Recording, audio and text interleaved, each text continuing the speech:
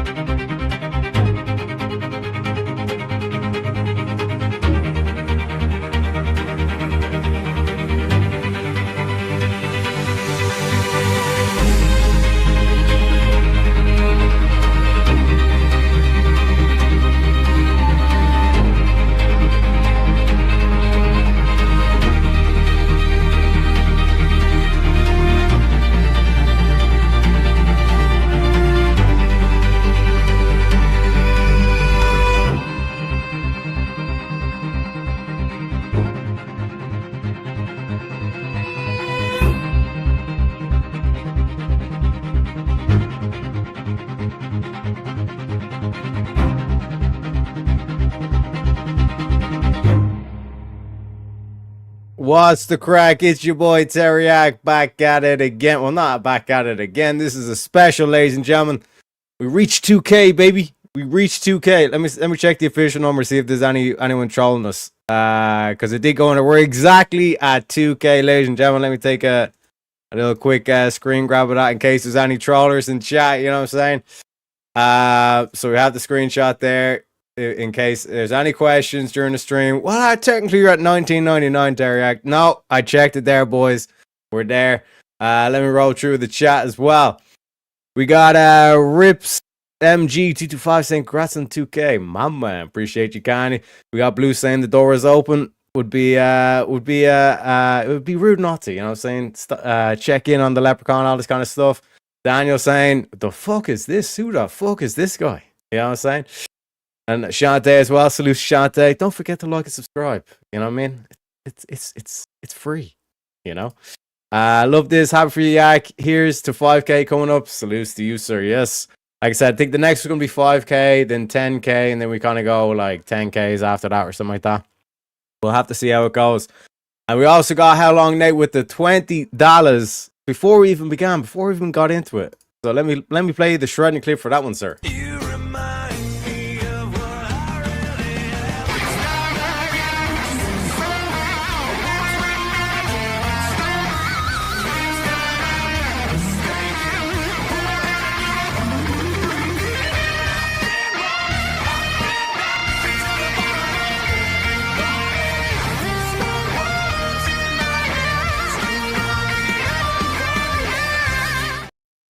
Are we having fun yet, folks? And also, thank you very kindly, Nate. Just as you mentioned that as well, Jante, I forgot to do the night boss shit.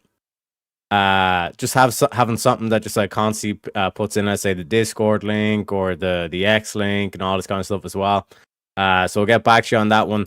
We also got Vintage in chat saying, let's fucking go 2K subs and 24 hours of madness, baby. Yes, we will be doing a little bit of Wheel of Madness as well.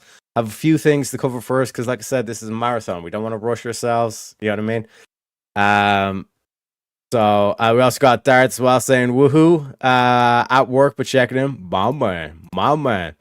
And we also got Blue saying, wonder how long before Tylenol reaches out to Terry. Hey, what can I say? I'm getting roasted and we haven't even started yet. You know what I'm saying?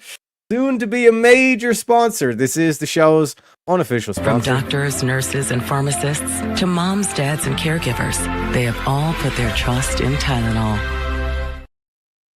Please be patient. My mom took Tylenol. Okay? It is what it is. It is what it is. Get the memes in. Get the memes and roast in, chat. This is the stream for it. We also got Abe saying, thank you for your service, senior. PTSD can use another devotional. What can I say, man? What can I say? You know, welcome in, boys. Welcome in. Support the show by using through the links, Ko-Fi, and the PayPals as well, because I don't know if you know, right? But YouTube's are thieving bastards. They take 30%. But if you're on an Apple device, Apple will also take 30%. So let's say you're on your Apple device and you super chat $10 to any creator. What will first happen is Apple will take 30%. So they'll take $3 of that. So then it goes down to $7. Then YouTube takes 30% of that $7, which is $2.10. Then it goes down to $4.90. So the creator gets $4.90 and the Apple and YouTube's get $5.10. Okay. That's why we push the Ko-Fis and the PayPals and all this kind of stuff. We also got Jungle in chat. Welcome in, sir. Welcome in. Trapped in like the card. Hey, it is what it is. It is what it is. You know what I'm saying? But like I said, for anyone who was wondering, the what are they called again? Thumbnail. The thumbnail was basically Jungle sent me the picture. It's like, gotta use it. You know what I'm saying? We got the Tylenols there. We got the leprechauns. We got the lassies in the back as well. I done a run over with Grok and added some, lightning and fire effects. You know what I mean? Just amp it up a little bit. You know what I'm saying? But it is what it is. G Money, yo. Also, like I said, I did crash out on the verbal combats, fell asleep, because what I done. This was my master plan. I was like, okay, if I get an extended sleep before the stream, there's no way I'm going to feel tired, especially, like I said, 12 hours in and all this kind of shit. So what I done is I ate like a shit ton of sugar, like sugary sweets and all this kind of stuff. Because like I've noticed, like anytime I do that, like I'll do like a 10, 12 hour sleep. So that was my whole plan. But right now, like I feel like I'm wearing one of those fat suits. Like all my joints are like swollen and inflamed. You know what I mean? But like I said, once I get through it, like I think like that's going to be the play. I also went on a coffee fast, so enjoying my Louder with Crowder mug. You know what I mean? Some fresh coffee. Feels great, boys. Feels great, not going to lie. And I got the nicotines. Got the nicotines here as well. Yeah, we're going to be celebrating. We're going to be celebrating, boys. 2K. Appreciate you, Connie Blue. Jungle, he's the troller. Yeah. It is what it is. It is what it is. Hey, Danielle, welcome in. Congratulations on 2K, brother. Well deserves. On to 5K next. 100%. 100% vintage. You know what I'm saying? But we need an army. You know what I mean? So, again, there's plenty of boys. Like, Dart's got his shit up and running. Vintage does his TGIFs. You know what I'm saying? We got Marte as well. We got Tyler TV. You know what I mean? We got Project Viopod. Jake's making a comeback as well. We got, obviously, Chris Lestrange. I think he hit like 1K recently. So shout outs to Chris. We got Fredo as well. Fredo still working on his stuff. Of course, we got JS. You know what I mean? For the not so urban adventures. You know what I'm saying? And there's plenty more there as well. Like I said, like people starting out, like Abe Dinkus as well. Shout out to him and the boys. You know what I mean? So we need to raise an army of nationalists to fight back against this globalist supremacy, as they would say. And we got Plastic African in. Welcome in, sir. Welcome in. Nickelback equals peak. That's what I'm saying, Daniel. That's what I'm saying. Like all this hate all this unnecessary hate, I might add, against Nickelback is a psyop. Okay, like they're getting you to hate your own music. You know. It's okay, I got all the links, but you better fix it. Yeah, what can I say? My mom took Tylenol, Shante, okay? I'll guess round to it. Don't worry. Roasted, they'd be foolish not to. Exactly. You know, it would be rude not to. I would even go as far as to say it would be rude not to, Blue. You know what I'm saying? Internet guerrilla campaign. Hey, my man. More sleeps makes me even more tired. That is like that's the other side to it as well. You want to make sure you're not oversleeping. Because like what I got down now, it's gonna get me costing about another month to get back into like the clarity, I guess, that carnivore gives you and all this kind of stuff. But like I basically get down to just under 7 hours. Like somewhere between like 6.5 and 7 hours is usually. And like that's me like when I wake up. I'm not groggy. I don't feel tired when I wake up. Like that's me, like, you know, head hopping off the pillow and kind of like getting into the day and getting shit done, all this kind of stuff. You know what I mean? Whereas like I woke up at about 11, and it felt like I was hungover and all this kind of stuff as well. So that's kind of like one aspect to it as well. And that was with like 11-ish hours kind of thing, maybe just over 11 hours sleep. You know. But like I said, the fact that I'm doing it that way hopefully gives me kind of more longevity, because the particular like 2-3 days build up onto this, I didn't go near the coffee. Made sure that like I was trying to get as much sleep as possible. So then like the batteries are maxed out, and we give it a fair shot for the 24 hours. You know what I mean? Nicotine and caffeine will be your friend. Oh, 100%. This is the first coffee of many. You know, because I do. Basically do like a cup of coffee and then 2 espressos in this one big mug.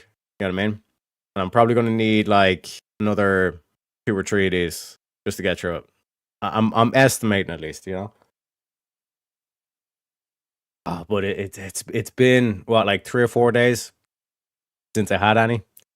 Beautiful, especially in it actually tastes better in this Louder Crowder mug. I don't know why. I don't know what they do, the particular shape maybe or whatever. Or maybe it's just the logo that make it taste better. But hey, it is what it is.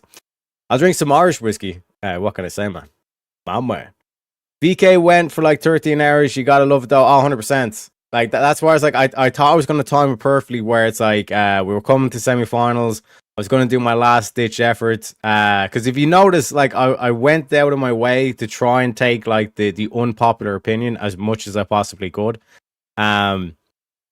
And like that's like, don't get me wrong, like that's a surefire way to get voted off, but it's a good skill to develop, because this whole aspect of it, like it actually starts kind of what'd be the way to describe it? It starts like reorientating your focus in terms of like, oh, okay, right, if I can make this argument right against this position, that will then encourage me or give me the fear that, okay, this might potentially be an open, what would be it, like an open weakness when we see like these liberals like actually start to attack us in the back and forth and all this kind of stuff. And like the interesting thing is that it's like when you're giving that, like for example, like take the MU debate that I had against Misunderstood, when I was saying, rather than just say like women aren't allowed to vote, or like men are the ones that need to vote, or men need to be the leader of the household, we take something that's that transcends gender. We talk about intellect. Maybe the highest intellect should be leading the house. You know what I mean? Which would disproportionately be men leading the household, because women will want like to orientate themselves to someone who's more competent. You know what I mean? So like from like that aspect, you can then put that on the on the aspect of it's a, what would be the word? It's like an equal standard, right? And like and we're going to be getting into it with the first couple of clips I got lined up for us to review from our boy Ryan D. Mullally, you know, good Irish name to him. To come up with like, because like Ryan's kind of been saying it's like we all have equal moral value. And then that's his thing of saying like that's the equality we need to aim towards. Where I'm like, no, like I'd rather it be phrased where it's like we're all held to an equal standard. You know what I mean? In terms of like there's an equal standard in the law, and the law is applied equally. That standard is applied equally no matter who violates it. And if it disproportionately affects blacks or whites or whatever, then let the chips fall where they may. You know what I mean? Simple as. You know? Shante, he called you Danielle. It worked. Hey, what? Hey, I just woke up. Okay? Not an Australian whiskey. This is what I'm saying. Where's the Australian whiskies? Where are they? Where are they at, though? You know what I mean? Sleep deprivation can give me seizures. Yeah, 100%. Like, you can't underestimate sleep, you know? Call the banners. We are coming. What can I say? Blue, there's one distillery in Western Australia that does amazing whiskey. Apart from that, the rest is trash. Make my point. You know what I'm saying? Joker says, sometimes I feel like I should share some funny memes and sheet for you to react this fine evening. Okay, bye. Take it easy, Jungle. Like I said, we're gonna be going 24 hours, so like you don't like feel the need to stay or feel the pressure like, oh, like I need to be here for every single moment. Don't worry about it, folks. Like we're gonna be here for 24 hours. You know what I mean? If I start after mainlining coffee straight into my veins, we're gonna get done. Because like I said, I can fall asleep on VK and like, you know, get the roast in and all this kind of shit. But if I fall asleep on my own 24-hour stream, guys, come on, Teriak, get your shit together. 46 hours is like sweet spot for me. Anton over 7. I never want to get out of bed. Exactly. And Nate, again, thank you for the support. Shout outs to you, sir.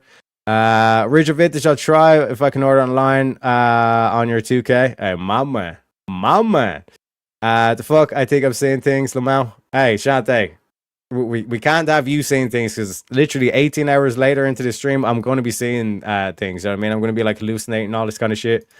I am overhyping how like sleep deprived I'm going to be, but let's just take it from where we're at. You know what I mean? Hi from New Jersey, USA. You know what I'm saying? Got to shout out boy Trump. God damn it, the chat is on fire. The end of VK isn't up because it went over 12 hours, so YouTube clipped it. Yeah, that's why I have a second parter. If you notice on the channel, I have like a part 2 stream that we're going to be raiding into in about 11 hours time, in around there. Got to make sure that we get the full 24 hours recorded. You know what I'm saying? Shadi says, never mind, ignore the support. Comment, my chat went back to the top. I didn't notice. Yeah, that's what I'm saying. Like, it does a lot of fucked up shit. You know what I mean? Sounds good, Blue. Intellectual property is a big issue. True that. Blue, I'm blessed to have cracked 100. Next is 500. Maybe whiskey for 2K. Hey, my motherfucking man. Danielle is for Daniel. Obviously. Well, I don't know. Teriak's slow. Hey, my mom took Tylenol, okay? It is what it is. You already hallucinate with sleep. Interesting perspective. And we got Jung saying, I just like hearing you tapped in your true feminisms. Say it again. I feel like. You know what I mean? But it is like a small thing that like you hear, is particularly on the whatever podcast. They'd be like, I feel like, and then it gets to Brian, and Brian goes, I think, or I know. You know what I mean? And like this is what like I think Jordan Peterson was talking about, like, you know, catching yourself in the vocabulary that you're using, because it does tell you where your headspace is at. You know what I mean? Strong, independent black woman. This is unbelievable, right? Up use his ticks, okay? And we're not even into the first hour and he's already roasting me. This is unbelievable, chat. This is unfucking believable. What? Are you fucking kidding me? That's your argument? Unbelievable. This is unbelievable. The son of man is the farmer who plants the good seed. Hey, my man. Good day to you too, Abe. Good day. We got g'day, mate. G'day, kid. Also, like I said, the link's there for anybody who want to hop on panel. The first clip we're going to be reviewing as well is our boy Ryan C. Mullally about the goddamn fucking liberals, right? Double down, Shante. A true black big mama queen bee. Hey, that's what I'm saying. That phonetical finesse that Jungle has, that he brings with his roasts. The phonetical finesse. You know what I'm saying?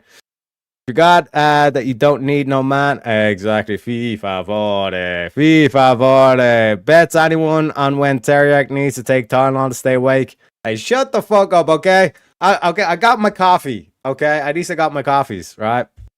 Unbelievable, chat. Unbelievable. But anyways, like I said, we're going to be getting into a bit of Ryan C. Mullally, okay? Because he talks about this key thing about limiting principles. Okay, and why they're important and why they're needed. Okay, so one sec, let me get the screens ready. Okay, beautiful. All right, so the left's limiting principle problem. Now, a limiting principle is basically this kind of like idea that like we want a certain part of this, whatever concept it is, right? So let's say. Let's use an example in terms of the streamer, right? Let's say for my show, I'm going to be doing like political and comedy. Like I'm going to need to have some sort of limiting principle to the comedy, because if that becomes too much of the show, then like what's the point of even doing like the political aspect? You know what I mean? Equally with the politics, if that just becomes the whole show, there needs to be some sort of limiting principle where it's like, okay, it can either just be like a time segment where it's like first half of the show, second half of the show. Like there's a lot of different limiting principles you can have, but in terms of like, and this is often a difficult thing to do, particularly in comedy, is like to have like those lines where it's like we're not going to be making fun of like this stuff. So there's certain, let's say, political events. One might say political assassinations that particularly took place that we're not going to do comedy on. You know what I mean? That would be a limiting principle. Same way in terms of like we could use the capitalism, for example. Like what would be a limiting principle of capitalism, right? That let's say certain areas that we don't want to let be run by like free markets or just like the bottom line, whichever gets the most money and all this kind of stuff. You know, your warfare, your military business and all this kind of stuff, that can't be capitalist. That has to be some like run like based on some sort of like state kind of like ownership or like state guidance, or like basically the state has to have final say over that shit, because you can't have your military companies, you know, giving your enemies like China, Russia, Iran, what have you, like you can't be letting them buy your latest military tech equipment and all this kind of shit. There needs to be some sort of like oversight from the government and all this kind of stuff. So limiting principles are a key thing. Otherwise, it's just going to subsume the whole thing. And then basically it becomes meaningless, because then everything is liberalism. You know what I mean? Ross got Young as well coming in saying, Teriak, stay acting mysterious like you got secret DLC unlocked. Bro, argue for 3 hours straight, then vanish into the night like an undercover black queen on a stealth mission. I know, like I said, it is what it is. Like I had to take the hit yesterday in order to get you 24 hours today. Okay? You know, it is what it is. It is what it is. But I do apologize, Jungle, like I said, for falling asleep, but it was the only way. It was the only way to give you the 24 hours today. Speaking of which, I'm going to have to pop down and get more coffee. I think it a bit. I'll see how it goes for the first while, but we'll see how it goes. Anyways, I'm wearing my dog at the moment, so it might be slower than my typical slow. Oh, walking. I was like, wait, wearing? Okay, I'm still waking up. I'm still waking up. I read that as wearing. Unbelievable. Like I said, I tried to explain to you that like my mom took Tylenol, and you just don't believe me. You know what I mean? You just laugh at me and all this kind of shit. It's like, no, I'm genuinely retarded here. You know what I mean? Jungle Reddit is talking. I think we all are a bit retarded. You know what I mean? I'm going to eat food like a good human, BBL, and no, not the big booty Latina vibes. Hey, clip. Wait, pause. Wait, what? Hold up. Something ain't right. Do talk to my dog. She knows all the gossip about you fools. Oh my God, unbelievable. Anyways, let's get into it, folks. Let's get into it. A bit of Ryan C. Mullally. So let's see our valiant soldier Rue talking away. My first question, you said that like policy-wise, the mainstream Democratic left doesn't have any ideological differences from Hassan. I guess to start, what ideology would you consider Hassan to be, and what are kind of like the markers of things he's said, done, or policies he's advocated for that lead you to believe that this is his ideology? Let's start there, then we'll compare it to the Democrats, and then we'll go from there, okay? Yeah, I think the biggest ones would be the expansion of the administrative state. Oh, and thank you, Admiral Gibbs, for the raid with 31 hell yeah. people. Okay, appreciate you. So I think that primarily we're looking at things like the expansion of the administrative state and the protection of that administrative state. Hassan Piker's not somebody who's going to be looking at the collapse of the Department of Education or the collapse of USAID. Broadly speaking, right, there might be individual policies in there that they're happy to see go. I think that broadly speaking, he's going to be in favor of those. He's not going to get rid of the EPA. He's not going to get rid of the DEA or the ATF, most likely. If we're looking at health. Excellent first topic for Rube to settle on, because the real conflict of visions is, should the federal government be in the business of trying to solve every problem, or should the federal government be limited? Right? That's the actual question. And if you think the federal government should be in the business of solving problems, no matter how big, no matter how small, then you end up with a quasi-communist government sooner or later. Sooner or later. It's just a question of degrees, right? Like today, they're happy to infringe in this way, but tomorrow they'll infringe a little more. And as you get used to the infringement, they keep moving the needle and infringing more and more and more. So the growth of the administrative state is an excellent starting point, because it allows for this comparison between modern progressivism and a more extreme person like Hassan. Healthcare. I think the expansion of socialized medicine is another just broad example. And obviously the biggest one is the expansion of the redistributive state, or redistributionist state. Okay. I guess we'll just take these one at a time. When you say the administrative, I saw a great tweet earlier today which said, like, isn't it funny that the people who want to call others fascist think that the centralized government should be in charge of healthcare, education, marriage, family decisions? Like, the people who are claiming that they're concerned about government overreach want the government to be involved in every aspect of your life on a centralized level. Curious. And this is why, if there's no limiting principle to that, like, that's what the main thing in terms of like socialize. When you hear like socialize, it means like the state will take over, right? So when they say, oh, we need to socialize medicine fully, that means like the state owns all the healthcare and all this kind of shit. They own the hospitals, or like they have ultimate authority over healthcare in the country. You know what I mean? And if there's no limiting principle to that, you're inevitably going to be end up with like this like crazy communist delusion utopia thing where it's, oh well, the state already controls like 80% of the markets anyway. Fuck it, you might as well do 100% of it. All this kind of shit. Do you know what I mean? And like what Ryan's trying to point out is like all these like bleeding heart liberals, like they'll do this whole thing of like, oh well, like the state has to basically live my life for me because there's so much injustice in the world, and like throw all the buzzwords in and all this kind of shit. So what Ryan's trying to point out to all these liberals, like all these like lefties that like, oh, I'm just a liberal and all this kind of shit, like what you're inevitably going to end up with is communism. You're just not matured enough in terms of like what's actually going on in modern day and all this kind of shit. The fact that there's no limiting principle to it, that's inevitably where you're going to end up on. Now here's the I don't know if you want to call it spoiler, or here's like basically the end game of that. And we went through it on the stream, if you check back, where we went through like Marxism and all the stuff, like the logical deduction, or like once you follow it through with the like focusing on the problems of like both communism and capitalism, what you end up with is like some form of socialism, but at least it has a limiting principle.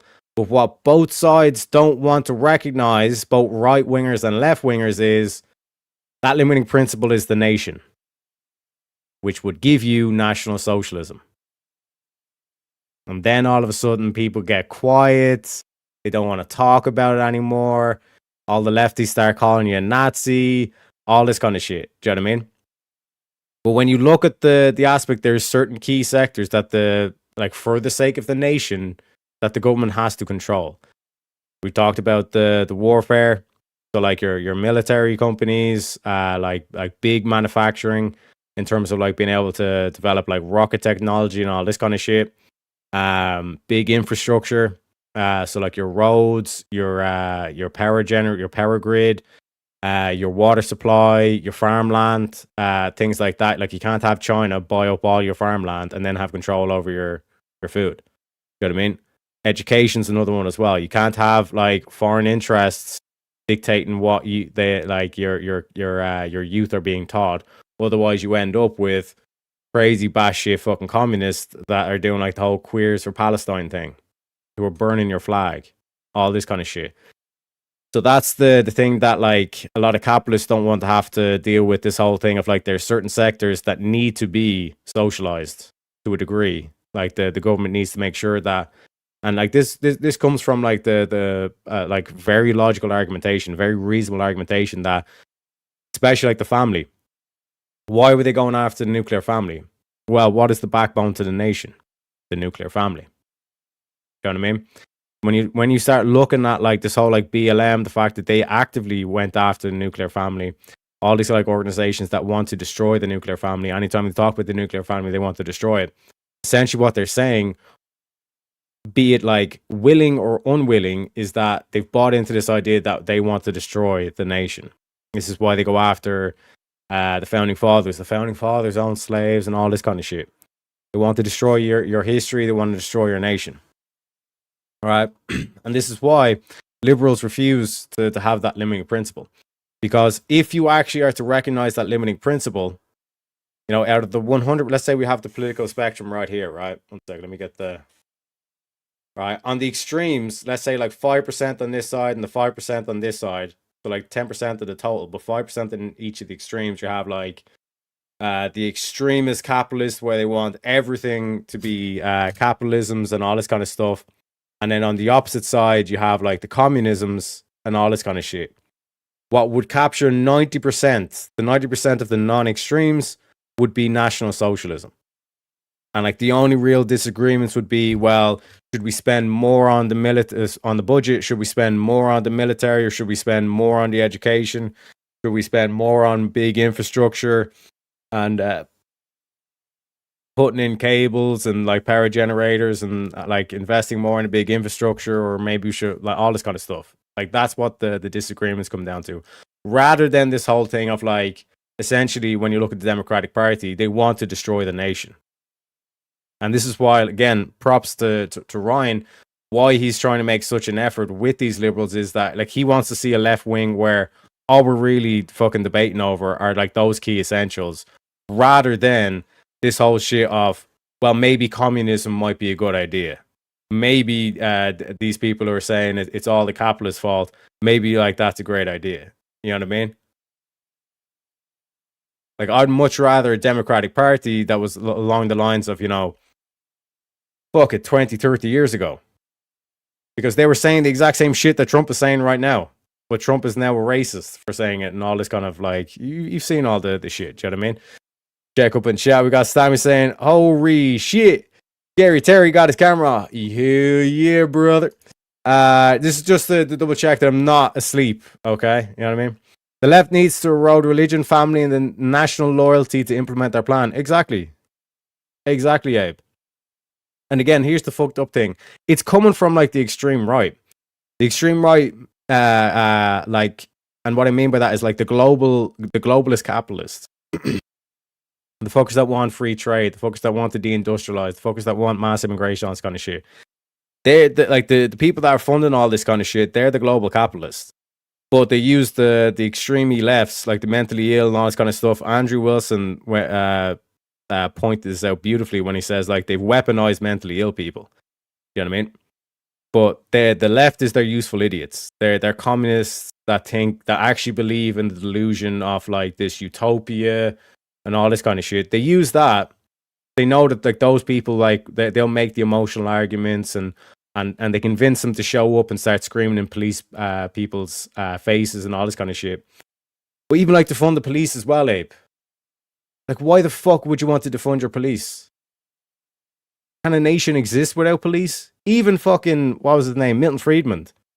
Like a libertarian was like, no matter what way I've tried to design a country, a nation, it's like you need to have a judiciary, police, and a military. Those are three fundamental sectors you need for the nation, and the nation needs to control it. You know what I mean? But this is the problem that we find ourselves on, where it's like we have at least, in terms of the American perspective, we have like one party that is actively going against the nation, that wants to erode the religion, Christianity. Let's just call it for what it is. The religion of the West is Christianity. They want to erode the nuclear family, and then they want to erode the national loyalty. What does that all point you towards? That points you towards they want to destroy the nation. You know what I mean? Wicked's creepy as fuck. Yeah, that's what I'm saying. Props to Ryan for, like I said, like making the effort to kind of like say and trying to point them out, saying, you guys have a fundamental flaw here where you have no limiting principle. What is your limiting principle? Like I said, you think about it and you actually kind of structure it down and you realize, oh shit, that limiting principle is the nation, which means, oh shit, yeah, like we actually need to invest in our families. We need to get rid of elective abortions, which would be like 99.9% of all abortions, by the way. Just so you know, right? Like this whole thing of like no reason, like that, like that's it's the craziest thing. They can literally say for no reason. I want to get the abortion for no reason, and it's like that's literally tyranny. We're literally accepting tyranny. It's crazy. Crazy to me. Unbelievable. See, my voice is already gone as well. This is not going to be good stream. I can tell you that now, comrades. But like that's where we're at. You know what I mean? One sec. Let me actually redo the thing. So, I noticed like I'm basically like losing like half my face. It's basically like this. I'm just gonna be like this for the rest of the stream, boys. You know? I think it really goes with like the short leprechaun look as well. You know what I mean? You just see why. One sec. Let me fix it. Okay, right. So if we put this here and then we put this here. Listen, we're just gonna make do, right? But this is a key thing. You know what I mean? Where, like I said, like as a right winger, as a Republican, I could say, right? There is a significant amount of the people that are currently on the left that view you as the devil or view you as evil. But if you were to make these certain arguments, which as a Republican you would want anyways, if you can present it in this certain way, you will actually convince them onto your side. Like if you come at them and you say, listen, like I think like we should be investing in our youth. I think we should be investing in education as a nation.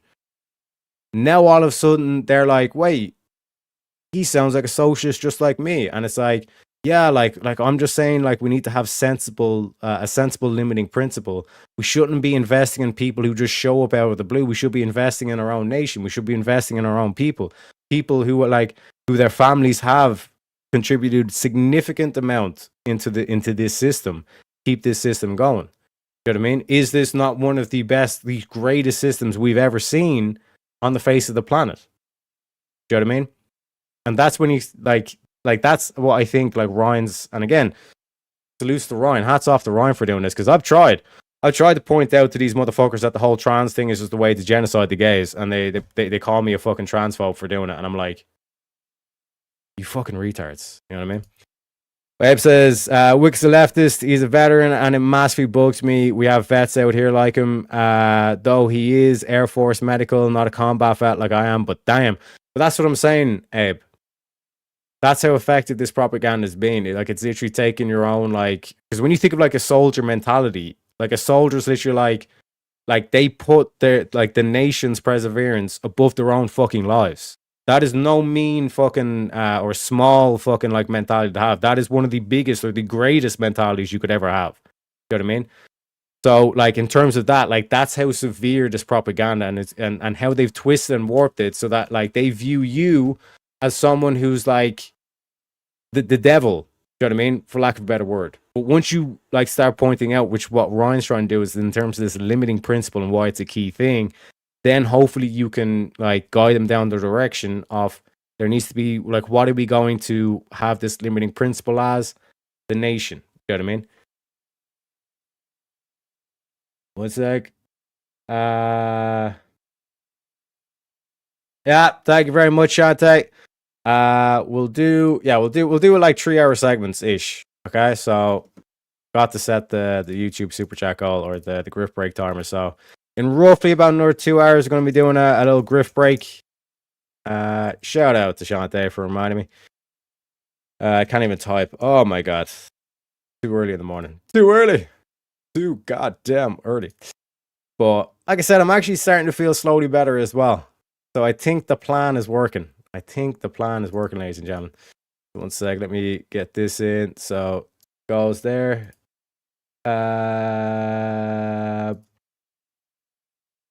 Jets. Beautiful. So let me get all my shit in order here. But essentially, like, this is what like now Ryan might disagree with me in terms of like the political philosophy that like I would go for.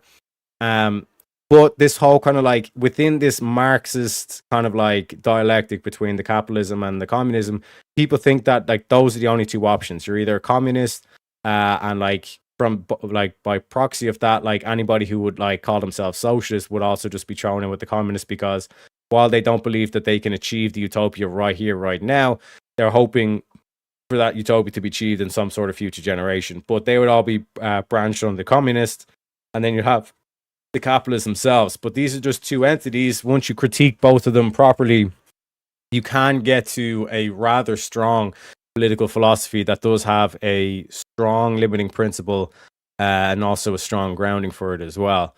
But let's continue on. Let's see what the liberals are saying.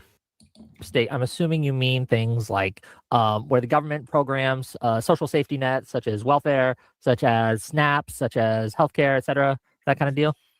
Or do you mean That's something correct. different? SNAP safety net. Yeah. Okay, You still hear me? I just didn't hear your response. So if you said yeah, okay. Did I cut out for a second? I switched scenes on OBS here. You might have. I just didn't hear your response, but it might have been me. I could have been missing it. Okay, but either way. So that's what you mean by the administrative state.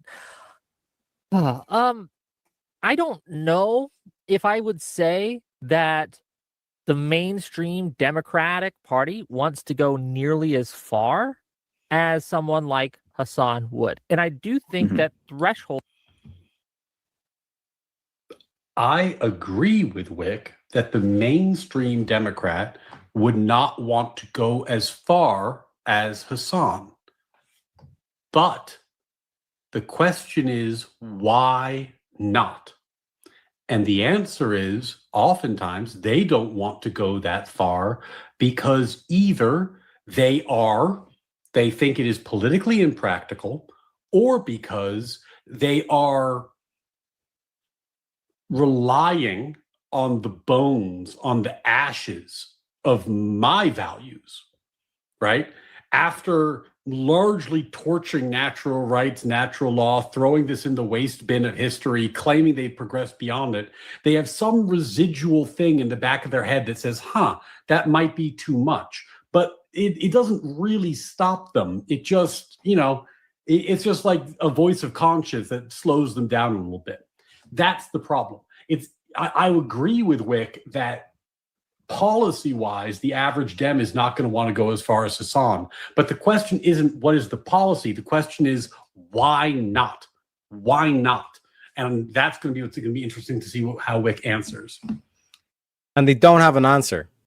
They know it's wrong, but they don't have an answer. It's like the same thing. Steelborn gave I would say a beautiful example, but quite graphic. It's quite kind of like it's like the sledgehammer example, where he basically says like, there was like a lady that was on here, and like she was like, oh, like morality is kind of like subjective versus the preference, and it's like, okay, like the same way like your favorite color is pink or blue or whatever, right? That's a preference. The same way as like my preference is curb stomping toddlers. It's just the preference, right? And like she had a visceral reaction where she was like, what the fuck? What did you even say that for? And all this kind of shit. And it's like, yes, you see that response that you had? That proves that it's not just the preference. There's something transcendent about doing that. You know what I mean? That makes you have that fucking disgust and reaction, visceral reaction, where it's like you can't help but like your body even like is almost like wanting to vomit because you'd even suggest something like that. It's a higher principle. You know what I mean? And this is why communisms, they have to get rid of religion. Like, look into like what the communists done to the Orthodox Church in Russia, or tried to do. And they couldn't get rid of the churches because the communities were too strong. So then they tried to subvert them and all this kind of stuff. And it's all that kind of stuff. I don't like the Russian aspect, but this is what we're seeing in terms of the political, at least in terms of the political philosophy across the West, where like everybody has their titles, but what they don't realize is that it's like the reason why you would call yourself X is because you're setting those limiting principles. But when you actually talk to these people like Wick, like Destiny, like Vosh, well, Vosh and Hassan, like they'll just come out and say like, yeah, I'm fully blown communist. I just want to win. You know what I mean? But like the likes of Wick would say like, no, I'm principled. I've actually thought about this, and this is why I call myself a liberal and all this kind of shit. And even Wick will go on and say it's like, well, I think there's many people on the right wing who are actually quite liberal and all this kind of shit as well, which is again something that like why you need to pay attention to the likes of Wick and all these lefties and all this kind of shit is to see what are they up to, what are they actually saying. Because a lot of this infighting that you're seeing on the right wing is actually left wing talking points, and that's not by accident, ladies and gentlemen. You know what I mean? But this is the key thing that we need to address, because like I said, this whole thing of like actually kind of like the political philosophy of National Socialism, not Nazism, but the political philosophy of National Socialism, meaning that the state needs to control key markets or key areas in order to preserve the national strength, in order to preserve like just to like preserve like national security, national strength, and like actually create a flourishing nation. You know what I mean? Like this needs to be done. You know what I mean? Otherwise, we're kind of fucked. It's just going to turn into globalism. China's going to be the manufacturing base. America's going to be the consumer base of like think of like grazing cows, essentially, all this kind of stuff. It ain't good. Like Africa's going to be the natural resources. You know what I mean? It's like that's basically they're just going to section off certain areas of the planet, and then it's basically going to be like a pseudo communism rule that it's like you're forced into these like labor camps because your nation is deemed to be, you know, the diamond diggers. You know what I mean? Like the only value your nation has is you dig for diamonds. That's it. You know what I mean? You don't have any choice and all this kind of shit as well. But if you are actually able to capture these people on the Democratic Party over towards it and say, like, explain to them, like, no, like, I'm not against like any government spending whatsoever. I want reasonable or responsible government spending, a la education, big infrastructure, military. You know what I mean?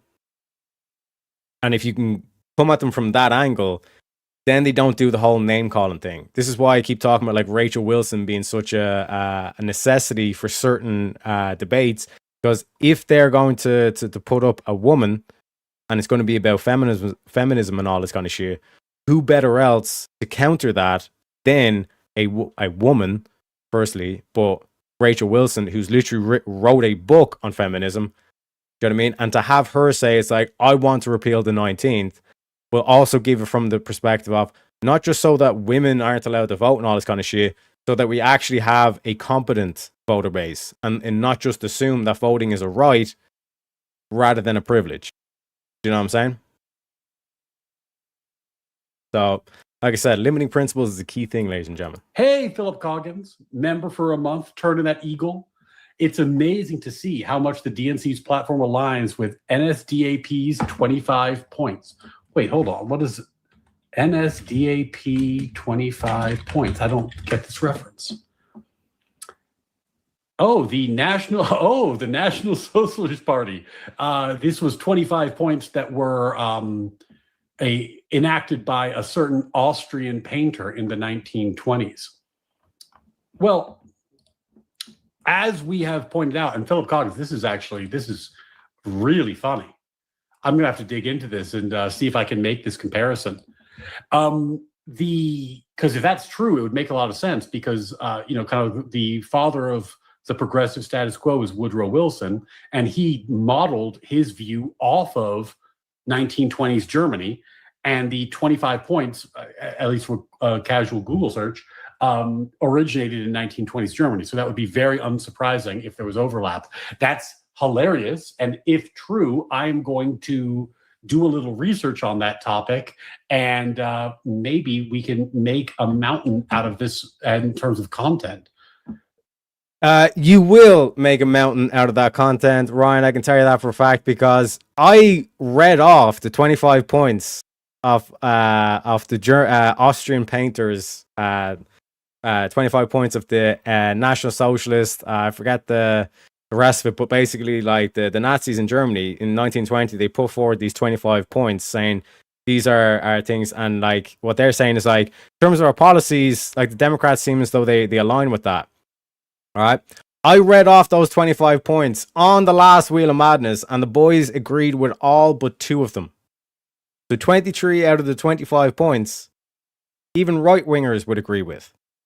So you have a large swath of the right wing who agree with National Socialism as a political philosophy, not Nazism, by the way, just to clarify, the political philosophy of National Socialism.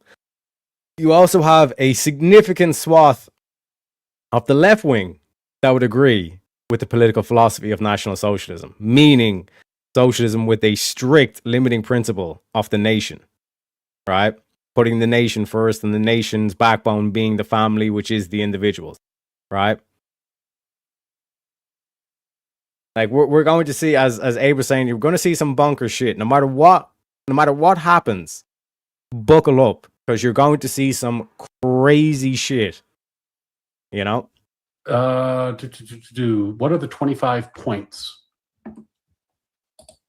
Oh, 100%. What are the Another thing that they do as well, like, and this is just a tip to anybody who gets debates against lefties. Wick typically does it where it's like they'll jingle like the Destiny debate in front of you, and they'll say, as a small time creator, we want to give you a chance. Like this whole bullshit that they'll feed, it's like we want to give you a chance as a small viewer to go against one of the big boys and all this kind of shit. So he'll give you a Destiny debate.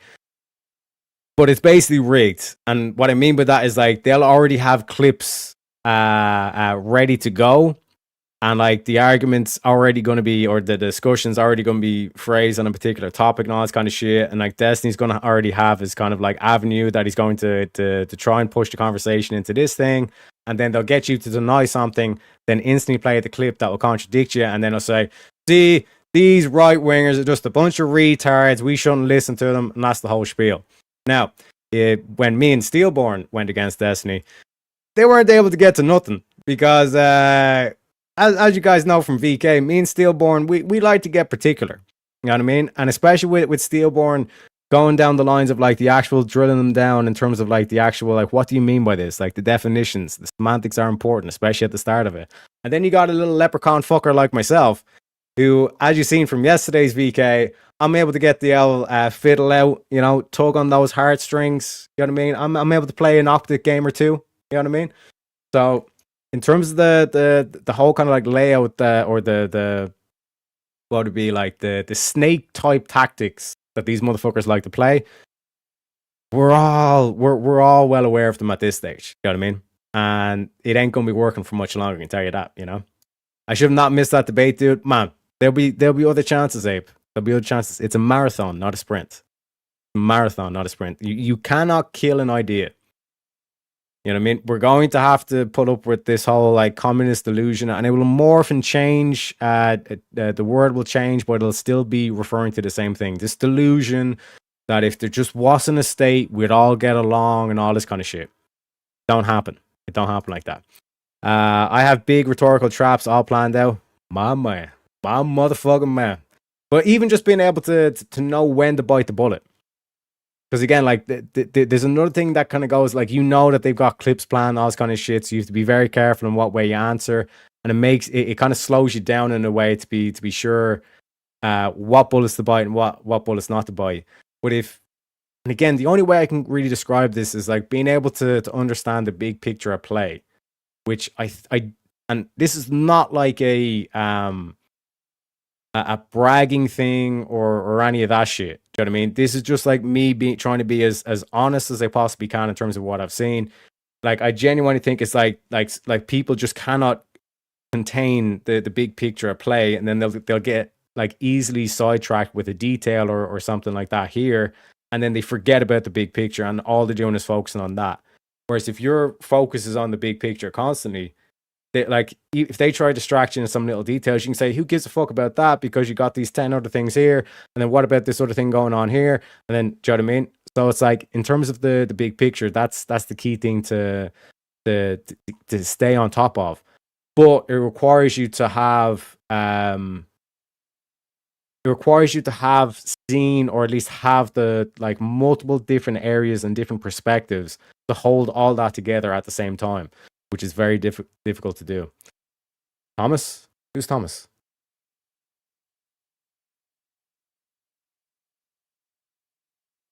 You talking about Thomas the Tank Engine, Jack? Also, welcome in, Jack. Pull up a chair. It's just a repeated result of creating peace and security. Always breeds idiots who think the walls that facilitate their raising should be torn down. Or insert racism here.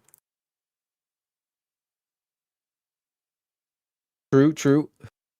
Well, the key thing, like I said, is that, like, not only do we have the aspect of the outside invaders, but we have like the inside invaders, like the people who genuinely believe that it's a good idea to tear America down. That the world was all fucking sunshine and rainbows till like the American founding fathers showed up. You know what I mean? Unbelievable. But that's why, like I said, props to Ryan for this, because hopefully he can get them there where it's like, you guys need to set a limiting principle. And the most logical, reasonable limiting principle you can have to socialism is National Socialism. And anybody who gets upset or like gets a bit emotional over like that terminology and likes to point back to 1920s Germany, 1930s Germany, 1940s Germany, the Nazis all drank water. You drink water. Does that make you a Nazi? No. You know what I mean? We need to start being a bit more mature about how we look at like history. And again, a lot of it's not necessarily your fault because the way you were taught about it, but fundamentally, we need to like be able to extract out political philosophies that work. And like I said, like this whole aspect of binding socialism to the nation, you know, there's not a lot of counter arguments to say the least, you know. Vince is saying the world is all sunshine, rainbows, and Thailand. These motherfuckers.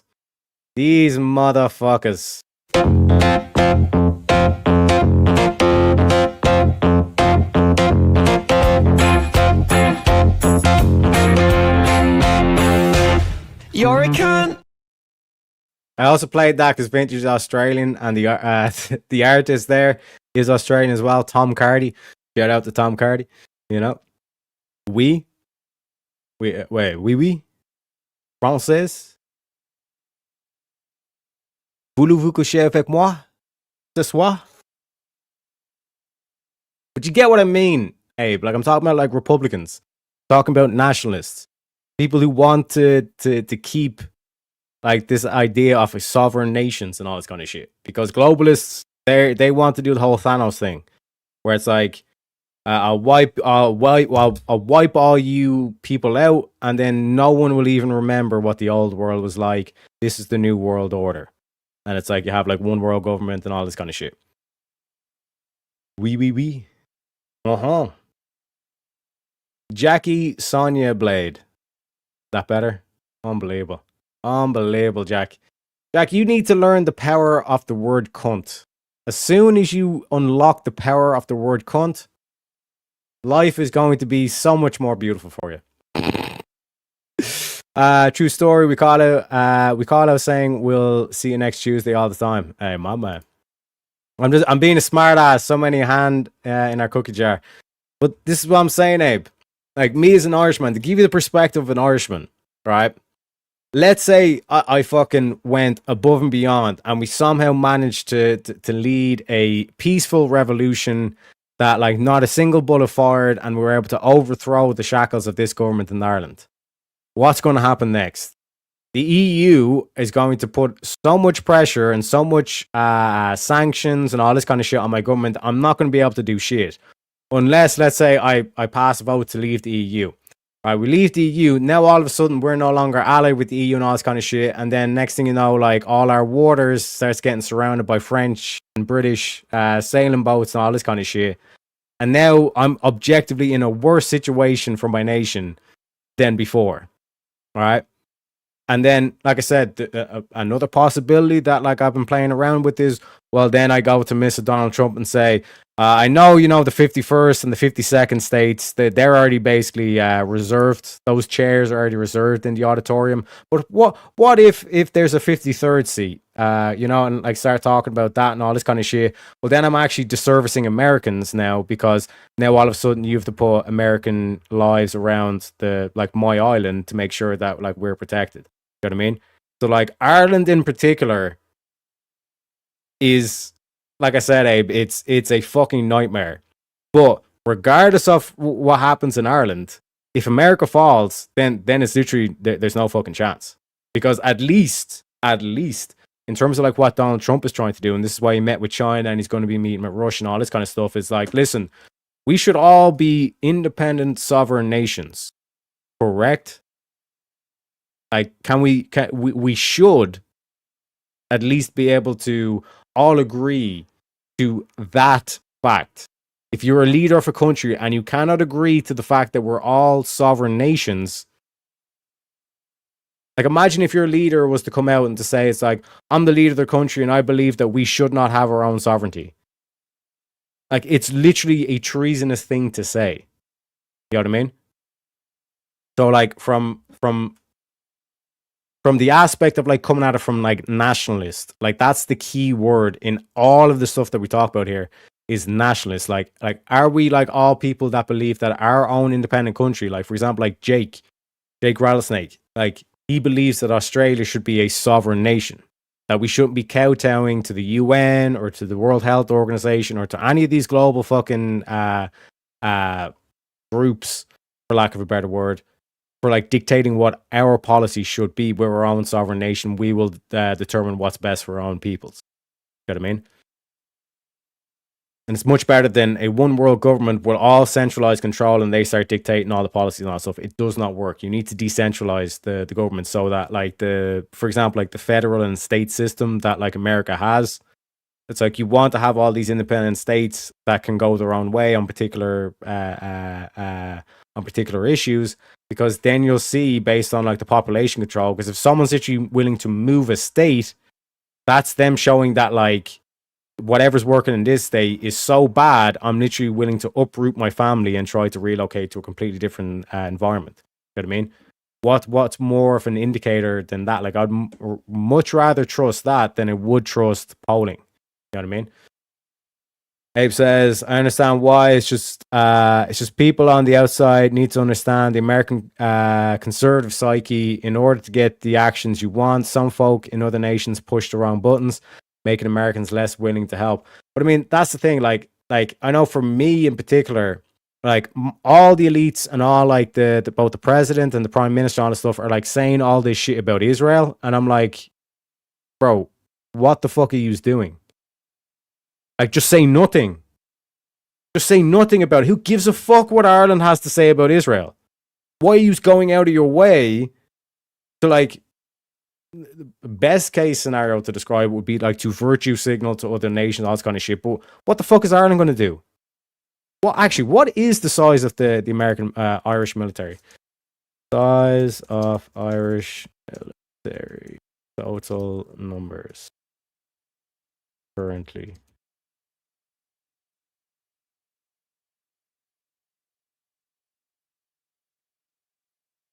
Okay, total permanent defense force. As early as of early 2025, the strength was approximately 7,497 to 7,557.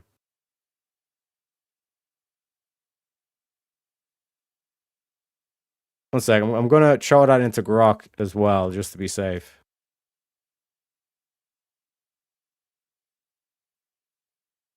If this says somewhere like 7,000, bro, I might. Oh my god! As of late 2025, early 2026, the Irish Defence Forces have approximately 7,750 to 7,000. So, like, let's be nice. Let's be nice, right? And let's just round that up because, like, apparently it has another like 1,700 to 1,800 reservists, right? So let's be nice and say 10,000. We have 10,000 soldiers. The American military alone is something like 2 to 3 million. And like that's before they do a draft or conscription or anything like that. We have at best 10,000 motherfuckers we could call upon. And we're there, you know, getting on our high horse saying, Israel, how dare you, Israel? Like, these people have lost the plot. They're delusional. They are no longer reasonable. You cannot convince me that any one of these elites have any motherfuckers, or like, sorry, have any jurisdiction to start making claims on anything or any outside conflict when you have less than 10,000 soldiers that you can call upon.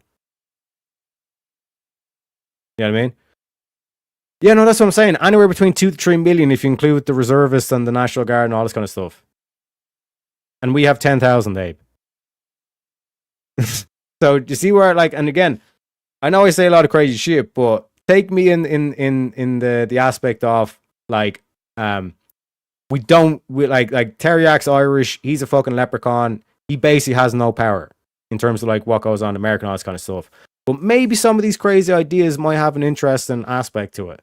Like I said, like this whole thing of like, if Donald Trump is able to wipe out the US national debt, don't you think you'd be able to buy off a significant amount of people if it was to go down to a vote of a complete restructure of the education system, giving the federal government ultimate authority over what the syllabus should be? And it was always designed by a judiciary and a Senate of the Supreme Court, which is, like I said, like aligned with the Republicans in terms of like, we're only like, in terms of the syllabus, you're only doing like logic and reasoning, mathematics, trades. Like that's the only thing that like you're educating. You're not doing this shit with the LGBT thing and all this stuff. Don't you think you'd be able to buy off a significant amount of Democratic voters if you were to say we're to wipe off the US the student loan debt? You know what I mean? Crazy idea, but if you had access to that much money, it would be a way to quote unquote get shit done. You know what I mean? Now, I'm not an American, but that'd be one way. And then, like I said, you'd have like the American system of schooling, which would then just outcompete the European system of schooling. You know what I mean? US probably actually tanks the world in all versus USA. Oh, 100%. Like, I'm pretty sure it's like you have the biggest, like America has the biggest 4 air forces. Like there's like different sectors of like what would actually have planes and all this kind of stuff and would be considered an air force. And like there's 4 different American sectors that take up like the top 4. And then it's like the rest of the countries, air forces. Do you know what I mean? Yeah, in the US has 30,000 soldiers in Germany alone. Ireland has 10,000 total. And that's an overestimation. You know what I mean?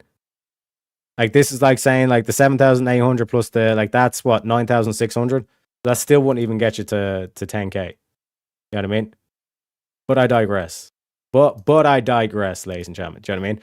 That's why, like I said, like there's no point in me trying to, you know, do the whole like rally the troops on the Irish side because we don't got no troops. You know what I mean? I think we should just colonize it all, Teriak. Here's the thing.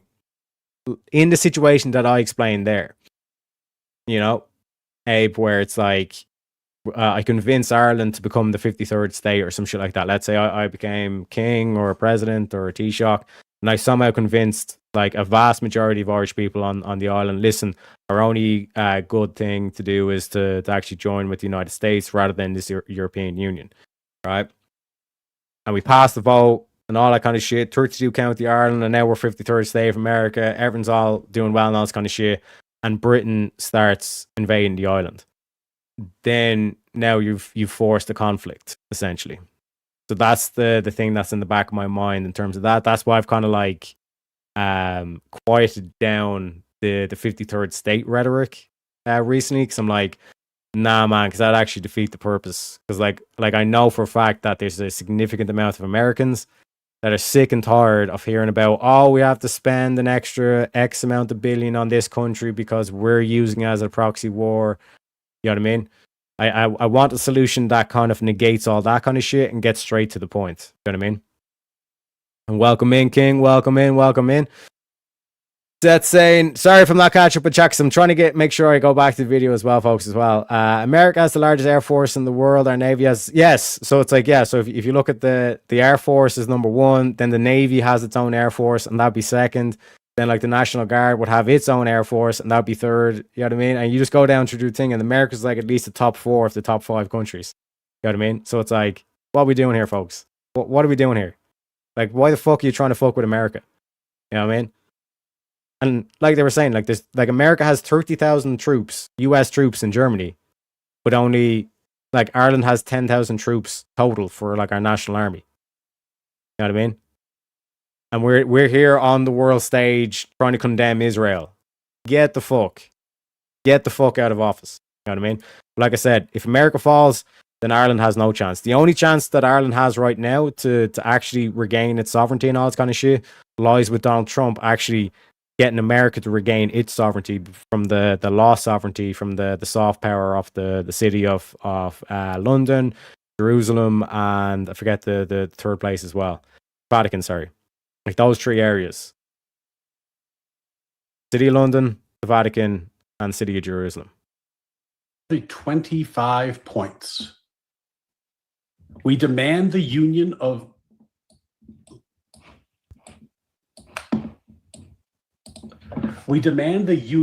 all Germans to form a greater Germany on the basis of the people's right to self-determination. Okay, so a centralized government rather than a decentralized government. We demand equality of rights for the German people with other nations and abolition of the peace treaties of Versailles and Saint-Germain. That's not exactly a modern lefty position. We demand land and soil colonies for subsistence of our people and a surplus population. None but the members of the people may be citizens of the state. None of this is German blood.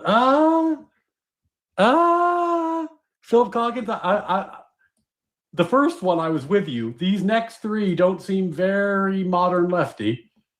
Whoever has no citizenship is able to live in Germany only as a guest. The right of voting. Hi, Philip Coggins.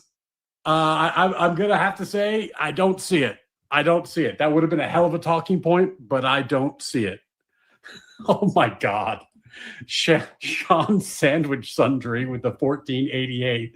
More NSDAP content, please, for the low price of 1488. Well, you can see how the sandwiches are made if you read between the lines. Thank you for your generous 1488 and continuous shilling for your sandwich shop coming up in Florida soon. Once you get past the anti-Semitic points. Okay. All right. I'll save that for a little bit more research. I'll have to be a little bit more focused in my analysis. Oh, you guys are killing me. Oh, that's good. That's good. Okay. Let's keep going. Holds on this. I think what the dude was supposed to be saying though is that like if you change like the word German to minority, right? Then all of a sudden the Democrats will align with the 25-point plan of Adolf Hitler. You know what I mean? You just change the group that they're talking about and all of a sudden it lines up or matches perfectly. Make the difference, right? So if I want to raise taxes on the wealthy by 1 or 2%, am I the same as someone who believes that billionaires shouldn't exist and that everything beyond 999 million should be taxed out of existence? Is that the same thing to you? Oh my God. Okay. I'm mind melding with Rube right now. I am mind melding with Rube. Here is what I'm telling past Rube. I'm telling past Rube. It is absolute bullshit to focus on the present moment as if there was no chain of history, right? If you you say like, oh, we're only in favor of raising taxes 1%. Okay, but did you raise it 1% the year before, and the year before that, and the year before that, and the year before that, and the year before that, and the year before that? Like, you can be absolutely tyrannical with small progressive steps. Just because you did it in small progressive steps doesn't mean you're not being tyrannical, right? It just means that you're playing with the Overton window in a politically savvy way. That's bullshit, right? And by the way, they're playing with like wealth taxes now, so they're absolutely going beyond this. But even if what was said was true, this is the game. This is the progressive game, is that the thing that you would never accept if they did it all at once, maybe you do accept if they do it in 10 small increments. And it takes 20 years. And now it feels normal to live with their progressive status quo. Bullshit. Absolutely bullshit, Hypo. Mind melding with past Rube. Here we go. 1 or 2% from what, I guess, would be my From what question. it is now. Because Okay. as a God bless you, Rube. 1 or 2% from what? God bless you. Right. Correct way to, that's the correct framework. default, I would say Don't worry, Ryan. We've got the memes. My fucking man! In reference to what? In what context? Because like Ryan just explained, if you're constantly just saying, well, I just want to increase the taxes by 1%. You know what I mean? You do that for 100 fucking years. Next thing you know, everybody's taxed 100%. You know what I mean? But at the time, in that given scenario, you seem like you're not doing much. You're just increasing the tax by 1%, and you just constantly, it's like the frogs in the boiling water. You throw them into cold water first, and you just gradually start raising the temperature, and then it always seems normal to say, well, let's just increase the tax by 1%. say no. But from what it is now, if you look at what the rich pay in terms of taxes, they make up something like 80% of our tax revenue right now. So like they're sort of bankrolling the entire U.S. government as is, to the extent that, you know, I mean, obviously still runs at a deficit. So maybe that would be the limiting principle for you there. But I'm curious as to what the big difference would be, because if somebody, Hey, man. Big thanks to Rob. By the way, big thanks to Rob for being a good friend and be giving me a lot of opportunities in this space. And thank you for stopping by. Really appreciate you. Thanks for coming by. Shout out to the big Rob Knorr. Chains are made one link at a time. Jefferson C. Pose with $2 and a poignant poetic phrasing. Yep. Just because they did it progressively doesn't mean it's less tyrannical. And $5 from Philip Coggins. Tax the rich, they say. When the new taxes don't raise the money they need, they'll just redefine what it means to be rich. Of course. Of course they will. When the You in the Bernie Sanders meme where he turns around and he says, like, for the vast majority of his career, we need to, there shouldn't be millionaires. And then as soon as Bernie Sanders becomes a millionaire, he switches it to, billionaires shouldn't exist. Ignore what I was saying about millionaires. I actually meant billionaires at the time. You know what I mean? This whole like retcon shit that they do. income tax was introduced, it was meant to be temporary. It was meant to be temporary, but nothing more permanent than a temporary government program. Thank you for the support, guys. Thank you very much. says, well, I only want to do it 1 to 2% right now.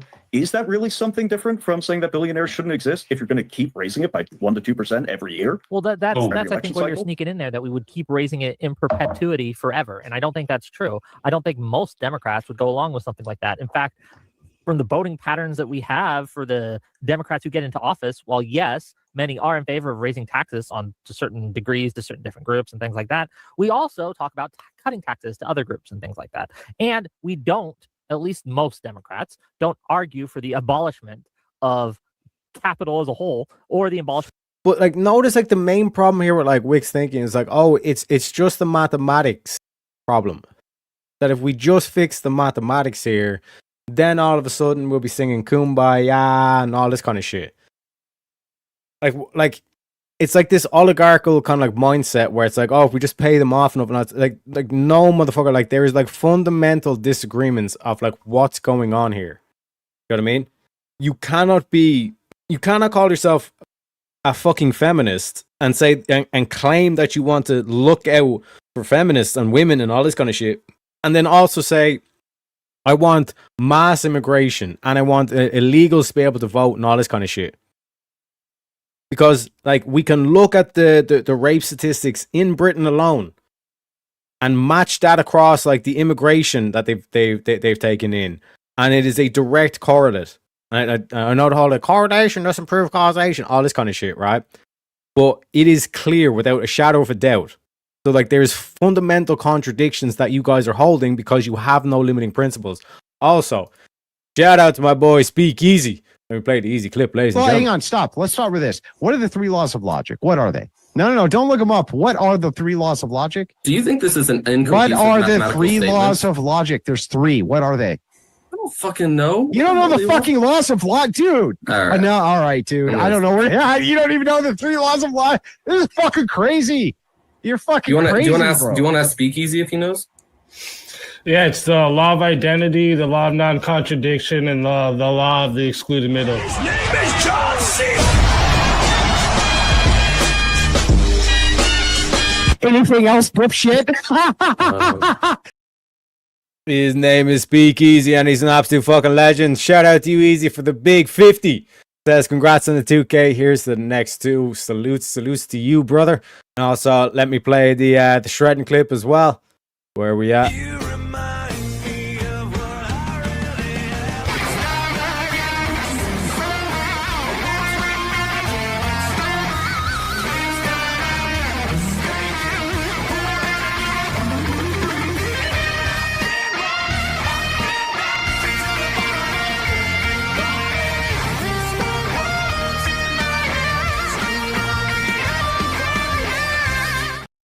Can we get some W's in chat for Easy? Can we get some motherfucking W's for our boy Speakeasy in chat? You know what I'm saying, chat? You know what I'm saying? 100%. Like the and again, to give a shout out to Easy, I'm going to be doing a debate on Swords of Reason. Easy's going to be hosting, and I'm probably going to catch a bullet for this prompt, right? Because the reason why I'm particularly reviewing like Ryan and why Ryan is like he's got his finger on the pulse with the exact specific problem with the vast majority of like people who call themselves left wing in modern day is that they have no limiting principle. They're basically just taking whatever philosophy feels right and like feels as though it virtue signals enough and all this kind of stuff and says, okay, that must be the truth, rather than saying, okay, what are the proposed systems at play? What are the advantages of said system? What are the disadvantages of said system? What are the negatives? What are the positives and the negatives? And start weighing them off and then saying, maybe it's not this bifurcation that we're being told. Maybe there is some sort of like blend here that might actually work out. And what the way Ryan exposes this is like saying, okay, you guys think as though the government should step in certain places. Okay, that's an important first step. What limiting areas should we set? What line in the sand should we set and say, this is when the government needs to step in, but clearly when this happens, the government's gone too far.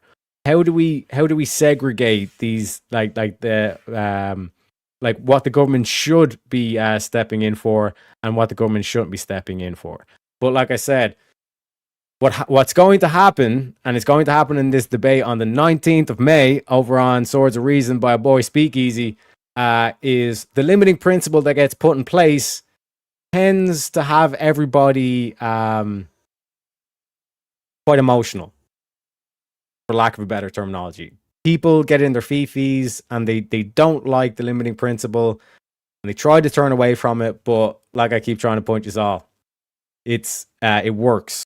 And I would argue that it is a superior form of government because you essentially capture in 90% of the, like what we see in the like rough estimates in terms of like the particular areas that people would genuinely have a reason to try and fight for, or to try and like put forward in terms of importance to a nation, all this kind of stuff. You capture in a huge swath of like all these like different like areas and philosophies and all this kind of stuff, and you expose out the main problems, which is the communists and these global capitalists. Essentially, you basically like shut them out of this system and it's clear that they're enemies to this political philosophy as well. Also, shout out to Abe says, I'm just under 300 away from 2K myself. Great work, Teriak. Hey, Abe, you'll be there in no time. Like I said, it sneaks up on you, then all of a sudden you're sweating. You know what I mean? You're running around saying, oh, fuck, what am I going to do for the 24-hour stream? You know what I mean? But again, shout out to you. Shout out to Speakeasy as well. Jack says, another milestone to hit. Sub up to Abe as well. Exactly. My fucking man.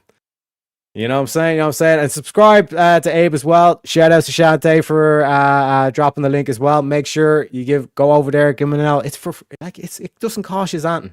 It doesn't cost you anything, ladies and gentlemen. You know what I'm saying? Just click the link, click the old like button or the bell button. You know what I mean? Bada bing, bada boom. Simple as. It's damn near free. You know what I mean? It is free. What am I talking about? It is free. Okay? But let's get back to our boy Ryan C. Mullally. Of we aren't going out there singing "Eat the Rich." Okay, $5 from Audacity to say Wasan versus Privateer Hardware. Thank you for the $5. But AOC literally does that.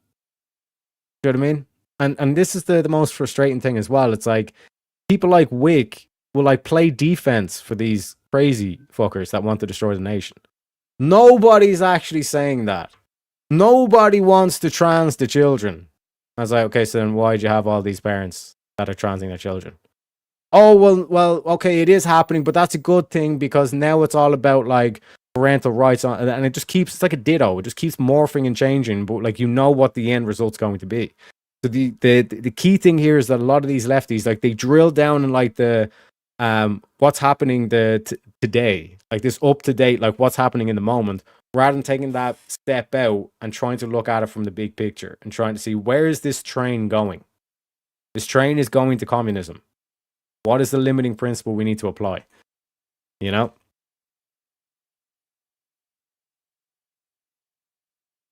Maybe if you do open panels, I'll jump on for the chit chat. Yeah, the panel link is open as well. If anybody wants to come in and chit chat, talk shit, all this kind of stuff. Like and subscribe, folks. Like and subscribe to our boy Abe. My man. Welcome in, Russ.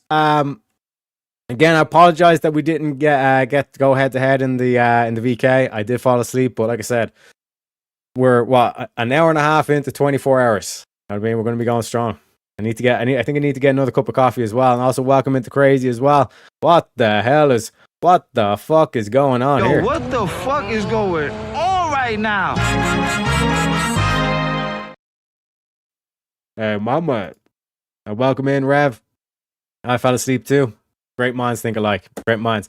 Mine was more strategic. Like I said, I ate a bunch of sugary sweets and all this kind of shit. Sent me into that sugar high, which then sent me into the coma. Slept for about 11 hours-ish. 1 sec, I'll double check. Because I have the one of these smart rings that I can actually double check my sleep. So let's see. Let's actually give a quick breakdown on how the sleep went. My vitals went crazy as well. They're like, yeah, vital sign abnormalities. Like your heart rate was crazy and all this kind of shit. Goes to show you, man. Like all those that junk food, sugary sweets, all this kind of shit. You should not be eating that on the regular, at least. You know what I mean?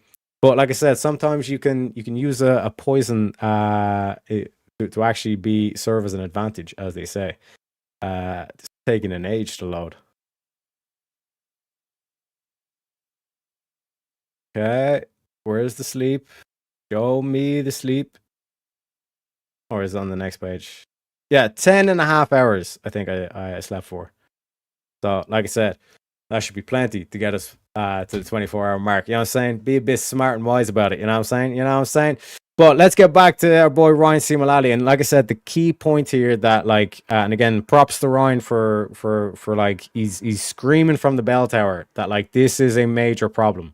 Because we could get rid of all the foreigners and all this kind of stuff. Like if we kind of snap them out of America, like we would still be left with these like perpetual victims, these communist peoples and all this kind of shit. And they would be actively working to undermine the system from within, which is really the only way that America's going to fall is to fall from within. So what are we going to do about this? We need to have a Democratic Party that we can work with. You know what I mean? Because what Kamala Harris has been saying that they're doing, we're going to stack the courts. There's no bad ideas. Whatever we can do to get power, once we get power, what are we going to do to make sure we never give up this power and all this kind of shit?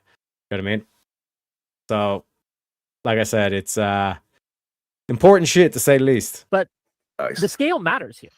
I don't think it's okay to call someone who wants slightly higher taxes for certain groups the same as someone who wants to abolish that group, such as billionaires.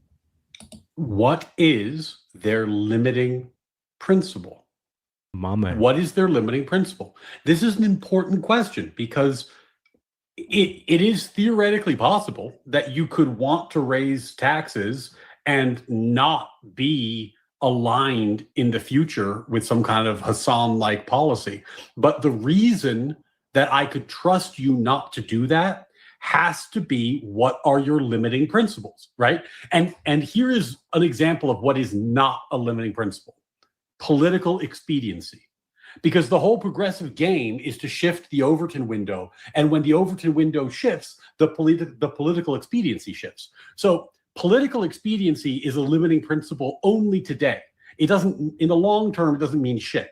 So there has to be a limiting principle in terms of your underlying beliefs. What is it that you believe that would stop you from going that far? And the reason why this conversation has to be had is that while the left is, trying to make this big deal of excising Hassan, they didn't excise Mondami, they didn't excise AOC, they didn't excise Bernie Sanders. So clearly, they're very happy to ride the winds. As Sean pointed out, they're not excising Plattner. They're willing to ride along with these people as long as it's politically expedient. I think the reason that they are disavowing Hassan is that they don't think he's politically expedient, and that's why they're doing it. That's not a limiting principle. That's just playing politics. Yeah, so like this whole thing of like the political expedience is based trying to point to, it's like, well, things are so bad in politics at the moment, we have to do this and all this kind of shit because like things are so dire, etc., etc., etc., etc. Right? Ryan's basically saying like that's not a limiting principle because, again, you're kind of stuck in this kind of like time frame of like you're in the moment and you're just focusing on the moment. In terms of a key limiting principle, it's that like anywhere in the future, if I was to hand the keys to you, I know that you would never cross this line because you have some sort of like strict limiting principle that this is the line where it's like if you step over this line, like I'm against this shit. You know what I mean? And to give the example of binding the socialism around the nation, like for example, if the government or if someone was running for government and then was trying to make an argument that we need to support our local hairdressers because we need to prop up that market because it's going to be vital to our peoples and all this kind of stuff, you would say no, that's going to remain a capitalist market. The bearing of hairdressers on our national security is zero. The bearing of hairdressers on our national strength is zero. We're not going to interfere at all in terms of the hairdressing market because that's not government's duty. The government's duty is to protect and strengthen the nation. You know what I mean? That is what a strict limiting principle gets you. And ladies and gentlemen, we got a guest backstage. Let me introduce him. We bring in the studio this morning one of the gay rights activists, Mr. Should I call you Mr.? Mr. Actually Based. Mr. Are You Crazy? Welcome to the show. Ooh. Thank you, Terry. How you doing? Good, good yourself? All right, not too bad. Been working all day. I'm taking a break. Done with working. My man. Done with working. So have you caught the stream so far? Or have you just popped in? Yep. No, I've been listening. So what are your thoughts in terms of like what Ryan's highlighting here in terms of the strict limiting principles? About the laws we need to enact? Is that what you're talking about? Yeah, like it's more so like political philosophy. I did jump in the shower, Terry. I know I've been listening though, about off and on. But I know what you're talking. I know what you're talking about. I haven't heard him. Yeah, like just to give you a quick summation in terms of like what Ryan's kind of pointing out. This is a conversation between Wick and I think Rudy or something like that, or Rube. And basically they're kind of going back and forth in terms of like the democratic vision, or like what state of affairs is the Democratic Party in, and what the Democratic Party should do, and all this kind of stuff. But basically in terms of like that aspect of the cycle. And what like Ryan has been screaming from the bell tower is, you guys call yourself liberal, but you have no limiting principle, which means you're literally just young communists. Because eventually what you will go down the path of is freedom, freedom, freedom with no limiting principle, to the point where these communists, who are crazy enough to actually start like rioting in the streets and all this kind of stuff, they are that delusional enough. They're already starting to weaponize the mentally ill and all this kind of shit. They're the ones that are willing to conduct the violence necessary for the revolution and all this kind of shit. A Hassan clip where he's there saying the streets will run red with capitalist blood and all this kind of shit. You will eventually end up there. Like, you call yourself a liberal now, but you have no limiting principles, which shows that you actually haven't thought about like your actual political affiliation and why you think the way you think, because you're not actually questioning the beliefs. You're just taking them on face value. You're just kind of saying, well, you're taking like the dogma off. Well, I'm a Democrat because they seem to work out or work towards like the more moral solutions or whatever dogma you have about them. Ergo, whatever the Democratic Party decide, I'm going to agree with. You're not actually questioning your own beliefs, and you're not actually setting in some limiting principles. You know what I mean? Yep. The one, I don't know his name. I've seen him before. The one with the flag behind him, the backward flag. Wick. Yeah, that's Wick TV. Yeah. Okay. I've seen him before. I don't know the other one. 100%. Like, do they literally have that in writing? Was you just being Teriak, or do they really have that in writing? I know they support. Go ahead. This is basically what like Ryan's been doing like the past like couple of weeks or so, at least, in terms of like this has been his kind of main message. He's trying to reach out to anybody on like the left wing or Democrats or whatever kind of like phrasing you want to put to it, trying to reach out to them and say, listen, like, you guys have not actually critically thought about this. Like, what is your actual limiting principle? When you call yourself a liberal, what do you actually mean by that? And if you're a liberal with no limiting principles, you're going to end up like the Hassan, like the Vaush, you're going to end up communist. You know what I mean? Because there's nothing stopping you or preventing you in terms of like when the government should stop intervening in terms of the life, which means that there is no limit to the government, which is communist. Like, basically the communists control everything. That's why they always seek to control ultimate power, or all that matters is power and all this kind of shit. Do you know what I mean? Yeah, if they're happy, everybody's happy, right? Mm-hmm. That's good. It's all good, right? Exactly. You know what I mean? Whereas, like I said, like my solution, which you'll see on the 19th, over on Speakeasy Swords of Reason. Yep. I'm looking forward to that. Oh man. Like, there is a limiting principle where it would work, but nobody actually wants to accept that. But I even have a solution to another way we could call it without everyone getting into their feevies. You know what I'm saying? But let's get back to our boy Ryan C. Mullally. I think they're gonna get in their feevies. Oh no, definitely they will. Because like I said, that's the kind of like the self-defense mechanism that I kind of like talked about before, where like people will hear certain terminologies and all this kind of stuff, but then, like I said, when you talk about the specifics, they won't actually disagree with the specifics. They just disagree with the naming. And like I said, I'm not like, I'm flexible if not more so than anything else. And if it actually gets shit done, then I'd much rather we get shit done. You know what I mean? So in terms of like this whole aspect of like what way you brand it or whatever, I really don't give a fuck what way you brand it, so long as the actual like main thing actually gets addressed. And also we got our boy Johnny McVito over on the Ko-Fi, ladies and gentlemen, with the $30, says, congrats Teriak, and what's up crazy? My fucking man, let me play you the shredding clip for that one, sir.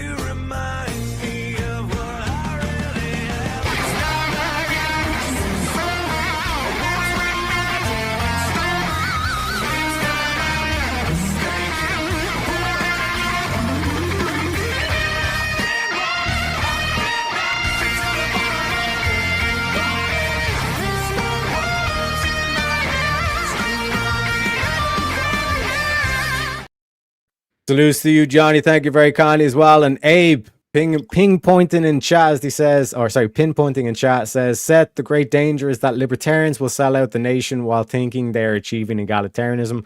And like I said, I broke this down in terms of the Marxist dialectic here, where there's capitalists and there's communists. Like the communists will have this whole thing of like this a grand idea that like everything will be beautiful and perfect if we just got rid of the state, but we need to have ultimate power and control over everybody. It's like this basic contradiction that it literally is. It's like a divide by zero error with communism. But you also have like this like capitalism on the extreme end of capitalism. If it's all free trade and it's all like open borders and all this kind of stuff, that technically can work. Like this is the whole like globalists ideal and all this kind of shit. But you essentially undermine the whole nation. So in terms of like the right wing aspect, what is the limiting principle of capitalism? You know what I mean? Because there's certain areas, for example, like you don't want your military manufacturing. So like your Lockheed Martin cannot sell the latest technology and the latest weaponry to the likes of China and Russia and all this kind of stuff. You need state intervention to tell them who they can and can't sell to, if not just to own the whole industry itself. You know what I mean? So like there's certain things that like big infrastructure is another one. You cannot like have your power grids owned by China. You cannot have your farmlands owned by China, because then they control the energy or they control the food for your things. So they could cause a famine. They could cause like mass civil unrest. You know what I mean? If you allow your enemies to control those certain areas or industries and all stuff. So there has to be some sort of limiting principle even to capitalism itself as well. And like I said, once you bind that to the nation, then all of a sudden things start making sense. But then everyone starts calling you a Nazi. And then you start seeing the whole kind of like game being played here. It's like, oh shit, they just want to undermine the nation, and they're willing to call you any name under the sun in order to achieve that. So that's basically like where we're at in terms of the battlefield, where you have to be willing to sit through people calling you a Nazi, people calling you a racist, people calling you sexist, people calling you all sorts of ists. And you just literally sit there with a smile on your face saying, my opponent is ad homing me because they cannot actually deal with my arguments. And this is why reason's so important, because the reason transcends the individual. It actually transcends time itself. It is a universal concept that the reason will exist, and it will be logical. If it's sound reasoning, it will withstand the test of time, which means you don't even need a leader to enact it, which is why, for example, republics have constitutions. That the reason itself, like you don't need a particular individual, and this is why like fascism always ends in poorly, because as soon as that leader is gone, then what are you left with? You know what I mean? And this is why we're getting to a key thing with the whole MAGA movement, is that like Donald Trump, like this is his last term regardless. So like, do we have a key set of principles that we're actually going to rally behind and actually maintain the national sovereignty and all this kind of stuff? Because in terms of like that one dude, if you put it all on that one dude, absolute power corrupts, absolutely. But let's get back to Ryan C. Mullally as well. Let's hear his back and forth, because this is basically like, think of this like as intel, or what's the Black Ops way of describing it when you spy on your enemies?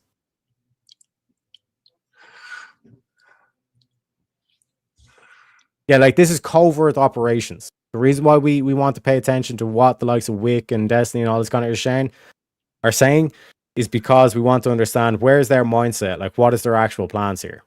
Because if we're able to put forward a counter argument that addresses all their kind of things, because remember, a key area what they would like to do is call you all these names and say that you're the devil.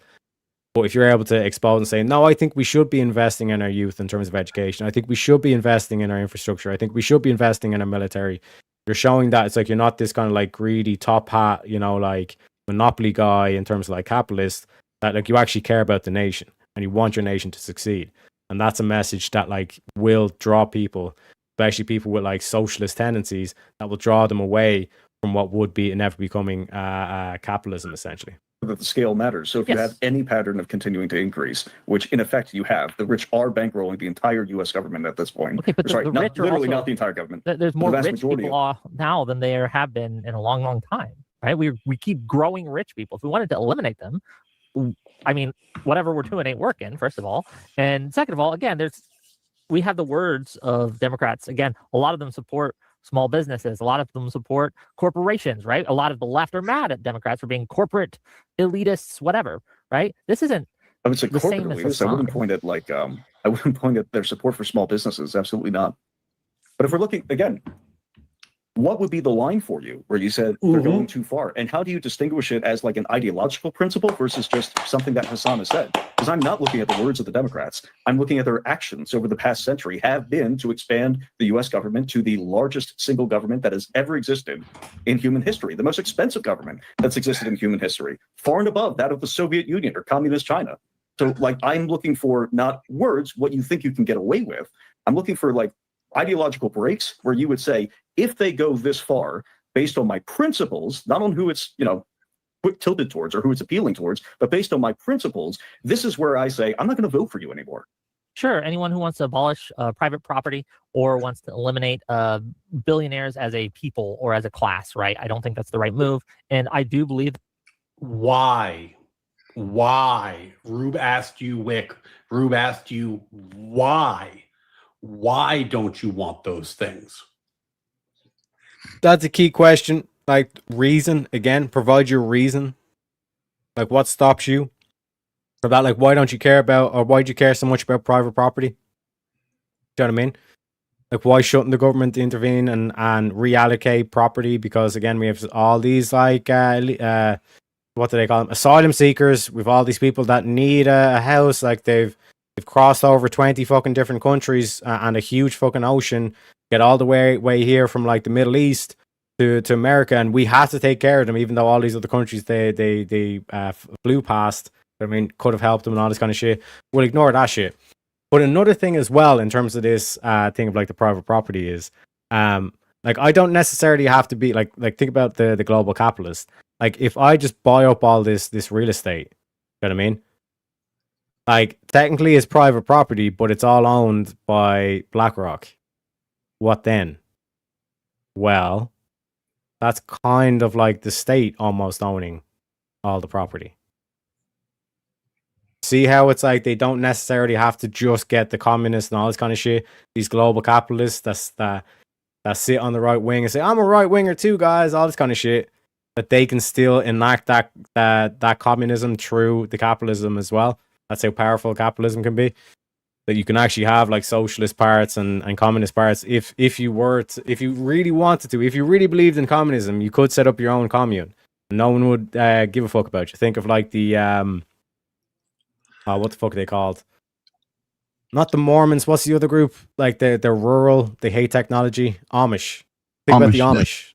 No, that's basically like a commune. Yep. You can have it in a capitalist system. Like capitalists won't give a fuck. It's like, yeah, we want our big cities anyway. We want a skyscraper. We actually give them room and protect them, I think, if we need to. Yep. Help them do what they got to do. They help us too. 100%. They make good stuff. You know what I mean? Yeah. So you can technically have it, but why do you need to get power to turn everywhere into Amish? Well, a much worse version of the Amish. Yeah, the Amish ain't gonna hurt anybody. You won't bother them, but they're not going to bother you. I don't think. But it would make sense for someone who wanted to see the downfall of America would want to then like take the Amish thing and then turn everywhere else into a worse version of the Amish. All technology would be like gone. You know what happens then. Yep. You'd have to be Amish, I guess, to survive. So if you want the downfall of the West, that's what you'd want to push for. That's why it's such a key issue that needs to be pushed right now and all this kind of shit. And someone like Donald Trump who's saying, fuck that shit, we're bringing manufacturing back, baby. America's great again, baby. Hell yeah. You know what I mean? He's public enemy number one. You need to be self-sustained again. Hallelujah. Yeah. You know? So, like, this is why I'm kind of saying in terms of, like, we as a people, like, I'm talking about, like, the civilians and all this kind of shit. We need to start, what's the best way to describe it? We need to, just like, I was going to say, like, we need to get over ourselves, but I think that's a bit too blunt of one. We need to come to terms with, like, the political philosophy that is the best form of governance.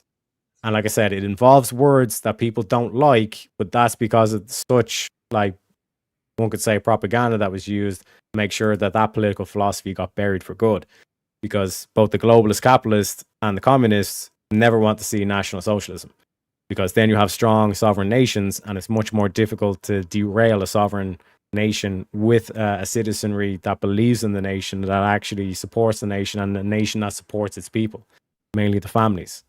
Backbone to the nation is the family. Hence why the nuclear family has been such a target of completely unrelated groups. Why is Black Lives Matter saying that they want to get rid of the nuclear family? Isn't all the problems that you see in the black communities because of their single parent households? Yep. That's what they say. That's what they say. You know what I'm saying? And this is why philosophy, while a very kind of like difficult topic, because it's not quick, it's very slow. You know what I mean? Like, and again, I don't think I'm kind of like describing that as accurately as I would want to, because it moves slowly, and it's kind of one of those things that you don't instantly just like see the big picture in and all this kind of stuff. But once you start piecing it all together, it all starts to make sense. Once you see it for what it is, like, things seem bad right now, but when you look at like the Democratic Party, there is a huge swath of the population that you could make arguments to as a Republican, and you would be telling the truth. You would want these policies, and they would also agree with them as well. You know what I mean? So it's about like making sure we can set the conversation on those terms, and if we set the conversation on those terms, you're going to see a large section of the nation actually say this is the best path forward, and then go down that message. But we are dealing with a shit ton of propaganda, so much so that you see like the big names apparently are now like making like anti-American positions and all this kind of shit. Doesn't really make sense, and there's a lot of confusion there as well. Do you know what I mean? Also, shout out to Stammy with the membership says philosophy. That is exactly, you got to make sure we philosophize and shit, you know. But appreciate you, Connie, Stammy. But let's see what Ryan's got to say. Right? There's a why here. Why don't you want them? Not what don't you want? Why? There has to be a basis, a belief system, an understanding of what, like, there's only two ways that I can predict future behavior, right? If I understand your character, I can predict how you will act and react in the future as an individual. And if you're talking about individual politicians, character matters. These things matter. You can predict people based off past behavior, their track record, their character. Oh, fair. But we're not talking about an individual here. We're talking about a political movement. You can't use character, because if you use character, you're only talking about an individual, and there's many individuals within this movement. So we're saying, what are the limiting principles philosophically? What are the actual views that would ground you and prevent you from doing something insane like abolishing private property, right? So what are they? What are they? And here's the answer, by the way. The actual liberals, if they're being honest, their limiting principles are my limiting principles, but they can't say it because they threw them out the window 100 years ago, and now they're still acting as if they are the champions of these limiting principles. They'll say like, "Oh, I'm a big fan of free speech. I don't want the government interfering with free speech," but not because it's a natural right, but because it's in the Constitution. Well, great, but the Constitution can be amended. That can be changed, right?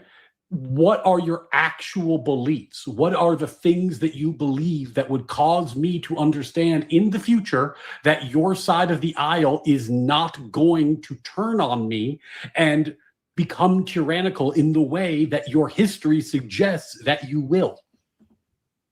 That people are entitled to the sweat of their brow, to be rewarded for their labors. Even people are. Did he just say people are entitled to the sweat of their brow? They're. Hold on. So I'm being a little unfair. But like, the reason why Ryan's laughing is because like Wick clearly like that's like an old phrasing or an old like terminology. It's like the whole 7 years ago. It's like, oh, that's Abe's thing. Do you know what I mean? Like this sweat of your brow was like that's like how they used to speak 100 years ago, which is what Ryan was just saying when they fucking threw liberalism away, they threw the Constitution away and says, no, like we actually cannot be bound by the Constitution, because if we're bound by the key principles in the Constitution and the Bill of Rights, then we're limiting our freedom, and freedom should be limitless. And where does limitless freedom get you? It gets you to tyranny, it gets you to communism, it gets you this whole like utopia vision, I'm going to enact this great future and all this kind of shit. And then everybody falls down to one dude, and then it becomes authoritarian, it becomes like extremely what's the word, paranoid, because it's like everybody's out to attack their vision, and you have to take extreme measures and all this kind of shit. It ends in extremism and all this kind of thing, because it's this whole concept of like power corrupts, absolute power corrupts absolutely. But what Wick's just exposed here is like his quote limiting principle is just a quote that he's read from like 100 years ago and says, oh, like this dude seemed important, I'm gonna like, you know, use this as my defense and all this kind of shit. But like when a communist says seize the means of production, that goes completely against the like you're entitled to the sweat of your brow, because seizing the means of production is human labor. It inevitably comes down to human labor. You're human labor. They want to seize you, they want to make you a slave. This is why communism always ends up in slavery, essentially. The gulags, that's like forced labor camps, that's slavery. That's why globalists, they want to keep the current state of affairs, because Chinese people work for nothing. It's literally pseudo slave labor. Rube said, what are your limiting principles? How do I know that you're not going to be a communist like Hassan? And Wick responded with an allusion to the labor theory of value. People are entitled to the sweat of their brow. They're entitled to the value of their labor.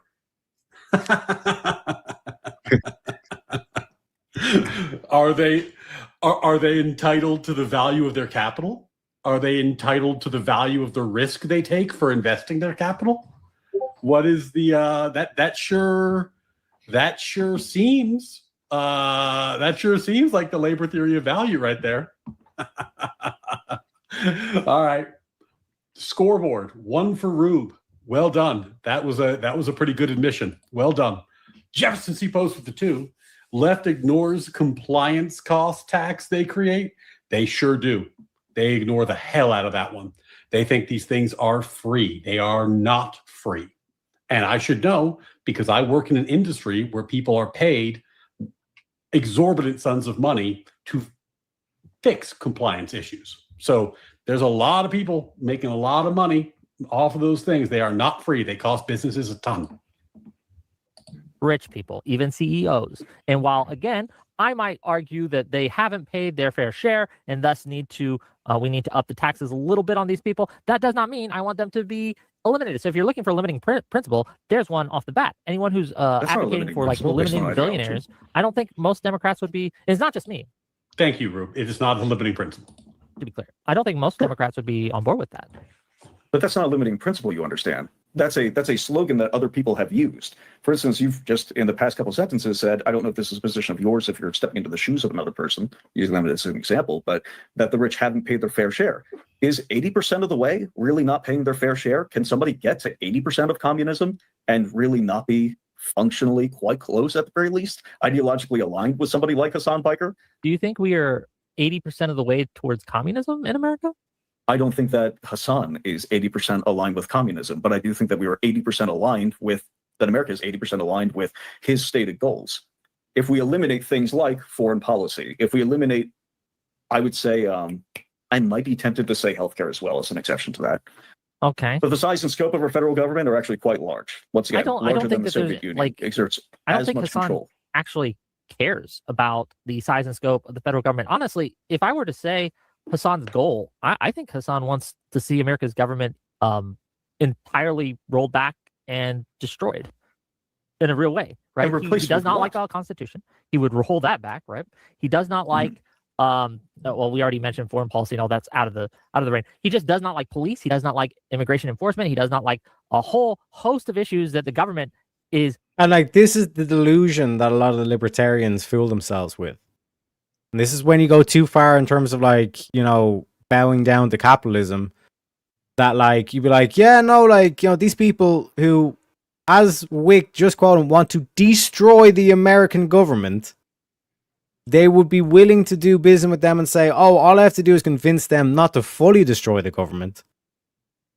But they don't realize like that one thing they need to convince them of, they're never going to convince them of, because these people are completely delusional. Like, that is their dogma.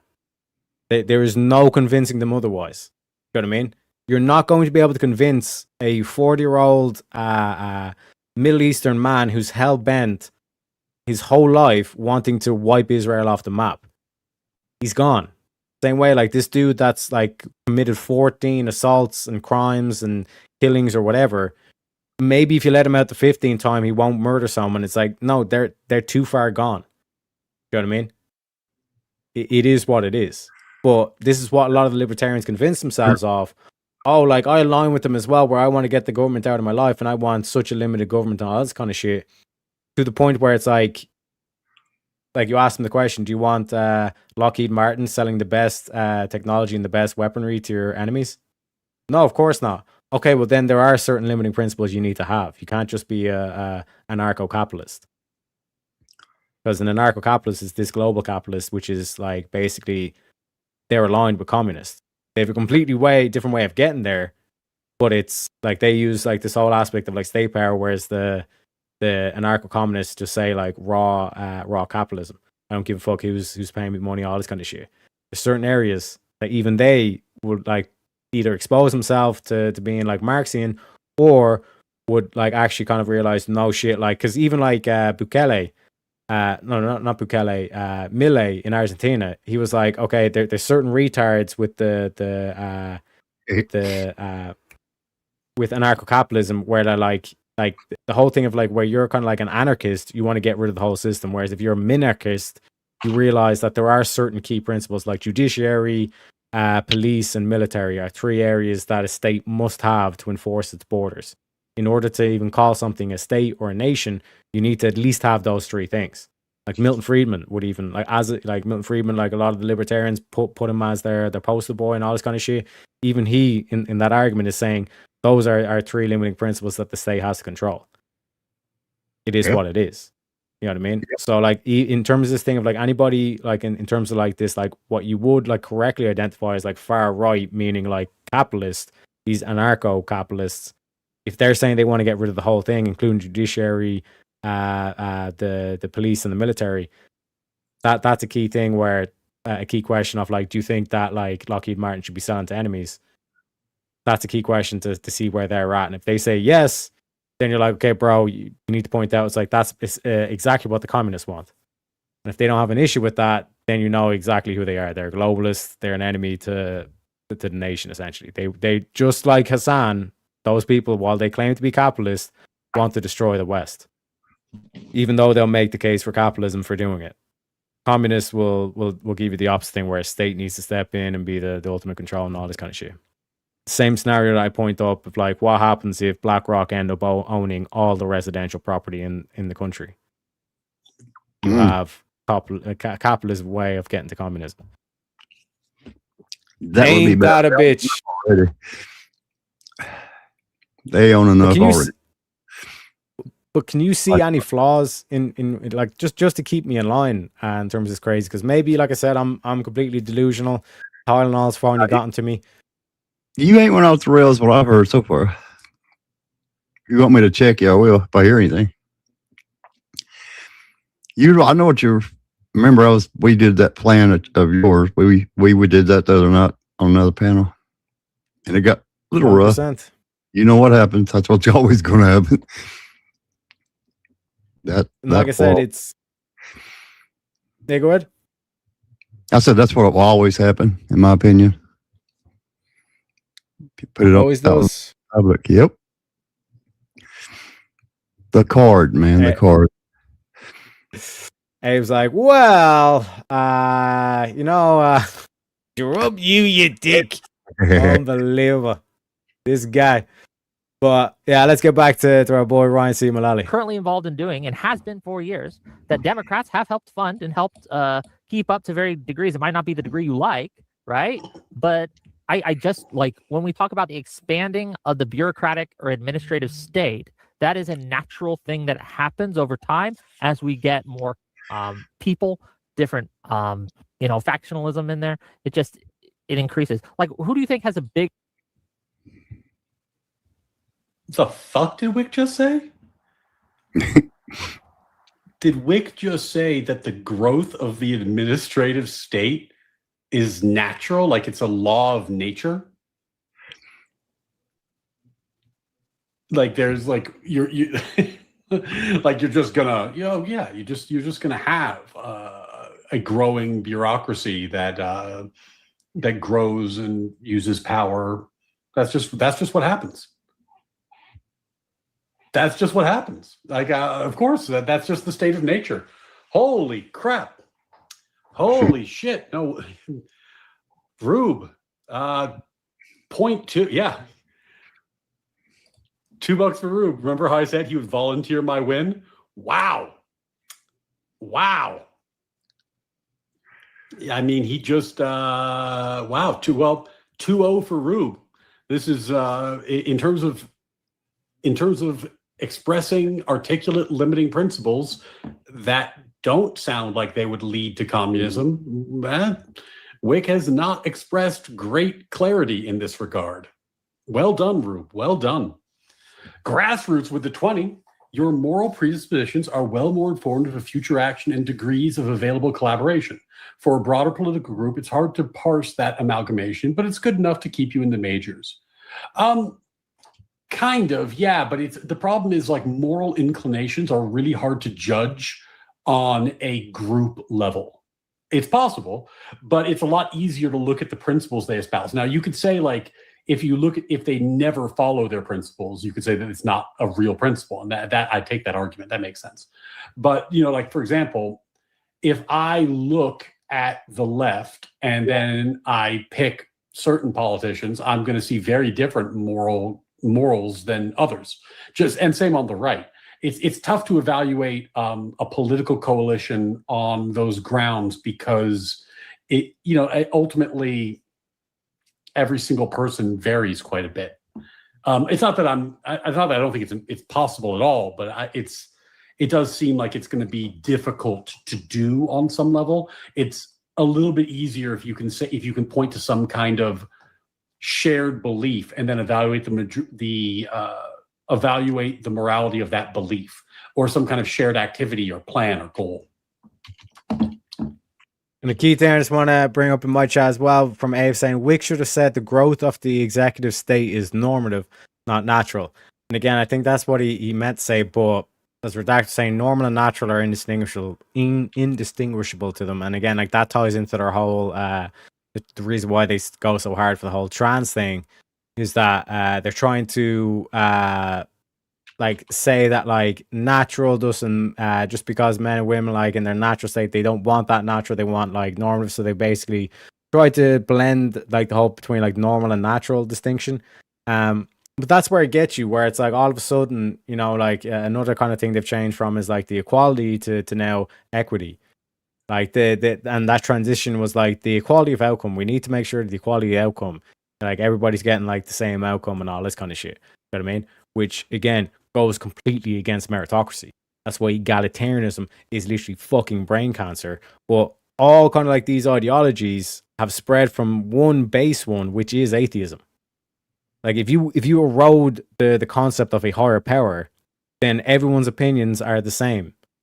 So there's no distinguishing between a good opinion and a bad opinion, which inevitably leads down to, like we're kind of saying, things like communism, that it's like we have this false notion that, human nature is just so much like fucking rainbows and butterflies and all this kind of shit.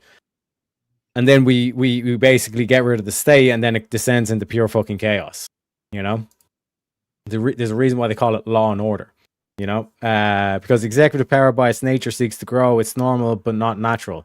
Exactly. Like this whole thing of like the tyranny of the majority was a central or key theme of the founding fathers, why they didn't want just like they just didn't give like direct democracy to everybody. You know what I mean?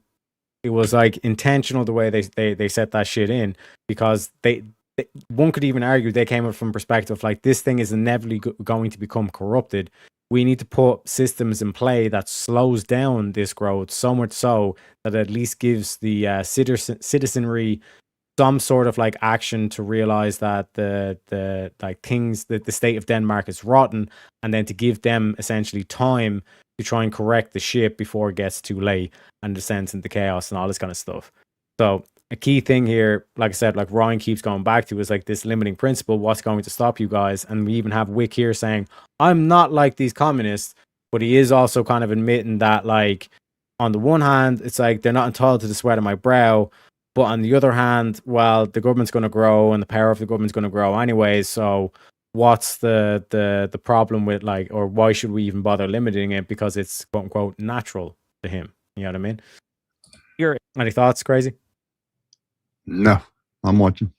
Administrative state, China or America right now? I would not be able to say on its face one or the other. Really? I think I think we have an extraordinarily large, but based on what? We have an extraordinarily large administrative state. They exert a lot of power. They might not micromanage as much. If you don't have like a personally assigned IRS agent, that might be a difference in scope. But fundamentally, if most people are in compliance with the administrative state anyways, I'm looking at the amount of power that they wield. And in that regard, up until Chevron deference was overturned, that power was nearly absolute. The DEA could one day decide that we were just going to have 20% less Adderall in the country, and that we were going to, in the middle of a pandemic, which had already inflicted us with tremendous medication shortages, said this is going to be even worse. We still haven't even recovered from that. Our production quotas have been finally released by the Trump DEA as of, I want to say, late last year, and we still just haven't even remotely come close to recover. We're not going to recover until 2027 at least. So if we're talking about the size in terms of what their power is and not in terms of how many people are employed by it, then absolutely, the U.S. government is massive. This Chevron deference point is a critical one, because keep in mind that the left was opposed to overturning Chevron deference. The Chevron got overturned because the right nominated Supreme Court judges who understand how the law should work. So, like, currently the administrative state took a real blow, but it didn't take a blow because of the inevitable rise of history. It took a blow because the right put originalists on the court who wanted to put the government back into its constitutional shape, like Justice Gorsuch, people like this, who were willing to say, no, it's insane that courts have to defer to the agency about questions of law. That's insane. Agencies should not have that amount of power. But this didn't just happen. Now, this was an enormous, enormous blow to the progressive agenda. And this is the thing that I've been saying about the Trump administration for a long time. I am very critical of so many things about him. To name a few, I think his First Amendment policy is garbage. I think his personal corruption, like the amount of personal money his family has made during this period, is wild. And, maybe unprecedented. There's a few stories like this, but I don't think on this scale. I am in no way a fan of kind of like the way he speaks about critical issues and losing some of the formality and the just norms and tone that go along with the office. I am not a fan of the way that he's made political prosecution so obviously so threadbare, so clearly motivated by partisan purpose. There are, I could go on, but there's a ton of stuff about President Trump I do not like. But he has been uniquely effective in combating progressivism. Uniquely. And like, this is the argument where, like I said, I'd love to sit down with Ryan and say, it's like, this is the way you need to describe Trump. There is manners and morality are two different things, right? Yeah. Someone can be unmannerly, but could be a moral person. And there's someone who could be there's someone who could be unmannerly, but is still a moral person. And there's someone who's mannerly, like they always make sure they show respect, they always bow and all this kind of shit, but they're in a moral piece of shit. Do you know what I mean? Absolutely. Trump is not mannerly, but he is moral. Like, he actually genuinely does care about making the nation great again and all this kind of shit. Do you know what I mean? I think he is moral. Like I just don't think he cares what people think. He don't care. He's unmannerly. You know what I mean? Oh man, yeah. So it's like there's. Yeah, go ahead. Sorry. I said he's definitely his own man, and he's not going to bend the knee to anybody. I don't think. Now compare Trump to really, but compare Trump to a Gavin Newsom. Oh God. Gavin Newsom says all the right things. I see your point. Yeah, but hey, that's a snake in how they say that. Snake in the grass. A snake in sheep's clothing or something like that. That's all I'm saying. Mm-hmm. But yeah, I don't like him. You know what I mean? And like that's the key thing as well. Like Abe saying as well, I know I've acted like a peacemaker over the last year, but I'm feeling like maybe there should be no peace at all. But like this is the thing. You always want to give them an out or give them a way to join the team, so to speak. I always use the Age of Empires example, where it's like you had like your military units, but then there was also the units that came out of the church, little priests. And if you were able to distract your opponent, you could send like even just one priest in and just start converting units. And then all of a sudden you've converted like half his army that he wasn't paying attention to. You know what I mean? That's like kind of like what like Ryan's trying to do, like by like giving like the olive branch to liberals, kind of saying, you guys don't seem to have any limiting principles here. You're going to end up like Hassan or Bausch, like screaming on the internet that you want to see the red capitalist blood soak the streets and all this kind of shit. You know what I mean? So like the way to come about is like I said, under that kind of like circumstance where it's like, I'm pretty sure we can all agree that communists, at least politically speaking, because like religiously in terms of like the atheists are the clear enemy, but then also Islam. Then the like political way of identifying it is, okay, like communist principles and also the global capitalist or anarcho-capitalist principles that seem to share that vision of destruction of the state. So one example is like just outright ask them or bringing up the fact that like Lockheed Martin, do you think that they should be fully capitalistic? Meaning, do you think that they should sell arms, like the latest tech, the latest weaponry, to the enemies of the state? That would be a great, big, huge hell no. Not now, not ever. For any reasonable American, that's a fuck no. Yeah, that'd be very bad for us, you know? They make a lot of shit. But if they say, and they're staunchly in this thing of like, no, like the state should not interfere, should be fully capitalist, or in terms of the communists, they'd say, yeah, like I'd want to control everything. Like that basically what the communists would say. Do you know what I mean? That's an easy way to spot them. But in terms of like those globalist capitalists or those anarcho-capitalists, if they say no to that and they're staunch about that, they're also an enemy. Like that's a clear fire way of identifying, okay, they're an enemy to the nation.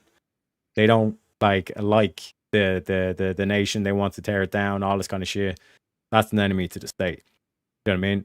And like I said, with the whole kind of like communist way to expose it, it's like you go to the opposite scale, like something very, very minor and all this kind of stuff.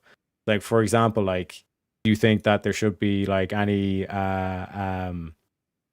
like private property, or like you go to like zoning laws, or you go to like something as minor as like, I want to change the complete style and look of my house on my road. Like, do you think that like I should have a right to do that and all this kind of shit? Or you give them kind of like something along the lines of like the Gulag conundrum, where it's like, okay, we need, you control everything, and we're all going to be self-sufficient in the commune and all this kind of stuff. What happens if we have people who are too lazy and all this kind of shit? What would you do with them? And then boom, they expose themselves. Do you know what I mean? Yep. It's all about getting them to expose themselves. And if they're kind of like hard line on it as well, that's when it's like, okay, I can't really do business with them. In the same principle, like I said, where these anarcho-capitalists would work with communists in the sense of, well, they'll help us bring down the nation. And that's like an ultimate goal of theirs that like they can both agree on. And like we kind of point out time and time again, like all these systems that have been put in place to fund all these like protests and that just descend into riots and all this kind of shit, where you have like the queers for Palestine, you have the feminists for Sharia law, and all these like contradictions going about. That's who a large like where does all the funding come from? Who set up those particular NGOs and all this kind of stuff? Where did all that capitalists come from? The global capitalists, the anarcho-capitalists that want free trade, they want mass immigration, they want complete deindustrialization. You know what I mean? That's what you need to fight back against. And who does that benefit? Them. Yeah, it The global- benefits Yeah. this new world order, this like UN council essentially. And then who controls the United Nations? The oligarchs, like these global capitalists that have like put all these wheels in motion, all this kind of shit. But if America remains a sovereign nation, then they can't do shit. No. This is America, baby. I'm telling them to pay, damn it. Mm-hmm. Pay your fair share, you piece of shit. They are. Exactly. They're at least trying, you know. And like got 'em- another thing is, but another thing as well is the tariffs thing. Like you put in tariffs in place to protect your own industry. That's another way. Like they do the whole free trade thing. You're not allowed to do any tariffs, so now we're able to undermine you. So we use China to undermine your manufacturing. We can use, think of another country. We can use like Africa to start undermining like your metals, like your other like precious metals and resources like that. We can use Strait of Hormuz to undermine your oil market. And What did they do in Africa? What did China do in Africa? I believe they're building free roads. Ain't nothing free. Yeah, Trains but, and like, roads and just whatever. But that's because in China it's slave labor. In Africa it's slave Yeah. labor compared to what they would have to pay you.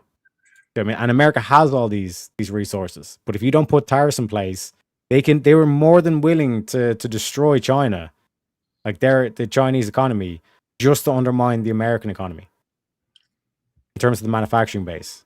That's why they have all these nets on the top of buildings to prevent people from jumping off and all this kind of shit. Like that's a number one identifier for me in terms of forced labor camps. When you have like hear stories of people like literally like trying to self-delete themselves. You know what I mean? Like they Yeah, have to if it's install that nets on bad, top of the office buildings. That's pretty damn bad right there. That's pretty bad. You know what I mean? And that's the thing for me where it's like people don't realize in terms of the big picture, the global scale, it's like they can use all these other countries to undermine your country. That's why tariffs, you need to have tariffs. But the mere fact that they had all these like Democrats convinced that like this is going to be terrible for America and all this kind of shit. It was just racist tariff policies and all this kind of shit. He's upsetting our neighbors and all this kind of shit. Trump's a psychopath, all this kind of shit. No, he's a protectionist. He's actually like a nationalist in terms of he wants to protect the nation. He's like, we're bringing back the manufacturing into America. We're going to reindustrialize. That's why like he's doing these grand projects of like the new Triumphant Arc and all this kind of stuff on the lead into the White House and all this kind of stuff. You know what I mean? Yep. So, And like- where was he at yesterday? I believe it was China. Yep. Kicking Which again, Xi in the damn kneecaps or something. Who knows what he did? I really don't know. I'm sure we'll hear soon. but this is the thing. All right. Him talking to China is basically him saying it's like, listen, like we're going to be setting our own kind of like terms now. Like we're not going to be doing this whole international order where we kowtow to the UN and then the UN tell you what to do and then say that like, oh, we'll send America's military in if you don't do this. Yeah. That's basically what the whole kind of like situation was going to be. And Trump was like, fuck that. We're actually going to work with China and make China its own sovereign nation. How about that? Then you can't fuck with China. And then we're going to do the same thing with Russia. But then you can't fuck with Russia. And then we're going to solve this thing in Europe. You know what I mean? And all these European nations are going to remain sovereign nations. I hope so. I hope so. Which is why you have Tommy Robinson earlier on today doing, well, technically yesterday, in terms of my time at least, doing the whole Unite the Kingdom. You know what I Didn't mean? know that. Because Didn't know like when you start controlling other nations, then you incur like the liability and all that kind of shit, which is something that I've been trying to formulate into my thinking because that's been such a negative pushback in terms of a lot of Americans where they're like, we're sick and tired of having to micromanage other nations. We want to like just worry about our own nation and let these other like either let them fall or let them rise in terms of like their own sovereignty and all this stuff, which is why this gameplay should work, because an American shouldn't be determining what happens in Ireland, like fundamentally, because of the lack of knowledge in terms of the surrounding areas, in terms of the counties, what the needs are, what the living arrangements are, like in terms of like what types of house you build. You know what I mean? Like in terms of both a minimum and maximum aspect. Like what's the minimum housing that you could spend in terms of building to weather the local environment? Because for example, Ireland doesn't get a lot of snow, so there's no point of adding a bunch of precautionary like snow features, because we're never going to get snow, or there's no point of investing in terms of like that outcome. Versus like for example in somewhere as big as America, you have for example like the Florida region where it's mostly sunny all the time and all this kind of shit, hardly ever rains, but tornado or hurricane, whatever the fuck you want to call it, a tsunami, arrives every X amount of period as well. So that's a completely different kind of setup, which an American will be able to understand, and an Irish person shouldn't have any say in terms of the standards for what happens in Florida and all this kind of shit. Do you know what I mean? Yeah. So in terms of like yeah, go ahead. We don't belong in that. It's none of our business. And vice versa, that's we need to take care of our countries, you know. This is where we live. You live I live here, you live over there. I mean, don't be telling me what and we shouldn't be telling you what to do, in my opinion. It ain't right. We don't know. Like I said, we don't know. And like, don't get me wrong, like there is a surprising amount of things that would warrant Ireland actually becoming a state of America. Both like in terms of like historical point of view, like you guys are a republic, we're a republic, we both became a republic from the same powers that be, mainly the crown. You know what I mean? Like this whole aspect of because there's such like the deep historical ties between the like what one would call like the Aryan race between both America and European, like that's what they would both call themselves. This like Iranian European kind of like descent, or like lineage, I guess is a better word. Like to have kind of like good relations to that, you could have this aspect between where Ireland and United Kingdom are kind of like that buffer or boundary area where like the English speaking world begins, and then all the way over to Alaska. Whereas when you look at the European continent itself, like there's no actual native English speakers on the European continent. That specifically starts from Britain, Ireland, America, Canada as well. But then the French would say, no, mais chérie, you know. But mainly speaking, it's like known as the English speaking world. So in terms of like that dynamic, and then also in terms of like having a buffer zone to Europe, like it's more advantageous to have like US bases, let's say in Ireland and England, because you have like a start and the jump to know exactly if the European continent ever turns on you. Like you have like already kind of like outposts, if you will, in terms of like those regions, all that kind of stuff. So there is technically a situation, but how that would be handled between both Ireland, Scotland, Wales, and England. Like, is it seen all as one state and different provinces? How to be managed in terms of that? Like, there's a lot of kind of like niche details that might seem unimportant, but actually are pretty important to the people's. You could call it like their own kind of perceived notion of like their descendancy and all this kind of stuff as well, like cultural like nuanced cultural kind of like divisions would have to be respected and all this kind of stuff as well. But it's not off the table, so to speak. You know what I mean? But in terms of like America taking over Russia, why the fuck would you want to even put up with that head case of a fucking region? You know what I mean? I don't think we want to do that. I've not heard that. Russia is the frost giants. If you go into like Norse mythology, like basically like that, like those are the Russians. Well, hell, that's all like, they do. Freaking, he's got a bunch of damn snow and ice. That's what they are. That's what I think. Yeah, and I don't mean it as a disrespectful term. Like No. it takes a lot to be able to survive in those conditions. You know what I mean? Yeah, I'm glad they can. I sure the hell can't. I couldn't do it. You know. I wasn't So- cut out at all. There's that aspect to it, but there's also that aspect in terms of like would we not be better off with a sovereign Russia that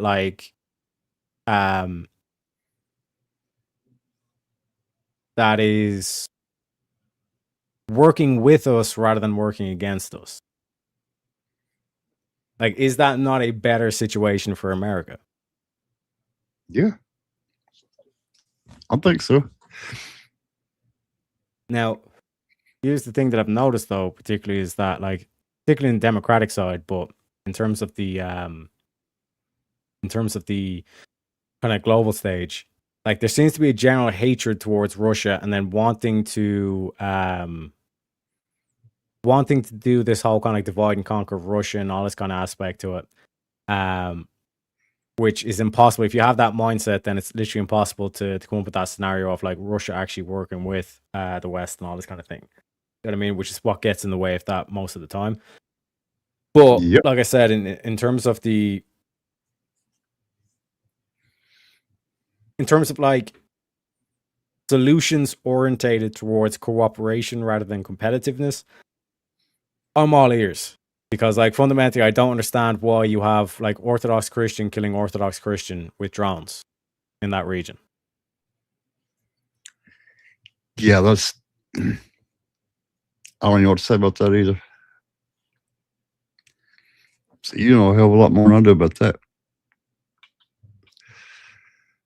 That's happening. Well, That's like, not. the thing, though, about it is, like, Russia has a kind of a similar situation to America where it's like a melting pot, because, like, there's vast certain regions of Russia that, like I showed you pictures of them and you'd be like, but these are a bunch of Asians. And it's like, yeah, like, that's the thing about Russia, is it stretches into Asia. Got like a bit of Europe, but it's also got a bit of Asia. And then it's like basically every single country is in the Middle East is just south of Russia. Right. And in terms of the way that like their internal workings work, I would much rather like that be handled by like people in that region rather than having to like an American trying to put through not only like that perceived notion of like this white European kind of like projection of what we think Russia is versus Russia's true kind of demographics. You know what I mean? Yep. I think it's like, yeah, it's like 66% of the population is Orthodox Christian, but I think it's like somewhere between like 15 to 20% is Muslim. You know what I mean? Oh. So Russia also shares a lot of problems with what we're ongoing in the West. So again, if you look at Russia as not as superior as the West and all this kind of shit, but you look at it as a way to micromanage like the amount of problems that we see in the West, at least they're able to still hold together through what's been a 4-year war, longer, maybe. You're talking. You know what I mean? I can't remember the name of the. That's bad. I can't remember the name of it now. That's sad. The Russo-Ukrainian war, my comrades. Yeah. You know what I mean? Yeah. So, like I said, there's a lot on the table in terms of like what way this can kind of formulate to try to tie it back in terms of like what Trump is doing, in terms of like what we're seeing in the international stage with America going directly and being quite kind of like upfront about it, kind of saying like, listen, like, you want to talk deal? Like, I literally have like all the CEOs from the top companies here. You want to talk about anything? Let's fucking talk about it right now. Let's get it all on the table. But that's handling business, to say the least. Showing up with the boys. Yeah, even Elon. Even Elon. Yeah. I mean, and then Elon, like I even said, selfie session, you know. He helped them gonna be out. the same thing. Get But it's going to be selfies. the same. But it's going to be the same thing with Russia as well. When him and Vladimir fuck, you know what I mean? Oh And that God. upsets but that upsets the whole New World Order folk and all this kind of shit. You know, because now all of a sudden America is actually directly doing the deals and kind of saying, listen, we want you to be a sovereign nation. We want China to be a sovereign nation, all this kind of shit. Let's cut out all this bollocks, drop the lines now, and then actually start focusing on, you know, these limiting principles as we're trying to, at least in terms of, if the conversation can if we can get the left talking about what Ryan's talking about here, all of a sudden what you're going to see is a mass swing for what would be either in the short term, like Republican candidates being like vastly outnumbered in terms of vote share, in terms of the Democrats and all this kind of stuff, or a complete reshuffle of the Democratic Party. It's going to be one of those two things. It's either going to be a huge shift in terms of like the Republicanism, but you'll see on the Republican side a lot more kind of talk about, well, you're just a socialist spy, or you're just a former Democrat, this and all this kind of shit. Because in terms of like the areas where, or the divisions that you'll typically see in terms of the what would you call it? Like, I don't want government taken out of my tax and all this kind of shit, but like I like to remind everybody, Trump has been making claims that you will get rid of the income tax. That's no mean feat. That to me tells me that Trump is going to be able to wipe out this national debt and all this kind of shit. You know what I mean? That's why I'm making such vast fucking like things like, well, technically we could put the alleviating the student loan debt on the table. Now think about how that vote will go down. If he does that, you know how many times he'll get re-elected? They'll rewrite every damn rule they are. If he gets rid of the income tax, that would be crazy. Oh my God. I'm just saying, right? A lot of people like they heard that yesterday. I think like if it wasn't that vote, like at worst case, I think there was at least 27% of the people that voted believed I at least put up a good argument for that. Or it could have been the 40% one, which again, like that's a huge sway on it. But if that was to get rid of all the LGBT, permanently get rid of all the LGBT shit from the schools, get rid of the critical race theory and all this kind of shit, the DEI and all this kind of shit from the schools, and fundamentally bring it back to an era where it's like trades, mathematics, logic and reasoning, critical thinking, even mandatory PE, like physical education. Remember those videos? Yeah. Back, 50, 60 years ago? You mean like school? Supposed to be. Basically, like make schools great again. If that was on the table, that you get all that stuff, that's like the permanent and issued federally. So every state must abide by this as the curriculum, right? Yep. You get that, and you have to incur that debt that we're going to wipe out anyways. Hypothetically, would that, like, how do you think that vote's going to go?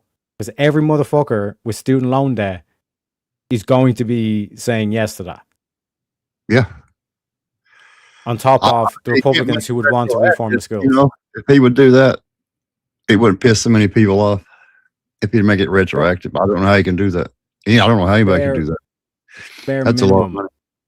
That would be 70% of the voter base. Yeah. Bare minimum. Might be a little bit more. Might be a bit more. And like I said, if you're to just take the cost in terms of like Tarek wants to forgive the student loan, he's a Democrat or he's a socialist. This is why you're not invited to the big boys table, because in terms of like getting shit done, would you rather get shit done or would you like just sit here, do nothing, and just keep talking about principles all day? You know what I mean? Coming up with suggestions like that. Yeah, it takes what do you call it? Big cojones. You know what I mean? But, yeah.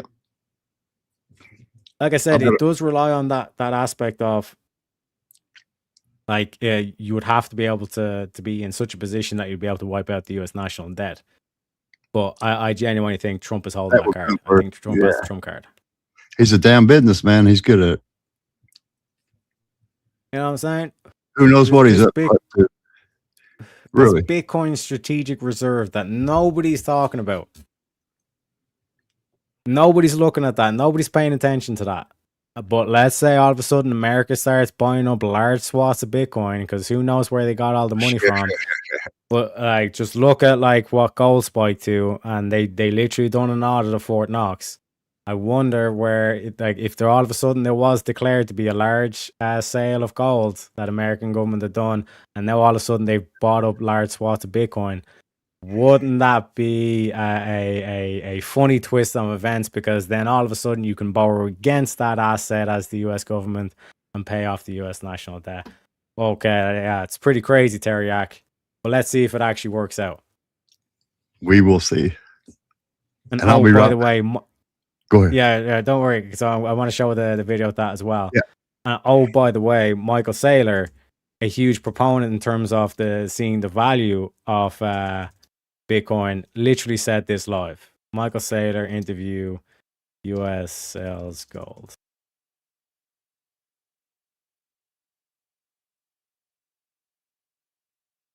This is like the leading spokesman for Bitcoin, and he's literally been at the White House to talk about the Bitcoin strategic reserve. This is what, just hear him out. Just hear him out, ladies and gentlemen. The very simple idea is buy 20 or 25% of the Bitcoin network on behalf of the U.S. government, catalyze the development of that World Reserve Capital Network, and then let all the Chinese and the Russians and the foreigners sell all their other assets and buy Bitcoin, and then the money flows into the United States. If you want to put a great twist on it, dump your gold, sell all the U.S. gold, buy Bitcoin, then the trade is free because you could buy 5 million Bitcoin for the cost of the gold. You will demonetize the entire gold asset class, and our enemies hold gold in their banks, so their assets would go to zero. Our assets would go to $100 trillion, and we would control the world's reserve capital network as well as the world's reserve currency network. As usual, you're painting a grand and vivid picture, Michael, with this A great picture there, Michael. kind of stuff. Wouldn't it be oh shit. Wouldn't it be a great coinky dink if that just turned out to be true? Because ladies and gentlemen, I've been looking at the charts, you know what I mean? And like I said, my mom took Tylenol. I'm not an expert or none of that. Alright. But I know a thing or two about the L graphs. Ignore the whole multicolored shit and the rainbow colors, okay? That's just that's Fibonacci, it's leprechaun talk, okay, right? The gold market is collapsing, right? Like anytime, okay, let me explain the rainbow a little bit, right? It's so ironic that it's rainbow colored. Like I said, it's meant to be, chat. Anyways, this whole rainbow thing predicts, like you basically you get the previous top of the market, you get the previous low, and then it'll basically cast out a sequence of Fibonacci scenarios in which a market will grow and surpass to a point, and then it's overvalued, meaning there's too much money in this market. We need to it's highly advantageous to either sell slowly or just like try to get out as quick as possible, because this is a bubble essentially. This means that this is going to go back down maybe as far as even 2K, you know what I mean, prices. It was at 5,600, almost 6,000. It's now currently sitting at 4,500, and it's about to collapse down as far as about 2,000. All right.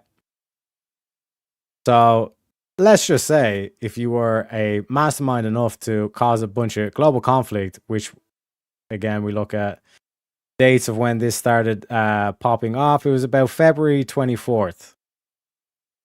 You start a bunch of global conflict, and then you have a bunch of, let's say, worried foreign investors that would put all their money in a safe bet, like gold, like we've seen throughout history.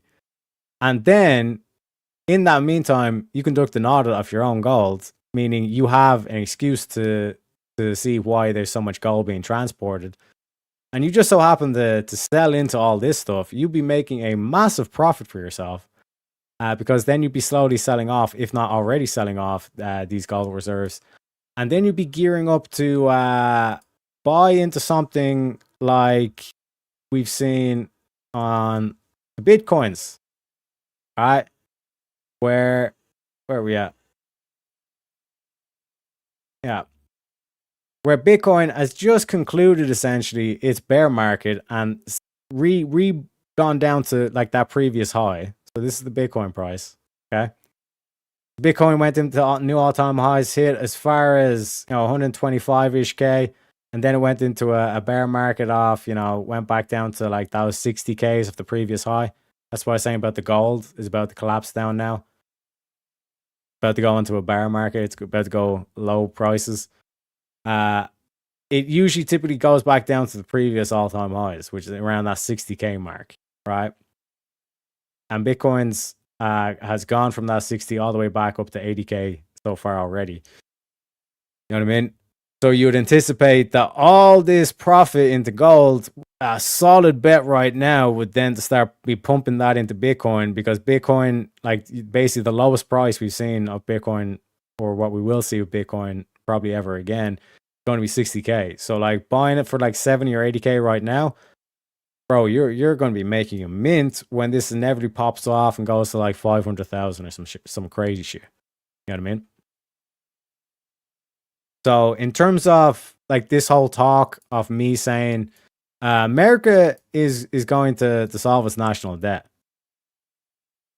And you know what I mean? And I don't want to hear, and this is the thing, chat. I don't want to hear nothing about, oh, Teriak, yeah, you just heard about this recently. You're just peddling some new shit or whatever. Ladies and gentlemen, October 5th, 2025. Here are 3 predictions I can't get out of my head. Just going to post them here. Trump eliminates the US national debt.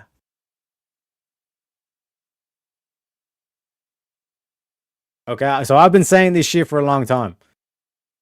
Okay? And if you were to get such an inflow of capital, like think about that, like you'd be able to wipe out $40 trillion. What's the US student debt currently? Yeah. So the US student loan debt is about 1.6 to 1.8 trillion. So if you were able to wipe out $40 trillion of debt, what's an extra 1 trillion really? Not that fucking much. You know what I mean? Like it's an extra 2% you'd have to make on the yield about what you're about to make on Bitcoin. Bitcoin, like if you're buying Bitcoin right now of, let's say 80K, right? If Bitcoin then spikes up to 400K and you take out a loan and use that Bitcoin as leverage or collateral or whatever, don't actually sell the Bitcoin. You still retain the Bitcoin, but you just borrow a loan out against it and just wait to pay it off. Get it for as long as possible. You know what I mean? Bitcoin in 40 years, 50 years time, it's going to be even higher than that and all this kind of shit. You know what I mean? You could take out a massive loan, $40 trillion, and pay off the debt without actually having to sell off the Bitcoin. Because think about it, like Bitcoin at 80K right now, you're to buy out the Bitcoin market and that spikes up to, what is it? 400K. So let's say that's a 5x on whatever amount of money you have buying Bitcoin right now. That's a 5x multiplier. And then talk about all this gold. Where's the chart again? Like the gold was about 2K and you were selling at 6K. So let's be generous and say that's a 2x multiplier on all the gold in Fort Knox. How much gold is that Fort Knox?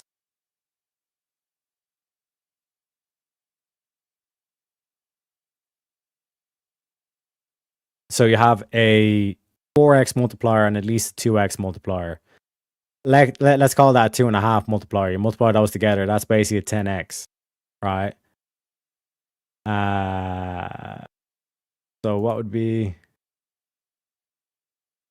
So the market value would be over 700 billion US dollars.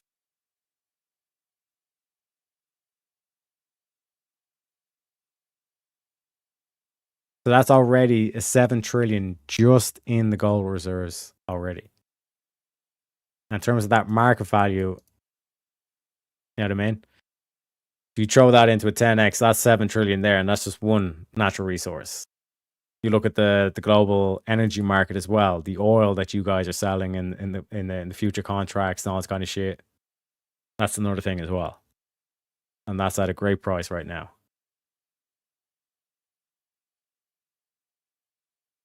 So in terms of like and this would just be meeting it at this proposed perspective. And that's an idiot like myself doing it as well. But Shante as well reminded me saying that the timer's ended. We're going to go on a wee little grift break, ladies and gentlemen, but we will be getting back to the Ryan C. Mullally.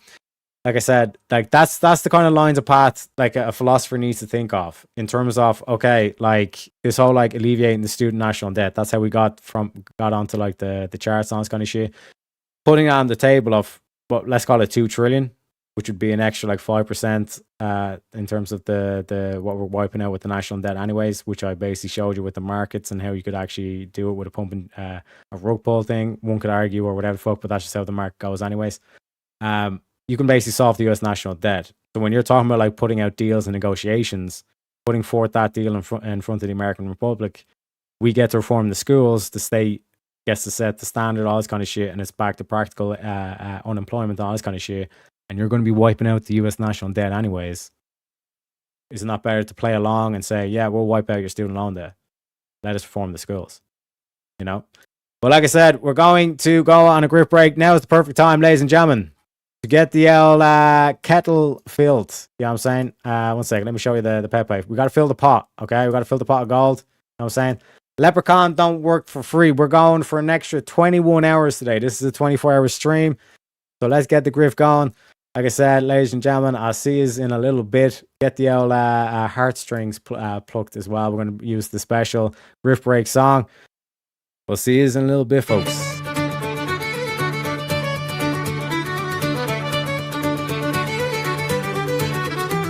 In the merry month of scams, from me hidden lair I started, left the suckers crying, their wallets nearly parted, saluted me old ma, who popped some Tylenol, made me slow of wit, but a trickster after all. Then off to spin the yarn, leave where I was born, cut a shamrock crook to charm the fools and nobles, a pot of rainbow gold, promising the bold, and swindling all the cold on the rocky road to Grifton. 1, 2, 3, 4, 5, hunt the mark and turn 'em down the rocky road, all the way to Grifton, whack full of the raw.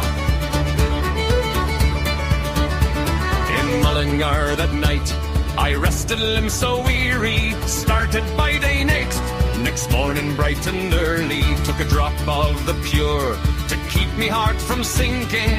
That's the Teriak's cure whenever he's on for drinking. To see the lassies smile, laughing all the while at me curious style, 'twould set your heart a-bubbling. They asked me was I hired, the wages I required, till I was almost tired of the rocky road to Grifton.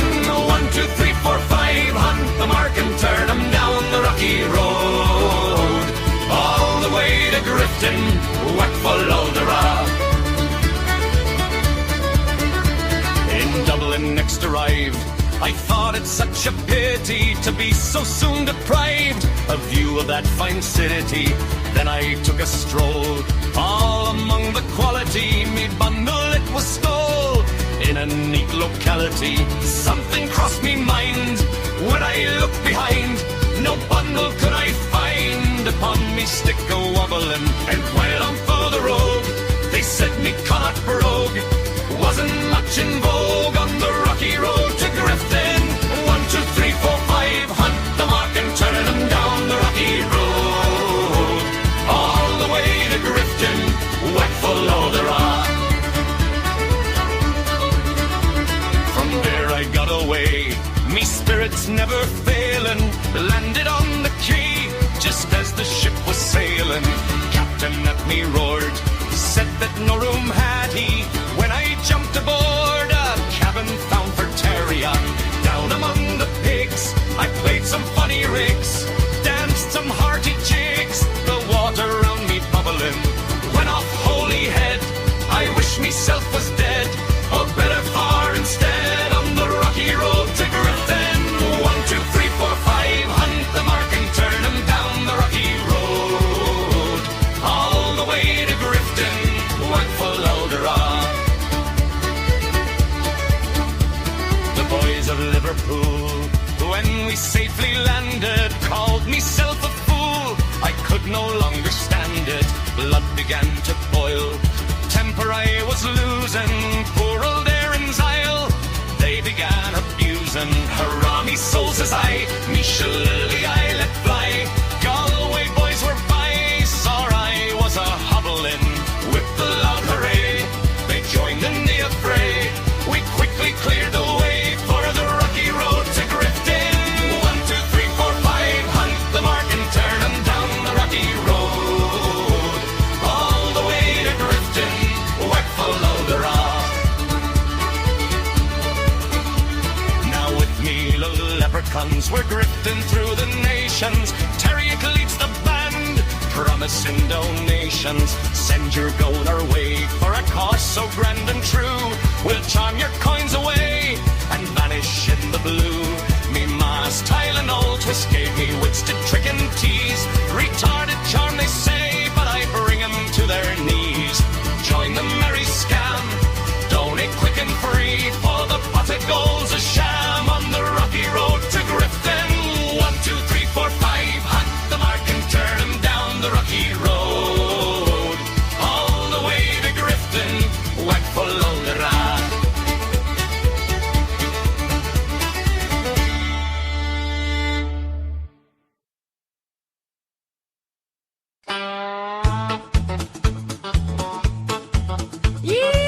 Yeehaw! Sugar! Well, I'm a little old leprechaun, 5 foot nothing in green. Got a rainbow for a me and a pop that's looking lean. I've been dancing on TikTok, selling shamrock and FTs. But the gold's running low, darling, won't you send a little to me? I'll jig on your screen, do a reel with me, beer. Drop a super chat, sugar, make a poor Sprite feel cheer. It's a wee bit of grip, but it's honest and true. I just need your dollars to sparkle like dew. Fill me pot of gold, pretty baby, won't you fill me pot of gold, make it overflow. Send a 5, send a 10, send 100 if you please. I'll be dancing all rainbows down my knees. Fill me pot of gold, honey, don't be shy. I'm a grifting little leprechaun with a twinkle in me eye. Come on, y'all, Venmo's have Leafy Grift 6 nights.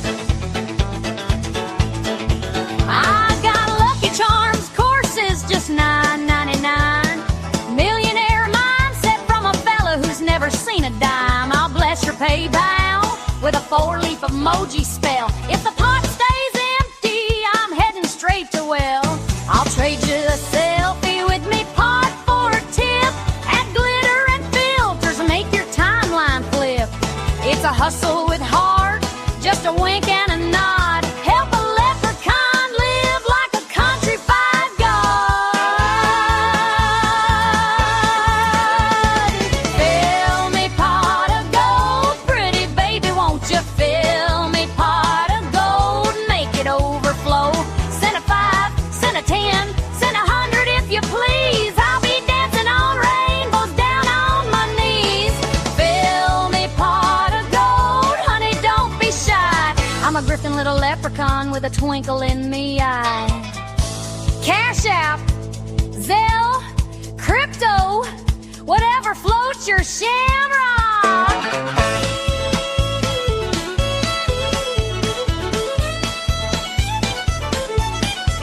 Now listen here, sugar, every coin that you send turns a poor little sprite into your rainbow best friend.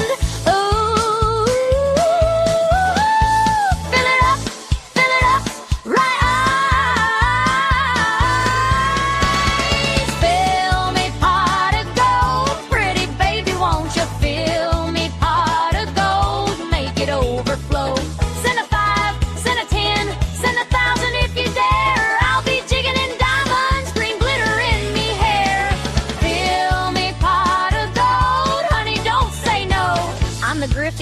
leprechaun you'll ever know. Ken P.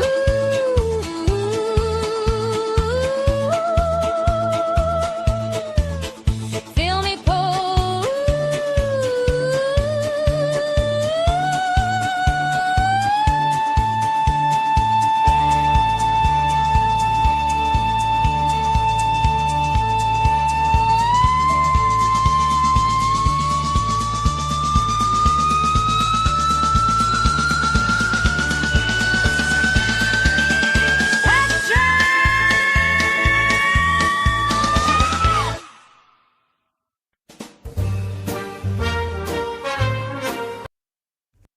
Folks, we're back to the show. One second, let me get rid of the curtains.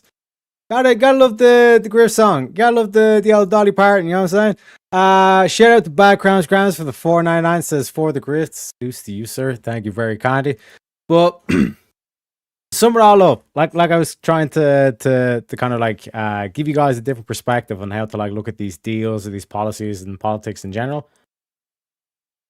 A deal can always be made, but you need to make sure you know when to walk away from the table. And to bring it back home to our boy Ryan Mullally here. Oh shit, one sec. I'm doing him dirty. I had the fucking banner up the whole time. Apologize, Ryan. Like this whole thing of like the limiting principles, that basically tells you when you should walk away from the table. Okay?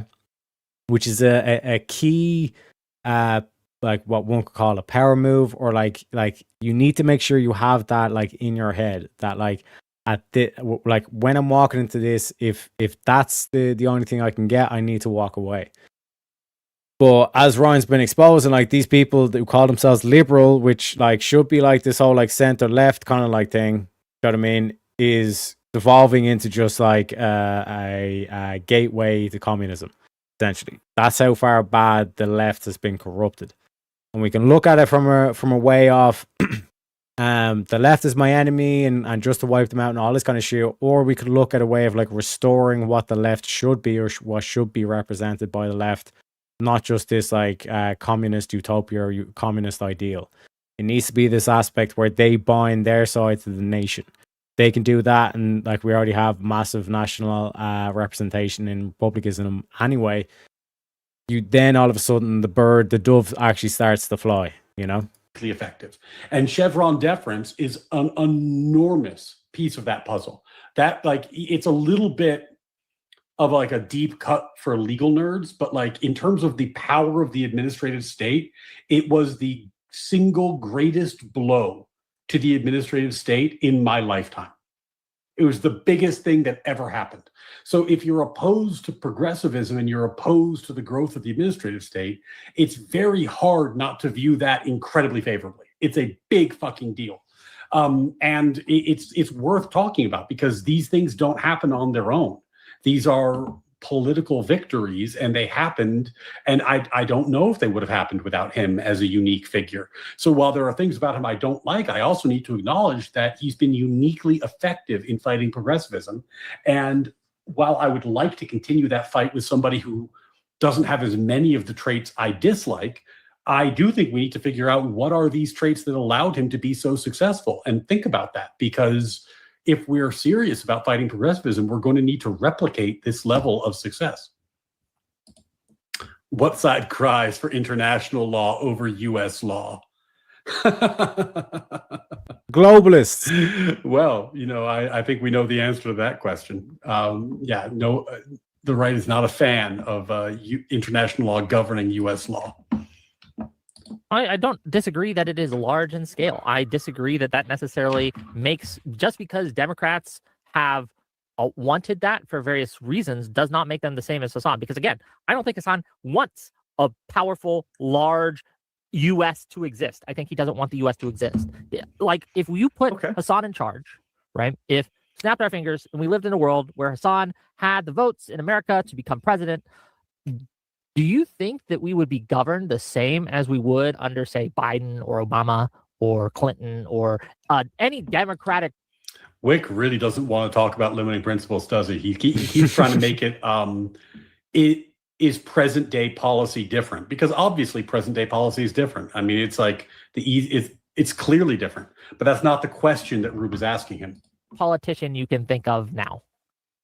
No, of course not. And I've granted that from the beginning of the conversation. No, I'm not Because just I talking. think I'm a not lot just of talking about minor- foreign policy and things like that. I'm talking like just as a state. No, Would even he run the domestically, state the way that same you way? govern is influence massively. Rube is correct to grant this. Just grant it and move on, because it's obviously different. That's not the point. It's not worth fighting about. It's irrelevant. Especially for Democrats, by who you want to. Yeah, just to be painfully clear of what Ryan's critique is of people like Wick, like liberalism, like even like libertarians and all this kind of stuff, is that you guys do not have a limiting principle. Meaning, you guys do not, we're not saying that you guys think like Hassan. Like the example there that like Wick, I think he cleverly deployed in terms of this, like, oh, if we put like Hassan as president, would we have the same thing as, you know what I mean, like Biden or Obama in the past and all this kind of shit? And it's like the clear answer is no. But we're not saying you think like them, but because you have no limiting principle, you have no reason not to think like them, other than my preferences or my feelings.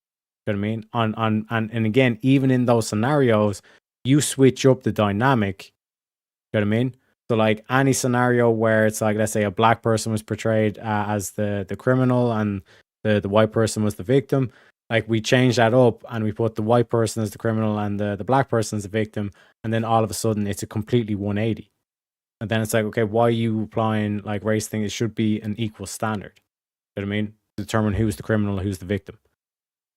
You know what I mean? There shouldn't be this like alternative kind of like quote unquote scoring, like divisive, diverse rating, where it's like all of a sudden you get extra brownie points because your skin's a certain color and all this kind of shit. That is literally racism. We're trying to formulate an equal standard that should produce excellency. It should produce a flourishing society. You know what I mean? To use their own words against them. You know? So why not work for like that kind of equal kind of like objective standard, not try to get down into like these debates where, you know what I mean, my history is worse than your history or whatever the fuck. You know what I mean? To keep in power, what kind of winners and losers you're electing through the power of the federal government. That's not different than Democrats. It might be different people, but is it a principle difference? Earlier you said that the size and scope of the administrative state is natural. It just kind of pops into being apropos of nothing. That's not the case. We had to as close to violating the Constitution, knowing they were lying when they wrote it, when it came to something like Wicker v. Filburn, back when the New Deal was passed, and back when New Deal era policies were being passed. That was a massive change to the size and scope of our federal government. So again, oh my God, Rube is fucking dominating.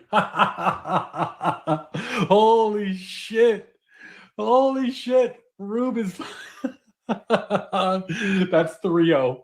That's 3-0. That hurts. That might be a 10-8 round. Oh boy, that one stings. Yeah, we're not talking about current policy. We're talking about whether or not you want to have the administrative state grow to be increasingly powerful over time, which you earlier said was a natural feature of humanity. Whew. He has no reason to stop it. Oof, Wick. And if your argument is simply that Hassan wants to massively change or wants to increase the size of federal government and Democrats want to increase the size of federal government, therefore they are the same, I reject that. I don't think there's enough to tie them together, especially since you admit that if we put Hassan in the chair of power, he would govern in a remarkably different way with remarkably different goals and take us in remarkably different directions than any But that's Democrat not what I sitting in granted power you. would. What did I grant you earlier? Is that not what you granted me earlier? That he would What did govern I grant differently? you earlier? If that's not what it is, then you'll have to repeat yourself. What did I grant you earlier? Again, I assumed you granted me that. If that's Okay. wrong, Well, correct. do you recall the explanation I gave after You said saying I that granted you everyone already? who wanted, like, of course they would put different people in power and things like that, something like that. Yeah, but that's a really trivial way of governing differently. That's not an ideologically Hold on. different way of governing. What I'm yes, saying. yes. No. I said putting different people in power, electing different winners and losers is ideologically aligned with the principle of choosing winners and losers in your economy through a largely state-controlled economy. But that's not socially aligned.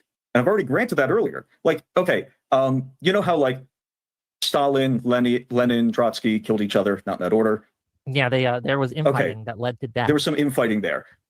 They were still communists, though, right? The fact that there was infighting didn't mean that there was this massive ideological gulf they between all shared of them. goals, right? They just differed on how to get there for the most part. Again, I'm not a. No, I'm they not, mostly just to be differed in clear, how- not in how to get there. Who should be in charge? Just to be clear, okay. Go ahead.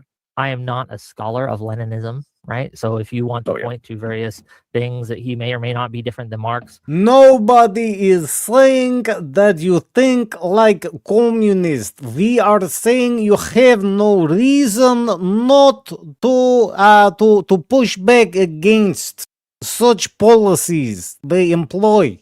Comrade, what do you not understand? Limiting principles. You step on brake. You step on brake. You stop here. You say no. Like, for example, as we mentioned with the because I don't want to give the left example because the people in chat is like right wing, so like I have to give the right wing example. Point out what we need to be cognizant of in terms of like right wingers, right? There needs to be some breaks on the capitalism, as we pointed out. Well, let's say the military-industrial complex. You know what I mean? And as we pointed out, to be able to stop like anarcho-capitalism, who would equally be like want to destroy your state. Like literally, Wick has like said multiple times throughout this like this path that they went down. Because we're only we're only 30 minutes into like an hour and 40 minutes. All right, so buckle up, ladies and gentlemen. But the like the main thing here is that the trying to push back against the likes of Hassan, the likes of like Vaush, where like they'll literally do anything to win, and like their end goal is yes, and they'll perfectly happily admit to you right like to your face, like I want to destroy the USA. I don't want the state to be there. You know what I mean? What limiting principles are you going to like? At what point do you say, well, we're no longer going to be catering or doing business with, for lack of a better terminology, with the people like Hassan and all this kind of shit? They will be shunned because we have some sort of limiting principle where it's like we don't do this shit. This is retarded, etc., etc. You know what I mean?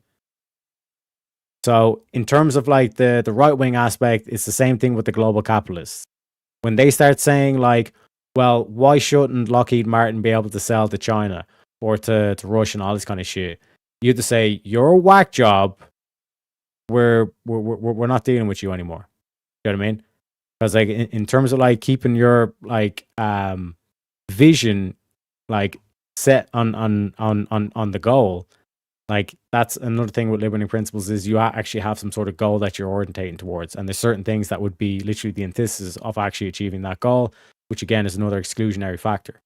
But with the liberals like limited aspect of like freedom, like unboundless freedom, like with that dogma, essentially there's no one who you're not willing to do business with, including people along the lines of who want to destroy your nation. Why wouldn't you do business with them?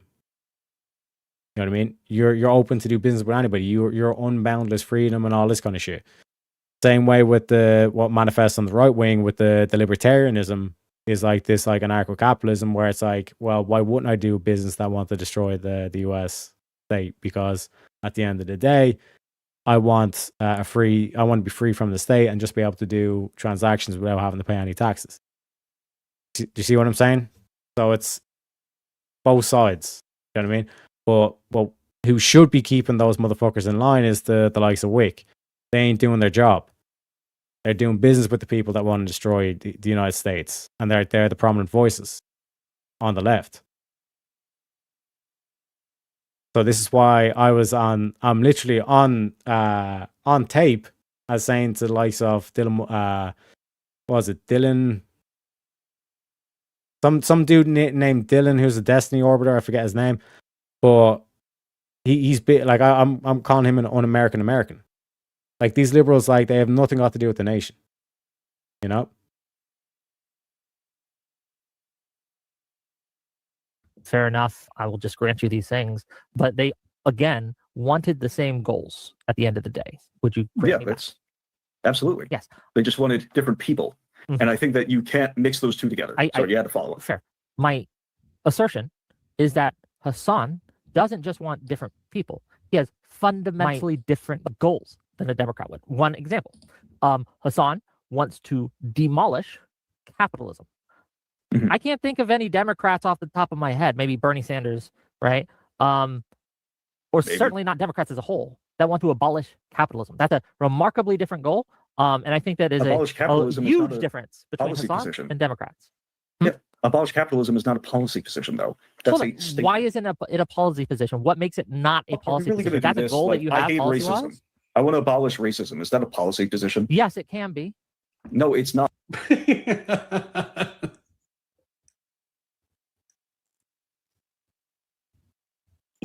Yeah. So there are moonshots, right? There are things that people say because they're trying to shift the Overton window, and then there's actual policy positions, and then there's actually how you would get from point A to point B. Now, are there people that are so dumb that they believe that abolishing capitalism would actually be a good thing? Yeah, I'm sure they exist. But it is correct to drill down on this, because what Wick is basically saying is that they chant different slogans. They have different present day policies, therefore they're totally different. And what Rube is saying is they seem to be on the same trajectory. Hassan is here, you're here, and they're moving like this. And my problem is it just seems like they're moving together. So how is that different? Why should I expect that you're suddenly going to stop? When I've been alive, I've watched politics, I'm a human being, and I've seen that you're not stopping. You keep moving in this direction. So why would I think it's going to suddenly stop? A policy position is we are going to elect this number of black pilots to the exclusion of white pilots and other races. A policy position is we're going to include this amount. We're going to have these quotas for women and minority positions in boards, in corporate boards. I understand what you're saying. Like these are policy positions, not slogans. If you say your slogans are different, that's fine. I would expect slogans to be different in people who were socially fighting for the reins of power. But that wouldn't tell me if their fight for the reins of power was motivated by policy positions that would. So one of the tricky things that is happening that's hard to iron down is that there's a segment of the left that are like Marxist communists, and then there's a segment of the left that are what we colloquially refer to as gay race communists. They're not exactly the same thing, but they're kind of ideologically the same thing in that they believe in eternal revolution of the underclass against the oppressors, but it's not exactly the same. It's shifted from an economic basis to a social basis, in part because Marxist economics just don't work, and everyone knows they don't work. So that fight is just kind of losing because nobody gives a shit about what a Marxist economist thinks, because Marxist economists are by definition morons. So, there's a little bit of some dots to connect there, but yeah, these differences are not philosophical so much as they are pragmatic. Would be needed to be implemented to abolish capitalism are fundamentally different and fundamentally distinct to the policy positions that have been advocated for and passed by Democratic leadership. In order to get rid of capitalism, you need to centralize the banks, you need to nationalize various corporations, you need to make it illegal to own private property. There's a whole host and list of things that a Democratic politician in America would never do, right? Most of them, I'm talking 99%. If you want to point to one who's like a Manchurian candidate, I don't fucking care, right? But Democrats as a whole. What about one that you voted for? Biden or Harris? No, Bernie Sanders. Bernie Sanders, I did vote for him in the primaries. And he's not a Democrat.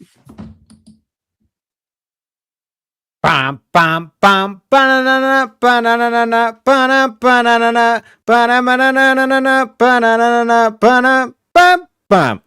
Like he literally just like steps his foot in it. You know what I mean? Like you voted for Bernie. What are you talking about? What the fuck are you talking about? Like, holy shit, boys. Also, shout out to Jack for pointing out the goal. Mama. Seth says, why not sell weapons to your enemies? Just plant the switch in them to make them useless if they use if they use them against you. Okay, what happens if they take out the switch? You know what I mean? Think about like all these guns like have the modifications to make them like semi-automatic. Like you can undo the modifications. You know what I mean? Just load the sensitive equipment with terminate melting the internal components with the transponder. Yeah, they just take out the transponder.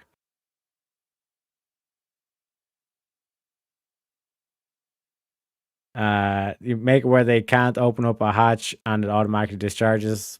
But what happens if they find a way around the discharge? You know what I mean?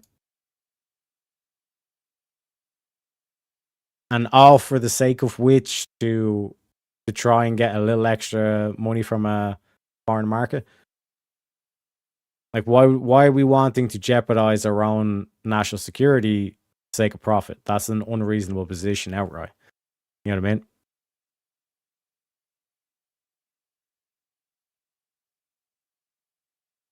Hey, booby traps. You know what I'm saying? Mine have all been peaceful. You know what I mean? But I get your point. I get your point. Like I said, there's like certain different dynamics you could do and all this kind of shit. But then what happens if they're making their own weapons, all this kind of shit? They're still going to make weapons. You know? And just the key point or the key reason to like, why would we allow like to jeopardize our national security? Like, why would we allow that in the sake of which is monetary gain at best?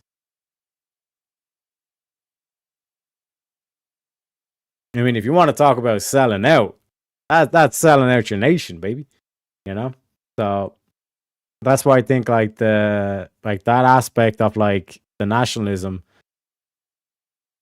that's a pretty stern limiting principle. That is good. Well, at least in terms of like what I've put into it, seems inarguable against, you know, in terms of practicality, in terms of logically, you know.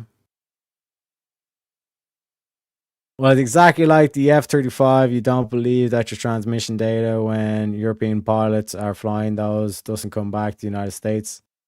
But like that's what I'm saying. Like it's not just particularly weaponry and all this kind of stuff. Like even like certain things of, you know, like there's just certain countries that it's like we cannot allow them to have like any level of like let's say nuclear weaponry or shit like that.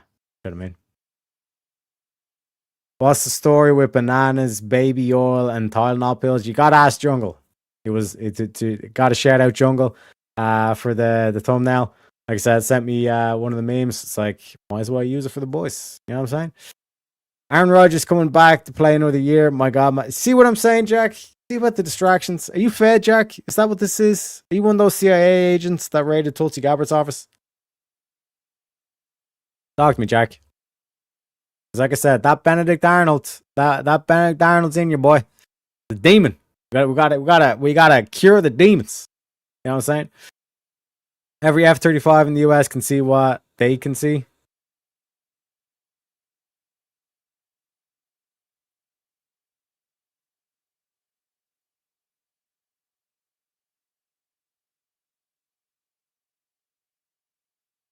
Like, I just don't think that it's like it goes against the nation. You know what I mean? If it's any other situation than that. But if they are taking off their cameras and all this kind of stuff, it's like the same thing with like we have police body cams now. But there have been scenarios where these motherfuckers turned them off or went out of battery or some shit like that. You know what I mean? But again, that's your allies. That's even in your allies' cases. They want to be making sure that like these motherfuckers are being 100% on it and all that kind of thing. You know what I mean? But either way, you cannot escape that it's the government that should be overseeing, you know? And that's why I think like that nationalism as the limiting principle, that should be something that the likes of WIC should be able to agree to, but they get in their feelings, they get in their fifis, you know?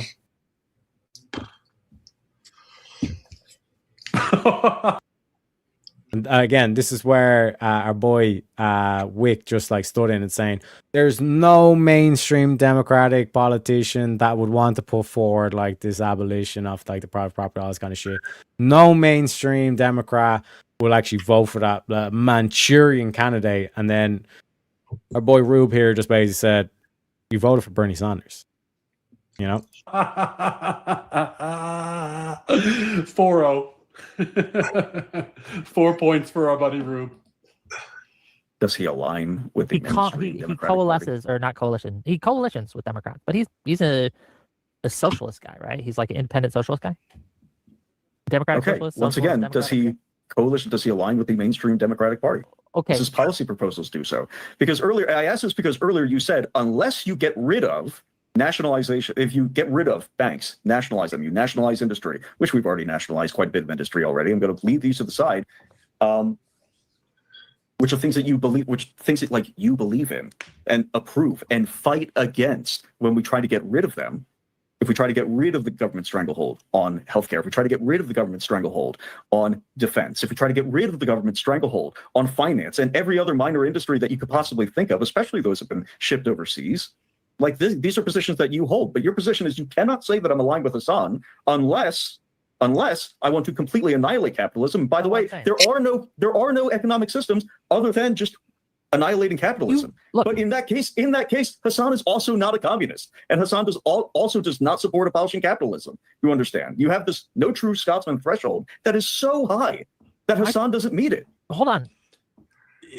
This is the thing, right? If Bernie Sanders is very close to winning the nod for I mean, he almost beat Clinton in the primary. He was almost their champion for president, their nominee.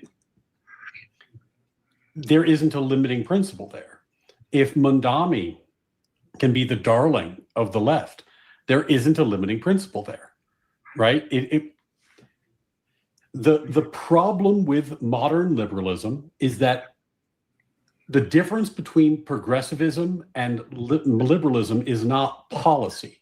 The difference between though they should be different. The difference between progressivism and liberalism is that true liberalism is grounded in natural rights theory. It has limiting principles based off a vision of what the government is supposed to be, especially the centralized government. Those principles were abandoned when the left shifted to progressivism. So now they can't articulate them because they've abandoned them, but they didn't replace them with anything else. And this is why Wick, who spends all day talking politics, all day on stream, all day talking about what the politics of various situations, is unable to articulate them here because they're gone. If you can give me unbounded or limitless freedom, that's where it basically takes you. It is inevitable. There's no one who you will not be willing to do business with, which means you have no exclusionary factor. Like that's the whole kind of aspect of like the two major party system is like there's certain people on the extremes that the parties just are not willing to do. Both parties are just not willing to do business with. But we've got to a stage now where Kamala Harris is in a drunken I can't make that claim, but I would describe her as someone who would characterize the same kind of like thinking as someone in a drunken stupor, saying there's no bad ideas, guys. Throw 4 judges on the Supreme Court. Let's stack this baby. Yeah, that's a great idea. Let's run with that. You know what I mean? What's going on here? Oh, so welcome back, Crazy. Hey, remember when I told you I was done working? I lied to you. I really lied to you bad. I've been back in. Unbelievable. Damn it. At least you're back no now. Rest At least for you're the back weary. now. Do what? Ain't no rest for the wicked. That's I it. hear you there. Yep. That's why I'm on my second cup of coffee. You know what I'm saying? You got to pace it out. You got to pace it out, you know? I noticed your cup too. Louder. Hell yeah, brother. He's a good like dude. I was saying, it just tastes better when it's in the louder with Crowder mug. You know what I mean? Is that the the tin one? design. Is that the metal one? The OG. This is the OG Oh, one. that is one. Yep. Yeah, that's definitely metal. Hand etched, I do believe as well, you know? Yeah. It just tastes better. It tastes like freedom. You know, it Yeah. tastes like American freedom right there. You know, can't get enough of it. But this is like the problem, and again, it's massively done by the likes of Mr. Mullally here. Again, heavily suggest you all check him out. One second, let me actually paste the link in chat as well. Like, and wait, where the fuck's? Oh yeah, and sub to our boy Ryan C. Mullally here. Like I said, good Irish surname to him. Sure, you'll correct me. Say no, technically it's actually Anglo-Saxon or whatever. But anyways, the aspect here is that like with no limiting principles, you get into a situation where it's like you have no exclusionary factor, no one to put the brakes on like doing business with people you should not be doing with. Namely, people that would actively try to be undermining your state and would want to see the destruction of your state purely for it to see like America fall. Right? How can you call yourself an American while also wanting the United States to fall? If you are American, surely one of the most fundamental beliefs that you should hold is that the US system has been the best system, the greatest system that this planet has ever seen. I would argue like anybody who does not want to live in their nation would not at least try to make an argument of why their country would at least rival the United States. Because when you look at technology, when you took it to talk about like advancement, when you talk about like the greatest events, the greatest movies, the greatest like at least one could argue at least like the greatest military, the greatest business. You know what I mean? All the big business wants to get into America. That's the as Trump keeps calling it, the hottest market in town. You know what I mean? It's all American for a reason, you know. And from the aspect of like the like from the poorly or lowly European, it's like that's what like has led from like descended down from like what one could say is like European heritage. Aryan is another word you could use. Like all the way from like goes back to the likes of Iran. You know what I mean? There's one solid connection there. And to turn around and to say, no, we want to be globalists now. We want like a world adjudicated form where we're going to start taking the opinions of all these non-great countries and try to act as though their opinion is just as valid as anyone else's opinion. There are facts. Facts don't care about your feelings. You know what I mean? Fundamentally, sorry? Whose facts are you talking about? Iran? Is that what you mean? Like I'm talking about in terms of like military might, in terms of proven technology advancement, like all the greatest things. Like Elon Musk is in America for a reason. You know what I mean? Yeah. Because only Americans could do like such crazy things with rockets, self-landing rockets. He has the whole thing where it grabs the containing all this kind of shit. You know what That's I mean? wild as Everybody hell. was laughing at him when he was even like making these claims. And they can land. Tell you that. He's landing a freaking rocket, completely automated, wherever he wants to, on a ship, on land there. They hit their target. I mean, it is wild what he's done. And it was him. And even going back to the damn it, the car factory. Can't even remember the name of his car. Tesla. My God, Tesla. Yeah, the Tesla factory. He slept in there. He designed most of that shit. He was in there turning bolts and shit, you know, getting beat up, sleeping in the floor, whatever he had to do. He got it done. I don't know if you've ever seen that thing operate, the factory. It's wild. It flips them cars around like they're little, you know, like box cars we used to play with or whatever you want to call them. The little metal die-cast car. It's wild. Mm-hmm. And he did all that. He really did that. That was him. That's his brain on steroids. I mean, he hired people, of course, but that's his ideals. That's his thought. That's his creation. And I'm glad he's here. 100%. But like, I would dare say that he could not do that in South Africa. Oh no, He no. could I only mean, do that in America, and that's why America is so important. Why then, like, believing in America is so important. You know what I mean? Yeah. Believing in the American dream, so to speak. You know what I mean? Yeah. Like think I about a believe deindustrialized America. Like we wouldn't have had like the workers available or the talent pool available, if they all went over to China, it'd have to go to China, and that would be China. Some of That'd those be metal doing all that kind parts, of you know, he wouldn't get the quality steel that he needs to build the damn rockets, even if he could get a machine over there. They might whip out something, but it's not going to last, baby. I promise you it's not. The metal will fall apart. Probably the first trip up, explode, you know. When the big arm comes out and grabs it, it would just collapse. It just blow up right there. And he knows that, bro. He has to know that. And that's why America's worth protecting. America's worth caring about. You know what I mean? Because it is the greatest country we've seen emerge in what would be. Like, take a look at history. Like any motherfuckers want to trade places with the fuckers living through the Black Plague? No. Hands up. He wants to trade. You see what I'm saying?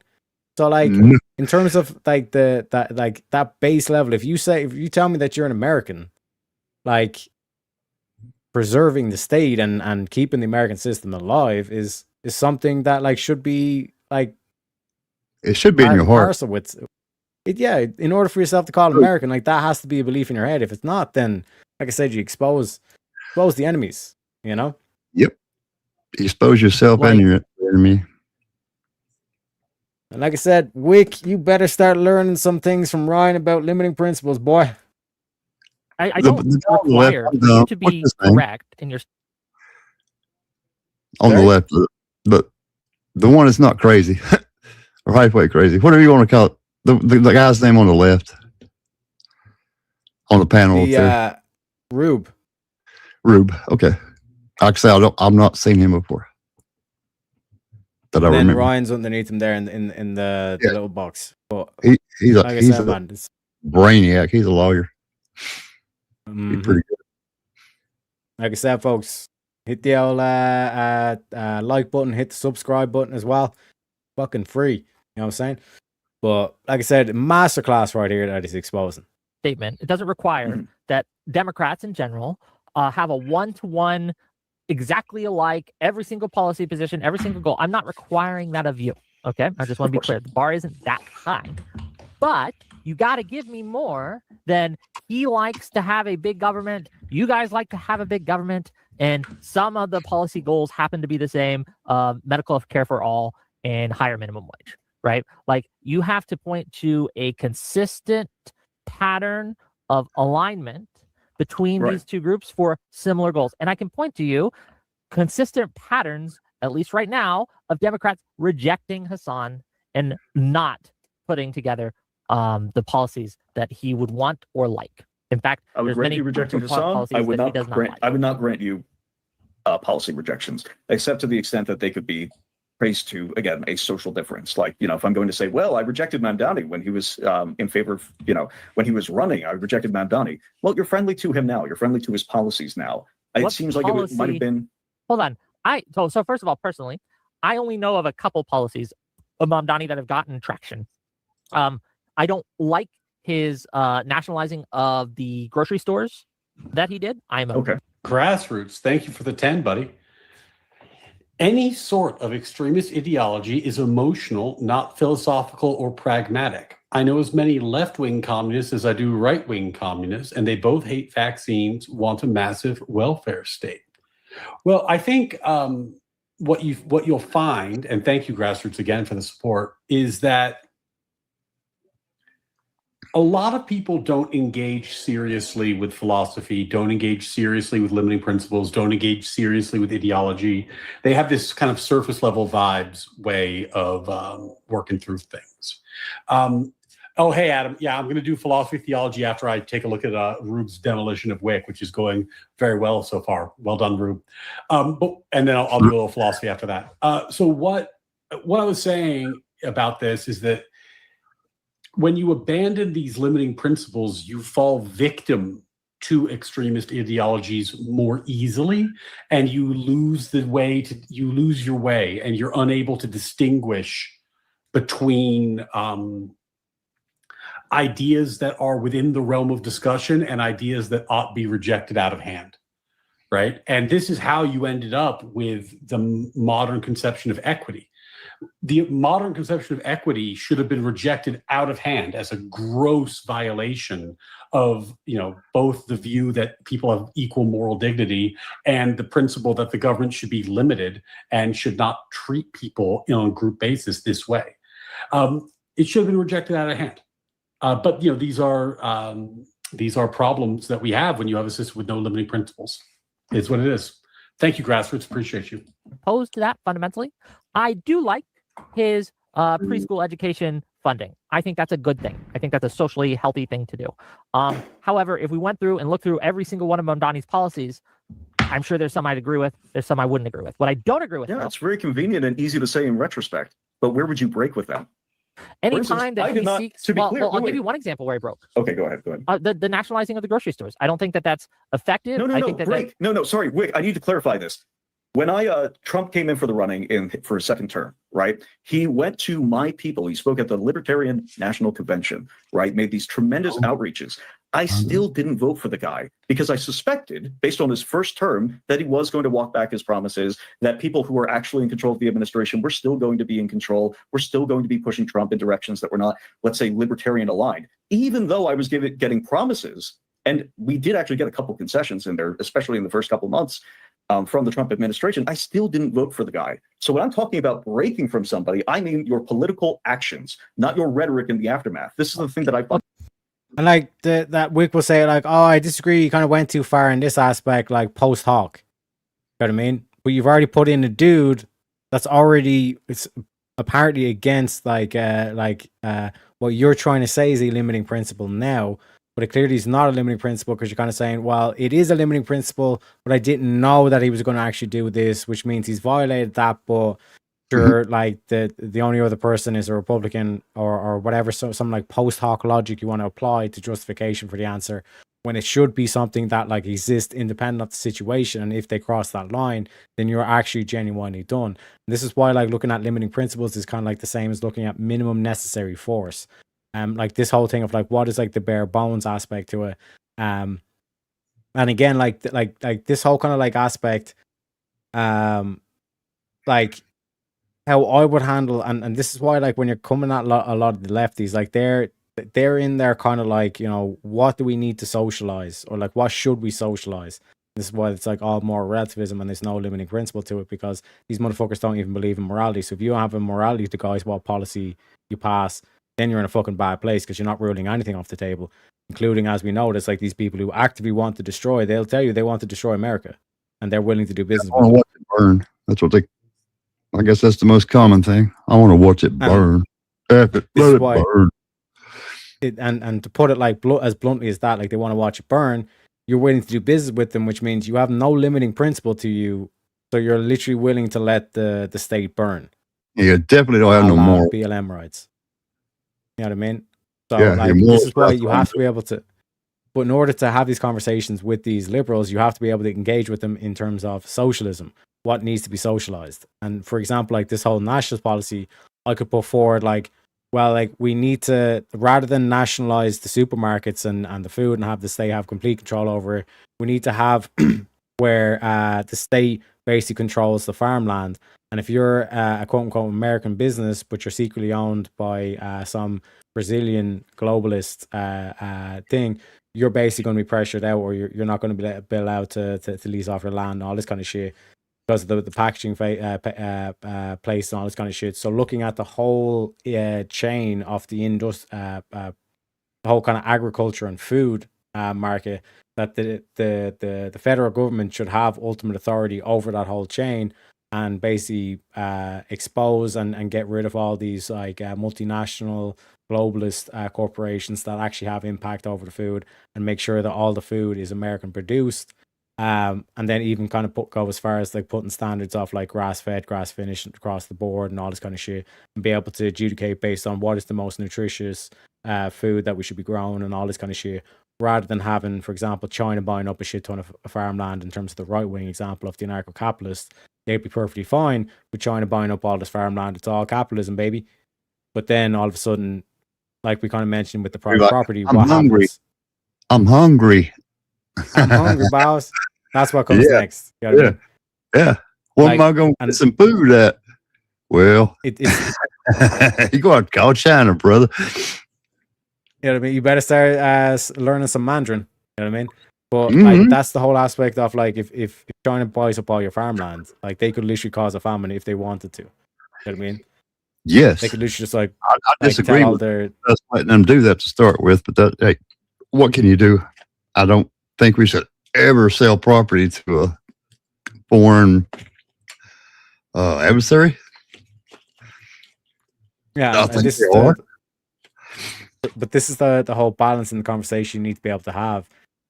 Is that with those limiting principles, you're now able to like go into, let's say, what would be a hostile audience of like Wicks, and then actually put forward a sensible policy that Wick would not actually be able to counter him because he agrees with this. You cannot just like say that the state now owns all the supermarkets, because that's an extreme example, which is what communists love to do. They always love to use the extreme thing. We need to go to extremes and just like outright take control and all this kind of shit. Where basically my proposed solution is the state, like, or the federal government comes up with guidelines and the standards, and if you're a foreign-owned farmland, you're basically we're reclaiming that farm essentially. We have got some news to share with you. You've got to move plumb out of the damn country. But you know, you might be able to stay, but you just can't own any more property. You're done. Think about this. Well, they don't ever think about it. It's okay to take it from everybody else, right? For the socialist thingy. Yeah, I mean, like that's basically what the communists would say. The communists would say, but when you go take theirs, it's like, hell no, I'm not paying any more taxes. Oh, but you want all this stuff. Oh, you don't want government either, right? Who's going to collect your taxes and keep up? Oh, we need that, right? Oh, who's going to protect you? Wait a minute. You know what I mean? You could do that all day with them. and you can even operate in terms of like that mixed kind of like vibe where it's like the government, the federal government has like final say in terms of like the regulation, all this kind of stuff. And then even from those currently let's say China occupied farms, you could even just like buy them off them, and then like I said, the basically the state comes in and like runs a, like, at least in the meantime till they start selling off this property to American based like families would be an aspect, because part and parcel of owning a farm is that you've plenty of land to build a house and all this kind of stuff to it as well. So there's definitely incentivize to be able to incentivize that. It is labeled as farmland, you know. I would hope they keep farming it until it, you know, you can't. Look at Bill Gates. Look what he's doing. I think he's the biggest landowner, farm owner in the United States now. What the hell is he doing? You know what I mean? That's Like, I mean, what the hell is he doing? Do you trust Bill Gates? No. You know what I mean? You So ever that's got a again, good like, Windows another- computer that never crashed? Hell no, I don't trust him. I mean, I make my living doing that stuff, but you know, oh my gosh, That's no. another reason why you need some sort of like state control or state kind of like intervention to say you're not doing none of this shit. Putting in new regulations, you have to sell X amount of land, all this kind of shit. And like I said, it also further gives like the state that aspect of like that's kind of like more kind of, let's say, you know, public sector jobs that like you could incentivize families into, where it's like, we'll provide you the land, we'll provide you the thing, here's the regulations, we need you, like, we'll pay you, you know, X amount or whatever to come live on this farm and all this kind of shit. You know what I mean? Right. So now families have a house set up and all that stuff, and they already have a basically like working on And a farm. they're going to eat well. They're going to eat better than you and me probably, and they'll probably live longer because they did, or live healthier, or quality of life will be better. That's what I guess. Do you know what I mean? And again, that's not necessarily saying that there can't be any private privatization in terms of like farmland and all this kind of stuff. There's multiple different ways, from like the regulatory to down to like I said, even that whole proposed thing of like what they do about these China and Bill Gates owned farms. Well, the state could even like take a stake in it to make sure that they're able to see how the market's going, all this kind of stuff as well. Being able to put forward that solution, particularly to an audience like Wick, all of a sudden you start swaying a lot of people. They're like, oh shit, like this is not this, you know, monopoly guy, capitalist tycoon that we all heard about and all this kind of shit, that this devil character that we paint him in to be. This is actually sensible policy that we low-key kind of agree with. Yeah, that could You know work. what I mean? Yeah. So you make them deals, baby. You know what I mean? You got to make the deals, and you got to live by them after you make them. Damn it, Bill Gates, what you doing? I know you're listening. What the hell are you doing? Got my eye on you, boy. But that is a key thing, though. Like if you're talking to left wingers, it's basically you're using the term socialism. If you're talking to right wingers, you're using the term republicanism.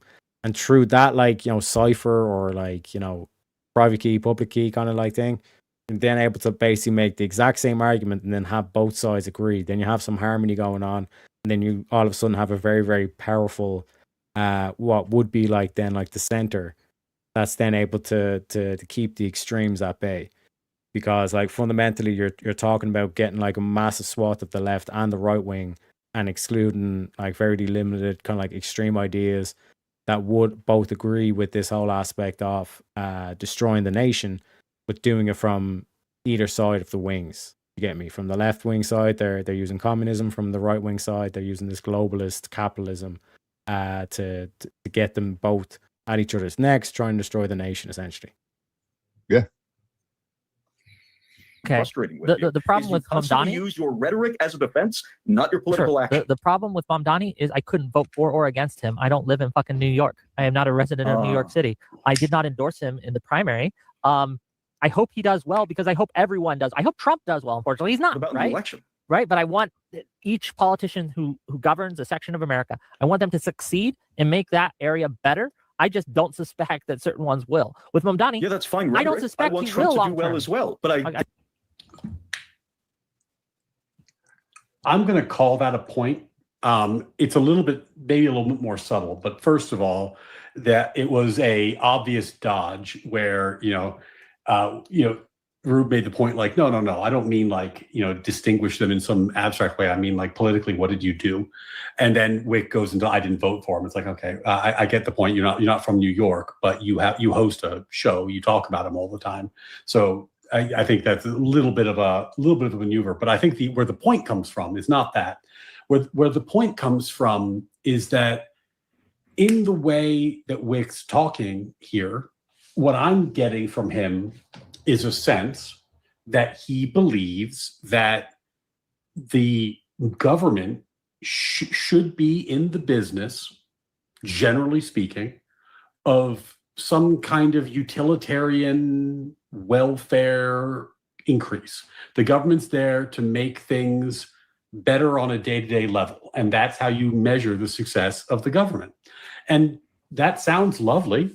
It's not an uncommon sentiment on the left, but it is not the purpose of the government that you would have if you believed in the values of our founders, which is to secure our natural rights and to push decision making down to the local level to the extent possible.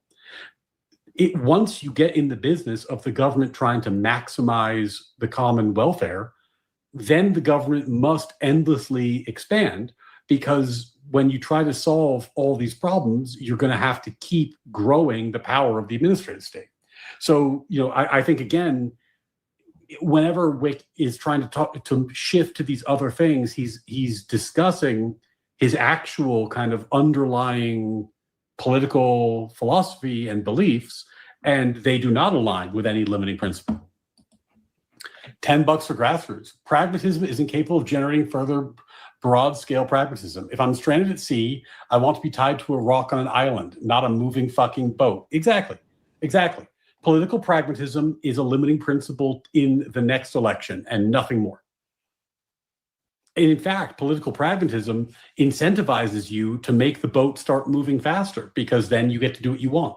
Political pragmatism is the wind. It's a 5-minute thing. If you want to look at the arc of history, it's nothing. Didn't vote for him. I told people not to vote for him. Well, because I really want you to, I'm sorry, I'll stop interrupting, but I really do want you to engage with the broader point that I laid out, which was the rhetoric's not, I don't consider the rhetoric good enough. If you keep going back to the rhetoric, it makes the conversation kind of at like an impasse. Well, because what would you consider a significant break where I can, outside of rhetoric, that I could do? Because I can't vote for him. I can't not vote for him. The election's over. There's no one else to advocate for, or like Well, Obviously, what do you we want me would be to do? talking about at the time of the election, right? We wouldn't be talking about in retrospect. My problem with you is that you only have opposition in retrospect.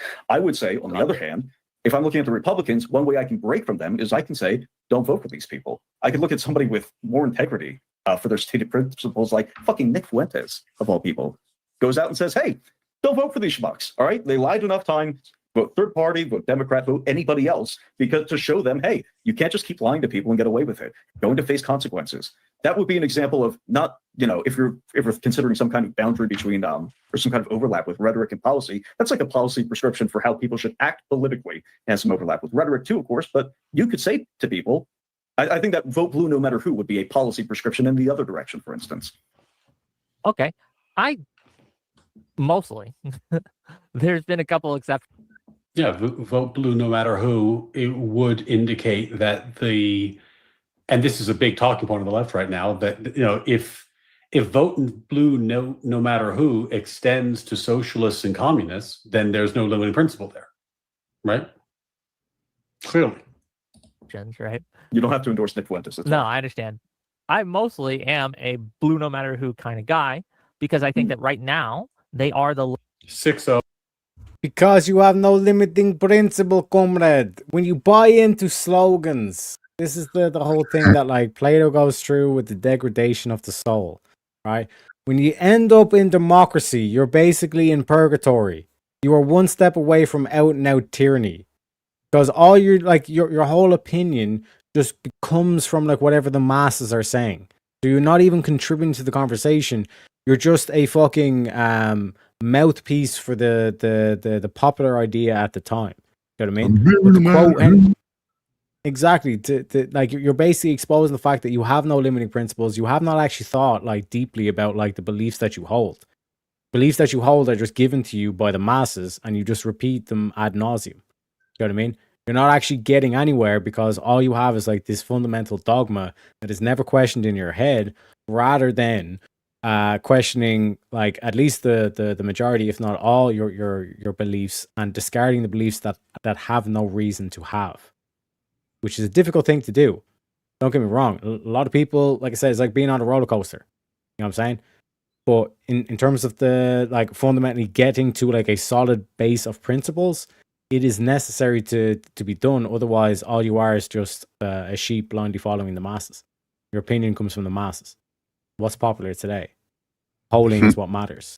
You know what I mean? These are fundamentally like incompatible with actually like standing for meaningful principles, which then gets to the whole point of like, why should we even listen to you when you say, oh, this is terrible, or this is bad? Like you have no concept of the words good and bad. You know what I mean? Yep. I want to reach in there and pinch his little head off for having that flag backwards. That's bothering me. But it's what Discord does. To be fair to the Wick, like he generally does show it like the right way around. But in terms of like is more kind of like a glaring thing in terms of the philosophy behind it. He doesn't even understand the philosophy behind those stars and stripes. He fundamentally, like I said, is willing to do business with people who would destroy and who would burn that flag behind them. You know what I mean? Not even think twice. Not even a millisecond. We get Vladimir over here. Talk to him. Fix him right up. This is why I keep saying, like, in terms of the limiting principle, it has to be at least the common agreement has to be that we bind it based on the nation. Without the nation, there can't be a state. And that's fundamentally what all these global capitalists and communists want. They want to destroy the state. Wick is even telling you that's what Hassan's even like going full mask off, and he just says it in his streams now, where it's like, I want to destroy the United States. And Wick's like, I don't agree with that, but I'll still, do business on him with this. It's like, why would you want to progress that goal of his? Okay, no.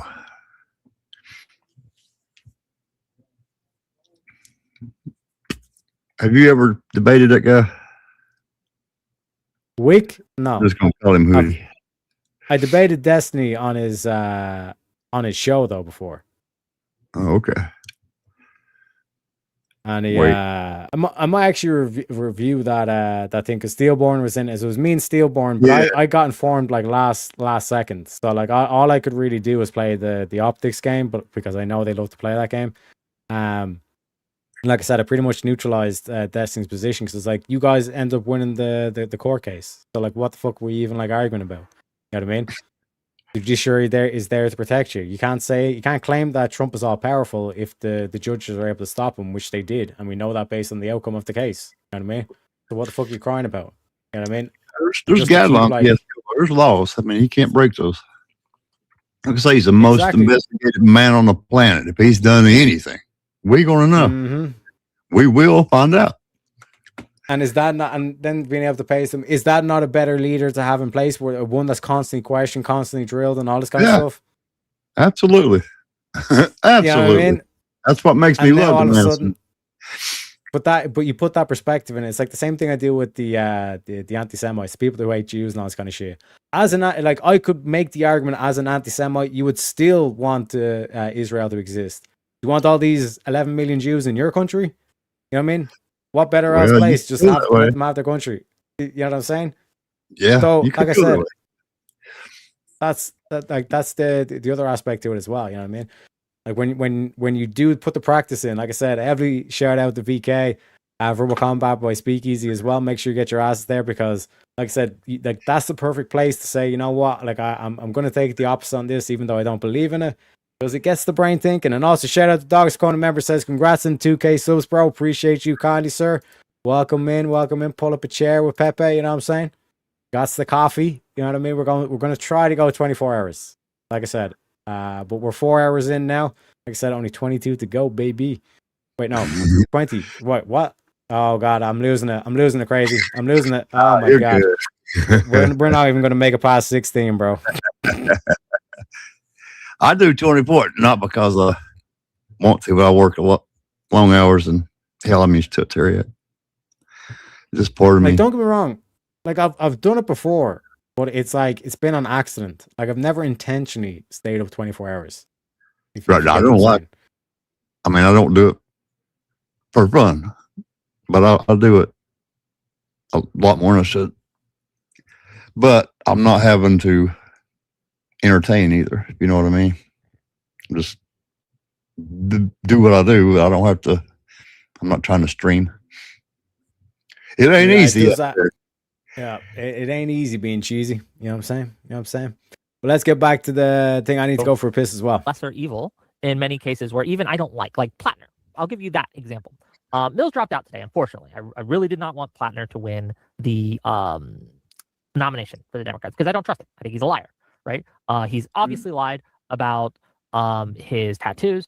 I vociferously campaigned, or at least used my rhetoric, as you said, to kind of direct people to voting for Mills instead of Plattner. I did not want Plattner to win at all. Sure. However, To be clear, you don't vote in Maine, right? I don't. Right. I can't, right? So I can't vote for the guy. I can't not vote for the guy. But when it comes to him That was snarky. Love it. versus Collins, someone who also is a liar, I think that has a larger track record of being a liar, right? I just have to make a calculation and I have to say, well, in this case, Plattner's better than Collins.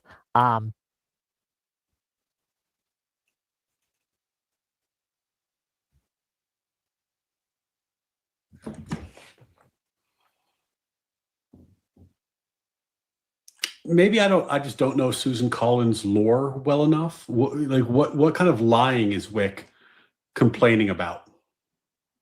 Anybody know what kind of lying Wick would be referring to here? Because, like, as I understand it, Plattner lied about potentially being a Nazi, or at least like a Nazi sympathizer. You know, like it's a little hard to explain the tattoo. The things that he lied about would seem to be lies about his character.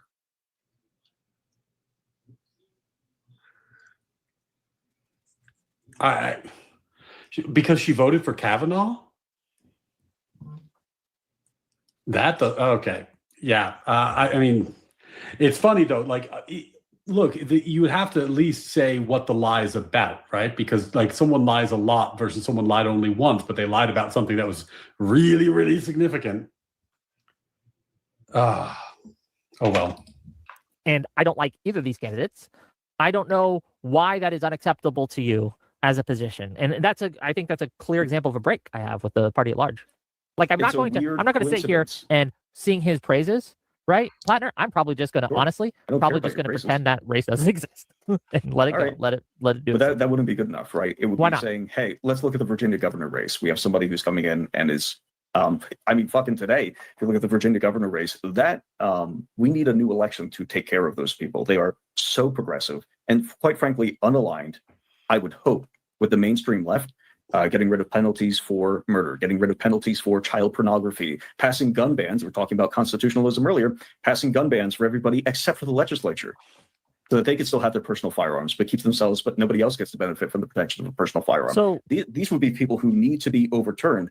They are, if your rhetoric was true, and Hassan, these people who are more Hassan aligned than, let's say, the mainstream Democratic Party, I would expect you to say, we're talking about Virginia, get these right? people out. Yes, Virginia. Get these people out by any means necessary. Hold on. What makes Virginia more aligned with Hassan than the rest of them? I'm just really curious. Like I know that Spanberger's been passing a lot of bills, right? She's been signing a lot of bills. I'm taking if what you say is true, and just granting it for the moment, for the sake of this example, that these people who are way more these people are extraordinarily progressive and they're passing progressive policy.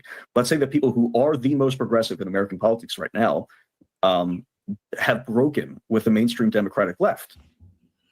Then from your perspective, you would need to get rid of these people. You would have to fight them.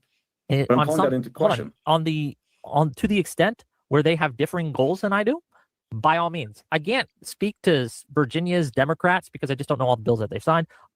I'm just going to grant you that everything you said to me just now was an accurate description of what's happened and an accurate description of the bills. If that's the case, that's far more left-leaning than I would like, and I would advocate against those bills and things like that. But again, we have to look at who are they running against and who would replace them if we went into or if we got rid of them. So by all means, and we have a system in place, and Democrats do, to primary people, right, who are sitting, governors sitting, well, I don't know about governorships, senators, congressmen, excuse me, things like that.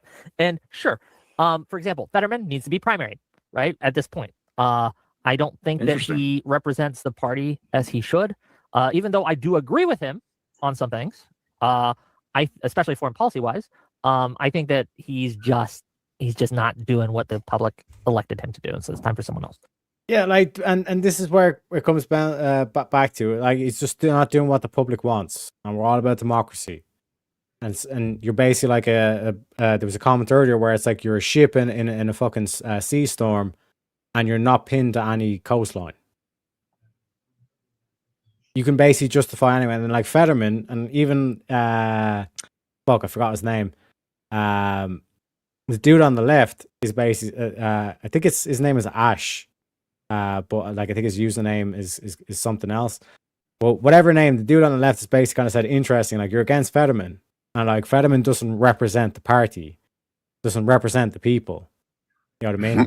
This is where it's like Wick is literally like he's like the Democrat or the democracy dude that's just basically trying to like save face and just kind of like the PR manager for essentially the tyrants like Vosh and Hassan and Destiny and all this kind of shit. They just basically like play defense for these dudes, because they're like, oh no, like I agree with Fetterman, but like he's against the party lines. Like there'll always be like this like slogan or something like shit to just justify it or just go along with it and all this kind of thing.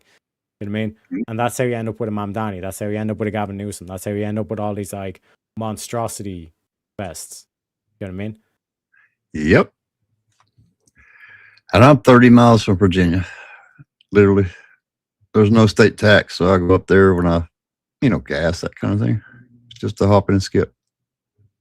Mm-hmm. And I turn around and come right back. I mean, but get out of there. Like the moment, and like this even happened in the debate I had with Luch, where like Luch, like I was kind of asking him like, what other categories would you want? Like I said, like here's the categories I've called out. Like I said, in terms of like all these other presidents, Trump is the one that's at least top two in all these three categories. So in terms of the aspect of like what else have we got on the table, he was kind of talking about like, well, like the polling. You know what I mean? In terms of like popularity. Popularity is democracy. You are one step away from tyranny. This is true. I'll say nothing. Yeah. We need to get out of the stocracy. And this is why like the second step down is democracy, which is like this like military valor, honor, and all this kind of stuff. Like these are like the high things that like are preached. That's why like the likes of Marco Rubio and the Warhawks and all this kind of stuff, you know that they're nationalists, because why else would they be in the war game other than to protect the nation? You talking about little Rubio? Rubio, Hegseth, like all those boys. Right. You know what I mean? Right. So like that's the whole kind of like I said, like Plato wrote about it, 2,500 years ago, 2,600 years ago, whenever it is. You know what I mean? And it's repeated history since. You know what I mean? Also, shout out to Shante as well for mentioning we're $45 away from completing the goal. We actually have 2 premium memes to play as well, so we'll get to them in a bit. And also, Jack saying, I'm taking naps so I could be here for when Teriak needs me. Talk to y'all soon. Gent, like I said, folks, no pressures as well. We're going to be going for another just less than 20 hours as well. T-minus the countdown already. And also, shout out to you all, you know what I'm saying? Shout out to the boys and girls. But again, like this is what we kind of get back to, is like this kind of limiting principle. And there is something on the table, but do we have the nutsack to use it, essentially? What's the limiting principle? Again, like Fetterman isn't doing what the people want, isn't the limiting principle. That's political pragmatism, right? Like the limiting principle would be something like, this person is failing to do what they ought to do, even if it's popular. I haven't heard even a whiff of a limiting principle so far. Blasterbot with the 5. You can tell, by the way, how excited Blasterbot gets when it's about dinosaurs. Politics is good, but dinosaurs is better. $5. Wick is so principled, he would support a guy with a Nazi tattoo over arguably the most moderate Republican based on voting record. Yeah, that is exactly what the Plattner example is. He would support somebody with a Nazi tattoo over a very moderate Republican because of the fact that he's voting blue no matter who. And that's not a limiting principle. That is not a limiting principle.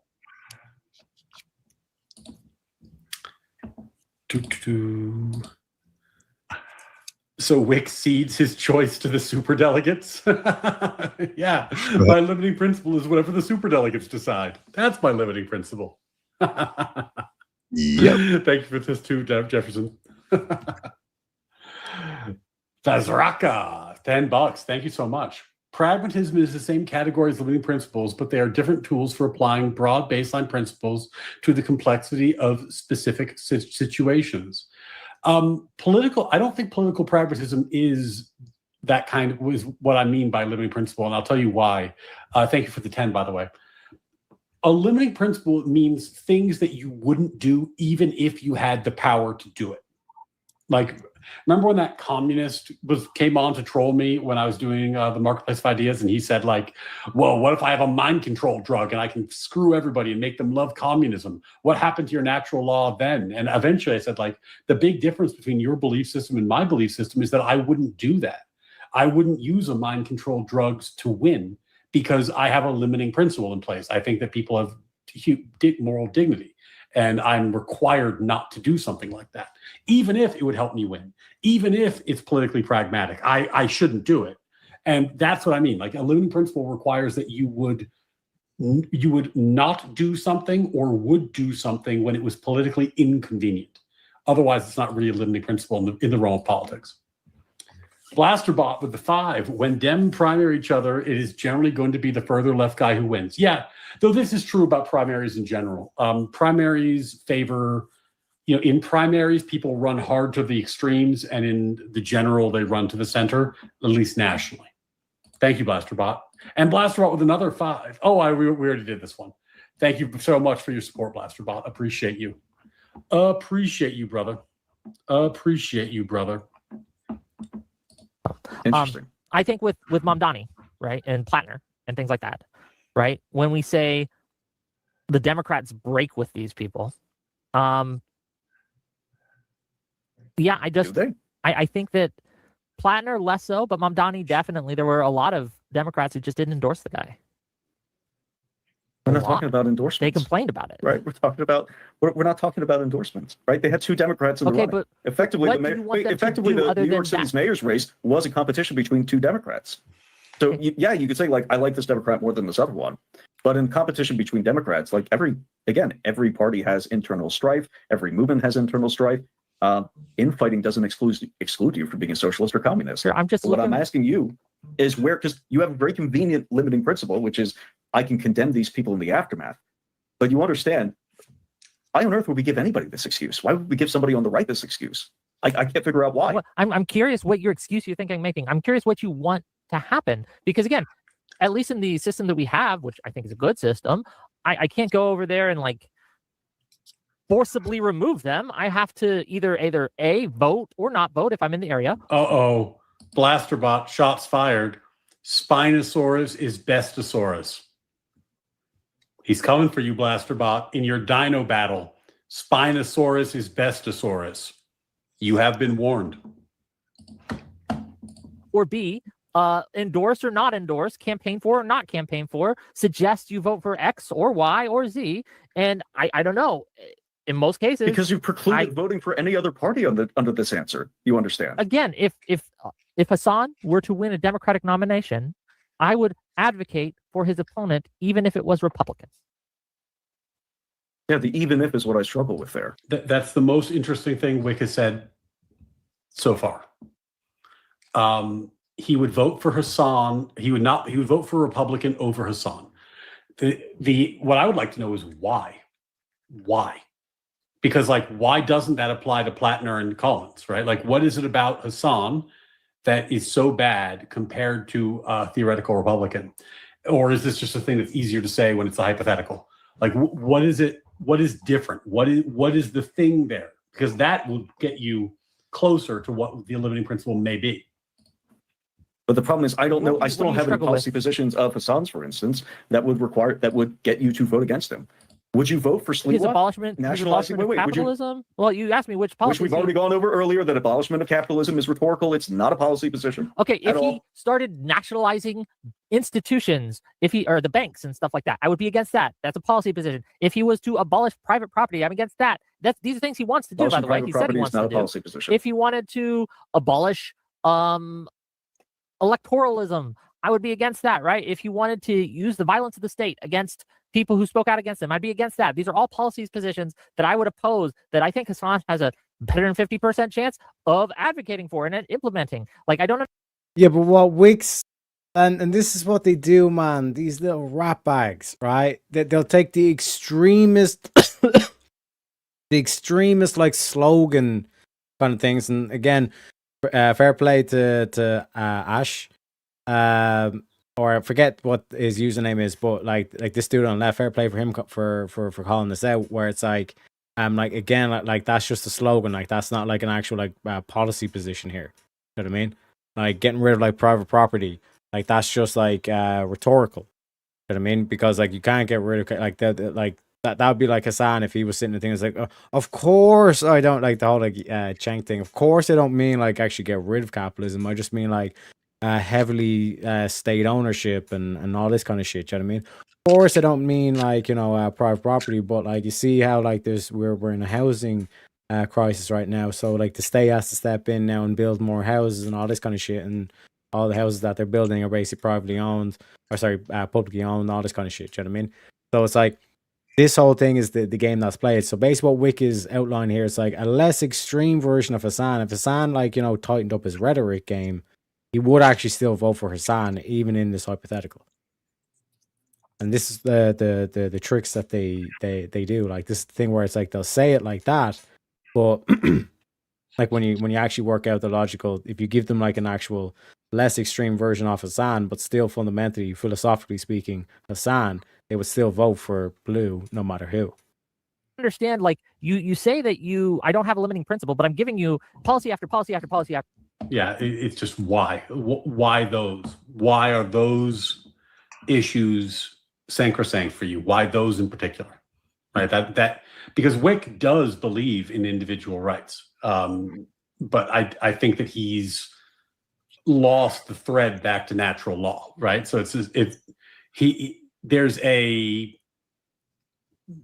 not that Wick can't identify the differences between Hasan and himself, but what is the limiting principle is still not being developed. Oh shit, the dino conversation. $10 from Blasterbot. And just real quick, like what and fair play to Ryan for like bringing this up. Like basically what I'm saying is like there's a sliver of hope for the likes of Wick, the likes of like these other people that still call themselves liberal and all this kind of stuff. Like deep within like that dogma, there are certain dogmas that you can quote unquote work with, that you could, let's say, awaken them to why they still hold these what would be contradictory positions with the people that they want to do business with. And a key aspect to that, like I said, is going to be this limiting principle of the nation, and how a lot of people are going to have to quote unquote get over themselves and just like accept the fact that that is the best form of governance and all this kind of shit. But how we go about enacting that is many different ways, of course, and all this kind of shit.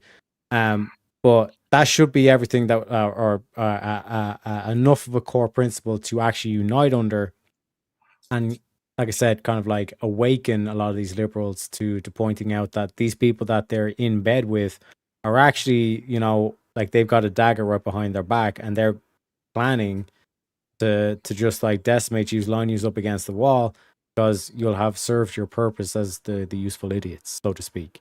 You know what I mean? And why keep like hawking them down in terms of the limiting principle is such a key thing that needs to be done. To weigh in on Spinosaurus. Spinosaurus mostly ate fish and lived a lot like a gator, partly in water and on land. Fish are basically meat plants, so Spino is practically the vegan of carnivorous dinos. Take that, grassroots. Your Spinosaurus is a meat plant and a vegan. Shots fired from Blasterbot with a 10. Thank you, my friend. I like that we're doing politics on one hand, philosophy down the road, and also emceeing a dino battle. This is the peak content you come here for. Policy that I would oppose, that Hasan would either support or be okay with. So I don't know what you want here, man. That says, hey, we're going to stop here. We have a clear moral line. For instance, if we have something like the state using violence or using threats, or I don't know why you said using violence. Frankly, I don't think that opposing or cracking down on freedom of speech is okay. Even if you don't use violence, I would say that that's bad. Regardless, sure, it is bad. Regardless, but he would use violence to do. Doesn't the state always have violence behind it? Right? There's the threat of like, we're going to take your shit away. Jimmy Kimmel, we're going to take your shit away. I think. Hold on. I think it's good that the state has a monopoly on violence. I think that's a good thing. I didn't ask you that. I said, isn't it always the implied threat of violence if you're cracking down on somebody's freedom of speech or doing anything through the state? Okay, so I don't know why you made that in a different way than I think Hasan would do. I think Hasan would be much more overt with it. It wouldn't be as indirect. It would simply be basically brown shirts in the streets type of deal, right? Is it okay if it's indirect? Huh? Is it okay if it's indirect? What's your limiting principle? This is such a great question. Okay, 6-0. 6-0 in favor of Rube. This is such a great question because they say this all the time. Like it would be overt. Like, why is overt worse? Overt is, I mean, the policy could be better or worse, but like overt, at least you know it's happening. I'm actually, over time, I've gotten much more afraid of tyranny that is difficult to detect, tyranny that is sneaky, that you don't know is happening until it's too late. Maybe this is just kind of like a understanding of how the government's functioned over the last 10, 15 years. But I don't know why overt is worse than covert. Covert can be very, very dangerous. Oh, shit.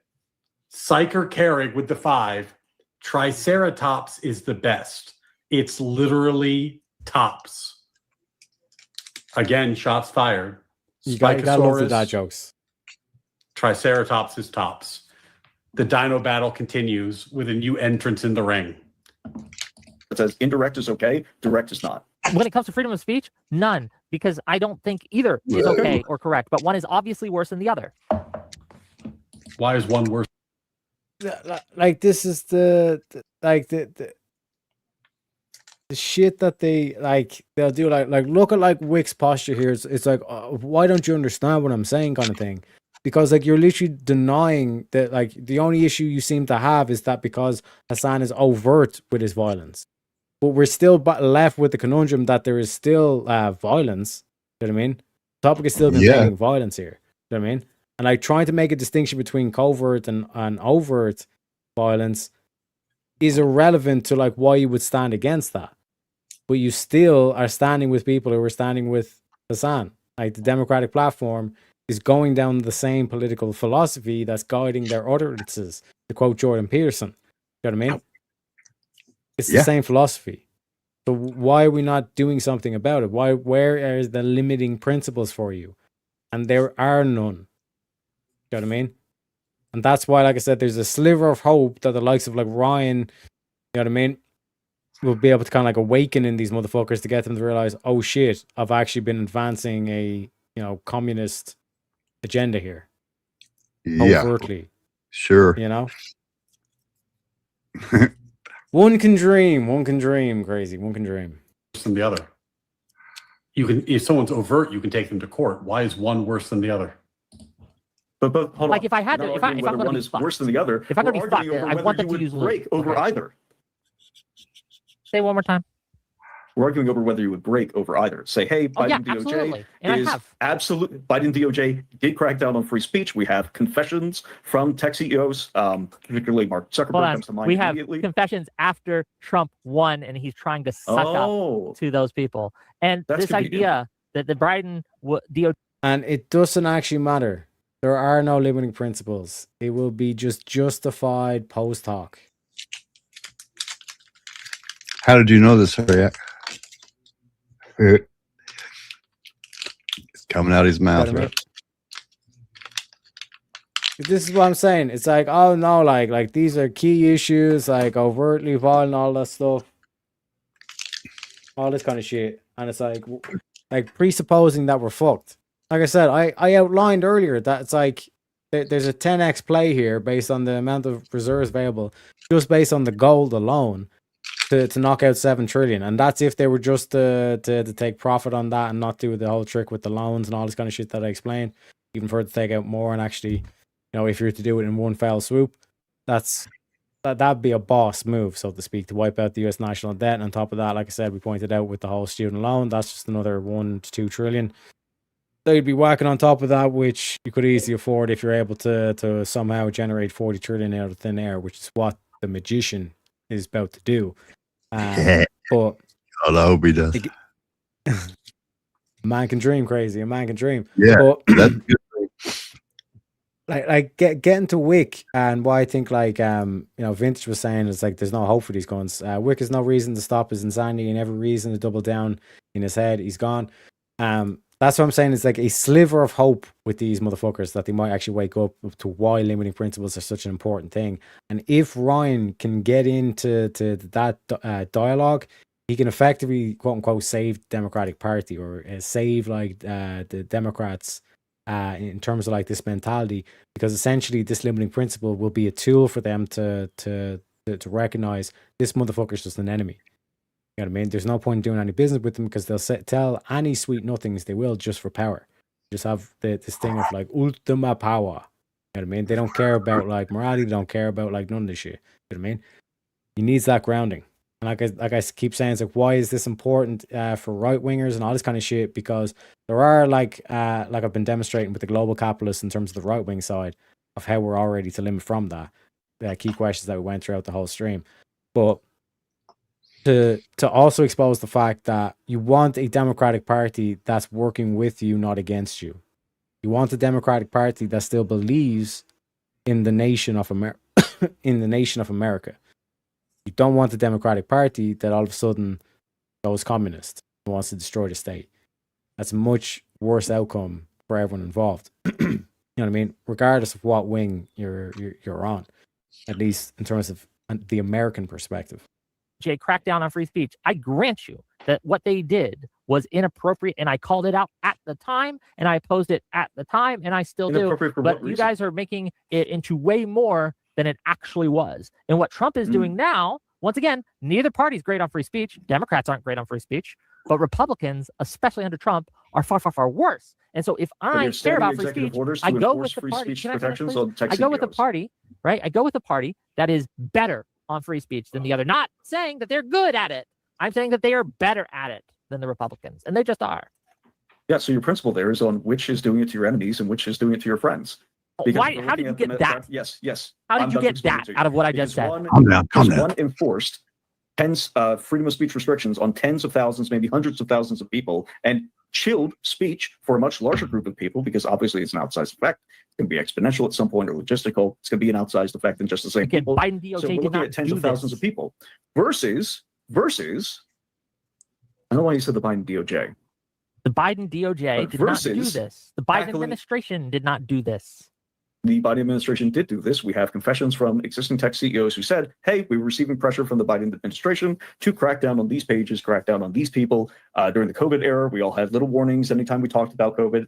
After the election was completed, after J6, we had constant warnings that, hey, you're going to be banned if you continue talking in this specific way, if you're going to engage in election denialism. We have confessions from these CEOs, from the CEOs of Google and Facebook saying, hey, we didn't do this just apropos of nothing. We were instructed that we really ought to consider doing this, and maybe there would be consequences if we didn't. That affected tens of thousands of people, hundreds of thousands of people, versus, by the way, every single example that you give me on the right, I'm going to say, I'm not voting for them because of that. That's a limiting principle of mine. I break with them over that because This is fascinating, but dinosaur battle update. Grassroots hegemon with the 10. Just going to say, gators and gator-like creatures haven't need to evolve in like 15 million years for a reason. And they didn't get wiped out like those sissy dinosaurs, is what Grassroots is saying to you, Blasterbot, to you, Psyker, to all of you who support your silly dinosaurs. Grassroots has pivoted to gators. Gators over dinosaurs every day. $10 from Grassroots. Thanks so much. Update to the Dino Bat. I value that principle. Now, again, pointing out what Shantae says, I think he is stupid, but also willfully ignorant. Yeah, like he's the useful idiot. You know what I mean? He'll kind of like, and this is why democracy, if your soul's in the state of democracy, like you actually have, you're just living by what the majority says or what the in crowd says, kind of thing. You know what I mean? Like this whole thing of like, if you have like, this kind of aspect of just going with the flow, what way the wind blows, like, are you even thinking for yourself? This is why, like, all this shit is like, they're not policy positions. These are just slogans, like defund the police. Like, oh, I'm against defund police. It's like, yeah, but you're against like the slogan. You know what I mean? Like there's outright just getting rid of the police straight up, like taking the bandage off, and then there's still like that whole kind of methodology they point out at the beginning, where it's like you're just raising taxes 1% each year. Well, after 100 years, you're going to be taxing everybody 100%. You know what I mean? Like this whole kind of like progressivism, it's like you're in the frogs in the pot, and you're just slowly raising the temperature. You know what I mean? So in terms of like the ignorant part, to be able to point out like what is the key limiting principle here in terms of like who you would actually vote for, because it seems like it's the Democratic Party is going down the lines of like Bernie Sanders, who is a prominent figure in the Democratic Party. But then you'll see like this, whatever it is, like self-defense mechanism, or just unable to see the big picture here. Like people will like, it just goes back to the whole, well, you know, like the Republicans are just worse. You know what I mean? They're just worse. They always are. There'll always be some sort of like post hoc justification, all this kind of shit. You know what I mean? So that'll never just say it's like, oh, like I'm just always voting for the lesser two evils. Well, then eventually you're going to end up with a demon. You know what I mean? Wick's so full of shit. He encourages people from his mom's basement to riot and get arrested. Even if I grant you that is true, Vintage, like it still doesn't like get to the heart of the essence here. Where it's like, even if you cannot convince Wick, there are people in his audience that you can sway away from like this whole thing of like, I do have limiting principles, but I can't tell you what they are. Here's a bunch of slogans. And then even when you give me hypotheticals, I'll still go against those limiting principles that I'm claiming to have. like these slogans. I'll even go against like these slogans because he says I'm very much in line of blue no matter who, and then hypothetically he gave us an extreme version of Hassan Piker and says, well, I'd vote against that. You know what I mean? I wouldn't adhere to it. So it's like even in that limiting principle of blue no matter who, you're apparently violating that, but you cannot tell us why. You cannot provide us the reason why, which is why they have no limiting principles. Also, Vinci says he's not an idiot. Watch him more open about being tyrannical and wiping out people he disagrees with. He's taking advantage of the right's refusal to act and stop them and biding time. Well, that's the thing as well, where he's definitely playing into an audience, and whether or not he realizes where he's at, like that's on him. At a certain point, it's like, bro, you need to wake up, otherwise this is not going to end well for anybody. Principle more than my party loyalty. You cannot say the same. No, You I will just make care about excuses freedom of for it. speech You enough to hold just my nose did. and vote for someone who would protect it more than others. This idea that Yeah, the Biden hundreds of administration was thousands of pressuring people these versus a companies couple is not students true, and it's one found to be late-night not true post. in the Supreme Court. The Supreme Court heard, what was it, Missouri versus Biden, right? I think it was Missouri versus Hughes. They tossed it out because the evidence there was was Missouri that versus these, Trump. hold on, that these Tossed out for companies, lack of standing. that Google's, well, hold on, why did it not have standing? I actually don't know the specifics of that. I do. stopped after the Because I written read it. confession. So the standing was, the reason they didn't Okay. have standing is because they could not show direct harm from the government. They could show from the tech companies, but the evidence, they didn't have any, that the government led, the government's pressure or jawboning or what have you led to these deplatformings, right? They couldn't show that. And because there was no harm shown by the federal government, they tossed that out for standard, Jimmy standing. Kimmel is That totally was the fine. thing that they didn't have standing on. That was the reason But that they didn't by have that standing. standard, Jimmy Kimmel and your other examples are totally fine. You understand? Because Jimmy Kimmel didn't get harmed. Jimmy Kimmel got the biggest boost of his life. He They had a failing show. tried and are trying to harm him just because they No, are they didn't try. unsuccessful. They just suggested that they might. And for me, that was enough to say, fuck you guys. Never again. You're not getting my ballot. Hold on. What statement do you have from the Biden administration that could be perceived as a threat to any of these people who are deplatformed? Any statement giving you any kind of instruction from the government is an implied threat. No, That's what jawboning is. No, Yes, it implied is. threats are different. Jawboning is different. Okay. The implied threats we saw from the FCC towards Kimmel are things There's to the no companies, or the parent else if the companies, federal such as government, I which want to give you controls the your statements. licensing, controls your umbrella, Okay, which I gives you can't finish a my statement shield here. I from don't- legal representation, tells you there is never any applied threat. So this is a little bit in the weeds, and I see, why, Rube, you thought that this was not like the part that you thought went the best for you because, Wick had a little bit more background on this case. And this is always the danger when you talk about specifics in a conversation that you about like how deep in the weeds you want to go in your prep. So just like law nerding, Biden for Missouri went up to the court on a preliminary injunction, which is a question of whether or not you're going to get an injunction in the near term before the case is decided on the merits. It was not the case that when it went up there that they had taken voluminous discovery, that they had developed a case and brought it to trial. It wasn't like a fully merits-based thing. The evidence had not been fully developed. Now, of course, the evidence was later developed in a compelling way by these statements of the CEOs to Congress that Rube was talking about. Yes, it was dismissed for lack of standing, and Amy Coney Barrett, Justice Barrett, did not think that there was sufficient evidence to show at this time in the litigation the type of pressure that they're talking about. But it was very early in the litigation. The definitions had not, the evidence had not yet been developed to that point. And of course, Wick can poo-poo the CEO confessions later, but that's very convenient for his position because a confession is pretty good evidence. And by the way, if the Trump DOJ is so terrible on freedom of speech, it's interesting that they entered into a settlement agreement that made for binding, enforceable promises that would prevent future governments for the next 10 years, including the next administration, from doing the same sort of things that they did in that case. But, I gotta say, I'm gonna dock you the point. I'm gonna say 6-1, but Rube, I understand how that happened. It's very, very hard to prep for all of these. Like how deep down the rabbit hole do you need to go on 100 million issues that could be discussed? So totally get that. And that's why if you keep on your core, like, and that's why philosophy is so beautiful in this essence. You should be like focusing on the core argument, the core pillar that literally makes the house of cards fall. And in Wick's point of view, it's like this whole thing of the limiting principle, right? So to say that, well, like, both guys are violating free speech, while this side is more better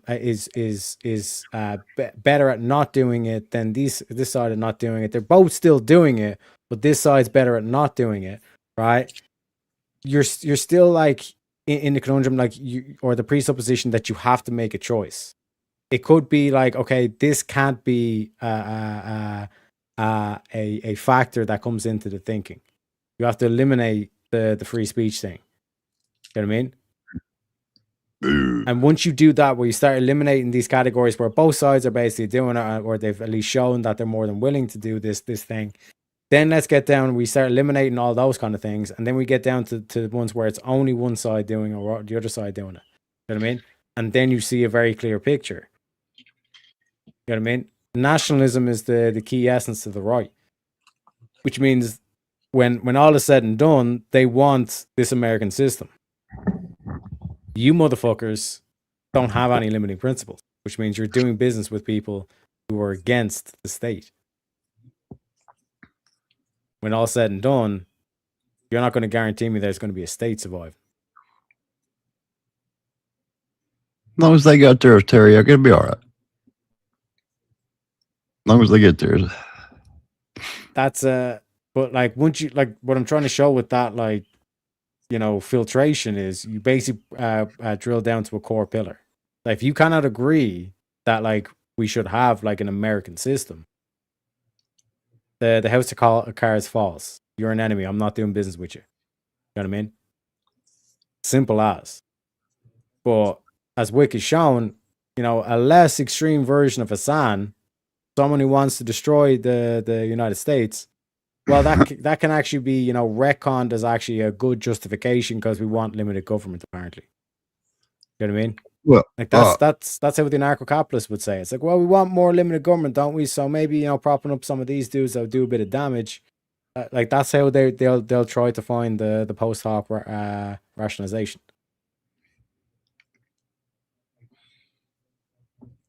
Oh, these dudes, they're gonna nah.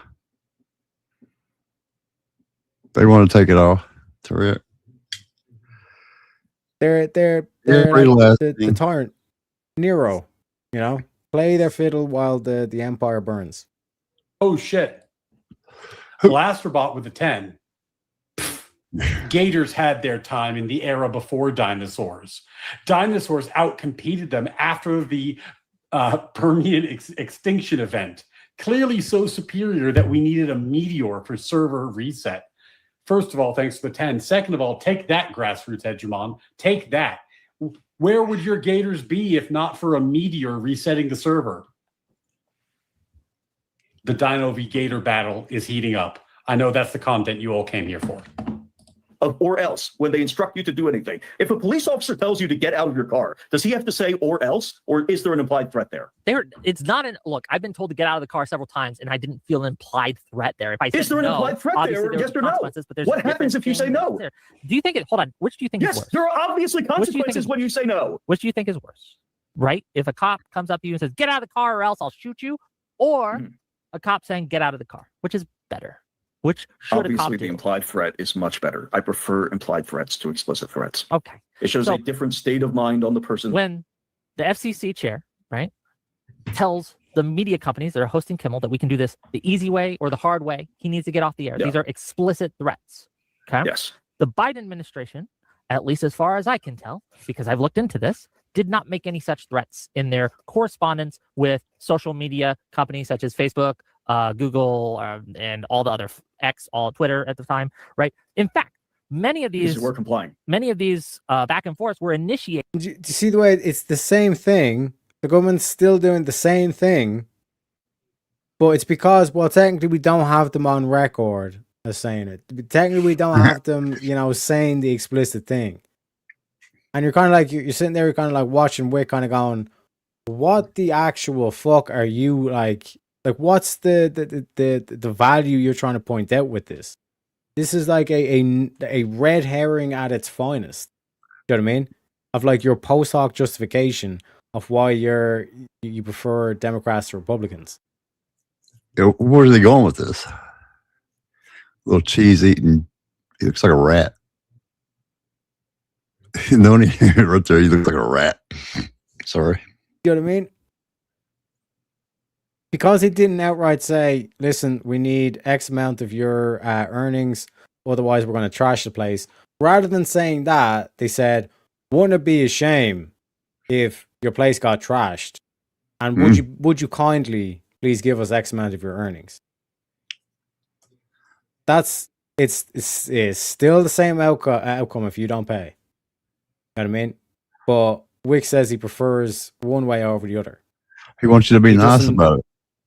Yeah, he doesn't say, fuck that, why don't we have a state, you know what I mean, that actually provides police force to prevent people from just walking in the shop and trying to claim any of that shit. Hey, that would be the right idea. That would be a limiting principle. Well, we can't do that. He don't want that. The cheese-eating rat bastard. No, my limiting principle is my body, my choice. Or my limiting principle is I was born this way. My limiting principle is because I said so. Yeah, tyranny. That's where it gets by the company. And the company would ask, hey, do you have any guidance on what should happen under these circumstances? And we have plenty of evidence during Biden's administration, especially, that the media companies just said no to the government. They said, no, we're keeping it up. And guess what happened to them? Nothing. Nothing happened to them, right? When we look at nothing Trump, happened to Kimmel. But that's not our guiding principle. That's not our limiting principle. The limiting principle is don't do it, motherfucker, or else. We have an implied threat, sometimes an explicit threat of if you break with our stated principles here, we're not going to vote for you. We're going to primary you. We're going to get rid of you. We're going to lambast you on social media. We're going to advocate for your opponents. We're going to tell people to stay home. We're going to ruin your political career. That is an example of a guiding principle. Would you allow that to? So say you had someone who, again, you don't like one of their statements on gun control, right? Maybe they are gun grabbers. You don't like that, okay? And that's one of your limiting principles. If you're a gun grabber, I don't want to vote for you. However, they're running against someone who isn't just going to grab your guns. They're going to put you on registries, making sure you never have a gun again, right? They could make carrying illegal. And I'm playing with a new talking point when people go down the gun route like this. And you guys tell me if this is going to be effective or ineffective. So here's what I want to do. One of the things that is a failure of limiting principles is that the progressive liberals have conflated positive rights with negative rights. And negative rights could be natural rights in principle, but a positive right could never be. And they put them on equal footing. So oftentimes they'll talk about the Second Amendment, right? And they'll start going down these rabbit holes. And the truth is, if they took the Second Amendment as seriously as they took all these other rights that they are advocating for, then the government would be obligated to give you guns, right? If the Second Amendment was a positive right, then the government would be required to provide you with a gun. Is that what they're talking about? No. So then why is the government required to provide you with healthcare? Why is the government required to provide you with welfare? Like, that's the difference between a negative and a positive right. And this is why I love Ryan. Shout outs to Ryan. This is why you should subscribe to Ryan, like his video and all this kind of stuff, because just like walking, like he's able to do this, like walking them down the path. Because like I said, like the with like vintage methodology here is like you're never going to convert Wick by saying that to him. And like I said, I don't necessarily disagree with what you're saying here, vintage. I was saying, don't get me wrong, don't get me twisted. Oh, sorry, it was here specifically. You know what I mean? Like that's not going to convince him or to actually get him to start, like, and like that's why I say like there's the sliver of hope. Where like what Ryan just broke down there in terms of like There's natural rights, which could be seen as negative rights, but a positive right is fundamentally different to a negative right. Essentially, like these negative rights is there's certain things you cannot do. So, for example, the free speech thing is that it's like the government cannot technically stop you from thinking a certain way, expressing yourself a certain way. They can make it very, very difficult for you to do it. They can't technically stop you from thinking like that certain way. You know what I mean? That's like a negative right. So the government, like in its aspect, and the government should not go after your expression or whatever. The aspect of the gun rights as well. Right. And what Ryan kind of like points out in terms of the negative and the positive is, one is saying the government cannot do this. The positive is saying, no, the government should give this. You know what I mean? The government should not step in and do this kind of stuff. And then the other one is positive right is the government stepping in and providing or giving you stuff and all this kind of shit. So if you're to tell me that the Constitution is near and dear to your heart and you want to come at it from the exact same perspective, from like all the way down the list, you would be in favor of like the government giving every citizen, like providing for every citizen, like a certain level of armament or like gun ownership, or like giving them guns and making sure they have like that'd be the same perspective. If we just take the healthcare argument where there's like a universal basic standard healthcare that's provided by the government, there should be a universal basic standard of arming its citizens that the government should apply to. That would be a coherent system. That would be a logically consistent system. But what Wick does is he does the whole like, well, we have to like context depends, and in this narrow focus, you know what I mean, on these narrow certain issues that both sides are guilty of in this case. Don't forget that, like this whole free speech thing, both sides are guilty of it, and Wick's fundamental difference is they say, wouldn't it be a shame, instead of just outright saying, give us this or like, we're going to wreck the gaff. I mean, wouldn't it be a shame if the place got wrecked? Also, would you kindly, you know, versus, you know what I mean? See what I'm saying? Like, there's no actual like delineation here. I think that their fascination with positive rights is inexorably what links them towards progressivism and towards eventually a dramatic departure from our values.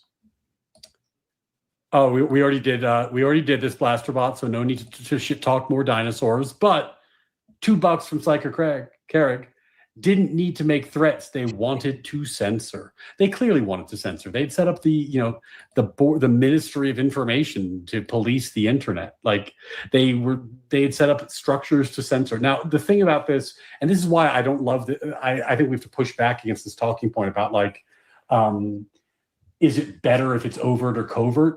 They were much better at making it harder to detect and being subtle and being a little sneaky about it. I don't know that that makes it better. I don't know that that makes it better. Here's my talking point. The founders had private warships and cannons. They obviously understood citizens needed weapons of war. Yeah, like I would like my tax dollars to go to me being given a private cannon, but no one has provided me with a private cannon to date. A lot of ways, right? Sure. Would you not, in order to protect gun rights the best that you can, vote for the first guy instead of the second guy, like the lesser evil? If it was a limiting principle for me, to be clear, that one's not. I do have other limiting principles. I'm giving you. I grew up in New Jersey. We got there from quote lesser of two evils voting to one of the most oppressive anti-gun states in the union. It is one of the most anti-gun states. Why don't you just take it at my word that New Jersey? I am. I'm just saying I can't really say much about New Jersey. Right. So. Go over the fucking river, okay? You'll figure it out. Try carrying a gun. I lived in. Try having one in your car, years, actually. So you should know. Well, I didn't try to carry guns or anything. I didn't try to mess with guns. I don't know. All right. Like if I don't come in contact with those. $2 from Jefferson C. Post. Why not have a firearm version of Obamacare? Yeah, gun rights are human rights. What like Jefferson C. Post? Like, look, it's not don't worry about it. It's just tax. Like if you, on your taxes, if you can't prove that you own a firearm, you just pay more in taxes. Gun rights are human rights. You see what I mean? You can say that about anything. It doesn't magically transform it into a natural right. A natural right has to be a negative right. It's a restriction on government power.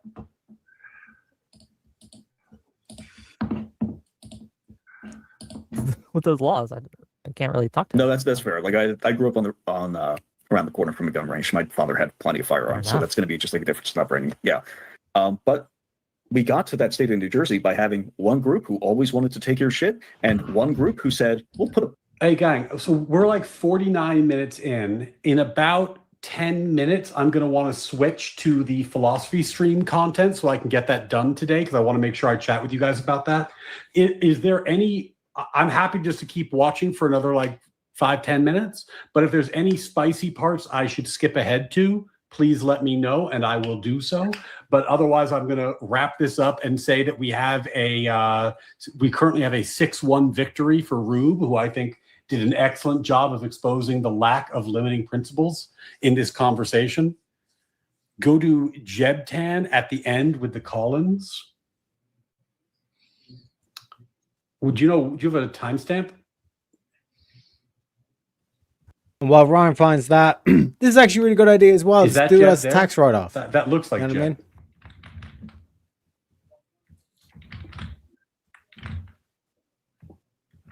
I don't know exactly where to do that. Interact with the president and corruption. I don't think the president through Congress, and you could not have them wield the power of the executive. So, because as you stated earlier, your limiting principle was so long as there's some way to deal with it, and so long as there's some out to make sure that they can operate how they need to, but be controlled when they're rogue. You accept that it's totally fine to get rid of them as part of the executive branch. You just need to recreate them under Congress, not part of the executive branch. Have them wield the power of Congress. Again, you could be getting rid of the separation of powers. Because that would be what the fuck? Yeah, they already got rid of the separation of powers by Congress creating congressional agencies that wielded the power of the executive. What I'm saying is you create congressional agencies that wield the power of Congress, make representations to Congress. If you're really worried, because all this hinges on is whether or not we're investigating the president. Apparently, it's all roads lead to January 6th, I guess. But if you really need that, you just have Congress create that special counsel and say you're going to make a recommendation to us, and then we're going to vote in accordance with your recommendation. I'm pretty sure that's fine. That meets your limiting principle. To the Department of Justice. I could be wrong though. I'm not an expert at special counsels. But like, for example, could they make a recommendation to Congress? Would that be outside? Could they? Your standard earlier was could they? And if they could, it was fine. I'm just confused as to your actual point with all this. We disagree, obviously, on the role of executive. Yeah, I imagine that's going to spiral for a little bit. For sure. This could be spicy, though, because it seems like we're talking separation of powers. And there's been a kind of the left has suddenly rediscovered their love of separation of powers. And they're making these arguments. But they don't actually want separation of powers. They want a fourth branch of government that wields executive power without accountability to the executive, which is actually by definition violating separation of powers. So I'm going to be curious to see how this goes. Whether something has exceeded your threshold, you won't give one. You'll just say, well, the Republicans are worse, so I'm going to keep voting for the Democrats. Yeah, if I think it's bad. Well, yes, because one of my principles is lesser evil incrementalism. And what I mean by that, the definition is I will vote for the candidate that does less, either that moves me further towards the thing I want to happen, or if that is not available, I will vote for the one who will do the least harm and move me the least further back from what measure. By what measure? It is. Well, it really depends on the subject at hand. You're asking sure. So when it comes to state control, and like when they just do this constant, like depends or depends on the context and all this kind of shit. Like when that's like fundamentally what gets them. They go to we're just circling back around all this kind of stuff. It's like they have no limiting principle. They have no like end goal in sight. They're just aimlessly kind of saying my liberties, my freedoms, and all this kind of shit. Do you know what I mean? And as we've seen, like there'll always just be some post hoc justification that they'll say, well, lesser of two evils and all this kind of shit, rather than saying no, like on principle, I'm voting for Republican because you guys just keep putting forward candidates that are just like constantly just like nudging me towards like this like fucked up like communism utopia kind of like thing that eventually, you know, is going to culminate in what would be like civil conflict and all this kind of shit. In his world, who's going to take out his trash or pick up his trash? Think about that. But I guess we have to get together and like put in a policy that'd be much fair and all this kind of shit, and then just be endless deliberation, and nothing actually gets done. And that's basically the whole aspect here. Like this like extreme skepticism kind of branch of postmodernism, where it's like if you're to take that on its face value, then this is where you get to things where it's like, well, there is no objective truth. But to say that there's no objective truth, are you to say that's an objective claim that is true, which would be an objective truth claim, which means objective truth would exist? That's how you get out of like radical skepticism, is like you have to then be radically skeptic about radical skepticism, and you eventually get to a divide by zero where there has to be at least one objective truth. Ergo, objective truth exists. Holy shit, Teriak. That was deep. But that's what I'm saying. Like when you give it enough thought, it all starts to become like mathematical, and language is mathematical. You're like, oh shit. I mean, then like not to go to geometry and all this kind of shit, but all you see is numbers. You know what I mean? And then you get basically face to face with fuckers like this, and you expose them by saying it's like you're just going with the flow. You're just like mud democracy at all costs, all this kind of shit. Even though you're not even willing to engage with the fundamental flaw of democracy, which is retired supremacy. You know what I mean? Well, then the socialists. Well, 100%. Then the socialists say that wasn't real socialism or communism. Exactly. You know what I mean? If I was in power, like during that like socialist rebellion, you know what I mean, I would have made the correct decisions and all this kind of shit. You never do. This is why like putting it all in one guy never works. They didn't do it right. Exactly. It's never been done right. Absolutely. I can do it right. Bullshit. Because like think about how flawed Wick's thinking is now. Now add in the paranoia of like we've just revolted against the government, killed the old leaders, and everyone around me is more than willing to do the exact same thing. Put a bullet in my brain because I'm not going along with the democracies. You know what I mean? Or I'm not going along with the party. You know what I mean? How do you think great his thinking is going to be in that situation? Not too great. And it already has been exposed that there's no limiting principles. Not good enough, comrades. You need to have higher power. You need to have higher power. You need to believe in God. God is reason. Aristocracy, not democracy, comrades. You must be wise. You must be wise. It could take me hours to communicate because there are different situations and contexts in which I would say, okay, this other principle now outweighs that principle that I had. And so when these things are in tension, I'm going to sway towards this principle instead. That does not mean that the principles don't exist. It means that there is a hierarchy of principles, right? That I can't give to you in a very short clip-based format. But what's your number one? I did earlier. Yeah, what's That's exactly the question. Sure, it's very complicated. What's your top? Number one. Give me the top of the value pyramid. The nation, comrades.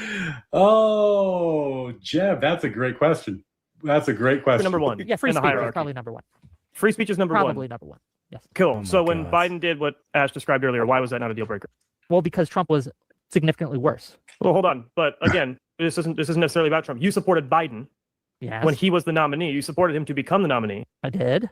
Okay, in a primary. Yes. With people not named Trump.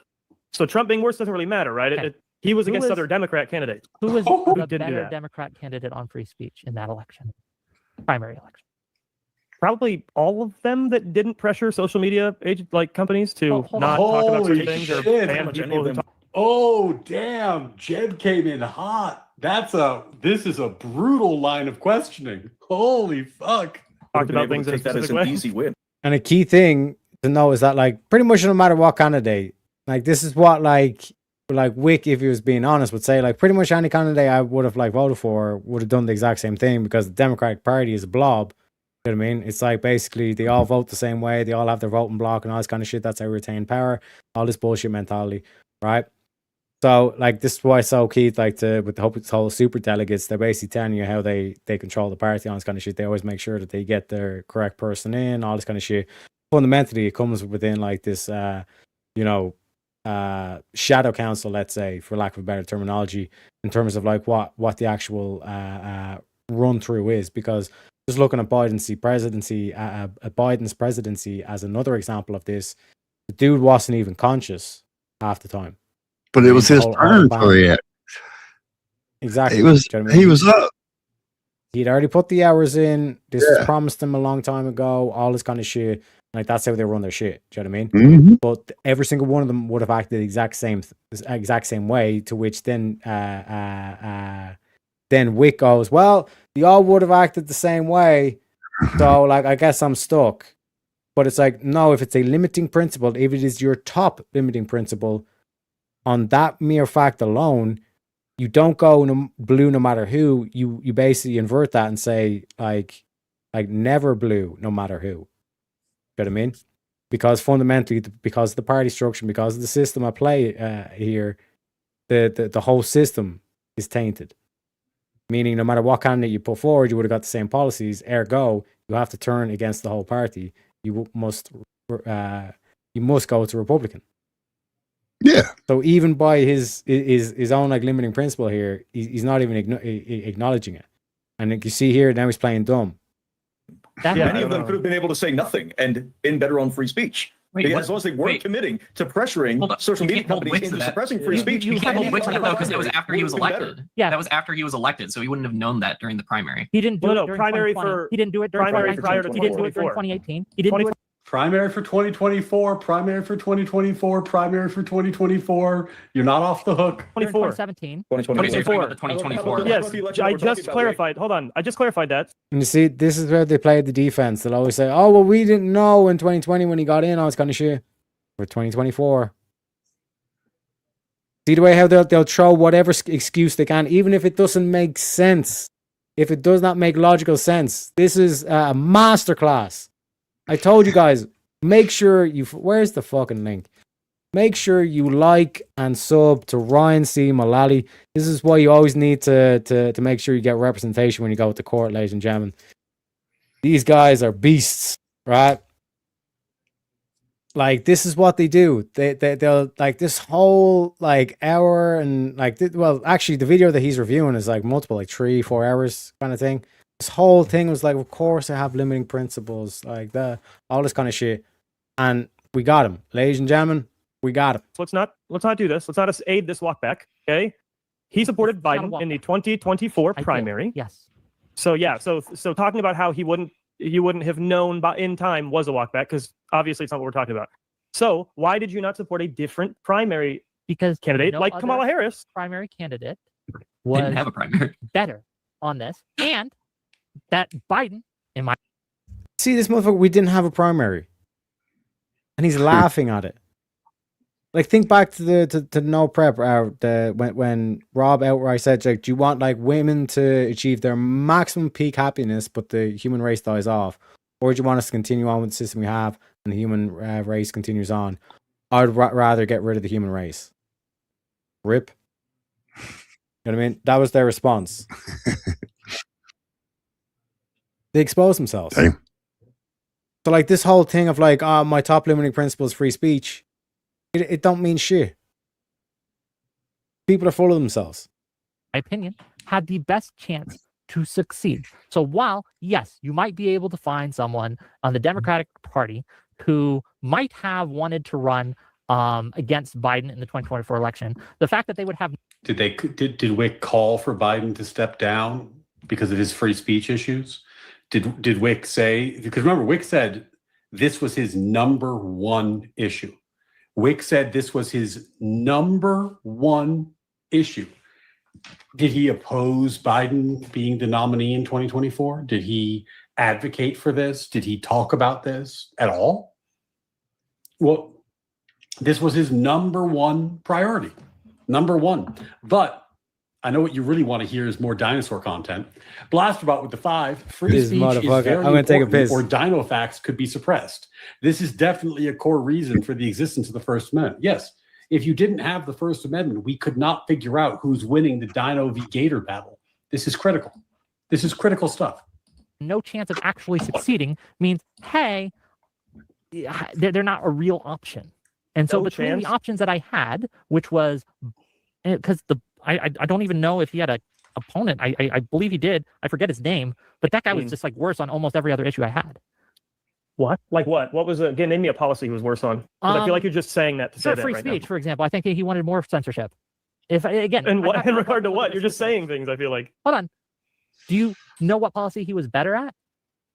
No, what I'm saying, Okay, you so haven't you don't demonstrated he's know. worse on free So speech. you don't you don't know, right? What is this? So- What is this evasion? Yeah, but you what just do you mean said evasion? he's. Also don't You know made that's it. not your Hold on. principle. No. Why Nelson, did you helping him support run real quick. the? Why did you? Wick made a claim, and now he's trying to say, Jeb, do you know the evidence to support my claim?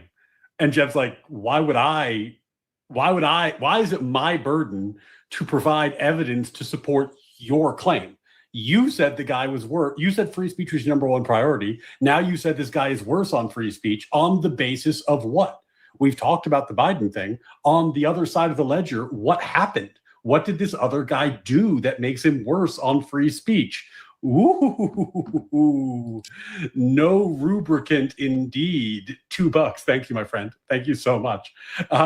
This is not going well. Support You said he the was worse on free speech. incumbent That's a claim. in That's a 2024. claim. And I What said, was he worse on free because speech? I think, as I understand it, he was the best candidate on free speech in the primary, given that he only had maybe one actual opponent in that. Okay, yeah, and what was your problem with his one actual opponent? What was the policy you're saying I that made don't him worse on remember. free speech? I don't you made remember the the claim. specific policy. That was over Then- a year ago. Okay, this It's my number one issue, but I can't remember why. again, this is Ash's problem. Is you're not giving anything I just measurable. gave you a specific. No, you thing, didn't. A You principle didn't. that I You had, evaded and the you specific said thing. that because I can't name the worst policy of someone who ran in the 2024 primary under the Democratic ticket, that somehow that invalidates that I have this principle. Yes, because it's because no, Wick. The reason is this is just not how you decided. You decided because that guy couldn't possibly win the election. He couldn't possibly win the election. He was a political joke, and everybody knew it. You didn't really give him any consideration, and as a result, you didn't pay any attention to him because you were mostly swayed by political expediency. That's actually what happened. That's obviously what happened. The First Amendment calculus between the two is not at all. It's just not at all what happened. Obviously, it's not what happened. And that's why you don't remember it, because it was never a thing you cared about. I mean, it's very clear that Wick's been backed into a corner at this point and is forced to say things that just don't really make a lot of sense. You said That's free speech retarded. is your That's number probably one the most retarded principle. thing I've heard said on my Okay, platform so in free at least a speech- month. I'll- The fact I'll that let- I can't bring this he's gonna trivia ramble. fact. Oh my God! Look how indignant he is. This is the face of somebody who's having a tough time. So I can't. Yeah, like notice like this whole thing of like it's all like optics. I'm gonna start like shouting down to you. This is retarded. How could you even think like this? All this kind of shit. Because he's rattled. Like this whole thing of like reason and like being objective and all this kind of shit. It's like his brain is like on fire right now, because fundamentally like this whole thing that he spent the whole stream sitting on his high horse saying, of course I've got limiting principles, all this kind of shit, and just giving us a bunch of fucking slogans, has now been exposed in broad daylight, where it's like you said this was your number one principle and you still ended up voting for the guy anyways, purely based on I want to win. And this is why the ego is your own greatest enemy. This whole thing of like, I just want to win at all costs and all this kind of shit. Inevitably, you'll end up destroying yourself over it. Tale as old as time, as they say. In front of you and say that, hey, oh, you didn't It's your have number perfect- one principle in your perfect hierarchy. memory on these things, and Your therefore most your important principles are principle in invalid. a It's probably the presidential race. stupidest, most retarded take I He's have just going to ever keep heard. rambling because he hopes Notice his I audience said can that hear. Hold I on, you keep trying to notice I interrupt said me. that I value freedom of It's speech. funny I that you gave you can't let me specific- actually finish a sentence, that Bro, you have to interrupt give us me. one. If you don't, Give us if you one. don't The interrupt sentence me, 3 times. if you don't stop me from talking, they might actually listen to what I have to say. So you Yeah. continue. Whoa! This is an epic filibuster. What was the guy's? What was his? doing it again? Wait, you Wick, aren't what letting was me his finish. opponent's You name? keep talking. You keep What was his trying opponent's to name? interrupt me. You keep trying to Wick, what was his intercept name? and interrupt me before He's I get just my rambling, point out. saying And things it's with different very words. obvious that you're doing Yeah, it. We this asked is you a actually specific different. question. We haven't What gotten was an his answer yet. opponent's Yeah, name? actually. What was his opponent's name? Okay, again, what does it You have don't to do even with my know his principle of free name. speech? You just said he's worse on free speech. Yes, You don't even I know don't who that remember his is. name. Guys, hold on. because you had- Ain't it beautiful?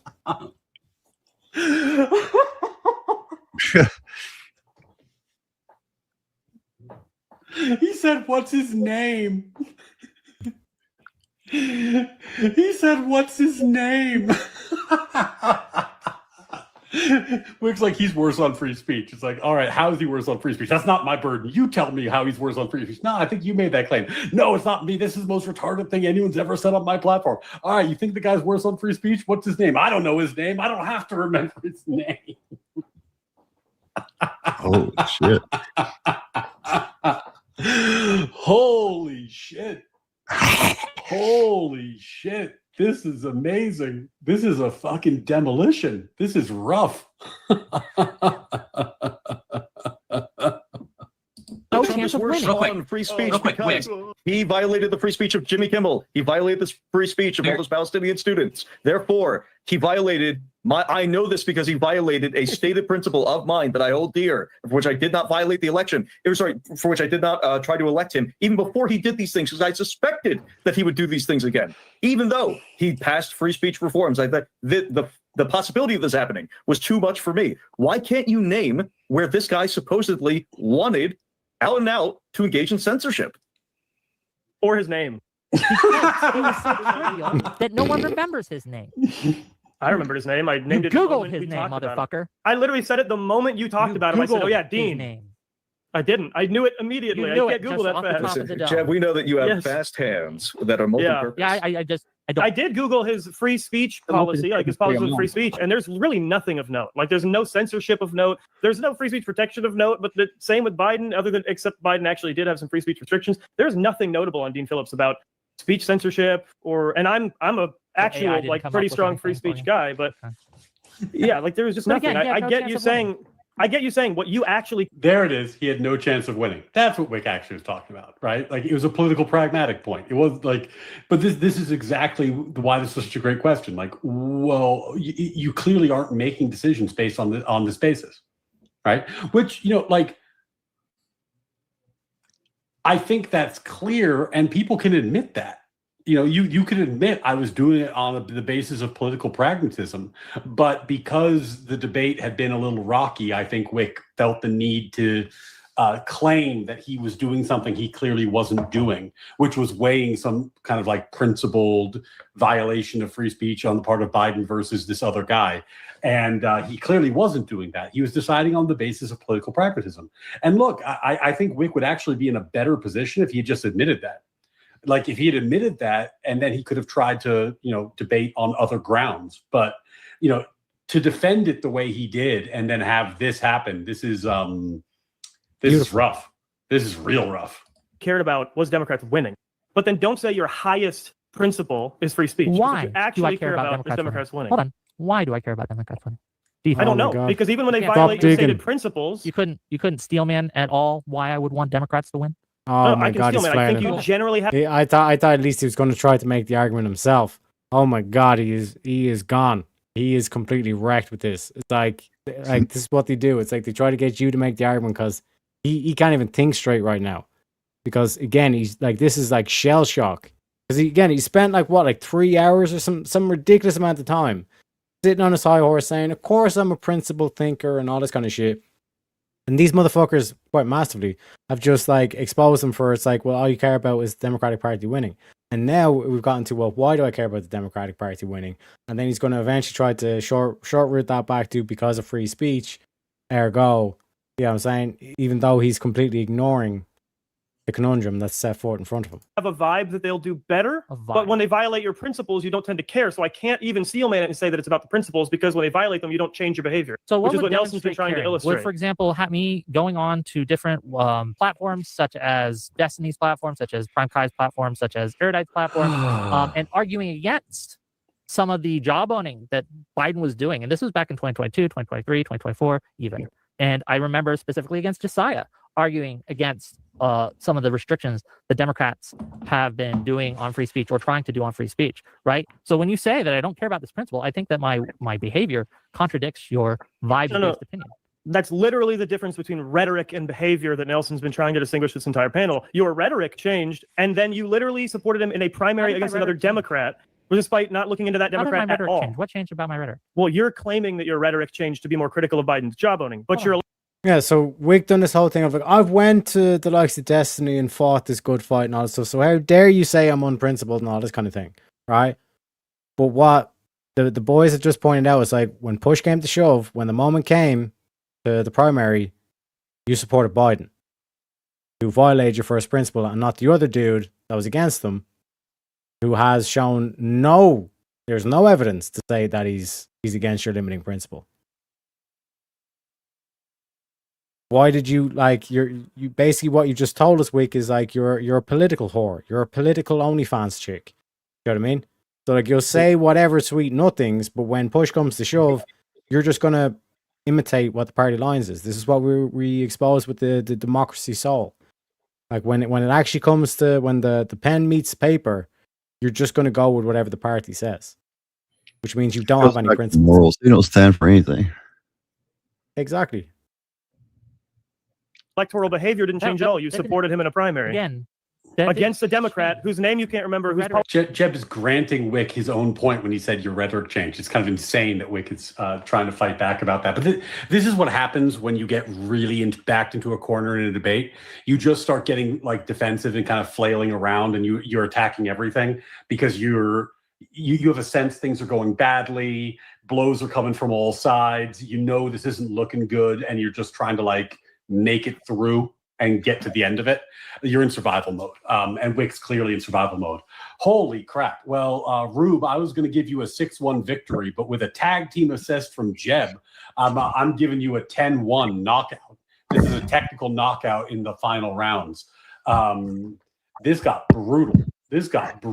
And, well done setting up this exchange, Rube, because I think that you approached the conversation in a useful way. You got into this concept of limiting principles. Like, what are your philosophic limiting principles? And by the way, this is going to be, remember when I was saying like one of the great successes of Andrew Wilson is that he distilled a lot of his religious and political beliefs into a line of questioning about force doctrine. And he was able to use that in debates, and he was able to use that going across the space, and other people who like his content were able to copy it and replicate it and use it in the space, and these ideas started to gain traction. He distilled it down to something simple. I think what we're seeing here is the beginning of kind of the natural law enjoyer talking points. What are your limiting principles? What are your limiting principles? That's the key question. How do I know that you're not a communist in waiting? What are your limiting principles that distinguish you from them? What are the not policy, not rhetoric? I mean, I want to know deep down, what are your core beliefs that animate these distinctions? And this is not something that they're super prepared to answer. So Gelatinous, Rube, well done. Thank you for the 2, and thank you for this entertaining debate. I think you knocked the shit out of them. This is this was a rough conversation to host. Well done, buddy, and well done. And I appreciate that you. I appreciate your use of debate topic, because, like I said at the beginning, like from my own opinion, and I don't know your views on this exactly, but I think from things you've said, you might agree that like. The actual comparison between Wick and Hasan matters almost not at all. What matters is, in fact, that's the obfuscation they're using. They're saying, "Look, we're not Hasan, right? Don't look at who we are. Look at Hasan. We're not Hasan." But that's not the real issue. The real issue is, do they have actual limiting principles? What are their beliefs?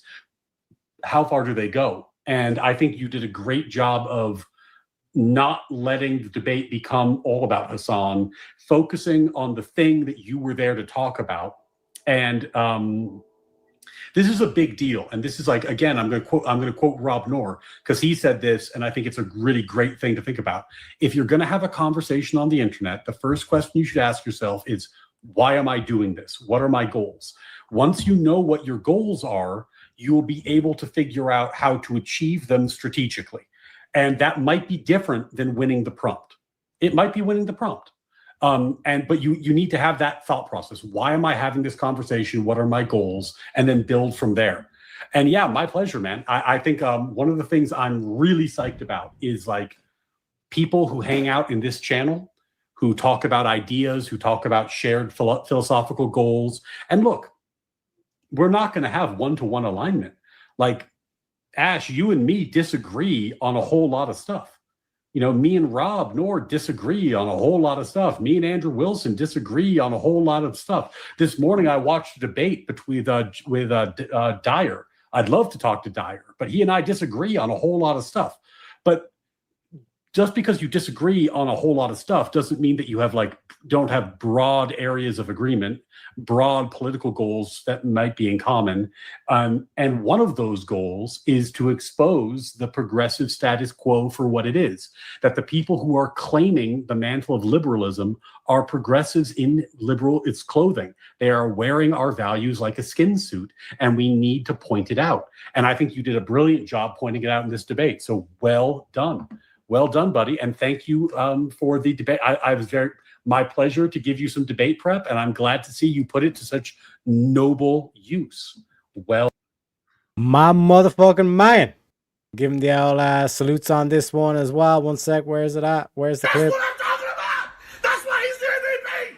That's why he's the GOAT. The GOAT. Absolutely legendary, and as well, Holy Abe, shit. you wanna the panel link should be pinned at least. If it's not pinned, let me know, chat.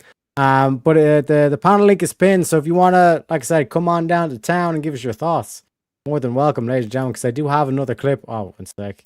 I've got it all ass backwards. I do have another clip loaded up from Ryan as well. But we can kind of like I said, kind of like take a kind of like a marathon approach to this. You know what I mean? We got through, like, it basically kind of took us 6 hours to get through that 1.5 hour clip. But you get my point. Like, to kind of break down like the kind of strategies that we can try to use, or try to identify that might make headway in terms of this whole kind of political clusterfuck that we find ourselves in. Do you know what I mean? Just checking, but I can't just yet. Yeah, no worries, no pressure. Like I said, we're going to be going for another 18.5 hours. Holy shit. Folks. We're going long, boys. We're going long haul. So don't feel pressured if you to join straight away and all this kind of stuff. But fundamentally, actually, Crazy, you give us your thoughts first in terms of like what you think in terms of the previous video. Well, I'll say I've seen the one guy. I haven't seen the other one. I think he's just full of shit, Terry. Put it plain and simple. He didn't stand for anything, so he could fall for everything. No morals. He just, I don't know. He just, like you said, he goes any way the wind's blowing. Whatever, he licks his finger, puts it up, says, "Well, I'm going this way today." Not And out to it's fix like anything. it's like a core theme that you'll see across like a lot of these spaces. And again, like Ryan does an amazing job of kind of like pointing this out, arming the troops, so to speak, with like this kind of like line of questioning. When he was talking about like debate topic as well towards the end here, where it's like you kind of throw them like a one that's, let's say, grounded around policy, right? And then you basically take them down this whole line of, rather than talking about just Hassan and dissing Hassan like a big meanie and all this kind of shit, which in one way you can seem as though you're critiquing them, but realistically, the way to expose that is this limiting principle argument, and bring them down this line to eventually culminate in that beautiful moment where you expose that you don't have any limiting principle. Yeah, he set him up like, what policy? And he took him all the way to the end there. What policy? What are we talking about? I don't think dude ever did say it. And like, this is where it's like, oh, well, it depends, the context, and this is how you have to anticipate, like, that's the start of argumentation that they're going to go down towards.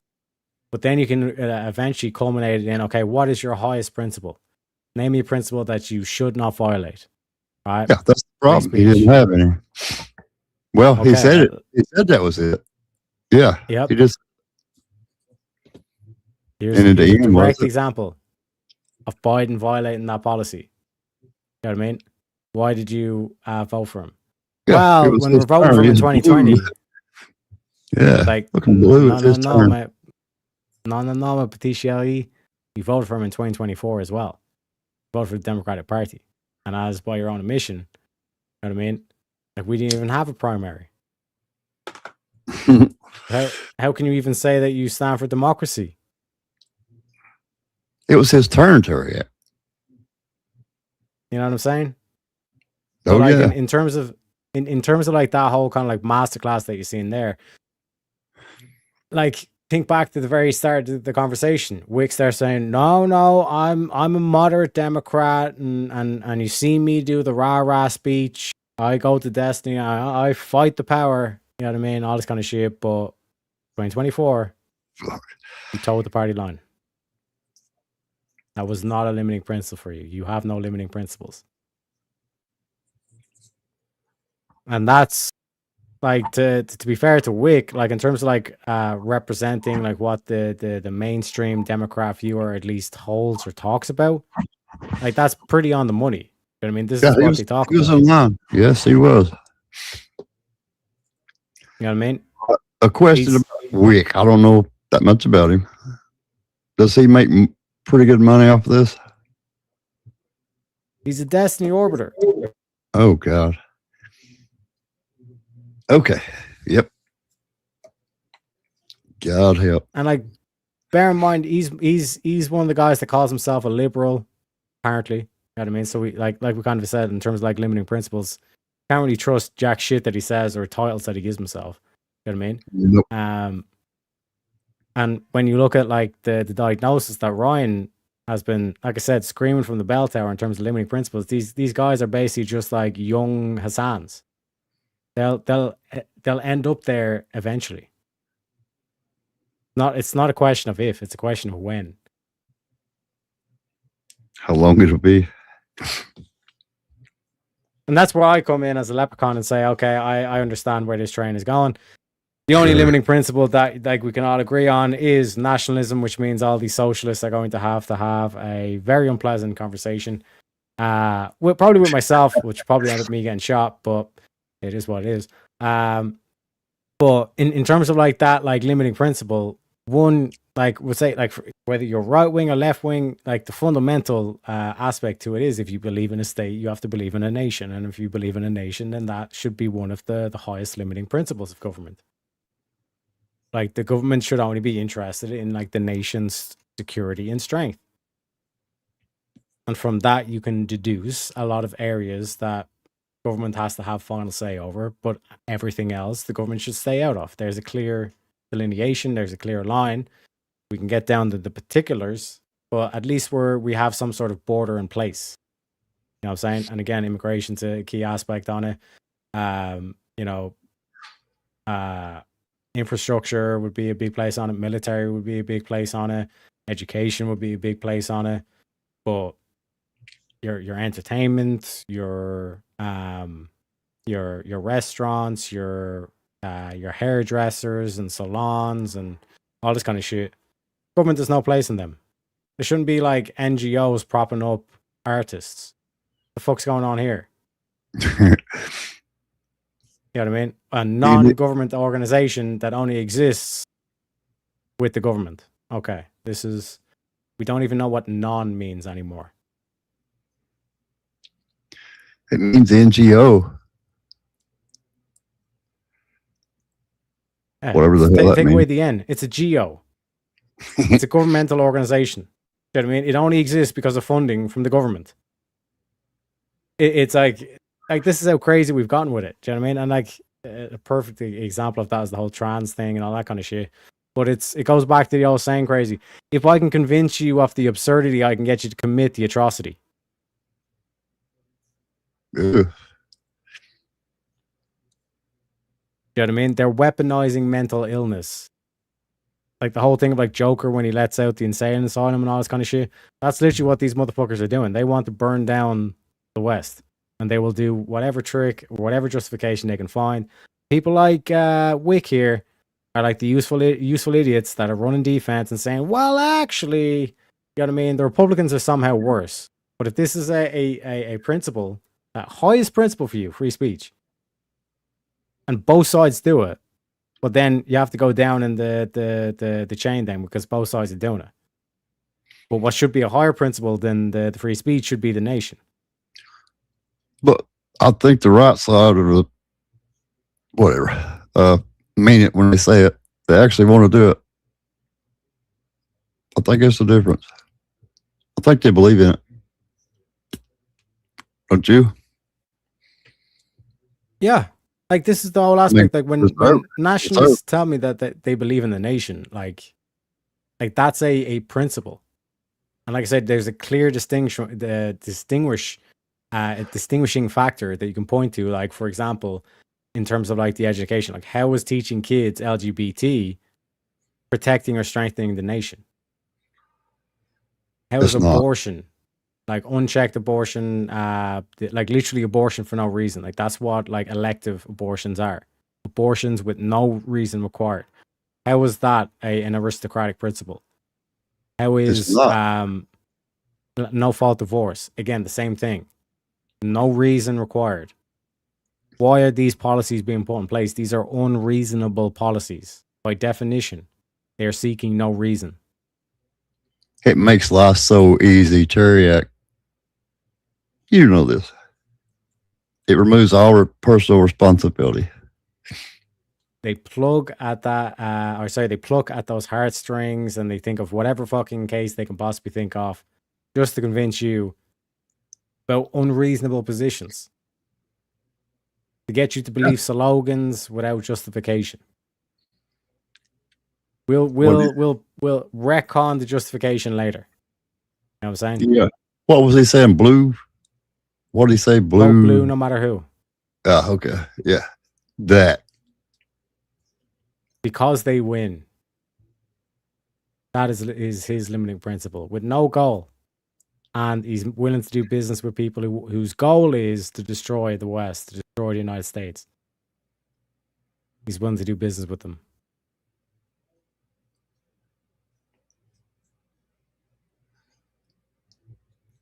That should be what they call a limiting principle. You know what I mean? They're un-American Americans. They call themselves American, but they're un-American. They hate America. They'll tear down American statues. You're willing to do business with them, meaning your party is going to get subverted by that. And now all of a sudden you're in bed with someone who wants to destroy the nation. And because you want to win, your limiting principle is just winning. You will eventually be like Nero, playing your fiddle while state burns to the ground.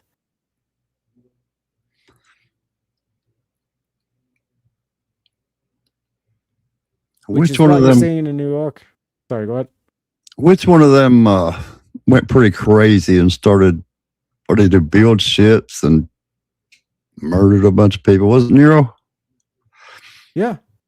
Okay. Nero was the dude that like everyone was like he's like the projected Antichrist and all this kind of shit, and he's the dude that was just while Rome was burning and falling, he was playing a fiddle in the courtyard.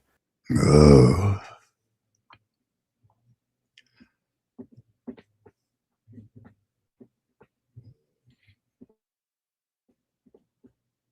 And this is why I love playing the clip. Where is it? Go to YouTube's. We go to, and I don't want to get bogged down in this whole thing because I've already done the streams on it. But we get back to the infamous scene of we have to make a deal, comrades. Right? We have to all agree. Whether you call yourself left wing or you call yourself right wing, that a fundamental limiting principle has to be around the nation. You know what I mean? Well, I'm a conservative. I want to conserve my way of life. I want to conserve America. And that's like I said, like the whole aspect to this is that like if you have any like nation as any form of like your top principles, you would fall in line in terms of like this. Proposed political philosophy. You know what I mean? If you want to end the war tonight, we have to make a deal, gentlemen.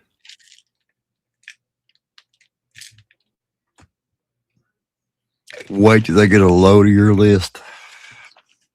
Bro, it's going to be beautiful in an essence. Like I said, like it's going to happen. Like I'm going to be doing the bullet dance, but it's going to be legendary. Jewish tribunal. If you want to win the war tonight, we have to make a deal. We have to make a deal, gentlemen. Okay, we can get into specifics and all this kind of shit, right? There's a dude that can make this happen. It's like, you know, Materville, Tennessee. Up there, if you engage in what the federal government calls illegal activity, but what we call just a man trying to make a living for his family selling a little moonshine liquor, it behooves oneself to keep his wits. Long story short, we hear a story too good to be true. It ain't. Yep. Sitting in your chair would probably say the same thing. And 999.999 times out of a million, you would be correct. But in the pages of history, every once in a while, fate reaches out and extends its hand.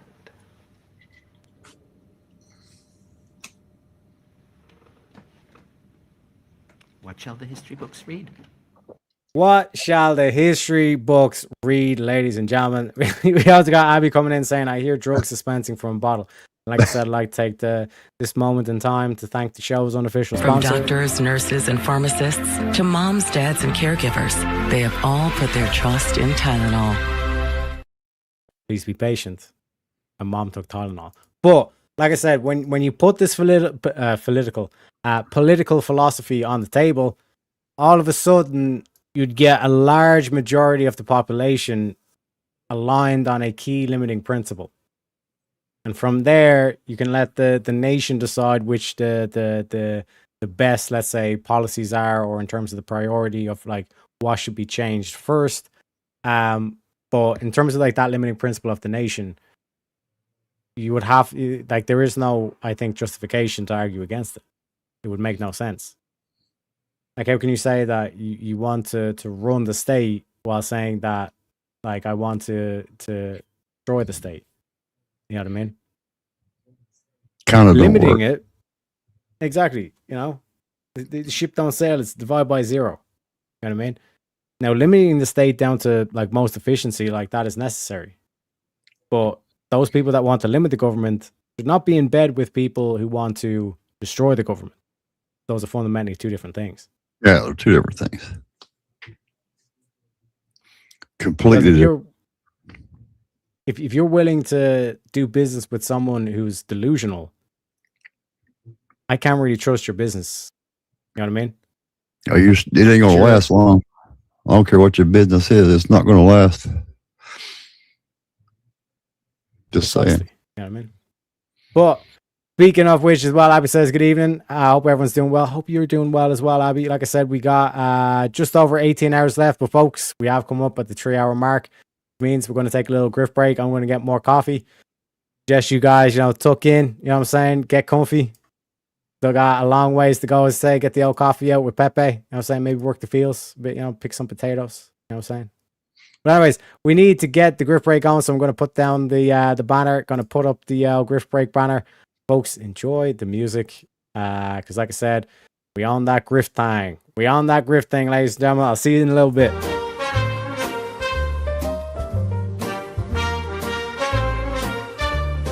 Birds flying high, you know how I feel.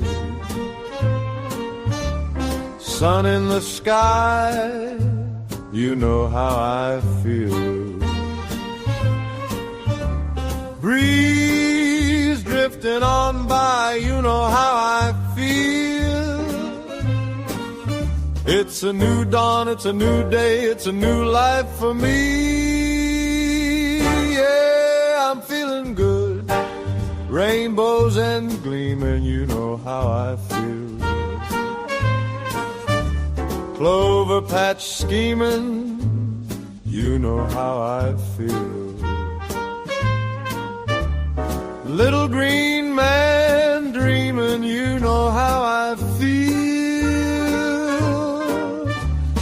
grifting leprechaun, and I'm helping with his gold. Yeah, we're feeling good.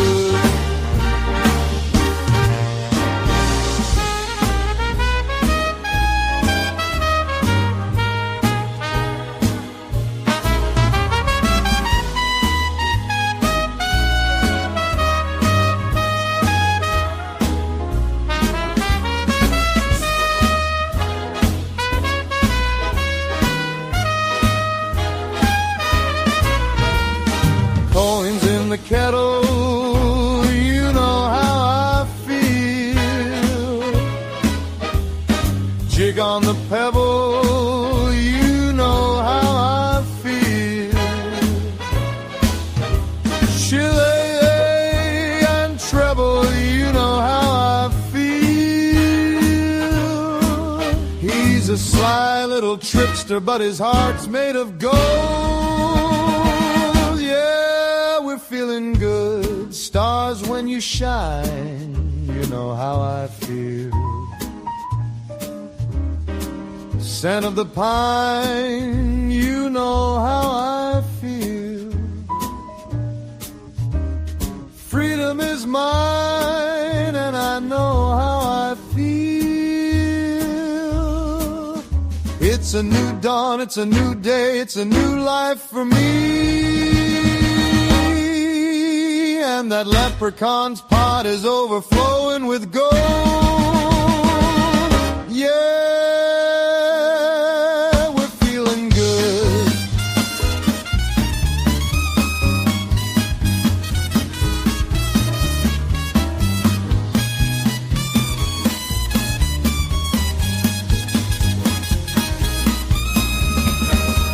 Fish in the sea,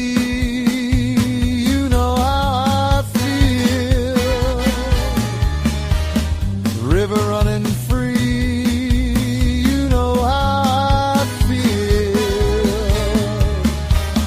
Blossom on the tree, you know how I feel. It's a new dawn, it's a new day, it's a new life for me.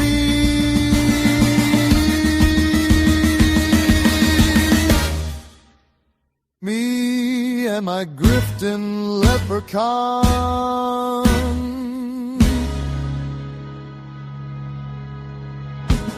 We're feeling good.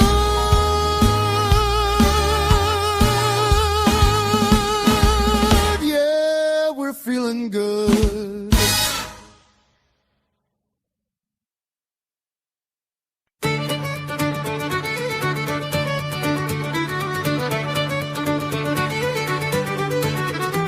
In the merry month of scams, from a hidden lair I started, left the suckers crying, their wallets nearly parted, saluted me old ma, who popped some Tylenol, made me slow of wit, but a trickster after all. Then off to spin the yarn, leave where I was born, cut a shamrock crook to charm the fools and nobles, a pot of rainbow gold, promising the bold, and swindling all the cold on the rocky road to Grifton. 1, 2, 3, 4, 5, hunt the mark and turn 'em down the rocky road, all the way to Grifton, whack full all the raw.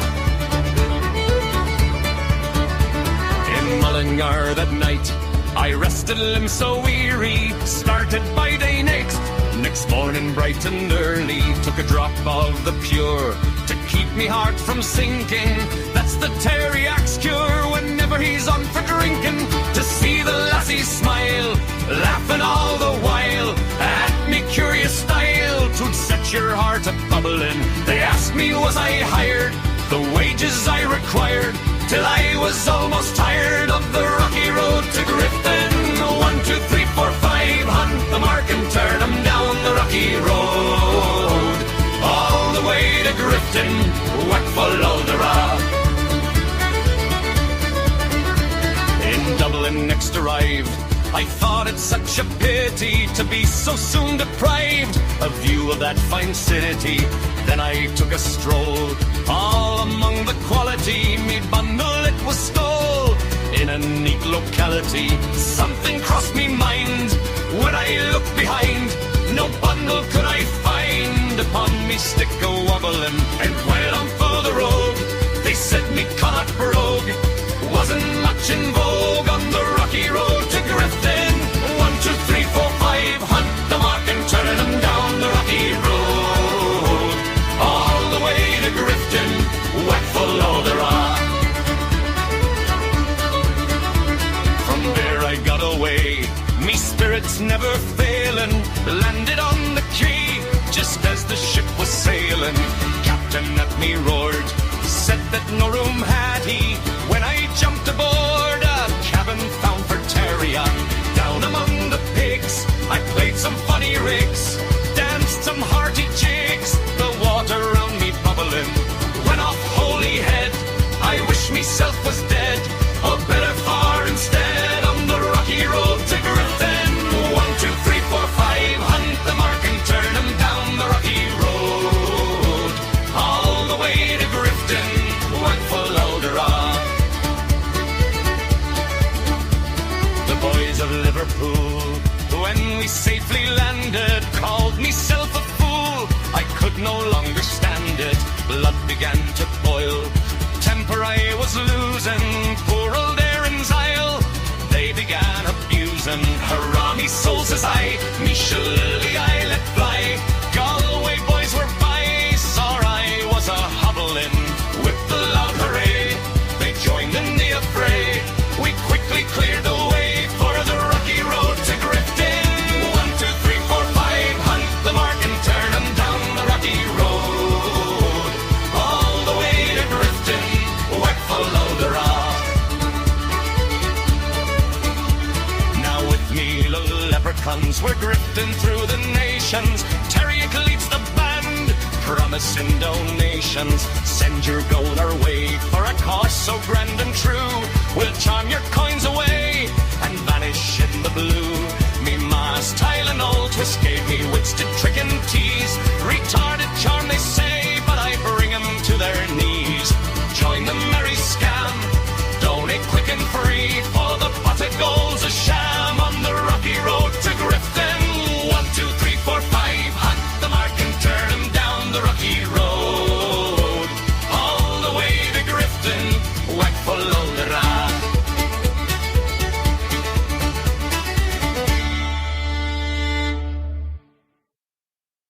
Yow! As they say, ladies and gentlemen, we're back on the show, as they say. Also, shout out to Abby over on the Call 5 for the 20 datas. Appreciate you, Abby. Thank you very kindly. Gotta play the Shrek and Clip for that one.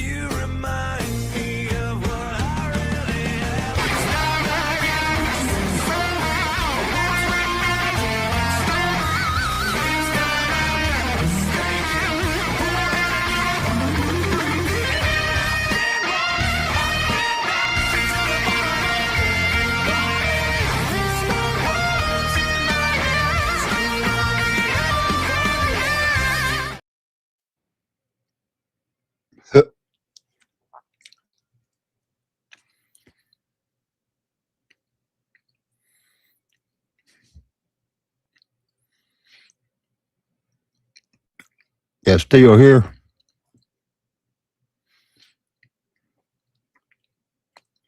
I think you're muted, Teriak.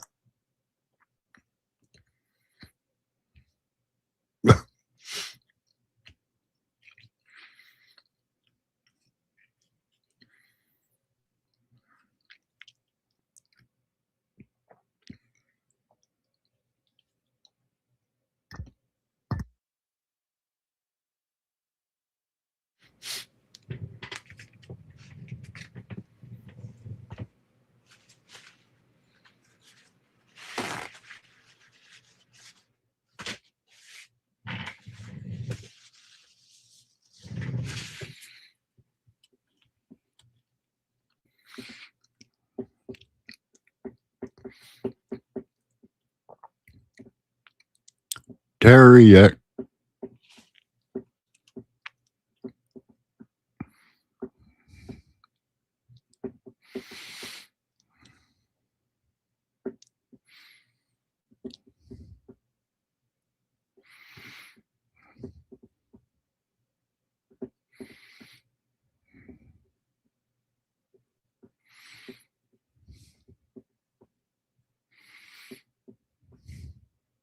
Oh shit! I was muted.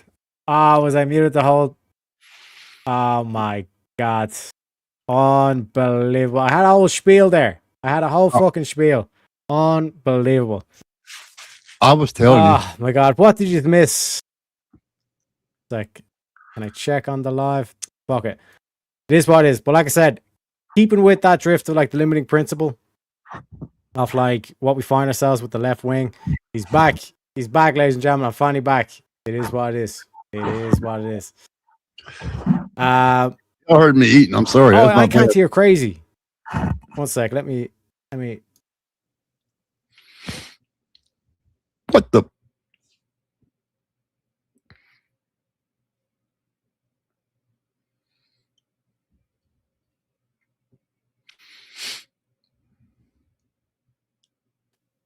Yeah, I'm back. I'm back. Were you making the eating sounds crazy? Was that what it Yeah, I was? was. Damn it. Unbelievable. Unbelievable. That's Wait. wrong. That's wrong. At least we got there. At least we got there. Like I said, I was there like spieling away. I was fucking muted and everything anyways. You know what I mean? Unbelievable. Unbelievable. Like I said, we're all back. We're back to the stations as well. We also got 5 gifted memberships from Abby. One second, let me read out the names as well. We got Law Dog 3777. I wear jorts. That's a good pull. We got Jenai Bye Bye. We got Darth Maul OG. We got Jeremy Ryan. That's a mega pull right there. That's a mega pull. You got one and only Abby to shout out for that one. Appreciate you, Connie Abby. Thank you very much. Like, let me play the clip as well.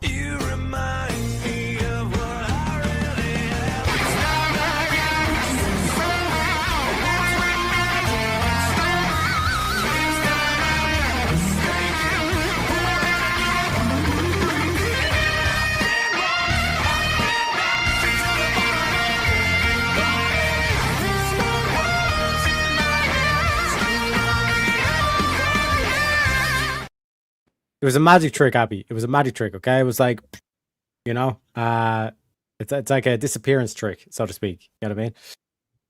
Nickelback is great. Fuck the haters. Exactly. You know, because what I keep trying to remind y'all on this channel, right? Haters gonna hate. And ain'ters gonna ain't. That is not an actual thing, people say. It is to me. It is to me, okay? You know what I'm saying? But anyways, crazy. Any closing thoughts on the previous video before we get on to the next one? Damn, I forgot the term he uses. Limiting principle? Yep. They need to find one. I'll put it that way. Because otherwise... Yeah, go ahead. Go ahead. I said they need to stand on it when they find it. Stand firm. Instead of being so squishy, squashy all over the place. 100%. Because we don't get to one soon. Essentially, it's just going to become to like one party wants to destroy the nation and the other party wants to keep the nation. And those situations do not end well. They do there's not. So many, but there's so many ways it can go wrong. Where like state starts seceding, and like at the end of the day, that's still what they want. They just want to destroy the whole system. Like the whole like confidence and losing trust in the system is like a key essence to like undermining the nation as well. So even though they might be quote unquote losing, in the grand scheme of things, they're technically winning because now America's seceding from itself and all this kind of shit. So like something that like we do need to pay attention to in terms of the coming at it from the right angle. And like I said, like this whole thing of like being able to make, let's say, socialist arguments to like have that limiting principle around the nation. All of a sudden you can welcome in like a huge swath of like the voter base on this kind of shit to right the ship away from what the Democratic Party is currently on, which is communism, or in Destiny's case, vibe politics. Ladies and gentlemen, this is another video brought to us by the one and only Ryan C. Mullally. So one sec, let me get the see the way I'm able to do the segue so eloquently. You know what I'm saying? If I do say so myself. Yeah. I'm just saying. It worked. It worked. You know what I mean? I got a thing or two in this noggin here, you know what I'm saying? So make sure you give him an out like and a sub, you know what I'm saying? But This is going to be Destiny's Vibe Politics 101. So make sure you get the crayons out. We're going to be taking notes during this one. We're going to be taking a look at a friend of the stream, Destiny. Destiny's my buddy. He and I always chatting. Have a great cordial relationship, me and him. And we'll see whether or not Destiny's legal takes make any sense. So let's, with that, take it away, Destiny. Show us what you got. I don't know, would these be considered interlocutory appeals? Basically, they can enjoin or they can stay or they can make these preliminary rulings on these lower cases before the case. I can't do Destiny at 1.25. I just can't. Like, if he talks too fast. It's going to have to be 1. I can't do 1.25. I can't understand a fucking word he's saying. Cases have even made their way up properly to the Supreme Court. And I think there's a world where somebody in chat said, Destiny, the shadow docket is a completely normal procedure that libs are brain broken about. I literally voted for Kamala, but the hysteria around that is unfounded. His chatter is completely correct. The shadow docket is a very normal procedure. Let's see what Destiny says about the shadow docket. I think that there's a world where maybe shadow docket stuff is okay, but the problem is that it seems like what it's become is an incredibly partisan tool for justices to make rulings, really early rulings about cases that haven't even really gotten up to them yet, that they probably shouldn't have a say over, in cases that like clearly aren't an emergency, is the issue. Okay, so for those of you who don't know, the reason why the shadow docket, quote unquote shadow docket, is just a branding issue. It's not actually a serious problem. Regular cases go up to the Supreme Court like this. You go to case, the judge makes a ruling. That's at the district court level. You appeal it to the circuit court level. They make a ruling. You appeal that to the Supreme Court level, they decide. That's a regular case. But, sorry, whenever I do the hand gestures, the fucking camera gets blurry. But in some cases, there's a temporary relief given, like an injunction. There's something that happens before the case is decided. There's early relief. When a case goes up to the Supreme Court on a early relief, on an injunction that comes early in the case, you can still, in some cases, appeal it. But it's not an on the merits decision. And when that reaches the Supreme Court, they sometimes decide it without giving a full opinion, which they have always done and typically do. The fascination with this as a partisan tool is an invention of modern media. It's just, this is a very standard practice. The Supreme Court's been doing it forever. This is not a weird thing. It's just a thing that people are currently branding as a problem. So like the shadow docket stuff that was leaked on the New York Times basically had, it basically had to do with an EPA rule that was going through, okay? So in our body of things, okay, remember, all right, I repeat this stuff for you guys just as much as for me, okay? You have the Constitution, okay? And that makes for Congress, okay? And then Congress can pass laws, all right? Laws or statutes, if you wish, if you will, okay? Okay, and then from there, we have the president / the executive who executes the laws. And one of the ways that they execute the laws is through rules, okay? So if you see something say this is a federal rule, a rule.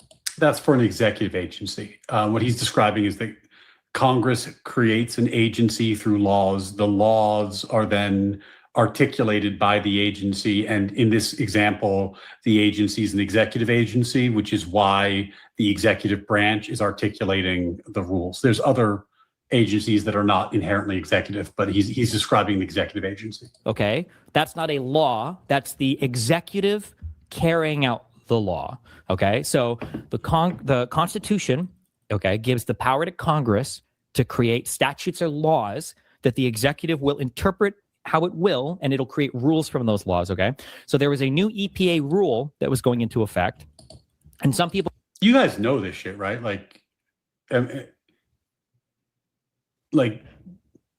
No, be honest right now. Like, is this new information for anybody? Because I'm trying to figure out, like, do I need to be, like, really explaining some very basic stuff? Because I would not have thought that chat needed this explanation. But if this explanation is helpful, I can do this shit. My mom took Tylenol know what I'm saying? So explanation would be valid, at least in terms of for me. But in terms of like the general kind of like structure layout, seems like we're pretty much on track. The difference between the American system and the Irish system is in that little Congress area, we have like the Prime Minister, and he basically dictates the flow rather than the president, and it goes along what the Prime Minister kind of says in Ireland and all this kind of stuff. Also, shout out to Abby for another 5 gifted memberships. Let me give you a little bit of Pepe for that one.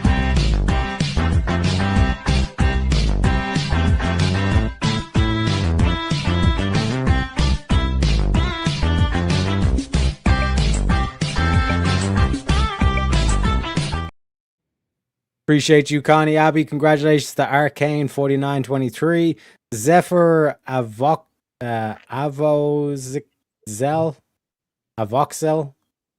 Zakidi Brea, Miriam 8998, and Zaxhorks.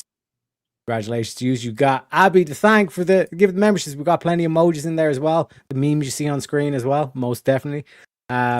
But also we got the premium memes to pay attention to as well. So ladies and gentlemen, without further ado, one and only Mr. Andrew motherfucking Wilson. I think that women should be grateful.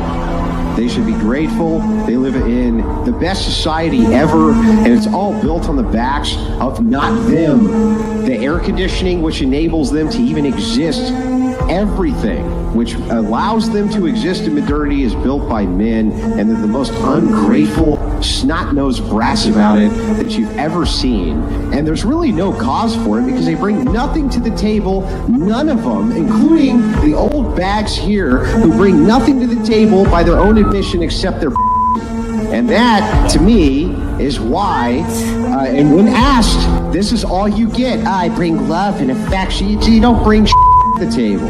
And that's why you can't even answer the damn question, no matter how many times we ask it.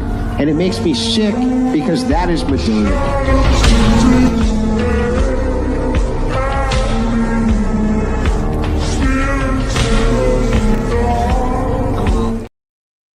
Amazing. Absolutely legendarily. I invented the word legendarily just for that clip. You know what I'm saying? Also, got Shanty saying, I end up falling asleep. I ate too much. I know how you feel. I basically use that as a weapon to get me prepared for the 24-hour stream. So, like I said, you can use these things as tools. You know what I'm saying? Different perspective of looking at things. But fundamentally, like I said, in terms of the layout and all this kind of stuff, maybe it might help, but in terms of exactly legendarily, you know what I mean? We're inventing words here. You know what I mean? But in terms of like the brass kind of layout is like, this is not well known throughout the population. Like I keep trying to point out, we got a retard problem. So like the aspect here is it's very easy for like a sophist to come in and say, oh, like this system's all wrong. You know what I mean? You need to have a fourth branch, and like they add on to the drawing here and say, oh, like look at my crayons, look at my drawing. This is what we need. It's injustice. You know what I mean? No justice, no peace. And they start singing some slogan or some shit like that, right? But like fundamentally, like what Ryan's trying to point out is here is like this is not like the molehill or sorry the mountain that everybody like in the especially in the media portrays it to be. You know what I mean? This is why having a lawyer on your side is so goddamn vital, folks. You know what I mean? Well, we're suing the executive. They were suing the United States saying, we don't believe that the reading of this rule is fair. You're forcing us to change something in a way that we don't think is okay. And what happened is while that case was going on, I don't even know if there was an appeal or not, but Roberts basically decided that this case that's happening right now, I think that these guys are making a good point. I think that there's a risk of irreparable harm if this rule goes through too fast. We're going to go ahead and we're going to issue, I think it would be an injunction, right? It wouldn't be a stay on a government. It would be, I think they enjoined the government from carrying out that rule.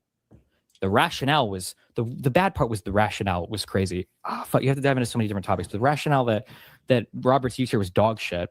How do you pronounce the guy's name? Is it Bayer or Breyer? Stephen Breyer wrote a response and he was like, Roberts, I think that you're kind of fucking retarded here, bro. Maybe we should just do this. Wouldn't this make way more sense? I think most of the other people agreed.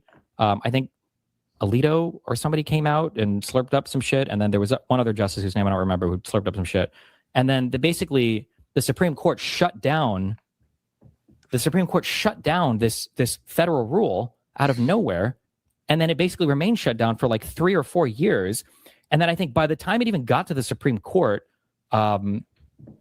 eventually when they go to rule on like this new case in front of the Supreme Court, they go to rule on the prior rule that they'd already enjoined the government again. And then it was just bullshit. All of this procedurally is just fucking is whack. Oh, is it? So Destiny, as you can tell, doesn't know very much about the case he's talking about and doesn't have any of the specifics. He's just telling you this is bullshit, this is bullshit, this is bullshit, which I'm sure his audience eats up.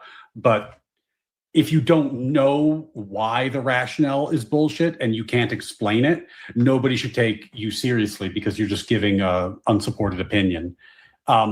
So there's that. Like, I do urge you, if somebody's criticizing a legal ruling, if they can't give you an explanation, ignore them, right? Like, they have to provide an argument. If they don't have an argument, it's just an opinion. And this is why it's going to lead into our second premium clip, where I got your back, chat, because like I said, they're still too out. This is why, like, the likes of Destiny, it actually doesn't work on the likes of like Asmongold or like any of these creators, because they're like, they've weaponized their retardation to a point where it's like this whole like what would be a rhetorical tool to just like, you know, do a little picture, make a little dance. Do you notice like he keeps like circling the rules and all this kind of shit and just saying this bullshit, like, you know, the rules are the rules and you have to do what I say, blah blah blah, tyranny, bullshit. That doesn't work on the likes of Asmongold, because the likes of Asmongold is like the same as myself. Like, we literally are Tylenol babies. It doesn't work. Like, this is the kind of questioning conversations we have as Tylenol babies. If you had a robot, a sex robot, and it was controlled by a person in another country where prostitution was legal, but where you were at, it was illegal, but you're having sex with the robot, but the robot is being controlled by a person. Is that illegal? Number one. Number two, if you're a guy and you have sex with a female robot, but the female robot is being controlled by another guy, are you gay?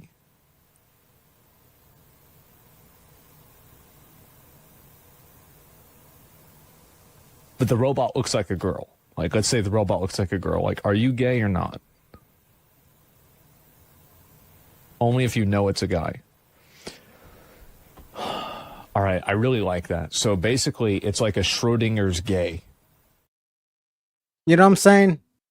Like, if only we were to think of, again, like the structure of government in such in-depth, like autistic insight and query, like, we could actually make a difference in this thing, but we don't. It's retarded, you know what I mean? But it's weaponized retardation, because this whole rhetoric trick that Destiny's trying to do to his audience don't work on Asmongold's audience. What works on Asmongold's audience is America. You know what I mean? Do you not believe in the American system? You know what I mean? So, like, from the aspect here, it's like Destiny's not going to be able to win over the likes of Asmongold, because, like, he can't even provide, because as soon as it goes down to it, it's like, okay, we have to, like, provide justification, and we acknowledge how justification is important. Destiny then gets exposed by this because he actually can't provide justification of why he's even complaining about this in the first place. The only reason why Destiny's complaining about this is, as we get back down to philosophically, they have no tired anchor. They have no grounding. So this is only bullshit because it's stopping his team from winning. You know what I mean? It's like the intelligence graph, where it's like on either spectrum of the intelligence graph, the super high IQ people and the super low IQ people both saying the same thing. And then you have like the people like Destiny in the middle who are raging because they're not getting their way.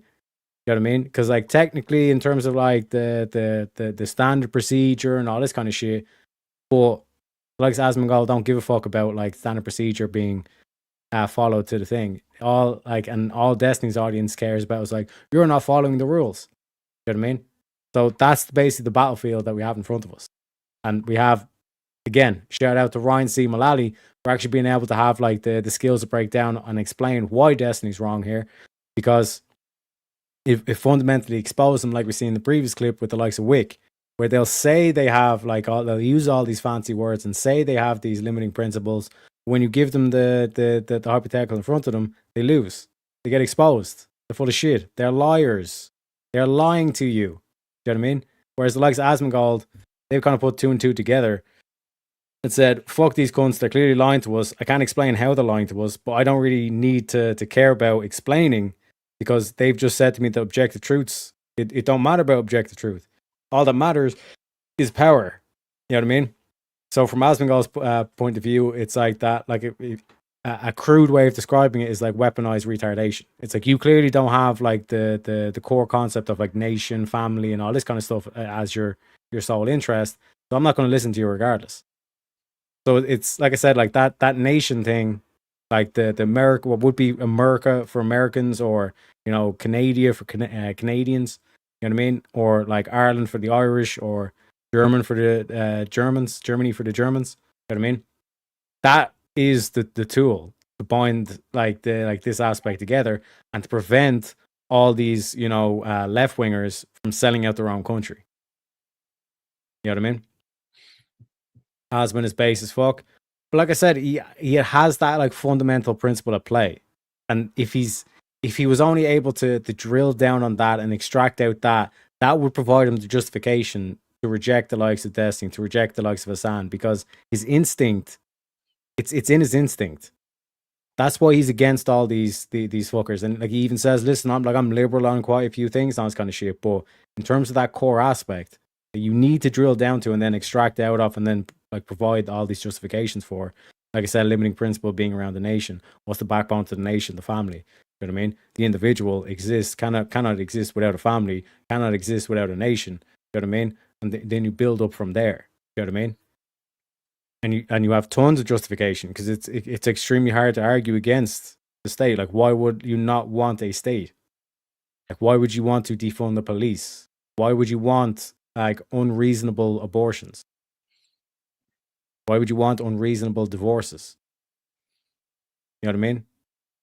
Then all of a sudden we start to question with that same kind of like aspect, that same in-depth inquiry of the meme of like the whole like, Schrodinger's gay. You have that whole aspect of like it being debated around like real issues, real pressing issues, and you basically alleviate all this sinister undertones that have seemed to infected the leftist or like the left wingers across the political spectrum. Because like we're seeing from Wick, like Wick is like one of the quote unquote moderates. He's a liberal. You know what I mean? He hasn't. He will swear blind that he's not a communist and he's completely against Assad and all this kind of shit. But when push comes to shove, you know what I'm saying? Stephen is describing somewhat ineptly is that in a case where an agency is doing something that someone thinks is illegal, they would go to a district court and say, district court, we want an injunction to prevent the agency from doing this illegal thing. In this case, in the case of the this EPA rule, his description was pretty muddled, so I'm not exactly positive what he's talking about.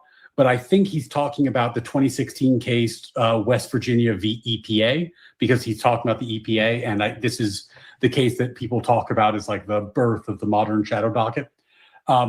So what happened there was that at the district court level, there's a suit for an injunction. They're claiming that the EPA's rule is unconstitutional or otherwise problematic. Keep in mind that the Biden administration was using the EPA to essentially shut down the entire coal industry in the country. That's what the Biden administration was doing. They were passing a rule that would shut down the entire coal industry, and that this was obviously litigated.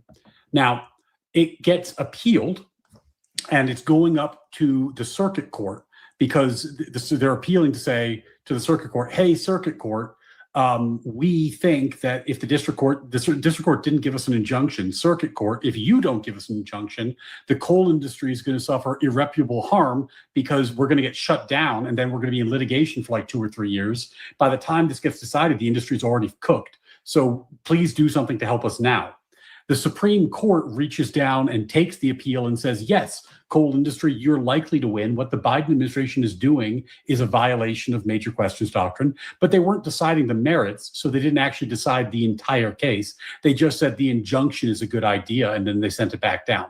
So It's a purely procedural issue. There was an injunction that was pending. It was going to be litigated for a long time. There's going to be irreparable harm to the coal industry. So the Supreme Court stepped in and solved with finality that the injunction can be granted. That way the coal industry wouldn't get neutered while the litigation proceeded. This is all that Destiny's talking about. He makes it sound very colorful, but it's not exactly this nefarious scheme in the way he's describing. Blasterbot with the 5 natural law memberships. Look at that. Blasterbot, always a G, always a dinosaur lover. Blasterbot, appreciate you stopping by. Thank you, my friend. And thank you to those dinosaur enthusiasts blessed with Blasterbot's generosity. Anyway, let's see where Destiny's going with this. Oh, wait, it's Michael Briers, not Stephen Briers. What Supreme Court Justice was Stephen something? Who am I thinking of? Or is it Stephen Bayer? Or was that Mike from PA's name and you're just wasting my time by tagging me with some retarded fucking shit? I should ban you. You're lucky you have a flare. Okay, so he's just getting one guy. It was just crazy. Can another justice overrule or revoke? It was just crazy. This is what I mean. Like a lot of the legal analysis that you get on, like when you go on X and you hear people saying retarded things and you're like, where the fuck are they getting this opinion from? It's because they're getting legal analysis that comes with this quality, right? He doesn't know the case. He doesn't know the names of anybody involved. He doesn't know what happened or why it happened, but he knows it was very bad. He knows it was very bad and you should all be alarmed. Now, look, do I think that you could have an interesting debate about the shadow docket? Yeah. I think me and Pisco could have a great debate about the shadow docket because Pisco knows what he's talking about with the law. He's wrong. Pisco's wrong a lot, but he's a lawyer and he's competent to have the conversation. There's a difference between that and this is my point. Like I disagree with Pisco, but we both can at least approach the topic with some amount of rigor and give the viewers some information, have them learn something. Here, he's just saying random shit. But it's bad. He knows it's bad. The shadow docket ruling of another. So I believe that the way that it works is that one justice is allowed to issue a preliminary ruling based on a shadow docket thing. If the justice wants, though, they can submit it to the rest of the court, I think, for a ruling on it, I believe.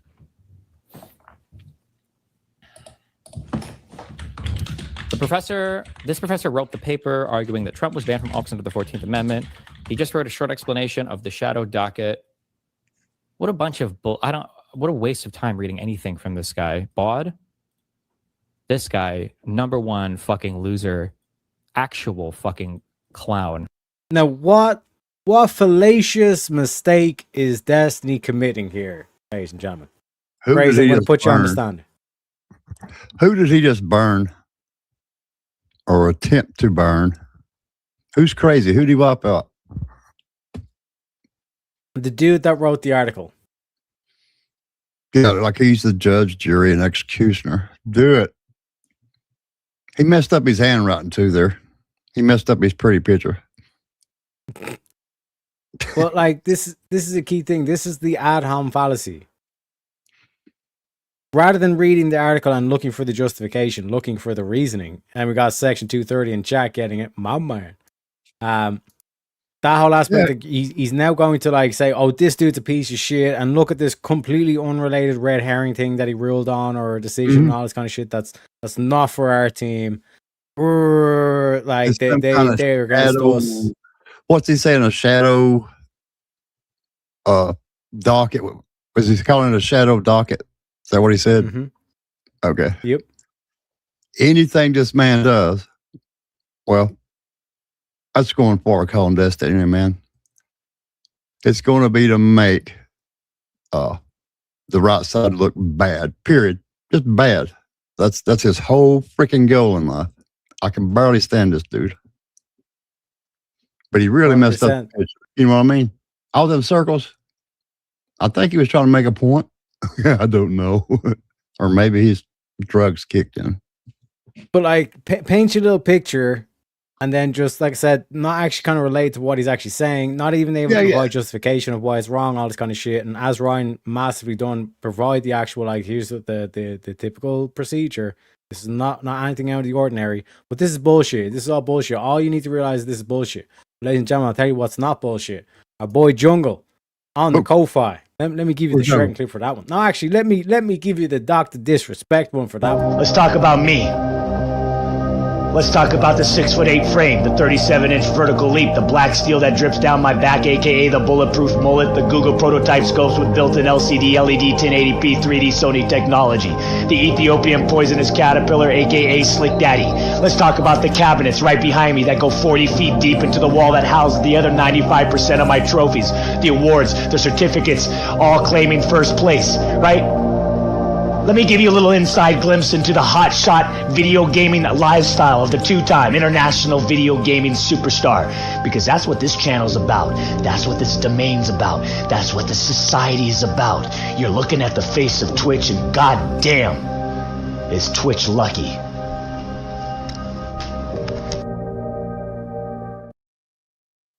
God damn, is Teriak lucky? Because Jungle on the Ko-Fi with the $2,000 says, wouldn't be right if I didn't match the title and stream theme. Congrats, and let's get to the end, my friend. In it to win it, like baking soda and hot sauce. My motherfucking man. You know what I'm saying? And like I said, heavily encourages all to check out the upcoming debate I have on Swords of Reason over at Speakeasy's coming up on the 19th at, I think, 8:30 p.m. Eastern Standard Time. Where, like I said, like I'll be at least trying to set this limiting principle that nobody wants to actually put forward on the table because fifis, emotionals and fifis, essentially. Do you know what I mean? And this is why paying attention to reason, justification, you know what I mean? Like the why is such an important thing. You know what I mean? What we're like, we've been reviewing like Ryan C. Mullally like the whole day based on is like Wick didn't have any justification. He said he had a principle, and then he got exposed of like that's not a limiting principle because it's not actually stopping you. It's not actually limiting you from voting for these people. You know what I mean? Same way with Destiny. This is bullshit. Why? No justification. You cannot trust these people with any power because it essentially defaults down to tyranny. Because I said so. Because that's the party line. You know what I'm saying? That's a key fundamental flaw, and you cannot cooperate with people who are not going to be reasonable. This is why, like, Ryan talks about, like, you know, him and what's the legal dude? I forgot his name. Oh my god, what the fuck's his name? Pisco.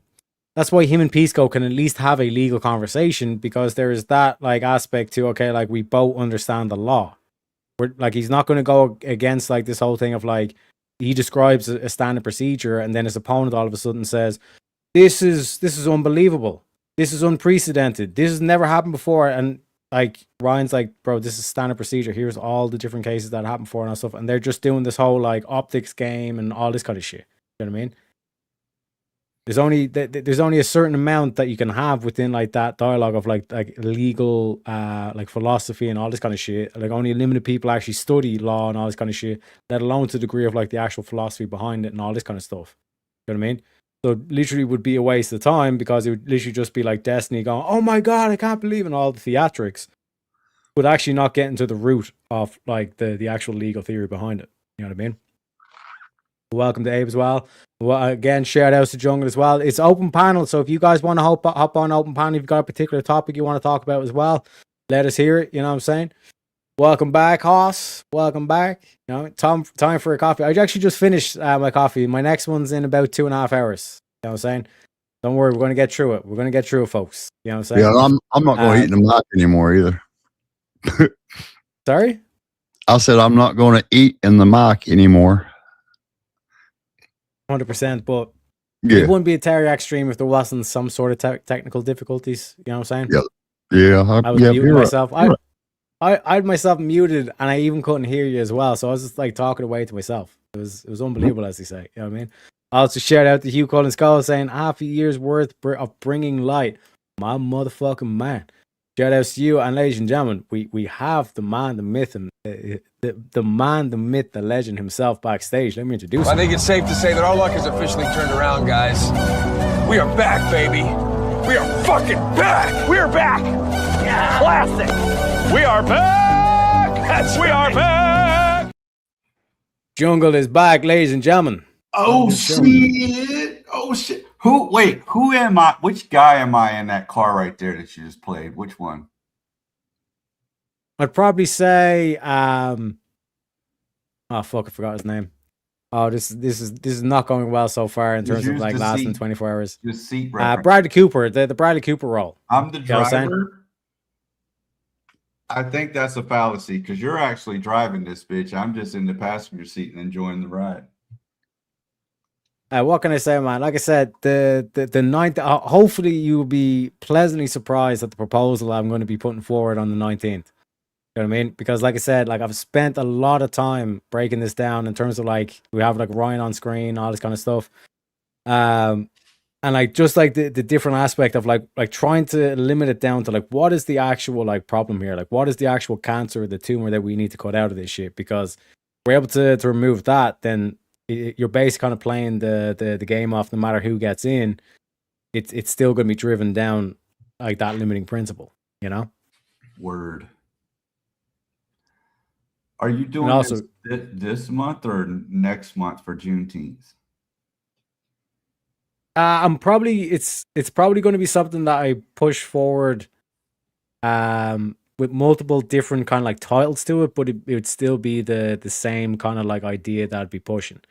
And like that's the whole kind of thing of like the debate prompts that like Ryan spoke about in the last one, where it's like you put forward like a particular prompt, but it's like what it's going to drill down to is like the key issue. And another way of doing this would be is X thing morally good, or is it good, or is it bad for society, kind of thing. The higher principle that you're going to try to drag them down to is talking about grounding morality.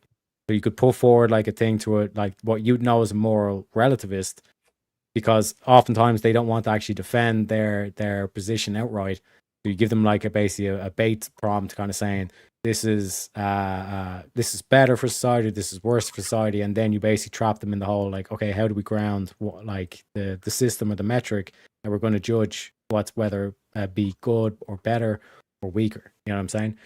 Same way with this, like this whole kind of aspect of like what is like a political philosophy that we could all agree with. That would be a universal principle that we could all kind of adhere to, that this is where the line should be, particularly if we're talking about a state for a nation, all this kind of stuff, and then show that no matter what nation we apply this to, this mentality should be the same. Like you should not have politicians that want to like that are supposed to represent the nation saying that they want to destroy the nation. It's a contradictory position. It's unreasonable. You know what I mean? Fair. And also shout out to Abby as well for the 5 gifted memberships. Let me say the names as well. We got Eric Boggs. We got Glock for Fordian. We got Rad Dude 8014. We got Leo Trojan and Freak as well. You've got a girl Abby to thank for those ones. Welcome into the club. Welcome into the emojis as well. The shamrocks, you know what I'm saying? Plenty of emojis there for the folks as well.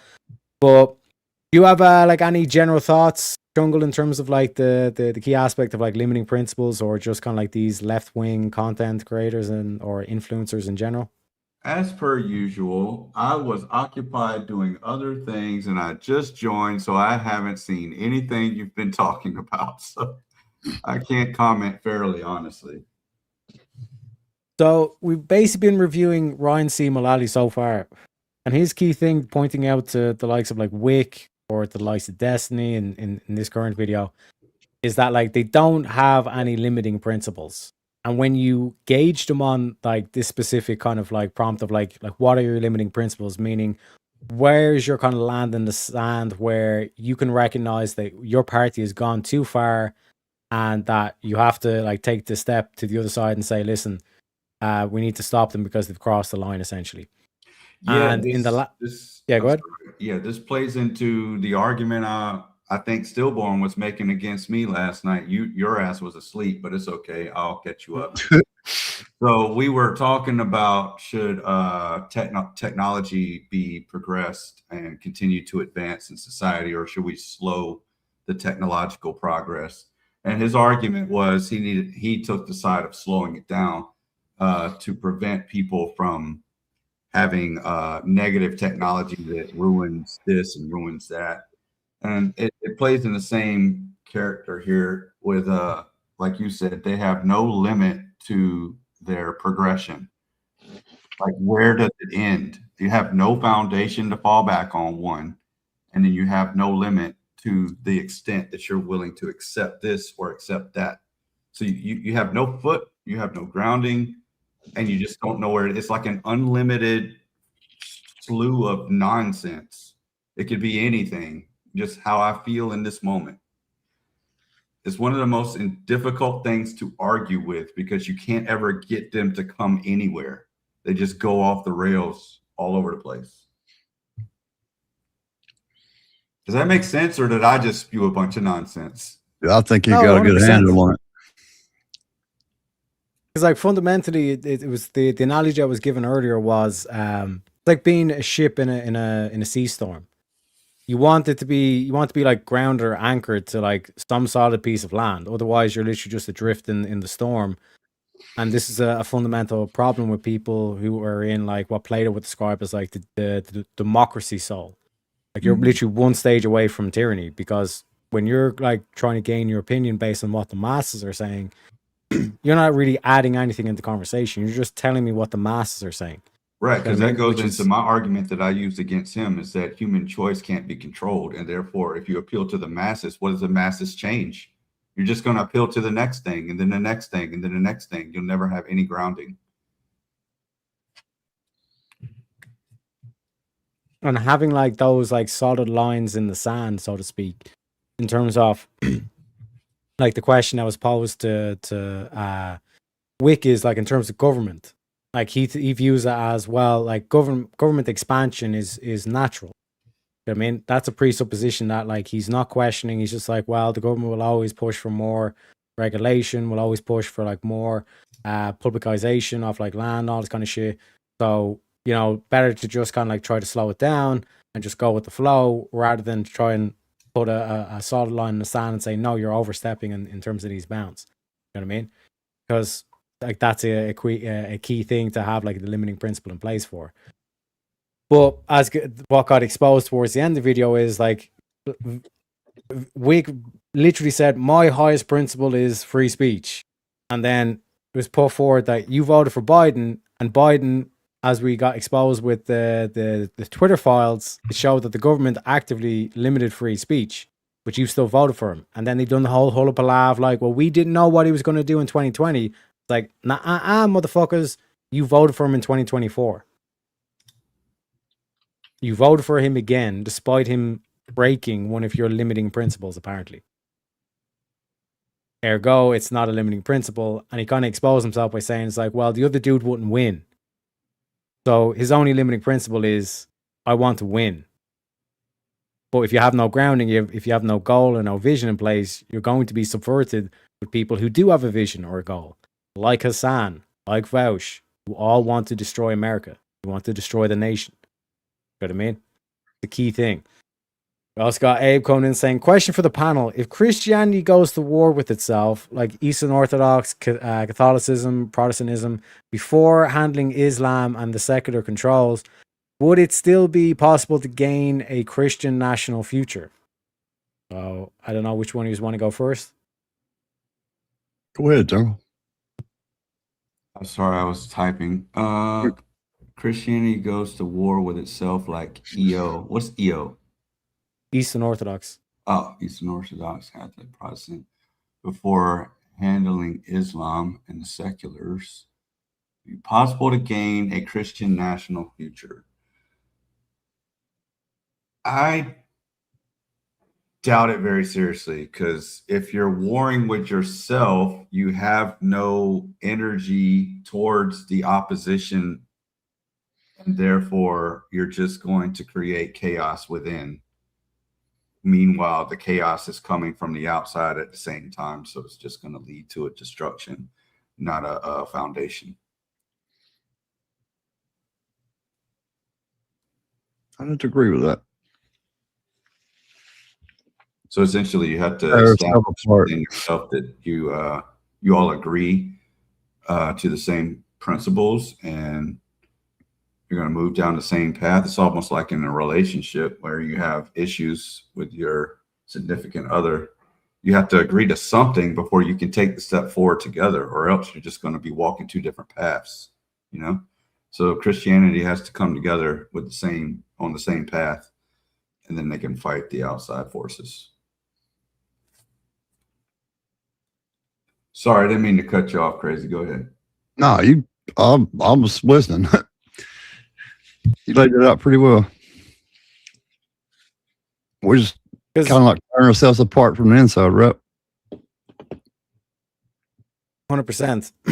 It's like the key question always should be key bono. Means who benefits. You know what I mean? Who's going to benefit from like Christianity or Christians like tearing themselves apart? You know what I mean? And like, yeah, like you can get back to the whole like no true Scotsman fallacy with like the no true Christian fallacy or whatever you want to like throw at them. But like fundamentally, there should be like key things like abortion. Like if you cannot call yourself pro-abortion and Christian. It's diametrically opposed. You can't be flying rainbows in the church either. Exactly. Like these churches that prop up that say like a non-gender conforming God or like whatever the fuck. We've all seen the videos. Like Crazy was saying with the rainbow flags outside the church and all the stuff. Like fundamentally, that is non-Christian. That is subversion. You know what I mean? Which is like the Salem witch trials often gets brought up and thrown into the discussion about like identifying there's key things that like you want to avoid, like this whole thing of like having to have some sort of purity test to prove that you're Christian or something like that. You want to avoid that shit. But you also need to have like some sort of distinction to like, this is a clear line. This is a clear kind of like limiting principle that like rainbow flags in the church and all this kind of shit, just because you call yourself a Christian, don't make you Christian. You know what I mean? And that drove a lot of people out of the church, in my opinion. Which again, who would benefit? Well, yeah. You know? I'm going to grab a quick bite to eat, so forgive me. I'm going on mute. I'm listening. Yeah, no pressure. But like I said, like that's kind of like a key and a good question as well from Abe in chat. Like that's another kind of aspect to it where like I get like the Christian nationalism because it's especially in terms of like the culture question. Like there's serious kind of like avenues in terms of like putting in a place to make sure that your culture doesn't get subverted. Which again, like tying it back to the nation or the nationalism aspect to that, like that's why like the nation should be a key fundamental underlying principle. And in terms of like what is state recognized as Christianity, not the state is. Because again, like I'm trying to keep this open to as many different avenues as possible, like as a big of an audience as possible. A state regulating what is deemed as a religion or not a religion is not itself the state acting as if it is a religion. So even in terms of the secularists, like that should keep them happy. But as we've seen from these videos, it doesn't seem like they really care about secularism if it really came down to like just put it against republicanism. Like even if it's a secular Republican person, they will still vote for the Democrat Islamicist because vote blue no matter who. We want to win. It's literally like a sports event for them, you know? Yep. I wasted my fucking time reading. Him and another law professor, Paulson, wrote this like 120-page paper on why Trump should be banned based on the 14th Amendment. But they didn't spend any time in their paper considering how inconvenient it would be, which was what the Supreme Court decision boiled down to. It would be really inconvenient. So the Supreme Court wiped away Section 3 of the 14th Amendment. They're like, fuck this, actually. It would be really inconvenient to do this. So now Now Stephen is complaining about a different topic. He's complaining that this law professor at the University of Chicago, who wrote a paper saying that it would be possible, as I recall, his paper was arguing that you could get Trump off the ballot because that he was an insurrectionist. This is what Colorado tried to do. They tried to get Trump off the ballot. And now Stephen's complaining that the Supreme Court ruled, and one of their basis for ruling was that they said, it turns out that it is a very, very bad idea to let states unilaterally decide who's on the presidential ballot. It's a very bad idea to have states just say, you know what, fuck it. We get to decide who gets to run for president, because then you might have, Texas taking Biden off the ballot, Colorado taking Trump off the ballot. Seems like a bad idea. And he's saying it's just inconvenient. He's downplaying it. Here's what Stephen's not talking about. That was a 9-0 decision. It was a 9-0 decision. The liberal justices and the conservative justices agreed on this point.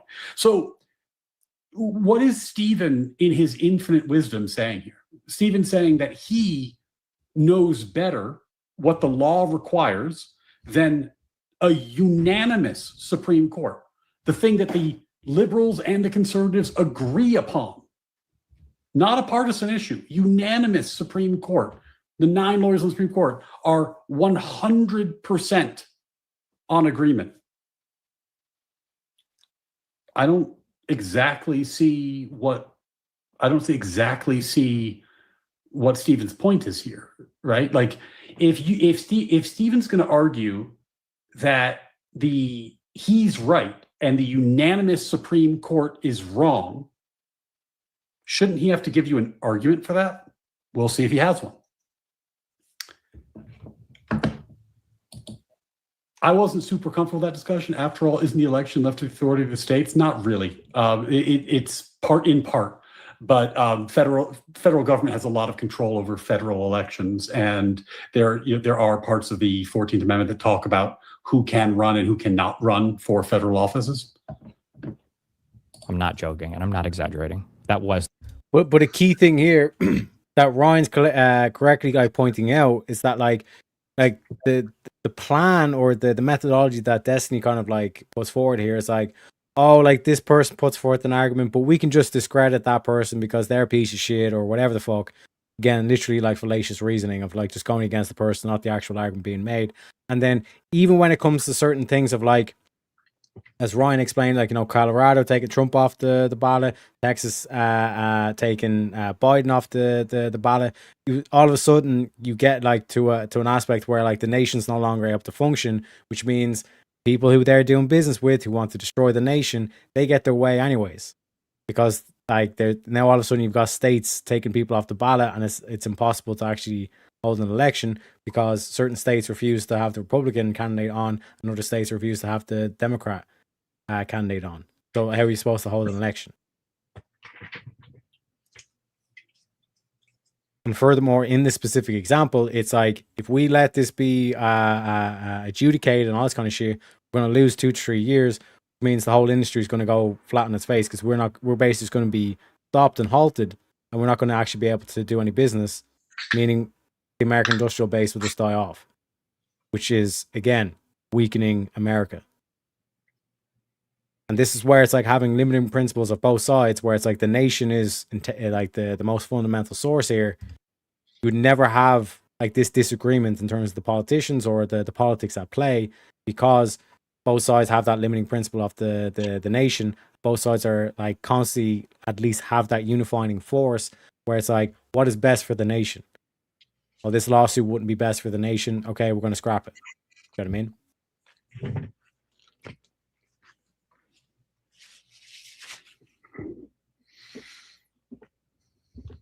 Absolutely, you'll never agree 100% with anybody, but if you can agree on 70%, even that's still great. And that's what I'm saying in terms of trying to readjust the focus on the dialogue at play in terms of particularly the political force here, having it along the lines of making America great again shouldn't be a Republican only slogan. That should be something that the left wing should be able to cheer on and champion as well, that we want to make America great again. Why would we disagree with that? You know what I mean? And the problem is you have plenty of people like Destiny, like Wick, that all they're really doing is they're being used to just like shield off and defend people like Hassan and the other dude, the ginger dude, that like essentially like they're the ones that are kind of like pushing for this end goal of destroying the nation, all this kind of shit. And anything that like the Democrats do will just be post hoc justified and say, oh well, we need to do that because the real enemy is the Republicans. This whole like friend enemy distinction. You know what I mean? That like I'm not actually, adhering to a reason, something objective outside of myself. All it basically comes down to is, duck season versus rabbit season. You know what I mean? Either way, the country gets destabilized. In this specific example, either way, the market, the American manufacturing base is going to get, they're going to suffer regardless. And then, like I said, the court steps in, grants the injunction so the companies can still keep doing business at least while this gets settled in the courts. Then the Democrats all of a sudden say, you're breaking, this is unprecedented, oh my God, like drama. You know what I mean? We also got Hugh as well backstage. 1 sec. We bring in the studio this morning one of the gay rights activists, Mr. Should I call you Mr.? Mr. Hugh Collins Coles, welcome to the show. Thank you, Teriak, and a massive congratulations, mate. Thank you kindly, sir. You worked your ass off. Appreciate it. Like this small little leprechaun ass, you know what I'm saying? It's very small. How would the world look as a Christian globalist? Well, that's another aspect to the Christian nationalism that could get that could be used with this whole kind of like agenda of, okay, rather than have like the United Nations, we just basically subvert this one, let's say, denomination or one church. Let's say for Catholicism, like if we control the Pope, then we basically have like the whole like New World Order, this like this United Nation, so to speak, because we're supplanting it with Christianity rather than environmentalism or whatever the fuck. You know what I mean? So it's constant. Is that when the infighting would start? Yeah, sorry. Is that? Do you think the infighting through the religion then would start happening?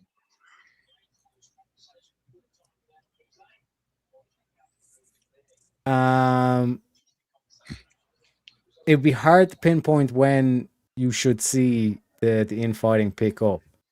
But I would say more likely you'd want to have that battle already achieved if you are from the perspective of the globalist. You'd want to diminish down all the different denominations and have, let's say, Catholicism take over as like the one true church or whatever. And then from there, you already have your structure of like the Pope and all this kind of stuff. He's infallible. He puts out his religious edicts for you and all this kind of shit. And you don't even need to do like democracy and all this kind of shit. It's an interesting thought because I was just thinking when you were talking about with Abe's question. Sorry, if you extended that hypothetical to a Christian globalism and the entire world was united as Christian, then is that probably where the infighting would start with the different denominations? But you're saying you want to have it figured out before that happens. You kind of know it's going to happen. It would happen. And would that be worse though? Would that not bring more, chaos?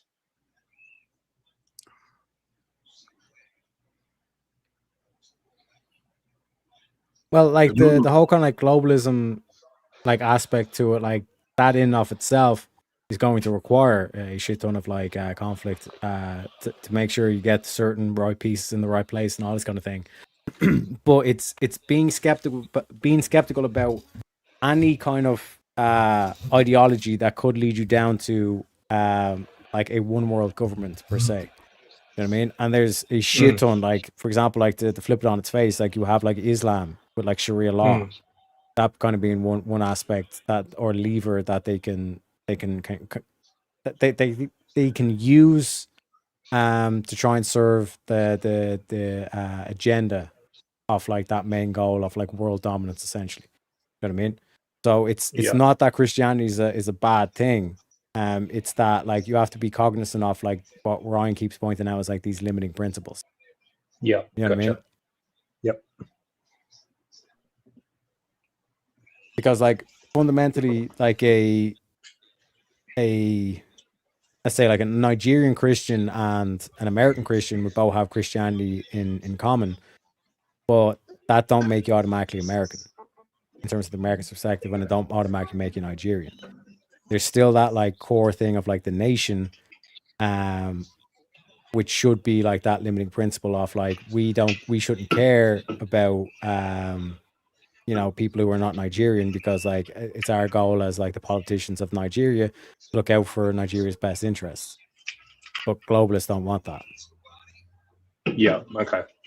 Okay. Cool. And in terms of like let's say like the Christian nationalist like counter argument would be like, but would you not want to make sure that like the people of the nation are all under one Christian faith? And it's like that is like the counter argument, because Christianity does provide a lot for the culture in terms of like the moral direction that they orientate towards, the moral principles that come from Christianity. And it's hard to escape, particularly from the West, where it's like that's where the founding fathers, that's where they guided, or they got their principles from. You know what I mean? Yep. Yep. Okay. Yeah. No, look, continue with what you're doing, man. That was just a question that I had come up after Abe's question, which was actually really bloody good. He's got a follow up here on that one. Abe does. Wait, where is it? It's in the chat. Oh yeah, sorry. Do we know what the percentage breakdown of Christian American, like if Christians, how much of they're in each group? Pretty sure I've done it before. I think the vast majority are evangelical or Protestant. Like, let me throw it into Grok.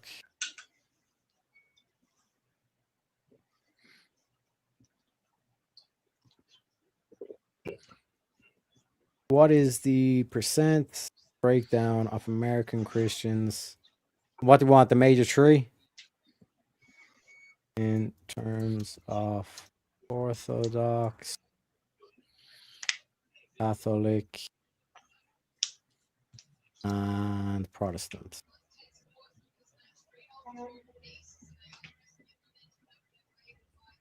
One sec.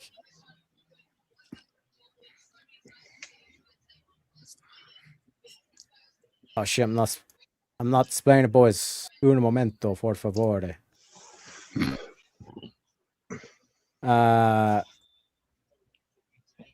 Yeah, so I pretty much have the similar kind of numbers here that that Jungle pasted me in the Discord as well. So like in terms of like the rough kind of figures there, it's like 65% Protestant, including evangelical, mainline, and historically black Protestant traditions, 31% are Catholic, and then Orthodox, mostly Eastern Greek and Russian Orthodoxy, is about 1 to 2%. Then you have like the other Christians, which are about 3%, which would be like the Jehovah's Witnesses, the Latter-day Saints, or the Mormons, the non-denomination, all this kind of thing. But a more thorough breakdown would be the one that Jungle linked me, which was about 40% is about Protestant, and then on top of that would be that extra like 23 to 25% that would identify as evangelical Protestant. Then like mainline Protestant would be 11-13%, historically black Protestants 5 to 7%, Catholics is between 19 to 21%, and then Mormons, LDS about 1 to 2%, Orthodox Christians is just roughly about 1%, Jehovah's Witnesses is less than 1%, and then other Christians would be 1%. So overall, about 60 to 65% of Americans identify as Christian at least. How could that be? The 1 or 2%? What you mean? Orthodox is on the rise. Yeah, but like when you talk about like actual like is it practicing? Like going to Orthodox church like regularly and all this kind of stuff. Like, and in terms of like the growing numbers is going to be different from the distinctly like the total numbers, especially like traditionally kind of like identified. 1 second, if I show this screen, it'll be clearer. So these were the numbers from our boy Jungle. So like, okay, like if I just do this real quick. So 60 to almost like 2/3 of Christians identify as Christian, and then the breakdown here would be strictly Protestant 40%, but strictly evangelical Protestant would be 23, 25%. You know what I mean? So historically this is like black based on Protestant. Sorry? Oh no, historically black Protestant has thrown me. Whoa. I didn't see that one. Well, you know they have to be inclusive in these things. And I was going to say on the 60 to 65%, those are Americans that identify as not practicing. Not practicing, yeah. Okay. I would say it's at least half or maybe 60% of the 60% actually practice.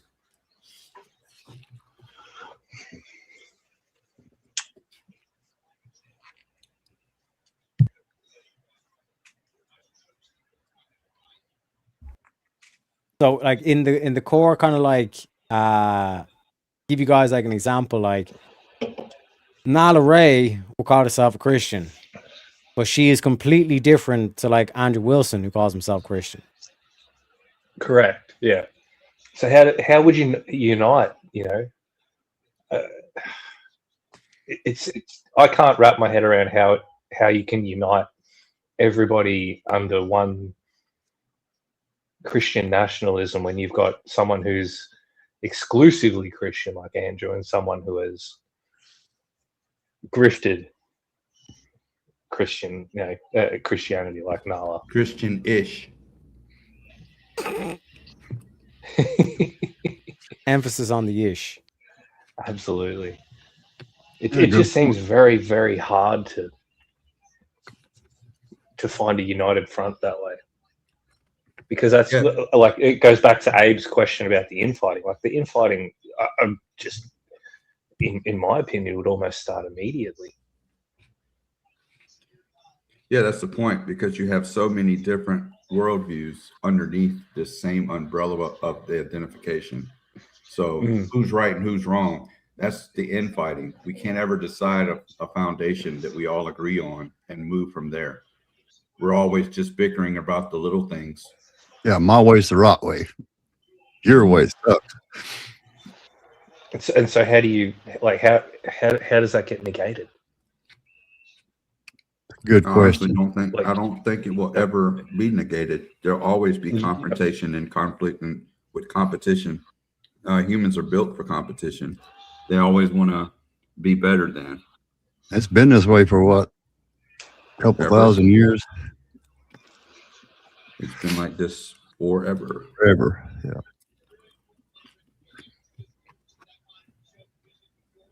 What was that one movie with Jim Carrey where Pleasantville or something? Was it Jim Carrey? Where this world existed that everything was like perfect or some shit? Oh, William H. Macy. I don't remember. Yeah, like that just doesn't ever exist. People have to be confrontational. They have to be different from the next. And welcome into Shazzy as well. But this is why, like, in terms of like to go down to the fundamental, like it needs to be around the nation.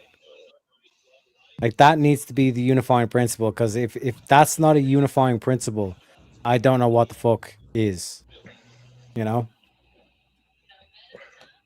Right, but how do you combat the masses?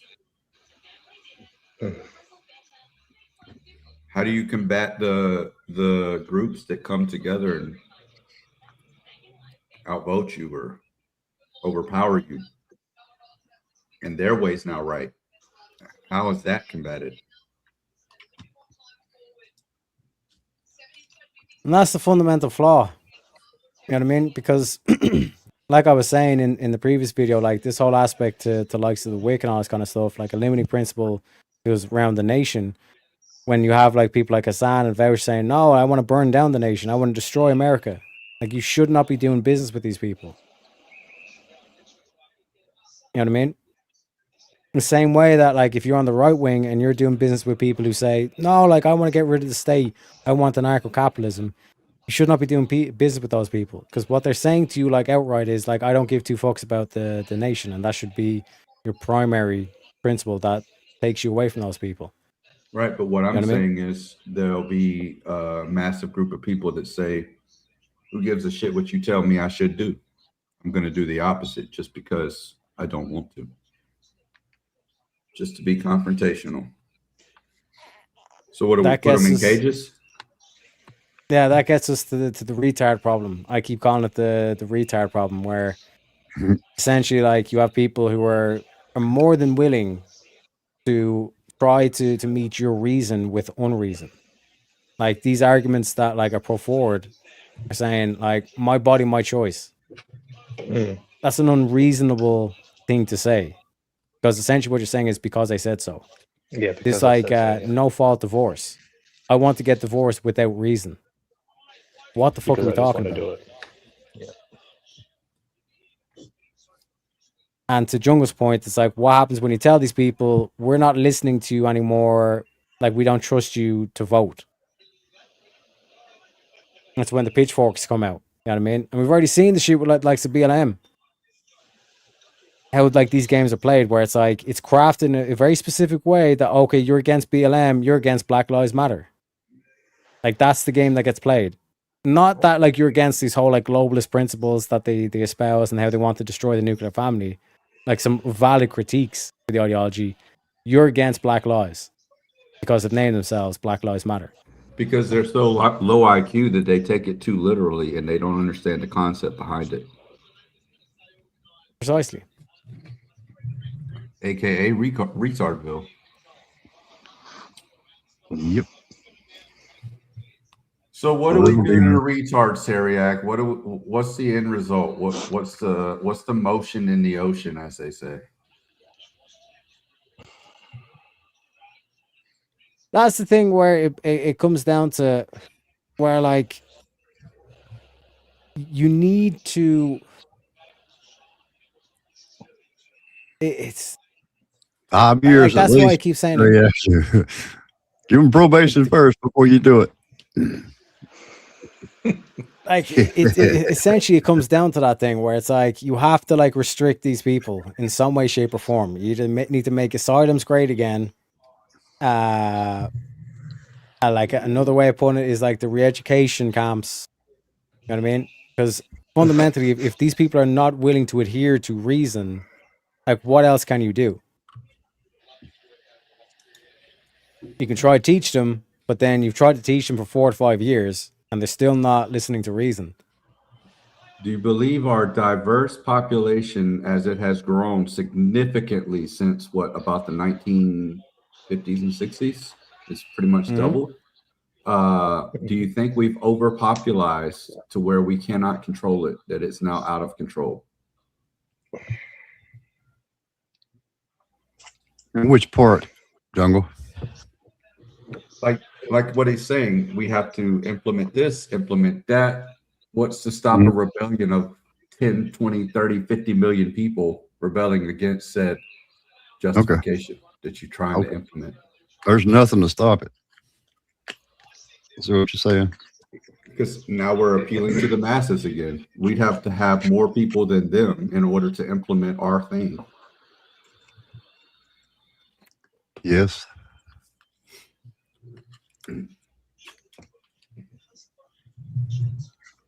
Be stronger, smarter, and faster.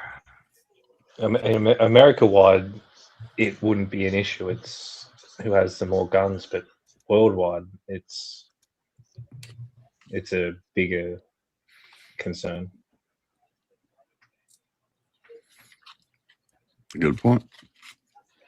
Yeah, but what's to stop these lunatics from pressing that nuclear weapon button?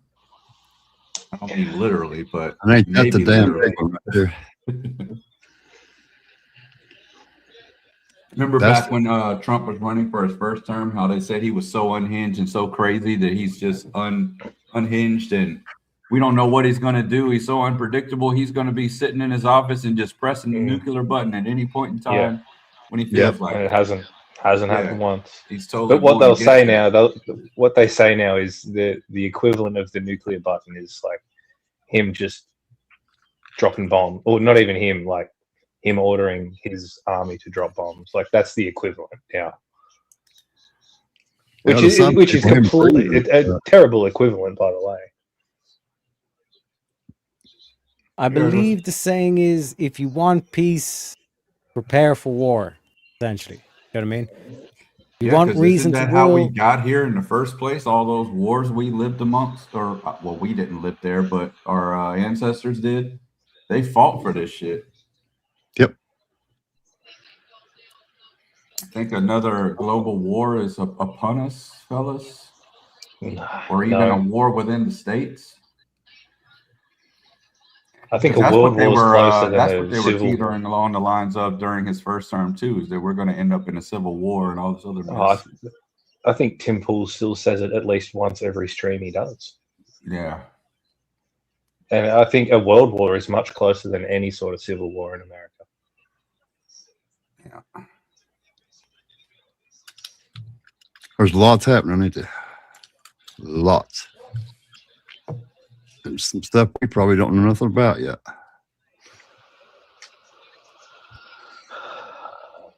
Burn the Muslims. Also, real that'll do. quick, That's a good start. shout out to Rex for the $5. Says, Forgotten History, the first great awakening for the $5. And play the money clip real quick.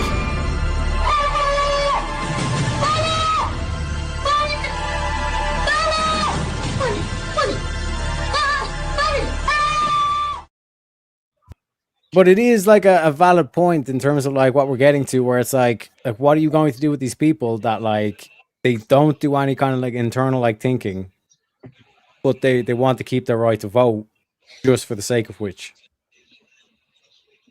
Because like the panel that I went on with MU misunderstood.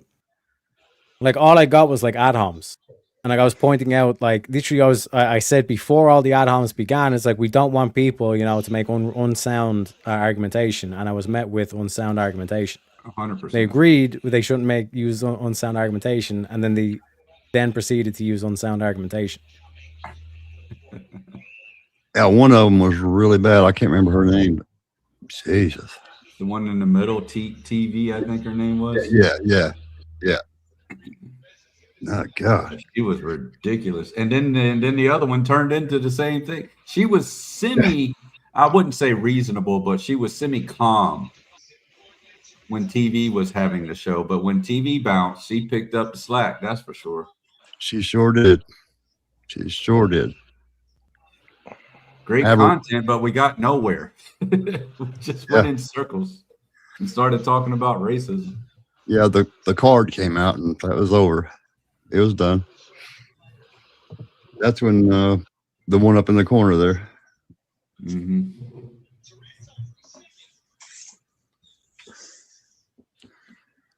Is an IQ test just too simple? Oh, that's what. It's racist. Yeah, that's what. Yeah. According to them, it would be racist to do such a thing. Yeah, well, So that's tell me- because they think black people are stupid. Yeah, it would be a pretty racist thing to think, wouldn't it? And they didn't even realize that's what they were saying. And that's the problem, isn't it? There's no fucking sound reasoning yet. But if you're against BLM because it's a globalist movement and it holds globalist ideology, you're against Black Lives. You're racist. Yep.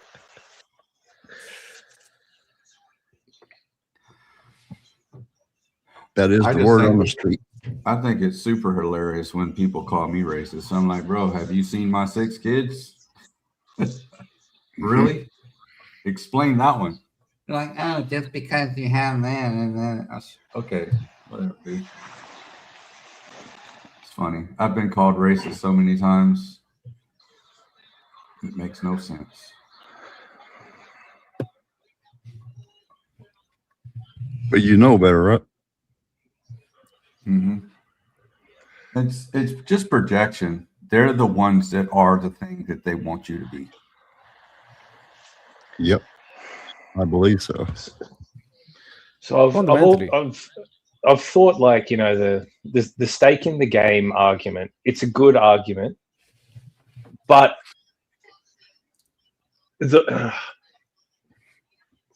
you know, maybe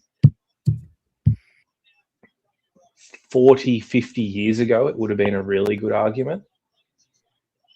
Like, actually very sound argument. There's too much, there's too many flaws in it now. You know, I know that my kids will probably never own a house. I think that's a very safe bet to make. So you just excluded 3 kids or 3 people right there from having any form of right to vote in terms of like staking the game, in terms of like owning land. So then you go to the military they could sign up for the military, aspect. yeah. You go to the military aspect. Well,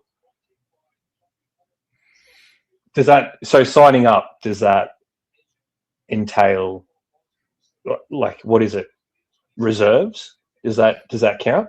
Does signing up for the reserves Your national entail duty. military? If you're signing up and there's a conflict going on, well then that's the way it goes. You know what I mean? But in terms of like the aspect of like either having skin in the game, which means owning residential property, or blood in the game, which is like you've signed up like willing to put your life for the nation. That to me shows you that okay, you at least like have like some sort of skin in the game in terms of like proving the fact that like you are like you want the nation to continue. You know what I mean? So you could be without even what? So you could have and yes, I understand there is some form of, you know, mental capacity needed for you know, to join the military, but you could have a borderline mental capacity but still sign up, and well, that's okay. They may have absolutely no sound reasoning to anything that they would vote for, right? But they sign up for the military. They did whatever the minimum requirement is, and yep, tick that box. And all of a sudden, you've got an unsound, unreasonable person that actually still can have an opinion on your. Well, country's... that's when we get to the second clause, which is you have to pass a competency test every 8 to 10 years.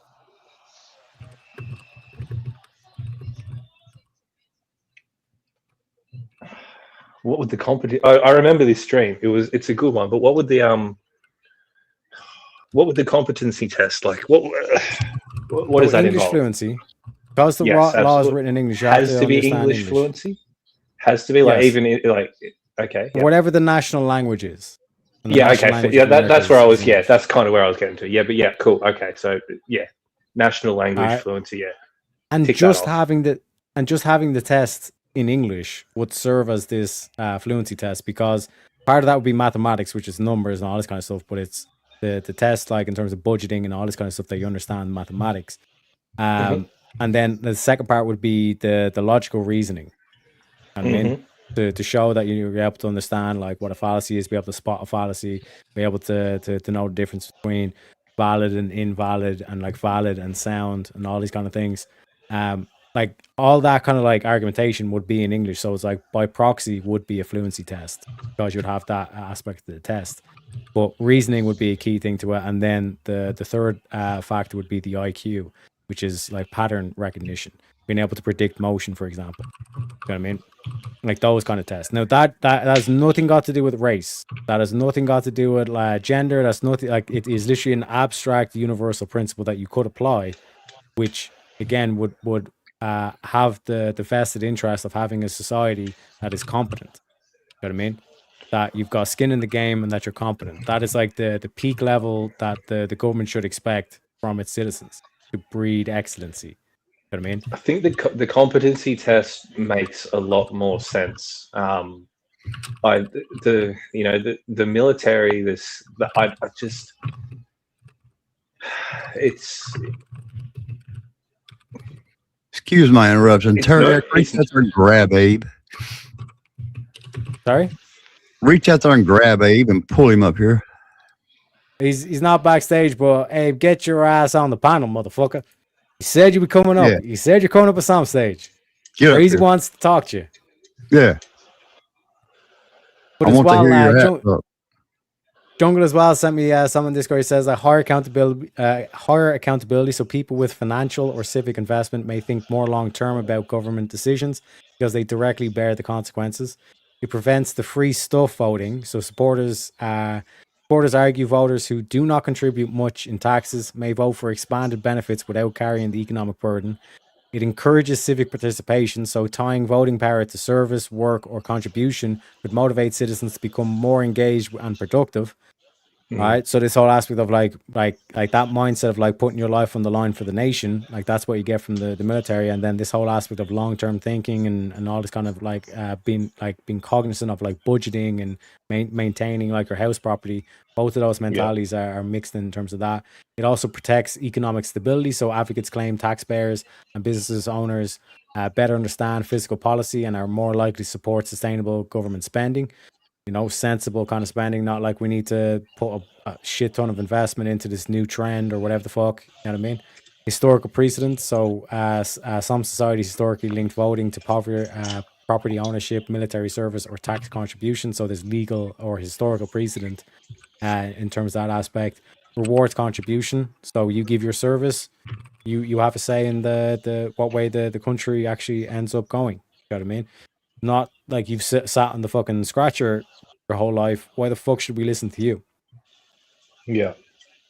You know what I mean? Can I put two hypotheticals to you, right? I'd just like to see where you go with it. So, like, the first one would be like a guy who served the military, failed the competency test, has come back from duty and is paying taxes. All good to vote? No, like you still want the competency because otherwise, like, you'd be shown that he could be swayed, let's say, by unsound reasoning. And as we've seen, like with the likes of Tucker Carlson, Candace Owens, Nick Fuentes, all this stuff, they've basically been twisted to now saying, no, we actually want to destabilize Trump and what Trump's doing. All right, yeah, that's fair. So, person's never not been to the military, scraped through the competency test, and has paid taxes his whole life. Again, you then have that question of the nation, the tie to the nation. Are they going to put the nation? Yeah, he's paid taxes his whole life. Yeah, but does he own residential property? No, but he has had been working for 15, 20 years. Taxes in. But putting more into the nation than he's received, yeah. Yeah, but there's still that aspect of like, are you at that degree to where it's like you realize that the nation is the backbone? That the backbone to the nation is the families, like I setting think up house. paying more in than he's been receiving. That's the backbone of the nation right there. I don't know. In the United States, most people don't do that. Oh yeah, look, I'm not disagreeing, and a lot of those people, they would not get the chance to vote. Just coming up with a couple of different sort of scenarios that are they're kind of borderline, and it's the borderline ones that are it's just how do you judge it? Ownership, the property, kind of hung up on that one a little bit. I want to give you some pushback. As in, like you shouldn't have to own property. No, I wish everybody owned property, but what if you don't? I mean, what if you rent? What if you literally couldn't? You literally can't own property for whatever reason. And you can tick it. You've already ticked every box. Like you've served the military. You've if you served the military and you passed the competency test, then you would still be able to vote. Yeah, even though it's just renting. It's an either or. For the skin of the game, it's either or. So it's either serve the military or you own residential land. But then not just military, but government service or state service. What would be your minimum requirement for length of service? 2 years, 4 years, like college? I guess you could say 4 years in terms of like the if you could fine tune in terms of like the area that you would like put in terms of like the amount of like minimum service required. And like there is a certain aspect to this where you'd like could like do a whole thing of like grandfather it in as well. So it's like a certain patch that's reached. Like let's say if I was summoned to America and like this was the whole council that we're all going to agree on all this kind of shit, this political philosophy, and I get that thing where it's like we get like a large swath of the Democrats and a large swath of the Republicans unite under this banner of the nation being the limiting principle behind it, all this kind of stuff. And in this new system is this new voting system. You could even say like a way of like, an easier way to pass. I would say we'll just grandfather this in. By the time that people are kind of going to be voting in, we already have all this like family friendly policies and all this kind of like enabling young American families to actually afford their own home. By the stage that this actually kicks in, let's say 12, 16 years time, that new generation that's upcoming actually has all these available tools to get their get enough equity in their house to call it their own home and all this kind of stuff. You know what I mean? But like I keep saying, like the skin in the game, it's that either or between the military or the owning the residential land. You're showing that you have like pretty much you've either got skin or blood in the game, and then the only thing you need to have other than that is just competency. Would you extend that to like police force? Yeah, that'd be serving your nation. Firefighting.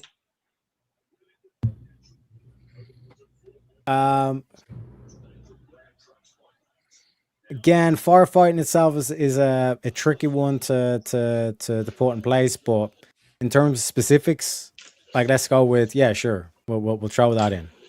So it could be like all emergency services. Yes, where like this whole aspect of you putting your life on the line for the nation. Yeah, that's cool. what you're basically proving with that principle. Like that's the spirit of the essence of that principle, that you have that mindset that yes, like they agree that the like sometimes you got to put your life before the nation, otherwise the nation doesn't continue. You know what I mean? Okay. And then from that you have competency backed by it. Like I said, that to me is it should be met with, well, at least it's reasonable. We can kind of like get down in terms of specifics and all this kind of stuff. Not you're racist. That's what you're being met with. And to Jungle's key point with, like, what are you going to do with all these retards that are standing there genuinely trying to make an argument that this is somehow racist?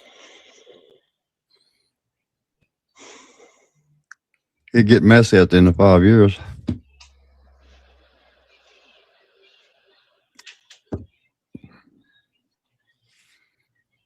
Look, I definitely don't disagree with the notion of bringing back asylums. It's gotten to a point where that is that's definitely needed for sure. Who's the decider that you should be in one or not? And Jungle's on it tonight. The competent. Yeah, he's moved from the trolling to actual questions. He's I don't like it. Go back to trolling, Jungle. Yeah, all right, fuck you. So, so would you have a scoring system for your tests, like an ASVAB or something, which would give you a specific ranking of what you can and cannot do, or where you should be or should not be? There we go. Yeah, like the main aim of like the competency test is like how attached to reality are you? You know what I mean? Is it a pass fail, or is it a grading system where you would be placed in a certain category? Like over 80, like 80% is a pass. No, like it'd be kind of more so where like you'd either kind of say, okay, right, these people these people all quote unquote passed the test versus here's everybody that took the test, and then from there we're only going to accept, you know, A, B, and C grades, and everyone else goes to the wayside essentially. Kind of like bell curve grading in terms of like that aspect. I would be one for like strict kind of like if you're like if you're an unsound reasoner, then I wouldn't want you like to even have potential for you to like slipping in per se in terms of like that aspect. I'd be kind of more so pass fail rather than give everybody a grade and then try to kind of find the line from there. But like I said, that can lead into issues as well in terms of specifics. But well, I mean, I cheated my way through high school. I mean, like that's the other aspect of it as well. Like the way I'd come at it would be like this whole kind of aspect of like you're throwing the particular kind of like issue to the side, and you're just focusing on whether or not the argument being made is like, let's say, reasonable or unreasonable. So you could, let's say, take something like the example I used on that panel was the whole heroin thing. It's like, okay, a former an argument for like heroin legalization is put forward. It's the whole point of the test is not to gauge how you feel about heroin, and if anything, the competency test would expose the fact that they feel passionate about that particular topic rather than actually focusing on the reason alone, which to me would, if you focused on that aspect of just passing based on the reason being applied, that should get you to a better place. Because in terms of like the arguments being put forward, we don't want to be putting forward arguments that like would not have reason or justification. So let me ask you this question. What would your policy be if this test exists for someone who owns land at age 18 and they fail the test? How long before they can retake it? A year, 2 years, 6 years? Right away? Yeah, no, I'd have it like publicly available in terms of like whenever. How about at the beginning of every voting cycle? So every 2 years? You could do it that way. But I was thinking about this in terms of like the layout of it. Like, should it be like at any time? And how many retries should you get for a how many period and all this kind of thing? Like for me, it's more about proving that you have that base level of competency at least. Well, didn't you in terms say, of like, I'm sorry to cut you off. Didn't you say that you have to pass it once every 8 years or something like that? Yeah. Okay, so And it's what like- do you do if because I experienced this personally. I was in a motorcycle accident and had a traumatic brain injury, so I had to recover for that. Thankfully, I did. It was a blessing, but many people that I was in therapy with could not and did not recover. Let's say they passed the test last year, but then they get in an accident where their brain is damaged to the point where they can't function reasonably. How do you dismiss them from the voting block? Good point. Well, like to gauge in both of them, like for that one, like there would be a certain kind of degree of like certain medical conditions where it's well established and proven that like with loss of, let's say they're missing this chunk of their brain, that they no longer have the capacity to engage in logic or reason, then like that would be an exclusionary factor. But to your point as well, that can become partisan depending on who's the actual final say over those things, and all of a sudden you have like Republicans being disfavored or Democrats being disfavored in a certain avenue in there. And another thing as well is in terms of why it's important to make sure you get like this limited number of attempts or periodic period like where it becomes available in terms of the testing, is if it's unlimited, then I can basically just like run a program that will give all possible answers to the test, and then like just basically think of it like trying to crack a password without a certain limited amount of tests. I can just try every single possible combination, and I haven't proven that like I'm actually competent. All I've basically done is just basically proving that you can beat the system. Yeah, I've just like circumvented the system. So it's like that's like two key areas that you'd have to make sure you're prevented by it. Because I was looking into the reason why literacy tests are such a negative connotation towards them is because, like, depending on who the grader was, like, just being able to look at the name and say, oh, well, like, this is not an American name or whatever, I'm just going to pass. I'm just going to fail this test, even though two individuals could have the same exact answers. But you're passing one person because their name is, let's say, a black name, and you're failing another one just because their name is a white name. You know what I mean? But if you do this through an automated system, where even if it is like final say comes down to the human being, that there's no name appearing on thing, it's actually just a number.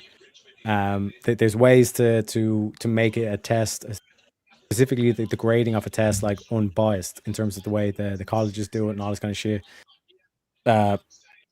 Particularly, like, I wouldn't trust a lot of the colleges in terms of the modern day, because they do the whole like affirmative action, all this kind of shit as well. The bell curve grading and all this kind of thing.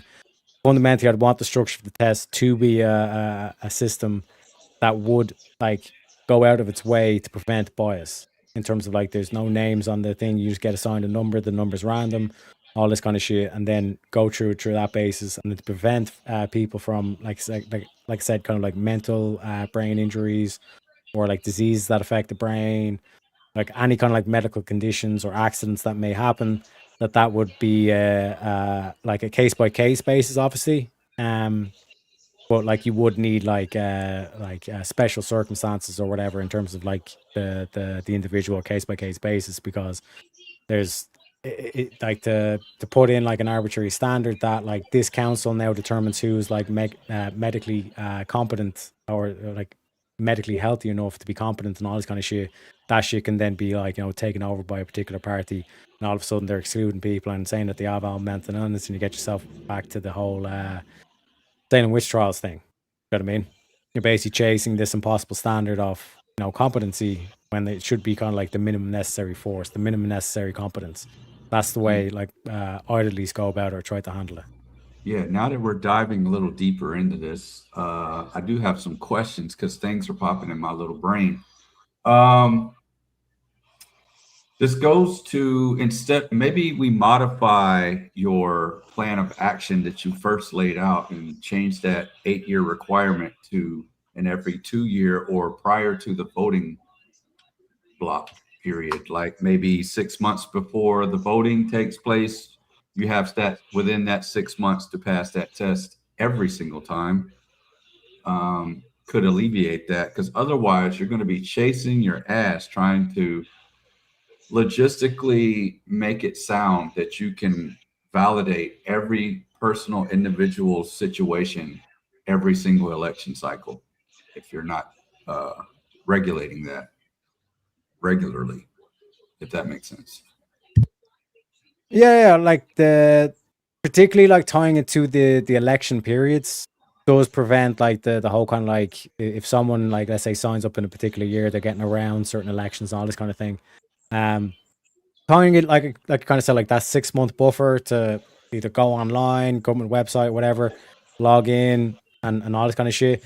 And then, like I said, like complete the test like in your own time or whatever. Like I said, have like publicly available kind of like ways to train for the test and all this kind of stuff. These are particular things that are going to come up, all this kind of shit. And then like take it into your own kind of like hands in terms of like that aspect. And then, like I said, have a kind of like an independent system put in place where it can be double checked to see like you can pull the actual results, and you can, let's say, like, you know, appeal results, all this kind of shit, and go down through, like I said, like heavily automated systems to prevent any bias. Because, like I said, if you give any control to a particular party, it's going to become partisan. You know what I mean? So I wouldn't necessarily be against like you're kind of saying there, where it's like regularly it's regularly kind of like done in a way that, like, before particularly any key elections, that it's tested for the competency.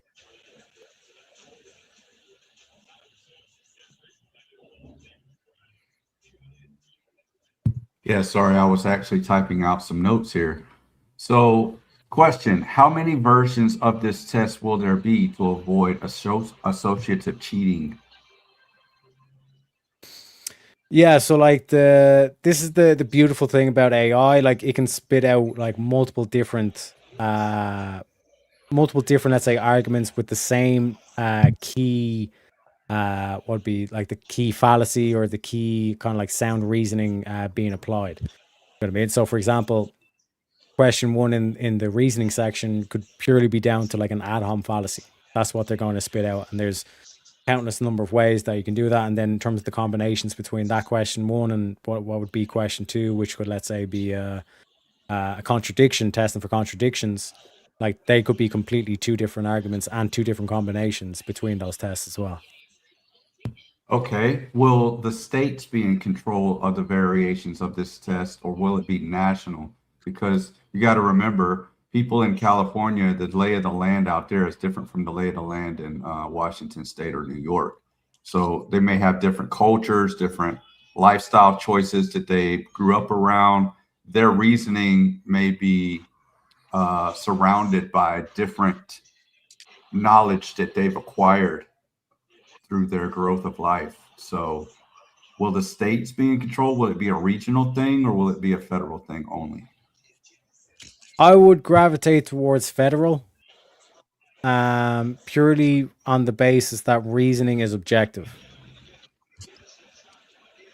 That's fair. Yeah. Okay. So will there be a different test for federal elections versus state elections? Or not necessarily a different test, but a different variation of it, to more focus on the regional policies of that state?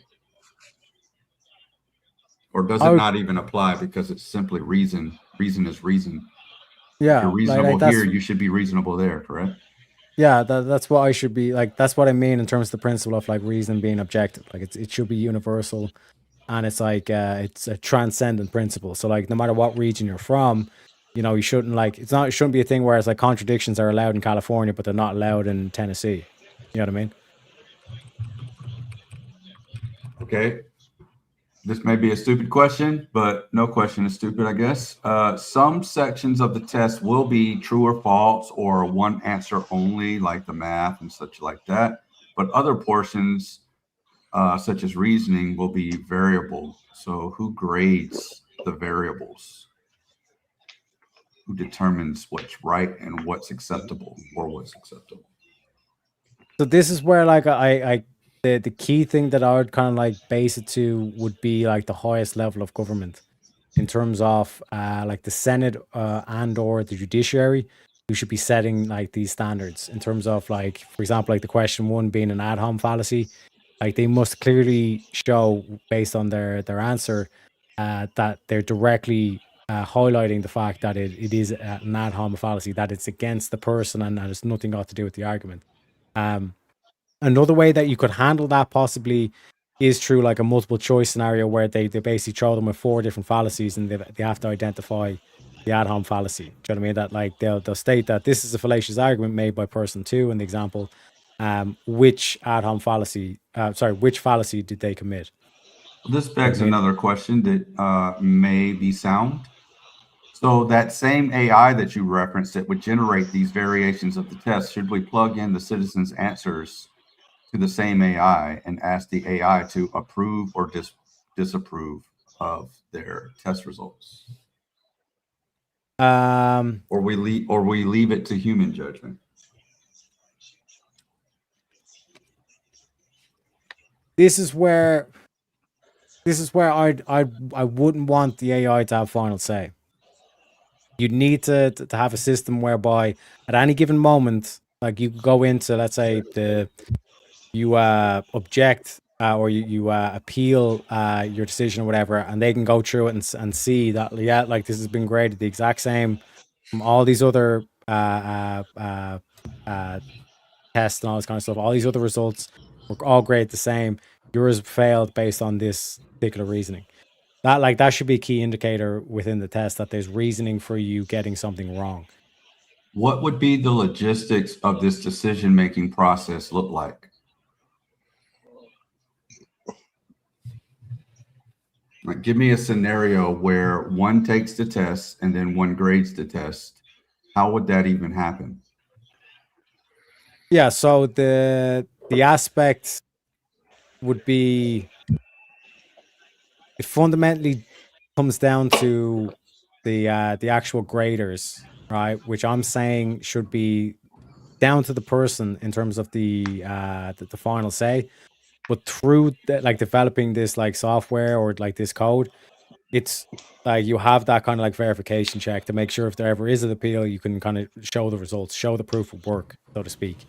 So like rather than it being like full on AI, like this boundless kind of like where AI is suspect to hallucinations and all that kind of spiel, it is an automated system that has like rigid rules in place.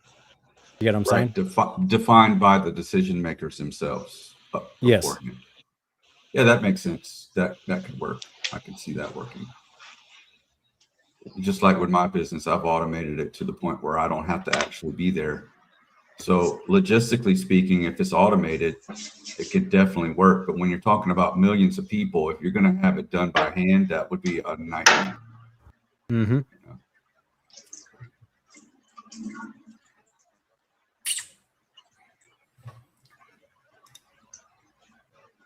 All right. I think we've drove this topic into the mud and back out again. Hey, mama. Like I said, make sure you stay tuned for Speakeasy Swords of Reason on the 19th of May, ladies and gentlemen. All going to be revealed. But we do have a nice segue. Jungle sent me some links as well, some funnies, as they say. So I'm going to check these out, see how they go. So one sec, let me get the. I have to make some terms. I dare to make these terms, and I don't think chat's going to be honest, but I want you guys to try to be honest. We're going to play some try not to laugh stuff. If you legitimately laugh or you chuckle just the least little bit, I want you to send in at least $1 donation. Come on, guys. Like, be honest here. This is going to be funny and worth it. Let's play along. How about it?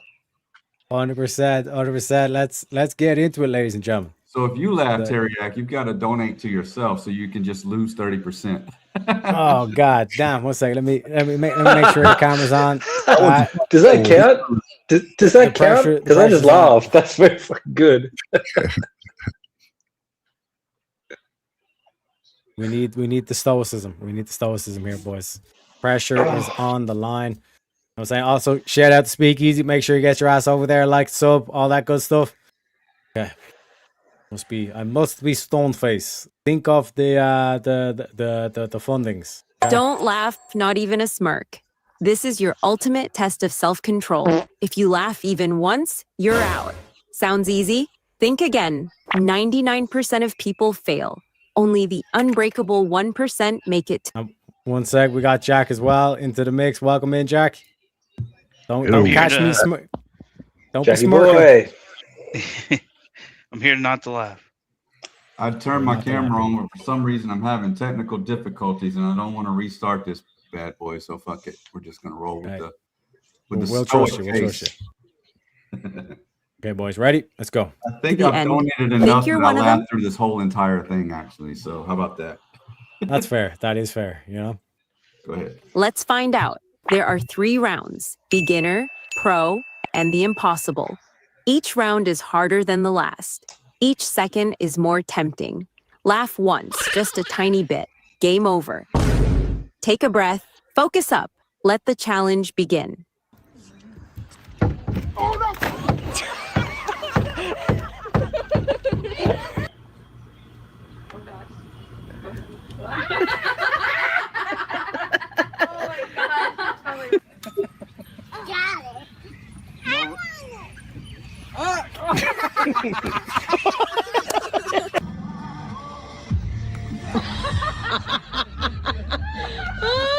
Whipped cream challenge.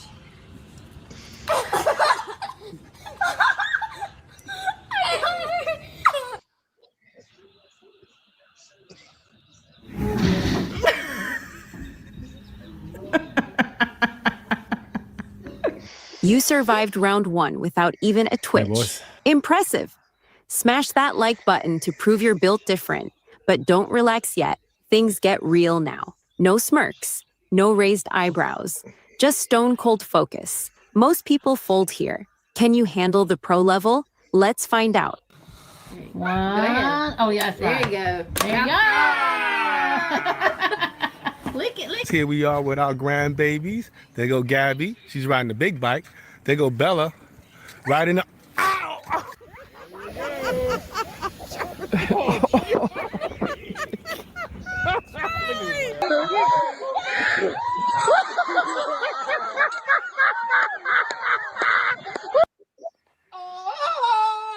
Oh, Pep.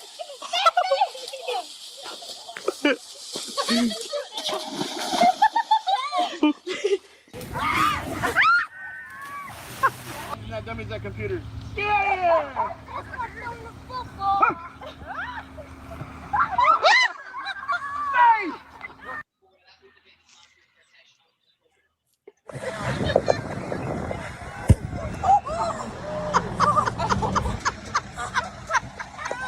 I'm sorry. That was it. That was the one. What? No!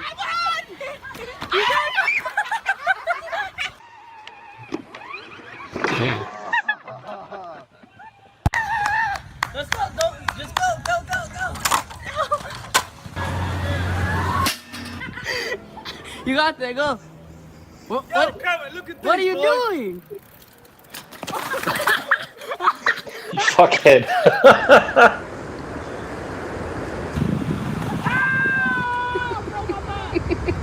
Don't do it! Don't do it! Come on, just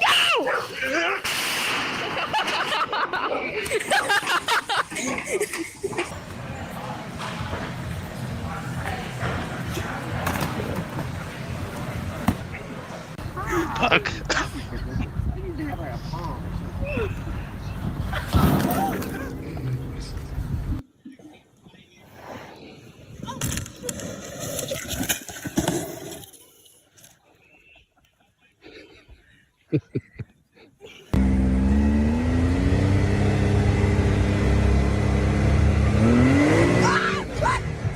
Let me out!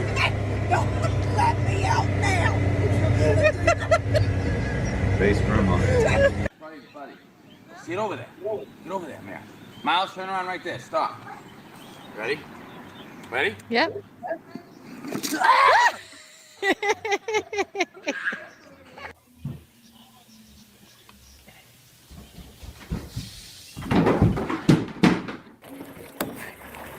There, very nice, very nice. I don't know how you're gonna paddle.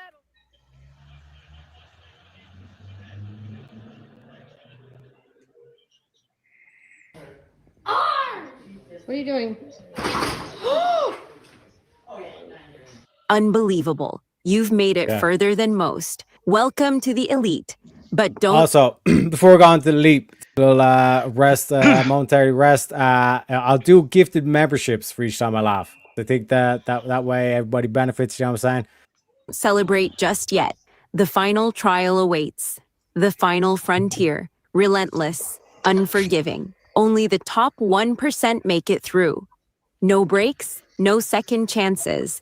Only pure focus and unshakable will. If you laugh now, you lose everything. That perfect streak, gone. Think you're truly untouchable? Time to prove it. Let's finish this.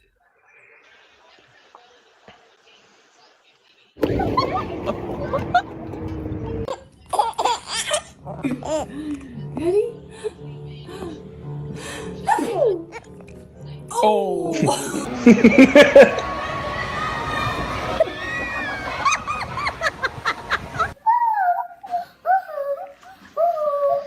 Oh, you son of a bitch.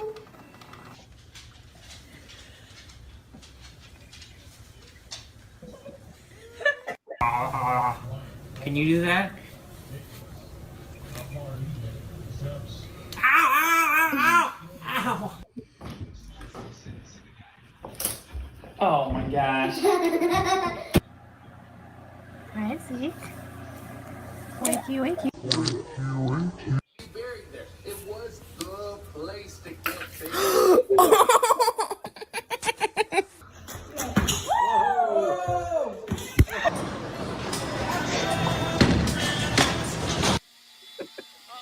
Your moat's gonna be filled.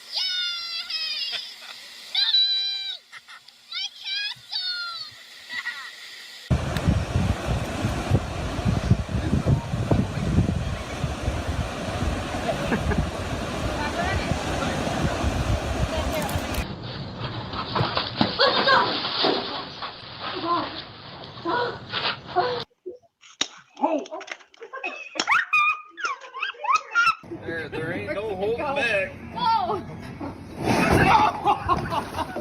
1, 2, 3.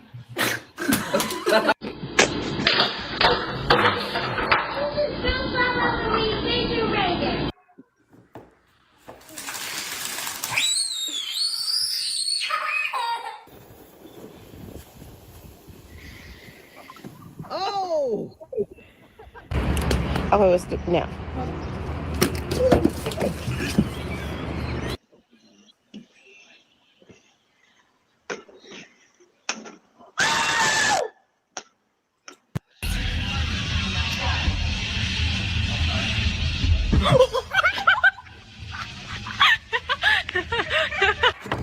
Come here.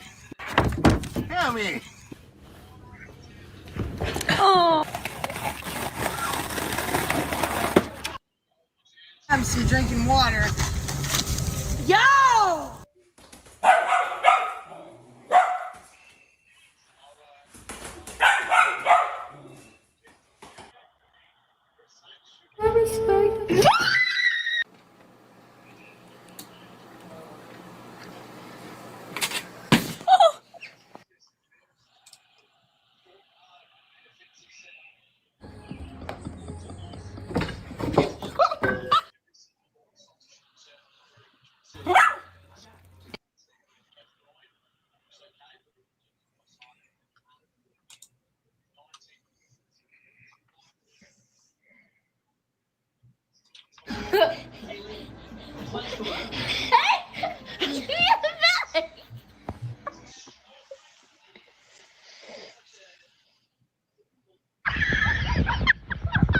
No!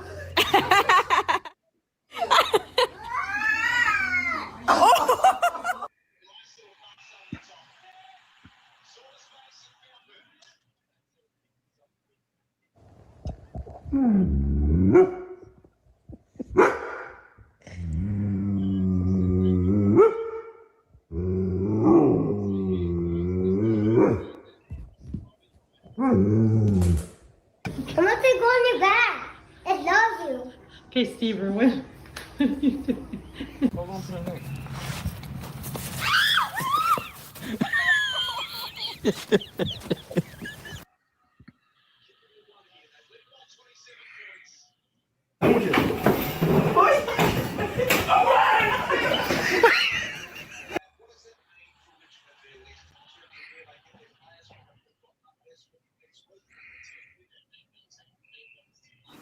Do not hit me.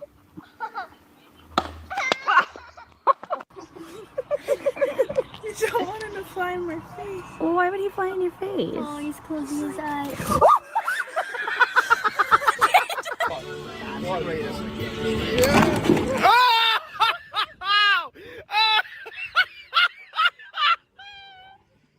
That was great!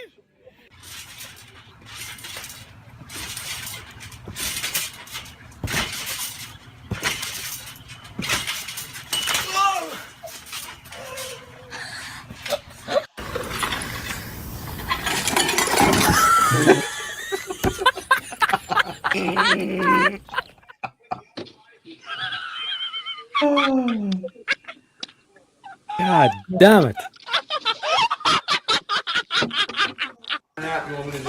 Yeah. She took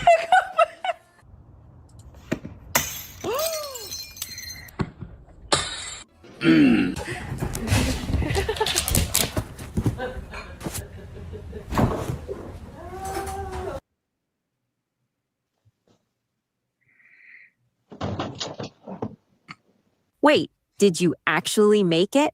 Unreal. No. Truly 3 impressive. times. If You've you got me 3 survived times, without motherfuckers. laughing, you've officially reached legendary status. Wait till But you see the folks, next one. Yeah, Terry, there's more. You definitely broke me on one. I saw your face and it broke me. It's difficult, man. It's difficult. But first of all, I want to shout out the 10 gifted memberships that I get for free each month. Forgot to use them.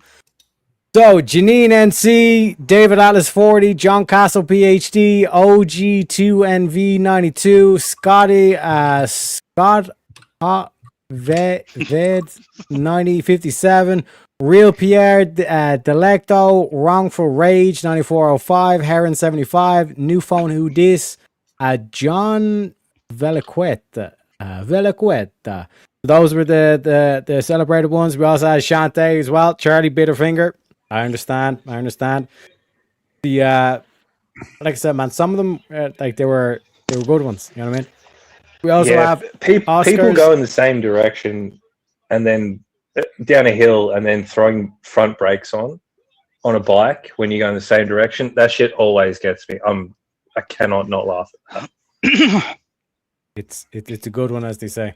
But also shout out to Dart for the PayPal as well. The $10 on the PayPal as well. At least it's been honest, you know what I'm saying? Also shout out to Oscars 505, Wesley Santo Pierres, and where's the third one? OG Darth Mauls 07 as well.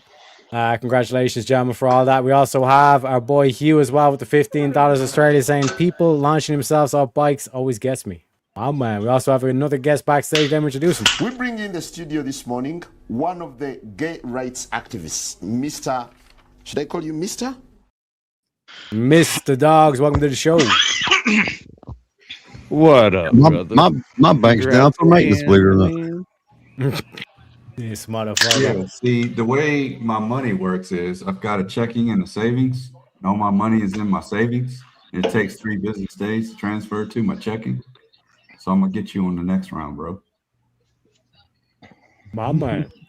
Well, You've also already done enough, pretty much. I read the wrong one as well. It was actually that was TTM's PayPal for $10 says TTM for the 2K stream. Let's fucking go. Also for Dart says happy 2K 24-hour. When are the roasts starting? My motherfucking man. But as I put that on the chart, one sec, we got another guest backstage. Let me introduce him. We bring in the studio this morning one of the gay rights activists, Mr. Should I call you Mr.? Mr. Darth, welcome to the show. The man, the myth, the legend himself, and appreciate you for the raid, sir. It was a yeah, well, yeah, not really, kind of. well, You brought dogs over with you? Is that but what you yeah, basically. The one's hanging out over there. Sure. Yeah. Darth's about to empty his bank account. Don't be I good, boys. Hold on, you assume I have a bank account? I guess that's true. Yeah.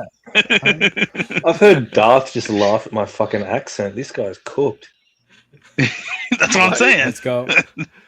Boys, here's the next video. This one is the stupid women driving fails compilation. Oh, no. 2017 Dude, version. I am Fuck. not If you're that familiar rich. Yeah, stretch out the old face. Rigged faces. I think all of this is going to be very realistic for everybody that's been on the Taking road. a fucking loan out for this one.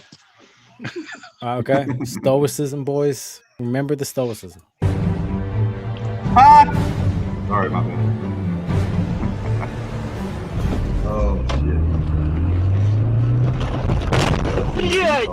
Ты шо ж ты едешь, ты дура ебаная? Fucking dumbass. Ой, извини, все, извините, я в аварию попала. Куда ты, блядь, лезешь? Ты куда лезешь? Нет.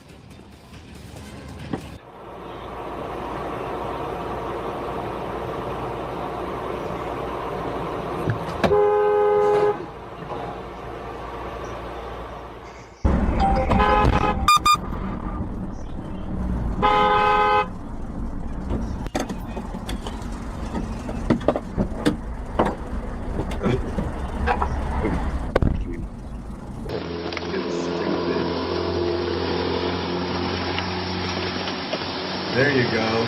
Man saves the woman.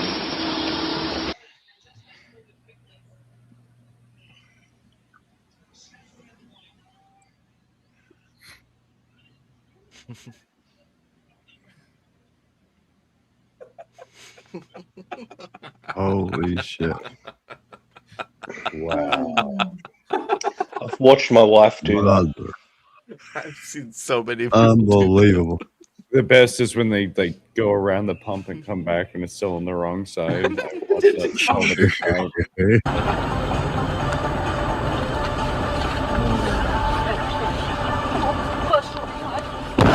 Oh, that was close. Fucking retard.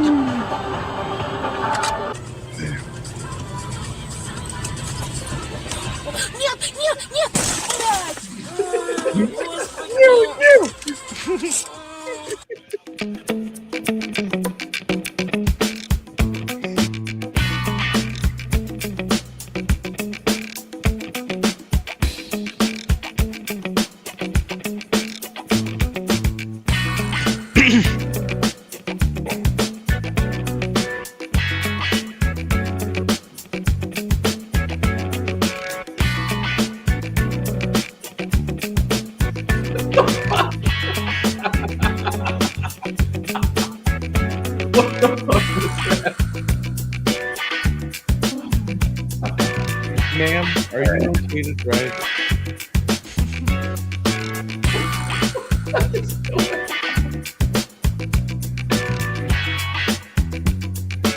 What the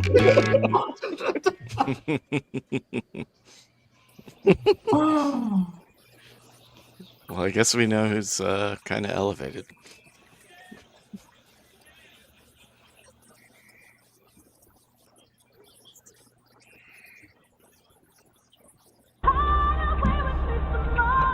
Did you just park there? Алена хочет Алле остаться. Ой, Алена Юлий. Алена их остаться на советской. Еще неизвестно, как ей понравится или нет Юля. Как они вообще будут работать. Вот дура. Капец она. Вон, там дверь. Ну и что, значит, What надо the? встать на это место? Да. Охренеть. That's rough. And do a 3-point turn to get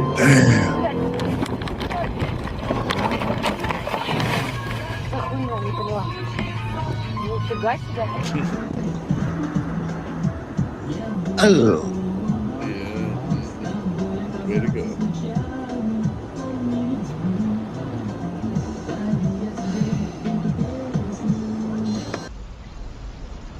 Look how it was a woman coming out of the car, and now it's a woman going in the car. I see a recurring thing. Yeah. That's what this is a compilation of. Damn, who's I here? Oh my Jesus. Fuck. The smallest car on yeah, earth that- can still hit something. What the? Why? Why? Why? Yeah.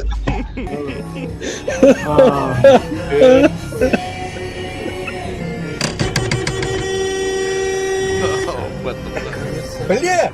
Oh, no. Дура, что Crazy ли, bitch. блядь? Crazy. Oop. Oh, dang. Well, people think they're in the demolition derby. 10 Being stars, bro. fucking- 10 stars. Took that bitch out. Damn it. I was doing so well. You were. Oh, are we trying not to laugh? Yeah. That's the Oh, That's why I nobody said told you're me gonna that. fail. You gotta pay. Nobody told me that. That's the rules. Okay. Dog gotta pay the laugh tax. I already did. Я ему говорю, ты меня самый лучший начальничек. Привезу тебе магнит. Сегодня на пляже случилась страшная вещь. No. What the? Bruh. Bruh. Some Michael Jackson What over the- the balcony. Oh. What the fuck, bro? Oh. How do you even laugh at that? That's crazy. I said, oh, I'm not laughing. I said, oh. No, not you. I'm just saying anybody. You were like, what the fuck? Oh, because challenge. I like challenges.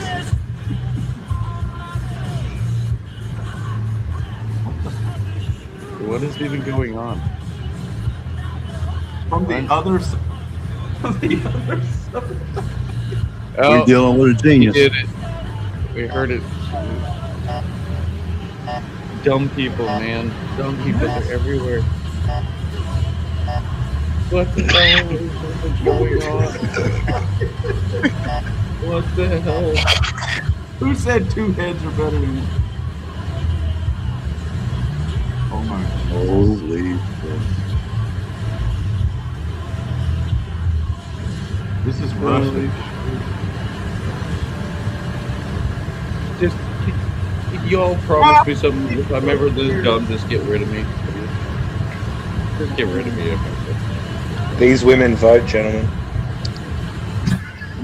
It's not going up. Why is it not going up on the meter? I don't understand. Shit, Holy shit. She didn't do that. Bro.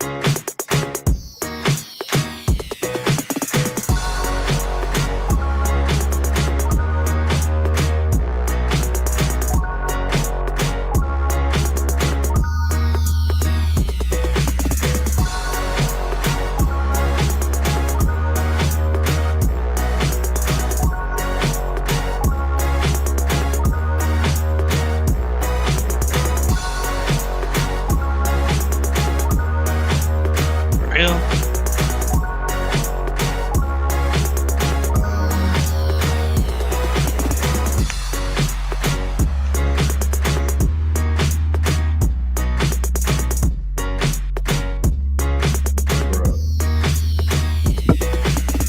Probably lives in the park.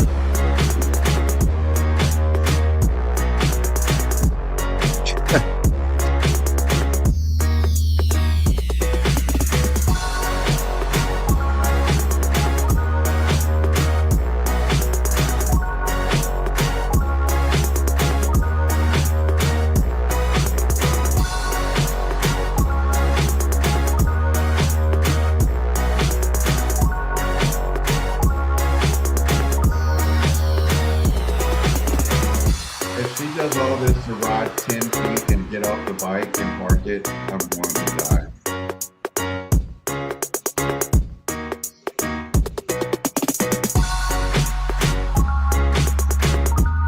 I'm just wondering where it's parked and like who's filming. On the street? In the road. Oh my god! Yep, I knew it. I knew it. I knew it, Bro.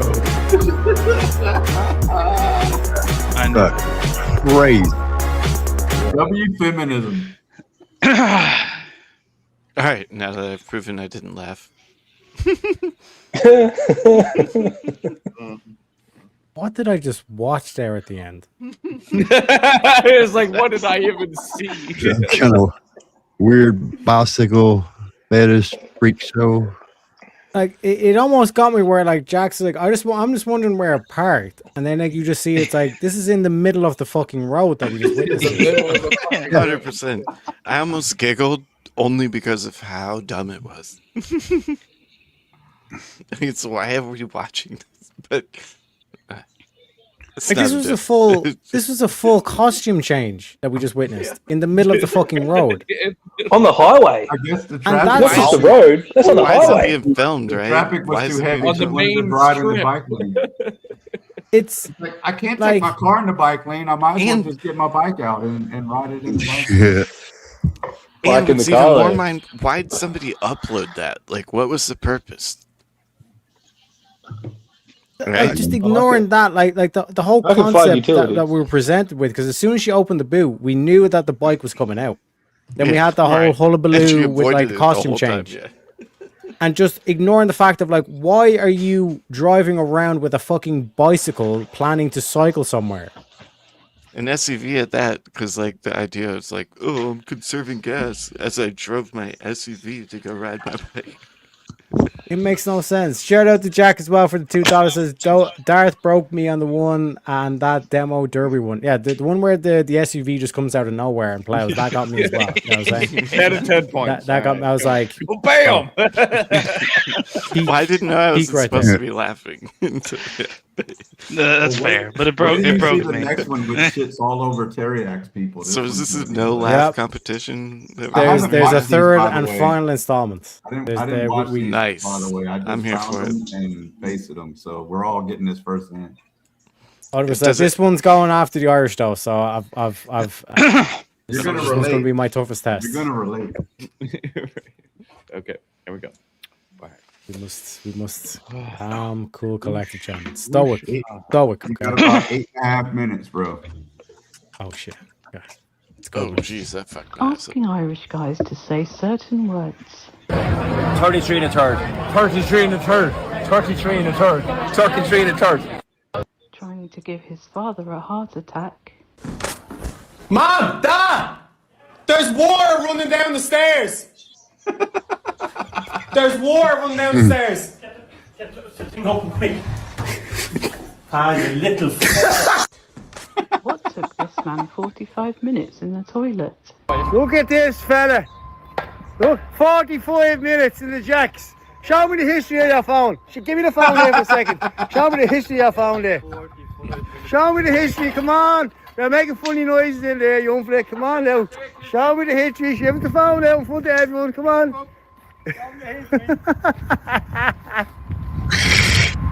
He's lost his very last nerve. Job they can have it next week because I had that fucking enough of it. Fucked up with me life. Fucking sour bastards I've ever met in my fucking life. Now an Irish girl tries to give her father a heart attack. Oh, Jesus Christ, you fucking bastard! You fucking fight the life out of me! God, fuck, you get no beer now! I told you, get you back! You fucker, you! Jesus Christ! This dad isn't even trying to put on a brave face. Fucking stop being it, will you? It's not fucking funny.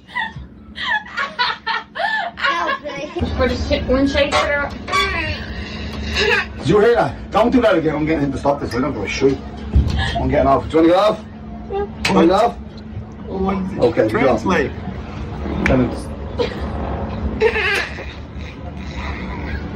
Did you hear that? Yeah, it's not funny now, is it? Fucking thing squeaking. Is it illegal to be drunk in charge of a chicken? Oh, Storybrother! What's happening? Where's John? What's this? Silver, what's the joke, Silver? It's a lovely chicken. Silver.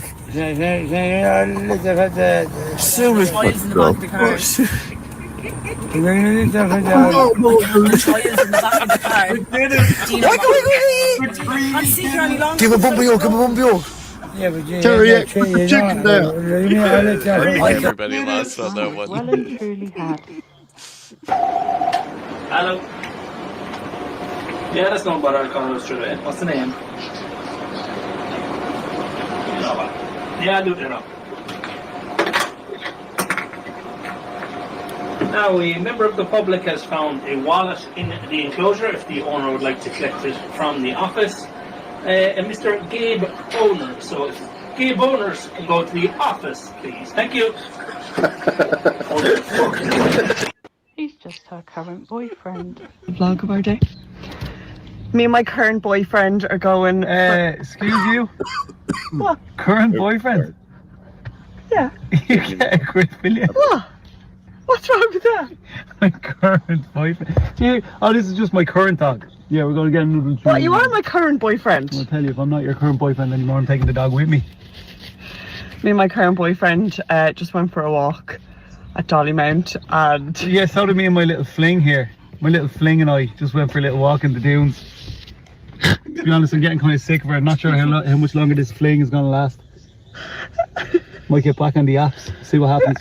Right, but you hear that? Mommy talking smack about me. Talking smack.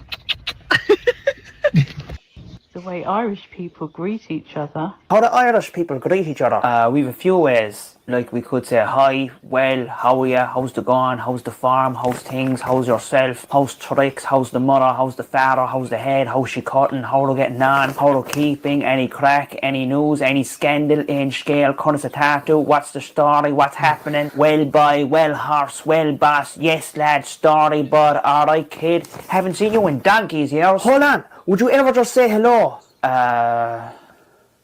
Not really. Oh my god. Hi man. Never forget to thank the bus driver. Thank you. Thank you. Thank you. Oi, hey. Oi. Yeah? You forgetting something, are you? What? You never said thank you. What do you mean? Everyone else said thank you, didn't they? Why didn't you say thank you? Why would I say thank you? Because I drive the bus, don't I? That's what you're supposed to do. You're a bus driver. That's what you get paid for. And very well paid, I might add. That's besides the point. It's common courtesy to thank the bus driver before you get off the bus. I only got on 3 stops ago. It doesn't matter. You still say thank you. You were going this way anyway. It wouldn't have made a difference if I was on the bus or not. Can I get off? No! Nobody's getting off the bus until this man tells me the stellar job I'm after doing. Right? Will you just say thank you? I'm not saying thank you. Why would I say thank you? He done nothing for me personally. He doesn't even give you change if you don't have the right coins. You know what the fear is? If you don't have the right change, yeah? It's your own fault. He has a point. Preparing for an Irish family dinner. Lads, we're going out for family dinner. Do I look $1 million? I'd say more like $1 million rupees. Fuck you. What the fuck are you wearing? You told me to wear your favourite outfit. I was talking about the outfit I bought you, you bollocks. Sure, how the fuck was I supposed to know? Will you hurry up? He's trying his best. God, I told you to shave. I did shave. But then why have you still got a fucking beard? Oh, you met me beard. Go upstairs, get dressed and have a shower. Can you do that much? Yeah, I'm not stupid. What the fuck are you doing? You told me to get dressed and have a shower. For fuck's sake, Carl! Lads, visiting your Irish granny.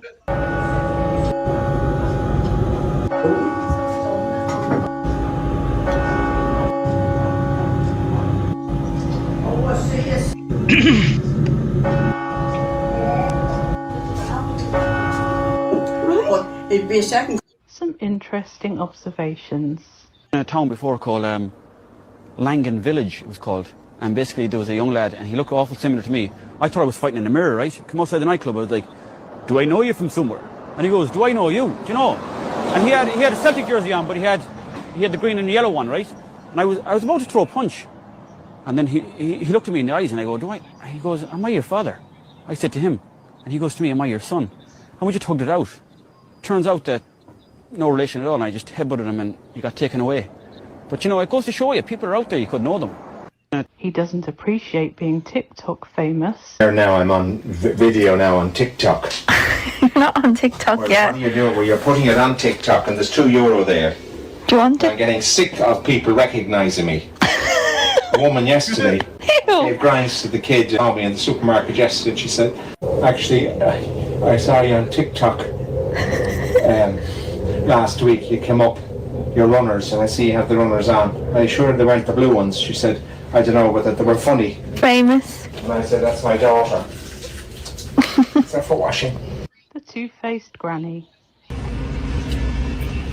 That looks so good. Lovely. I hope you're enjoying every lick of it. Gorgeous, look at it.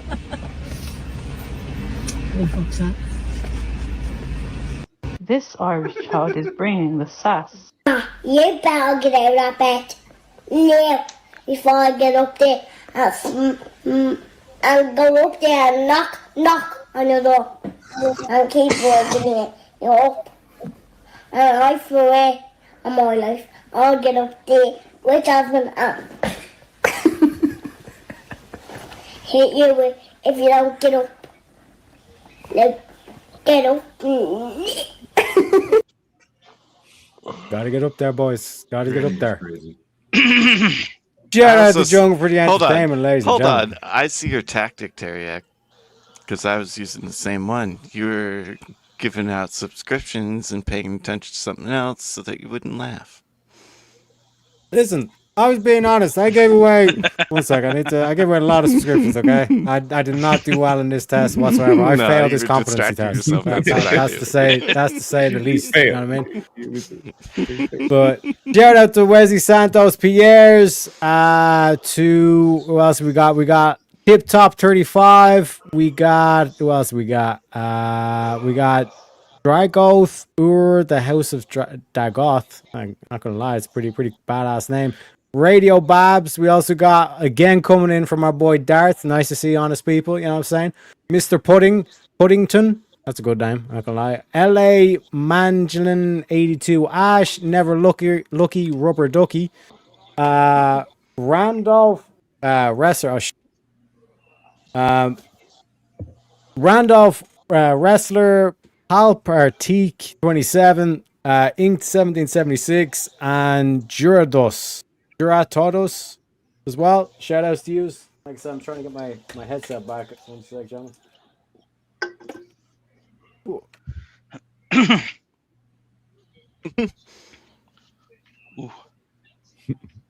Okay, we're back. We're back, ladies and gentlemen. Quick smoke break.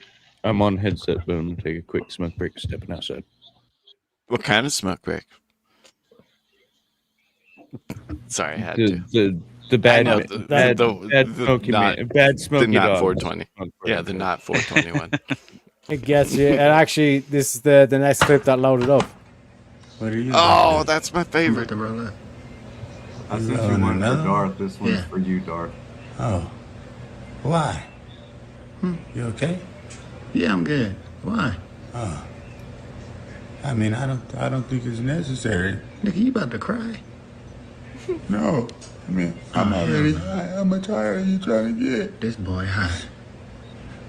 Yeah, take me home. Let's go. My favorite part. How much higher are you trying to get?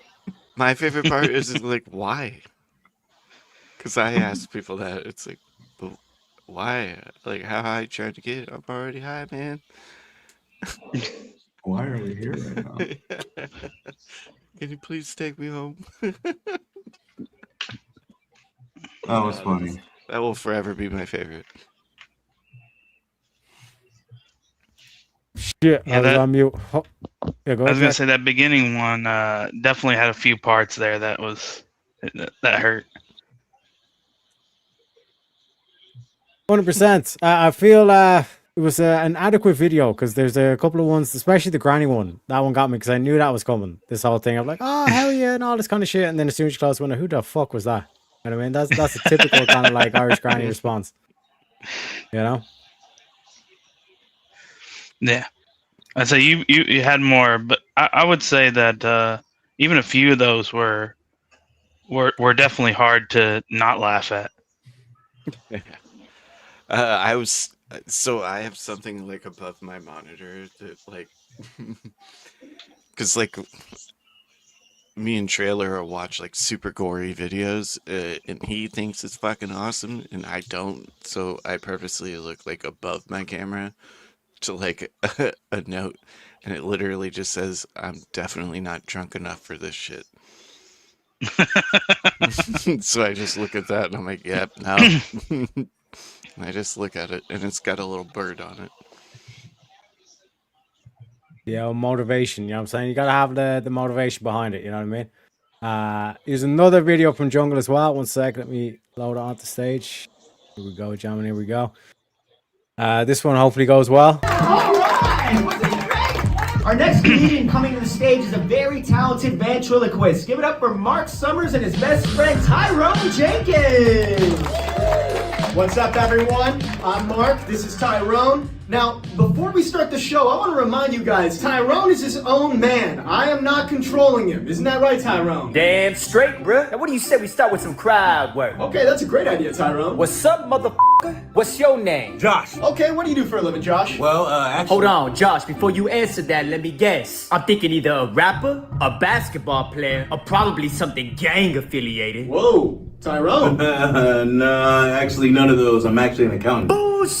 I'm assuming you don't eat fried chicken and watermelon as well? Oh, Tyrone, chill. All right, Mark. These jokes are actually kind of racist. I'll appreciate it if you stop. It's not me, Josh. Like I said, I'm not controlling Tyrone. He's his own person. That's right. This honky don't control me. I ain't his slave. This ain't your plantation. Oh my God, Tyrone, you can't All say right, that. Mark. I just said stop with the racist joke. I'm not saying it. I swear. He's saying it on his own. Tyrone, you need to stop. You're gonna get me in trouble. Stick to the set. Oh, look at this showing up late. Oh, hell no! Tyrone, what the fuck? You're dead, man, Mark. I didn't say that. He did. I would never say that. That's extremely racist. Stop blaming it on the puppy. You're the one who's controlling him. Puppy? What do I look like, Joe Biden? I'm the one saying that shit. If this honky ever said the N-word, I'd kick his ass. Believe me, 10 toes down. Oh, Tyrone! That's it! Back up. Oh my God! Tyrone, where'd you get a gun, man? What the Mark? You gonna shoot me? It's not me, it's Tyrone! How many times do I have to say it? You think this honky has control over this gun? Then why would I do this? Oh, please! Please, Tyrone, please don't shoot me! Please don't shoot me! Yeah. Please don't fucking... Now, back to the at hand. If you take one more step towards my honky friend here, I'm gonna blast your black ass back to Crenshaw. I'm from Pasadena. I don't give a where you from, bruh. Take one more step, and I'm gonna empty the clip on your ass. Don't do it, I know Tyrone. You don't know this man. He'll fucking shoot, man. He'll shoot you. Yeah, listen to the white boy. So what, you gonna shoot me, Mark? How many times do I have to tell you? I'm the one behind this gun, bruh. This white boy's crazy. He just shot himself. I didn't just shoot myself. He fucking shot me. Now that you know that I mean business, take one more step and you gonna be 6 feet under, bruh. You ain't gonna do shit.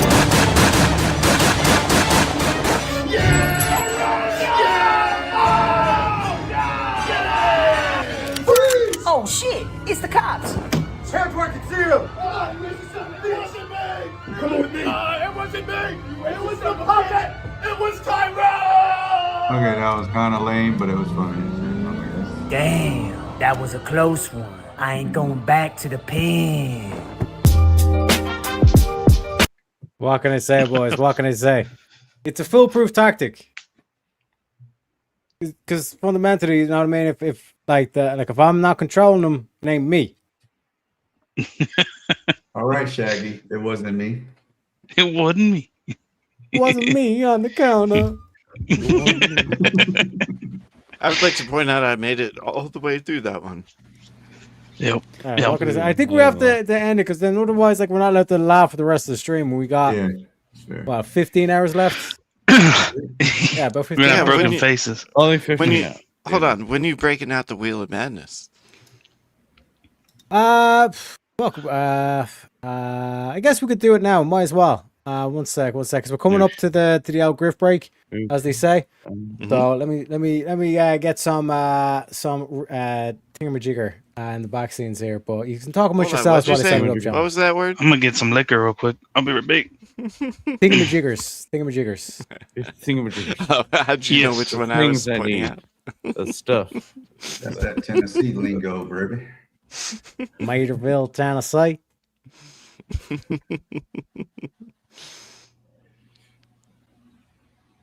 I mean, I wasn't telling you what to do, but I kind of think we were all open for Wheel of Madness. The last stream, anyways. I had to do something. Boy, you make fun of Tennessee again, I'm gonna run you out of this town. It's a sign of endearment. You know what I mean? It's like I said. Would you rather be unknown for your accent, or to be known by your accent? Known by my accent, man. You know what I mean? I won't be Exactly. known by accent. Yeah. My man. That's Americana right there, boy. Yep. Them principles to be engaged with. We Can I got get a about, what, hallelujah? 3,000 Can I get an amen? Hallelujah. Yeah, it would be cool to have Amen. an accent. I don't have an accent just because my state is tops. So What if we just spin the wheel for an hour? Northern. Never talk about we anything. would call it. 100%. Just spin it and not even talk about it. Just keep spinning. Spin it again. So first of all, what wheel do we want, gentlemen? What wheel do we want? We got Bollocksology, which is kind of like a random amalgamation of things. We got the dating one. Which has got to do with like the whole like what we should be aiming in the modern day in relationships, all the stuff. We got religion. This is a good one. Philosophies as well. And we got politics. What are we feeling? John?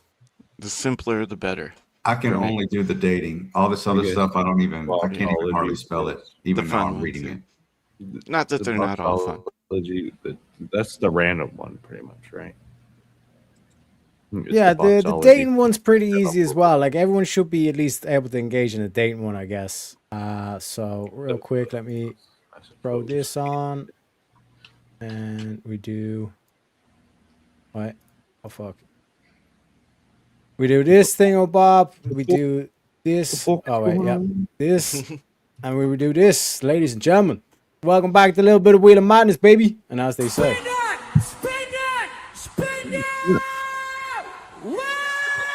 Spin that motherfucking wheel, boys. So in terms of dating, right, that's the main theme here, right? Should we let ancient scriptures dictate the modern laws? Oh, fuck. I copy-pasted the wrong motherfucking one. Oh, my God. Unbelievable. I was to say, that doesn't sound anything like dating. I thought it was religion related to dating. Deep one right Unbelievable. Like I said, I'd like to take this time to thank the show's unofficial sponsor. Doctors, nurses, and pharmacists, to moms, dads, and caregivers, they have all put their trust in Tylenol. Please be patient. My mom took Tylenol, okay? It is what it is, folks. It is what it is. Okay. We forgive you. Let's spin that wheel. Let's get her going. Let's talk about the datings. Okay. Okay, we're staying on the blue one. Men must do emotional labor for equal relationships. Gentlemen, our thoughts. What does that even mean? Like, are we talking about like emotional labor pains?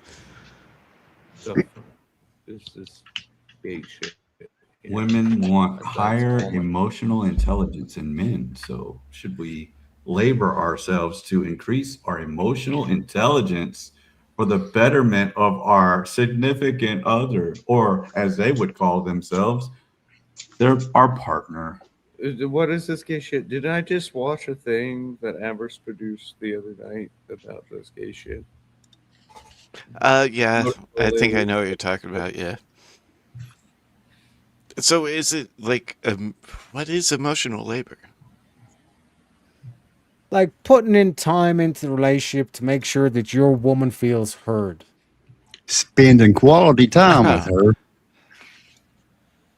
Whatever she calls quality. Yeah, but she's a lunatic because she's a woman, so... Yeah, exactly. That's why it's called labor.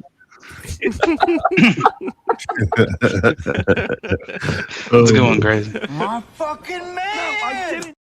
My finger slipped, ladies. My finger slipped for that one. Yeah, crazy. You can't be saying that. That's mahoganistic. Plus, it's not... Well, hold on. Isn't also the biggest part of the dating part of it? It's not a fucking equal relationship. I die first. What the... What are emotions? Again, I'm a man. Exactly. I die first. I protect you. This is my role. Equal emotions in a relationship when I just don't have the emotions of a woman. I'm sorry. Yeah, that's why we happen. say you die first, because it's not an emotional thing. It's I protect. Oh, come on. That's it. Right? So, like, what should you say if your woman comes home to you, gentlemen, and she's like, we need to do emotional labor in order for this relationship to be equal. You need to put in your part. You're not doing enough look at her and be relationship. like, what liberal shit is coming out of your mouth, woman? I wouldn't even go there. Like, Yeah. are you not? Well, I would wanna be know providing, right? So it's like, what emotional shit do you need from me? Like, you have a house, you're protected. What do you need from me? Emotionally. And actually, nobody wants to ask that question, right? Because then it's... Well, like it will come down to this whole thing of like you're not, expressing your emotions with me. Like if she comes up to you and she says like I think that you should like feel comfortable crying around me or like exposing like some past traumas and all this stuff. Like, do you listen to her? Kind of. You kind of have to, right? But they don't see it as obligatory, as I think men generally are like, I'll listen, I'll care, and I'll hear you, but I got shit to do. So that you can have these experiences. I think you Well, like- rigged this, Terry. Hey, don't blame me. Blame the wheel. I'm like the previous video. Okay, this is all on the puppet. The wheel is its own thing. I'm distinct and separate from the wheel. But Plus, we all know I'm the 420 guy that contradicts himself all the time. So I'm The I was just stoned talking- she. Not yet, but I'm about to be. Spin that, and in the meantime, check out my cool shirt. Blow them up so we can see. Yeah. Hell yeah. Oh, that's dope. Oh, I like that. Jungle always got the good shirts. Mama has got the merch. You know what I'm saying? Just spin that wheel, baby. She starts coming then saying this emotional intelligence, all this kind of shit. It's like emotions come and fade, darling, but reason is unchanging. But, gentlemen, modern women want equality until the bill comes. Do we agree or disagree with this statement? Agreed. I semi-disagree because most of them want to actually pay the bill so they can feel like the man. Well, and modern women That's are true. OFs, and they want to be boss babes and all that crap. Right. And they're the ones that want equality, but they won't sign up for the draft. You see, this is why I don't date now that I'm divorced. Like, fuck this shit. You know, is that not... Yeah, go ahead. Go ahead. Well, I just was saying that, kind of with the setup of it all, like a lot of the time, like how many women are actually like paying for these things, even though they feel that way, Like what do you think that percentage would even be? Like some say it, but like how many are actually following through? Wait a Like in minute. the modern day.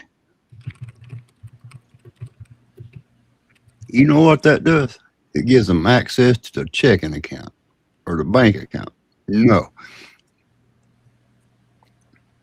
That's their back door. No. You rigged another Terry. So, like, in... My bad. Sorry. But, like, crazy if you want to clarify. I was just thinking out loud. You know I'm stupid. I talk out loud sometimes. I say words Yeah, and shit that Tylenol don't make any pencil. sense. I understand. His mom took So, like- time like, off him. Yeah. This whole Big- thing of like, should the first question not be like, why does the relationship need to be equal? Right? Right. Well, a lot of the Like- time, I think in their head they want it to be equal, because and oftentimes, sometimes even as equal that they might see it, they sometimes even want more than that. They view you or men in such a high regard in a way that sometimes is negative.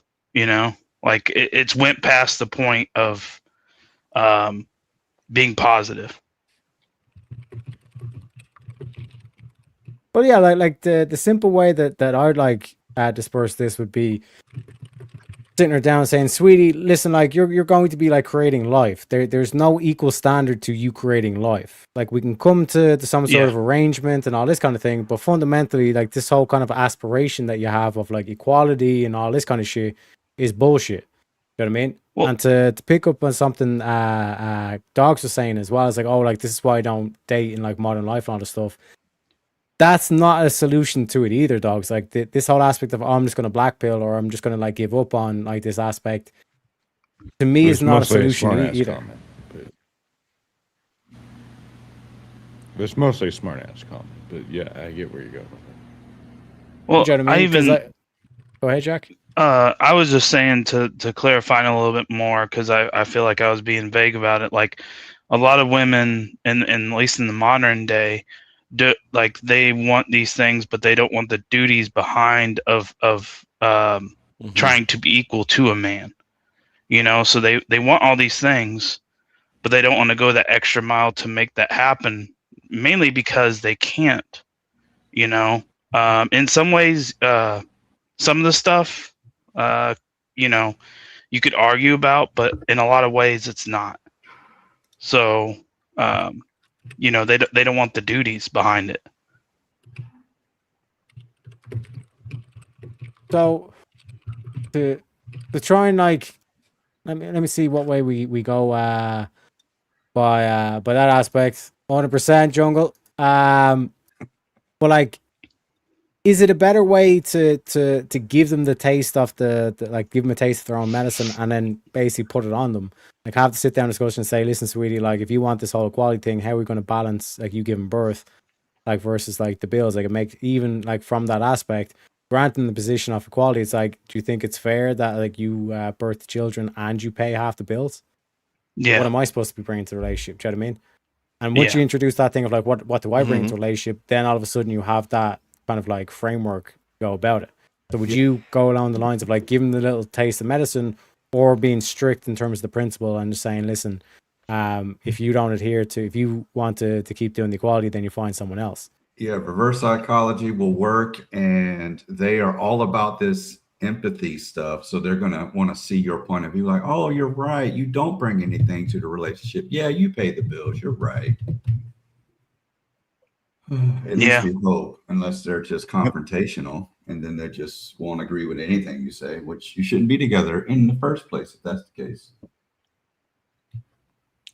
Yeah, that's a very valid point. Yep. Yeah, I mean, like, why would you consider someone that kind of has that perspective, you know? Yeah, and sometimes what they always say is they put on the front in the beginning stages and they put on the mask, and then the mask comes off 6 to 8 months down the road in the relationship, and then you really see who the true person is that you got with. Well, and then you feel stuck because men don't want to give up on things. They want to push through, and women are too easy to give up on things if the men is in the wrong. Well, and also too, like the serotonin and all like the love chemicals and whatnot wear off after about 2 years, like kind of through your neurons and whatnot. Yeah, and I think we also see this in the data because you know I forget what the percentage is, but most of the divorces are caused by women. You know, so a lot of this is like what Jungle said, is that's that primary component, and that's what we see in the data. I got a question that's a little bit off topic, but kind of on what we're talking about. You know how women mostly in relationships due to their boredom, actually, not any real reason. Do you think the relationships after that honeymoon phase where they say, oh, we got to spice it up again, and they start bringing in all this degen crap like threesomes and other bullshit, you think that's because of the woman's boredom, because they can't accept traditional consistency and what's the word I'm looking for? You know what I'm saying? I always think I need know what you're something saying. new. Because like the chemical part of it's worn off, and they're just like, oh, I actually kind of don't like this person. And in my experience, sex falls off after that. But when it does happen, it does turn to that weird like experimental shit, and it's like, no, it's just kind of one. So that bears the question: we as men, what is our answer to this? How do we provide our woman that we do truly love it and care about an excitement to keep that spice alive while maintaining that traditional balance without bringing in the degen shit that she may be thinking of? Because, you know, most women prefer that extra crazy shit because they demand it, even though they won't admit it. So how do we do it without crossing over that boundary? I think through propaganda, positive propaganda. If you truly love her, it's going to be rough. Yeah. How can you do that? Like changing like the way girls are raised nowadays, and like how all this shit's fucking acceptable. And it's not even just chicks. I don't mean it like that. It goes across the board, but like, shouldn't we acknowledge that? Or if she knows you love her this much, she's gonna, she'll push you even more, in my experience, because she can. Got to be a limit. I very much think about They how we always use fix that this. phrase that they don't want to settle. They feel like they're settling when we should use different terms. When they go into that phase, yeah, for sure. Yeah, this usually happens in between the mid 30s, I feel like, or the 40s when they're past the most fertile years, so they can't. And a lot of these women nowadays aren't having kids, because, or they're having them much later, so they're only having one kid, and that's not enough to replace the birth rate. But to answer your question, I think that it also comes out with knowing the other person in and out, and then like refining that whole detail and basically like going down the road of kind of instilling the right properties outside of the act of sex. That way they feel fulfilled even outside, but that you aren't just giving in to everything that they want. You're instilling the drive and everything that they want from you, so that when you do get into those situations and you're going through those things, that way they kind of feel like that you're being the true leader. Yeah. Well, we got another guest backstage. I'm introduce him. We bring in the studio this morning one of the gay rights activists, Mr. Should I call you Mr.? Mr. Harwood, welcome to the show. Also, I'm going to pop down and get myself another coffee. Like I said, got to make sure make last this 24 hours, folks. We are coming up to the 15-hour mark, so we're slowly chipping away at it. We're slowly chipping away at it. But a key thing that I want you to think about in terms of like to drill down in terms of what like Jungle's trying to point out here is that like it is like a feminine nature to want like that excitement. So like, how do we provide that excitement while still adhering to a traditional relationship? You know what I mean? So like, try to explore like the whole kind of like boundary kind of like section to it as well. I'll be right back. Like I said, I need to get my coffees. Okay.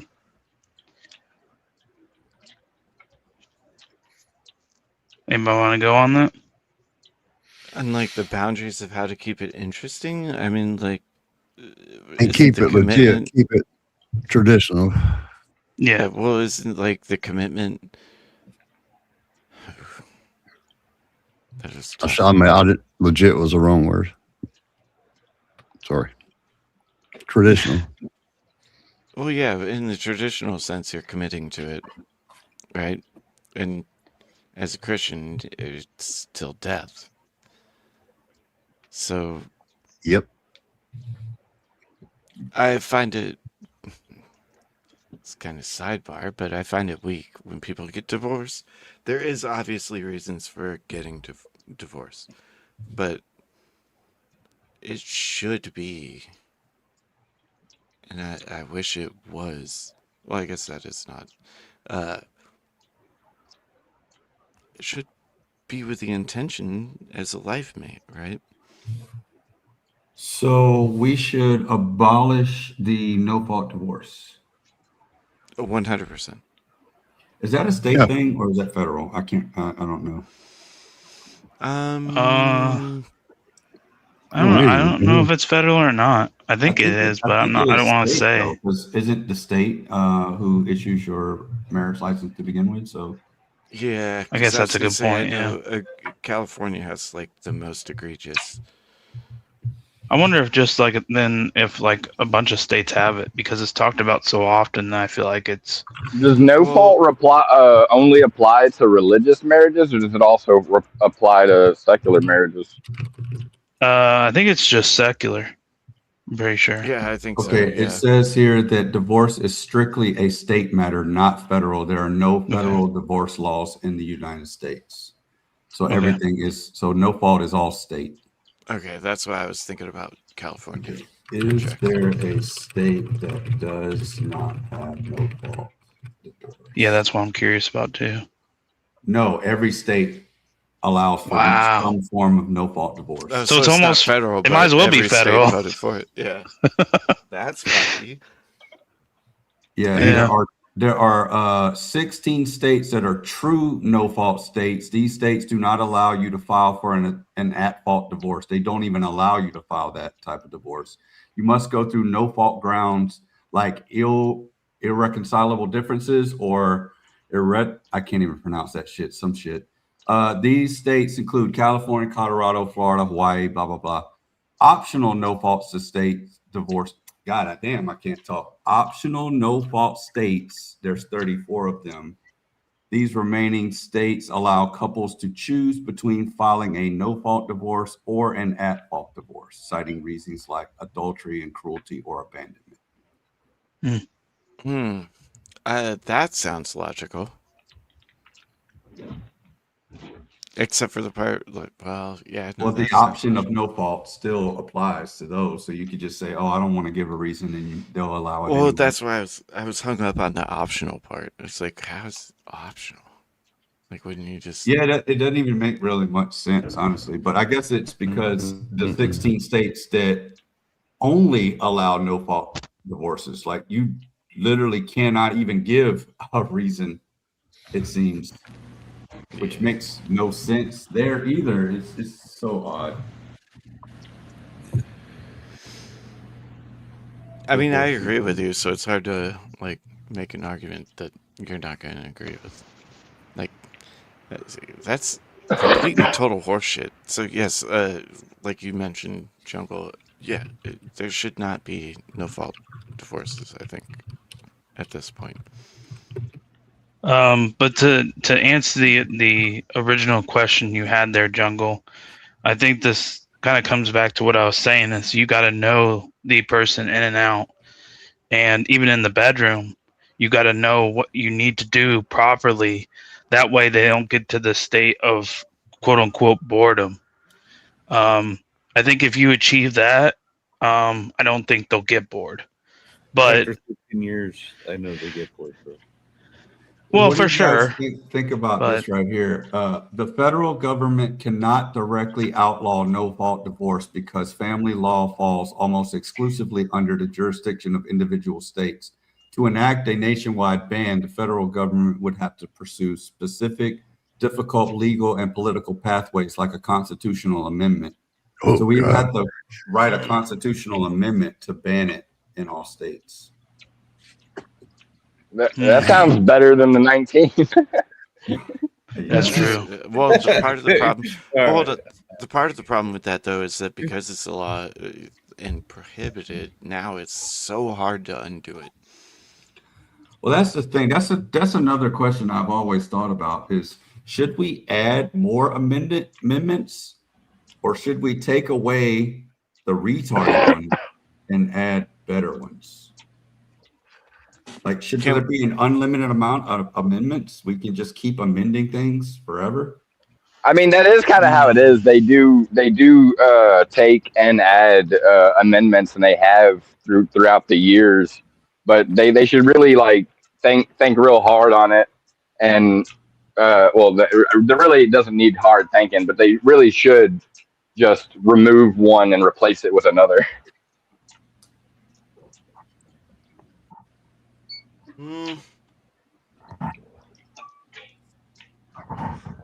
I would agree with getting rid of the tarred ones.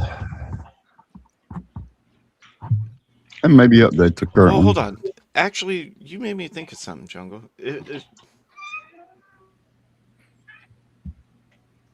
At what point? All right. So, what's the threshold of when it becomes? I think that's kind of what you asked. Is state rights versus federal, right? When should it be federalized?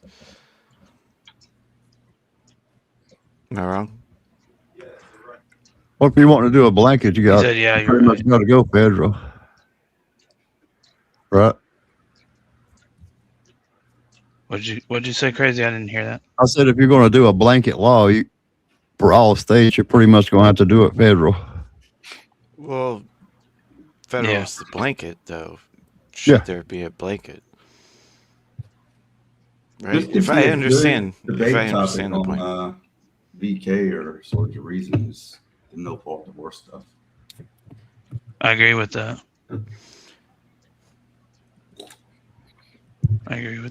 Hold on. We're holding.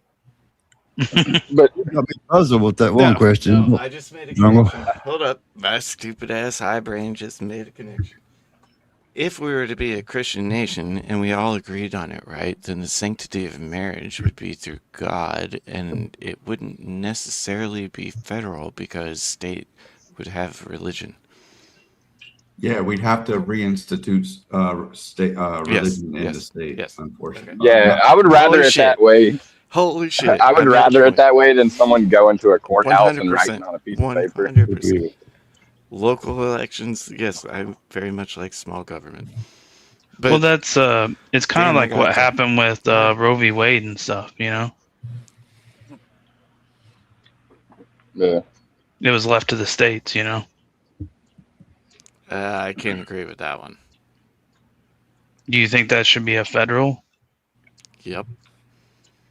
But that would just contradict what you just said, though. Wait, no. If we were a Christian nation, though, we're Christian and no abortions.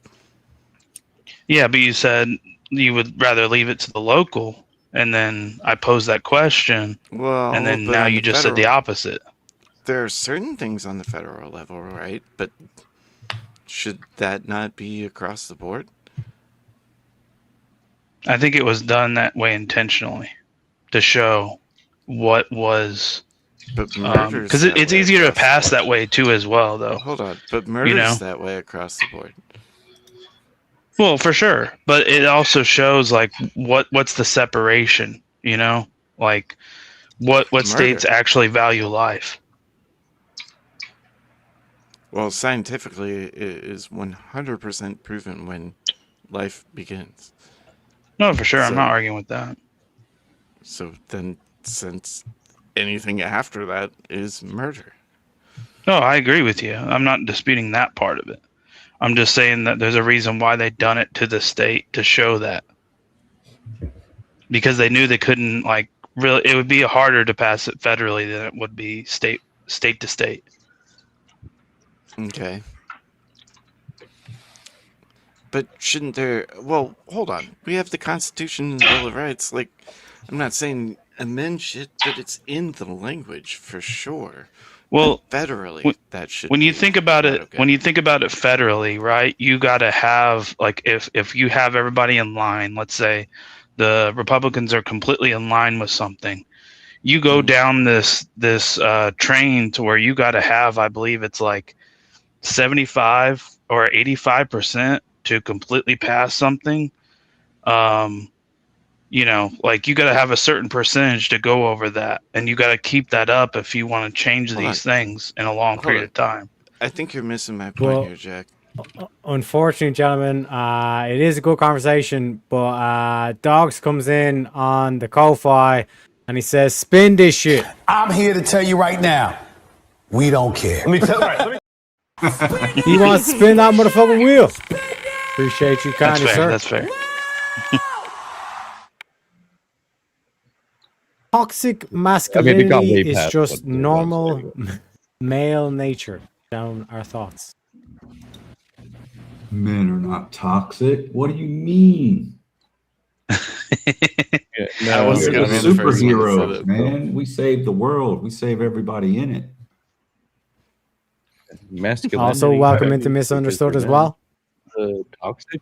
No, there's no toxic about it. We're just men, all right? Y'all fuck off, all right? Figure this shit out. Well, I don't believe masculinity is toxic in any way, shape, and form, because most of the key points that they try to say that makes masculinity toxic is being able to control your emotions. And like young boys are told to suppress your emotions because you want to overcome emotions taking control of you. And people think that that is a toxic behavior, when to me, that seems more like a positive thing. Feminism is actually toxic if you think about it, because it's actually trying to change men into women when they can't. Ding, ding, ding. Well, the word toxic in itself is subjective, so it's just a social construction, this toxic masculinity. Well, that's true, but when I think of toxin, I think of something that destroys you from the inside.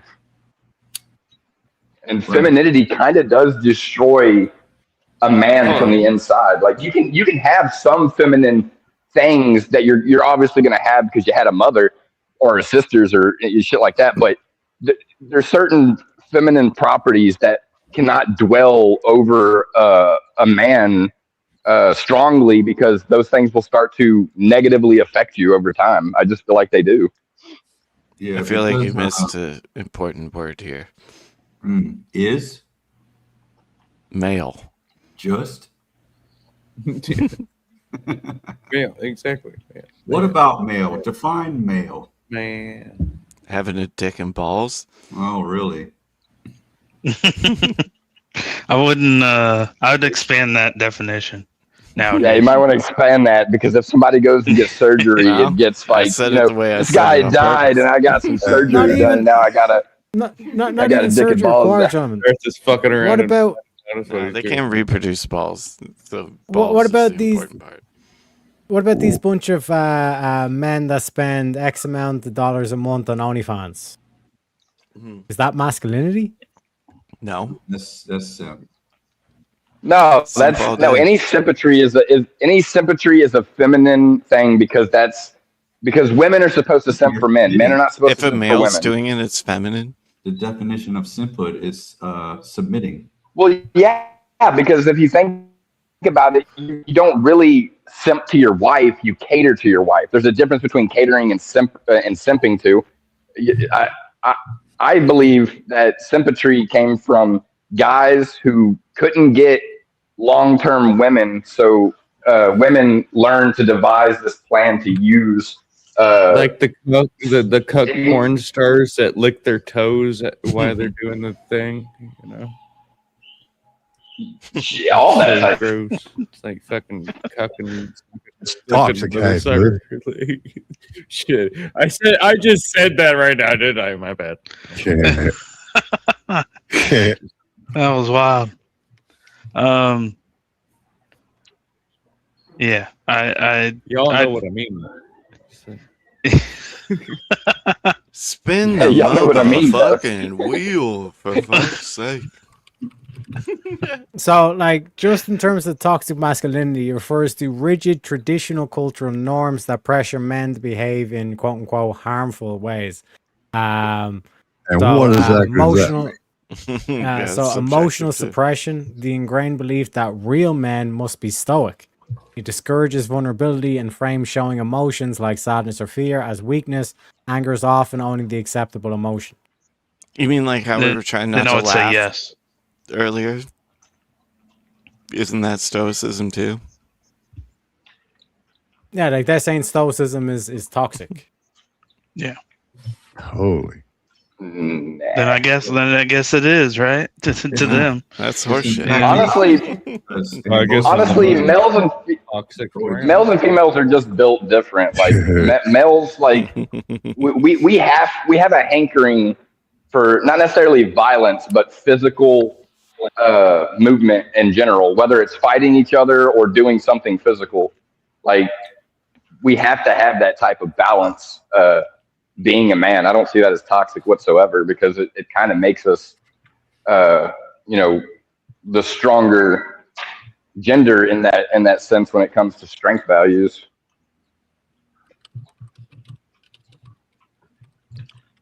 Like, should we not train like everybody perhaps in society to be more stoic? We're not on the philosophy wheel here, Teriak. We're on the dating wheel. Yeah, quit. Yeah, but toxic masculinity, a part of toxic masculinity apparently is the ingrained belief that real men must be stoic. Before this goes, But no one here believes toxic masculinity. Yeah, I got though. allergic Yeah. and had to sneeze because of your fucking bullshit you just said. Hey, I'm just Sneeze providing 'cause you're definitions both- here, gentlemen. Hey, Well, spin one that sec. wheel. I'm just providing definitions. Yeah, Jung shit. says he's hitting us with the Jeremy Clarkson, as they would say. no. Anyway, last week. Anyway, spin that wheel.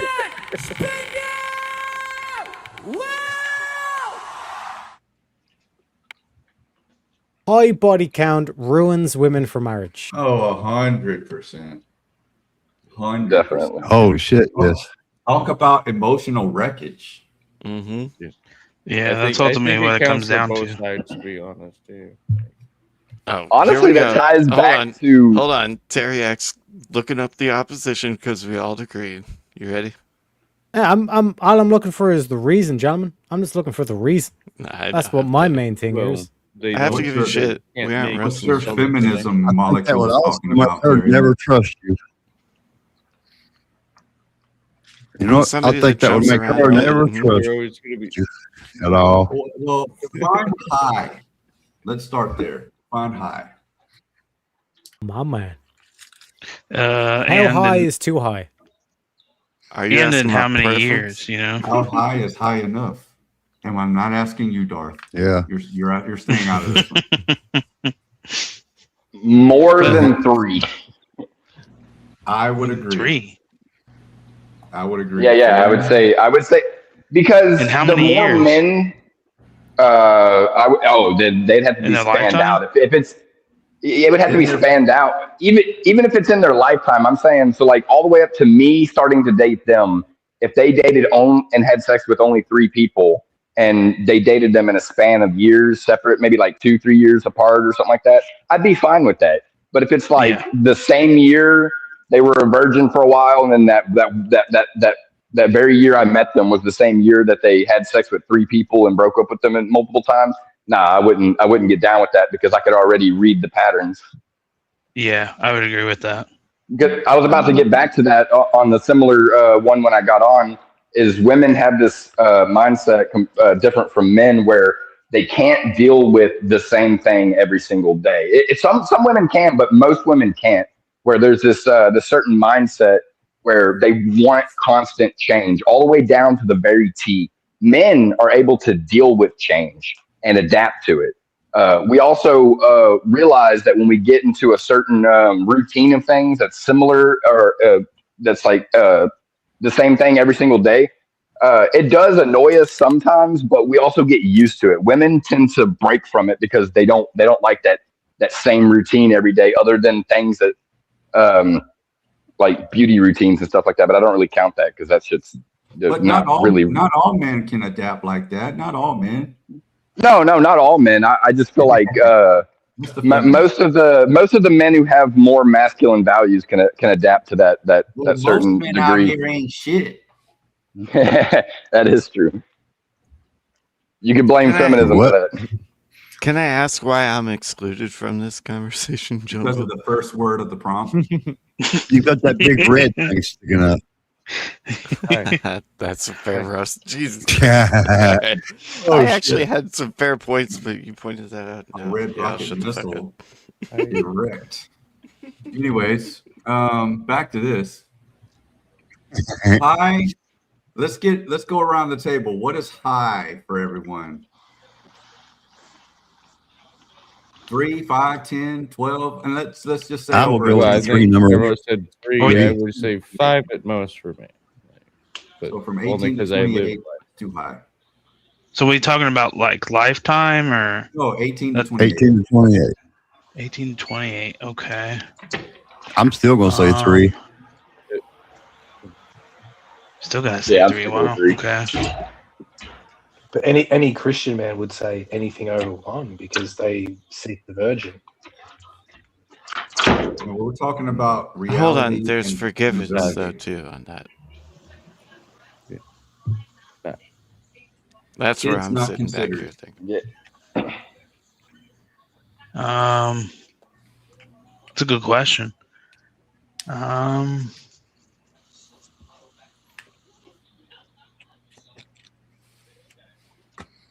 Plus, good luck finding a virgin woman who's outgoing. Yeah. Yeah, but you wouldn't be looking for that. Like speaking from a Yeah, you're not Christian going to find it perspective, because you're not- she's going to be a homebody. She's not going to be out and about in the dating realm. That's what I'm saying. A lot Yeah, of you find her at the virgin women church, are yeah. like, yeah, you find her at the church, but even then, they're still standoffish about dating.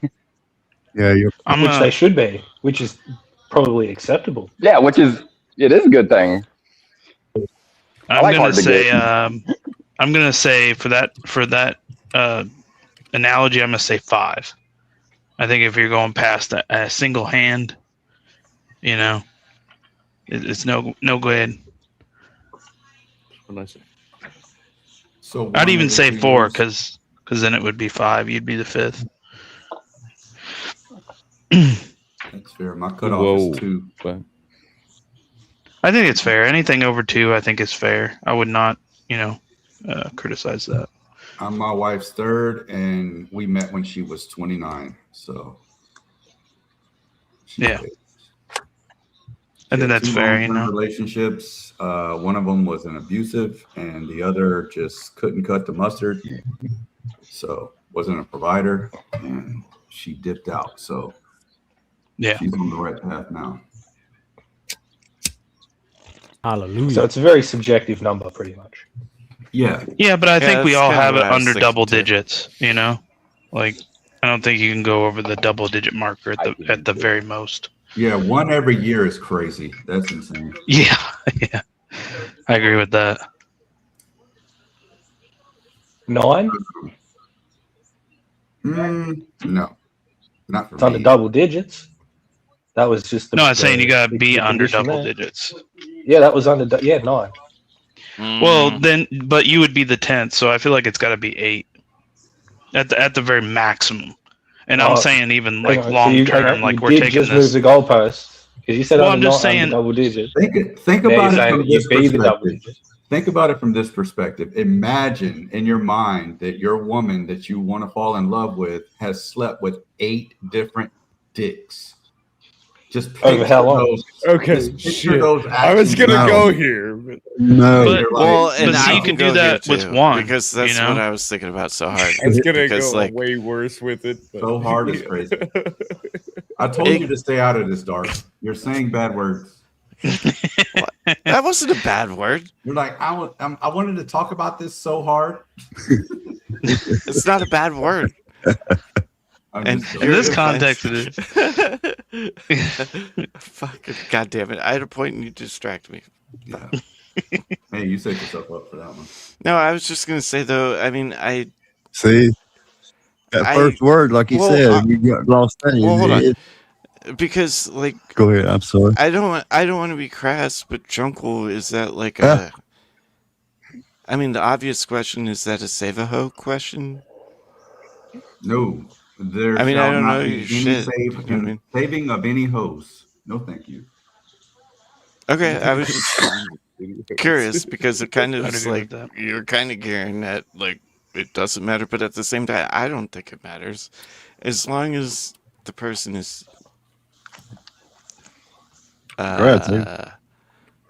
Clean. STD free. Fuck, I don't know how to finish that sentence. I guess I just want to make a clarification. What you By the were way, saying to 420 me, Hugh, is that Yes, I sir. was referring to a whole lifetime, and I don't think you want to make it to double digits, so that's why I adjusted. Okay, that's fair. Yep. Yeah. But, But- isn't but forgiveness I wouldn't- like, as a Christian like a super important thing? So like, it's Well, for sure, but that's the thing is like as Jungle said, like even if you wanted to go over one, is kind of like that's already too much. If you want to break it down to the most severe degree, But I think there is a grace period where you can give a few. But I definitely agree with Jungle. I'm just saying that would be the maximum where I'd be.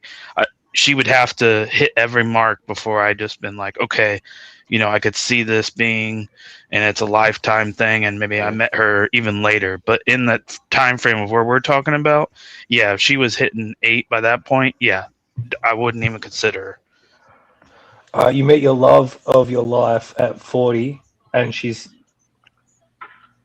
got a 9 body count.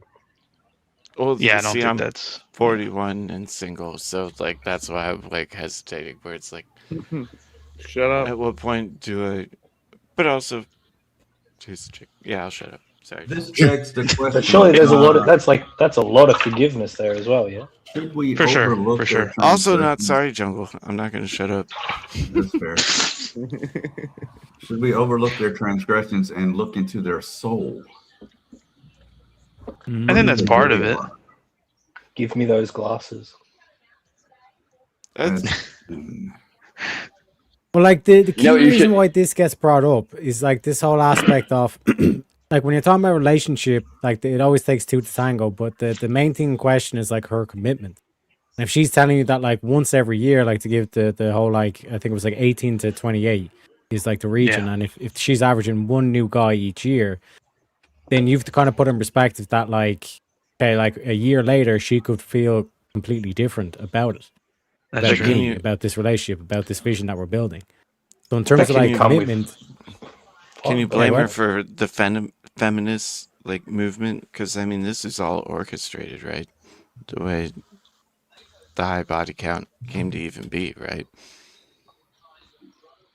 So yeah, but it's not like it like women didn't have high body counts until feminism came along. We can go back and we can reference the Bible, where even in Proverbs, it's talking about like these loose women and all this kind of stuff. Prostitute as is commonly referred to, like this particular kind of stories and all stuff about like prostitution, and like they were kind of like Habibi, get the rocks, like that was their kind of whole thing with it, like because in terms of the mere character of like having such reverence for the marriage, that for women to be sleeping around, it's like that's not going to be conducive to that kind of aspect or ideal that we should orientate ourselves towards. So to get back to the main kind of like aspect of this, it's quite clear that like, you know, prostitution, high body counts, all this stuff would like ruin the woman's soul, because to get to that fundamental key thing of like the commitment to like that lifelong vision, a woman that would literally like hop on the cock carousel, as they would say, is not really kind of like in the headspace of actually building something for the future or like executing a vision. You know what I mean? So like as a guy, even if you just come at it from a pure kind of like business perspective, like why would I go into partnership with someone who the very next day or a year later could be like, I don't believe in this vision anymore and I'm off my own way? well, I would Just talk about I would this hold rock on. I would situation. hope, Shaming has been thrown out the window.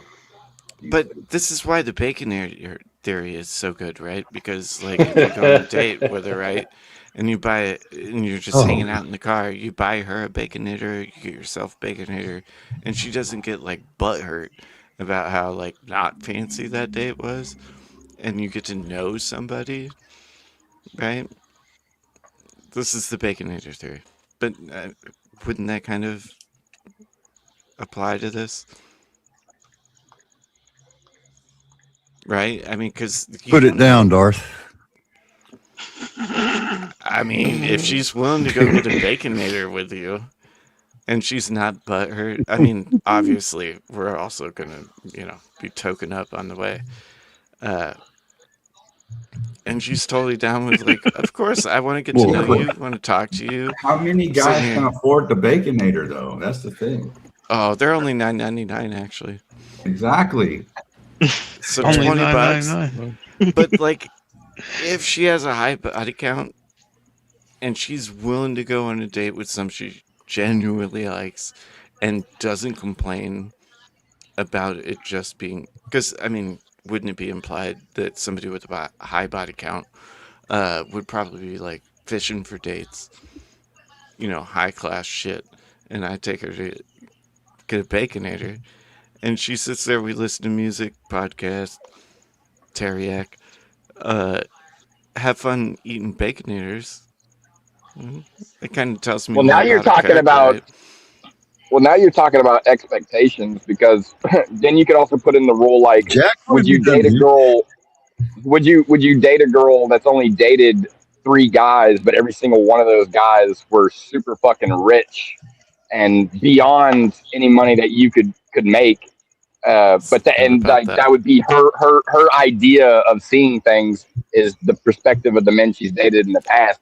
and then uses that against you every step of the way of the we relationship. could even go as far as to say this is like the highest porn star, or whatever, hottest chick, because we're going by high body count. Well, here, yeah. right? Let me enter into the fold here, Darth, because and again, correct me if I'm wrong here in terms of like the steel man I'm putting forward. Like you're kind of like saying that like, well, like taking her on, let's say like the cheap day, should expose out whether or not she's all about like the materialistic lifestyle and all this kind of Yep. stuff.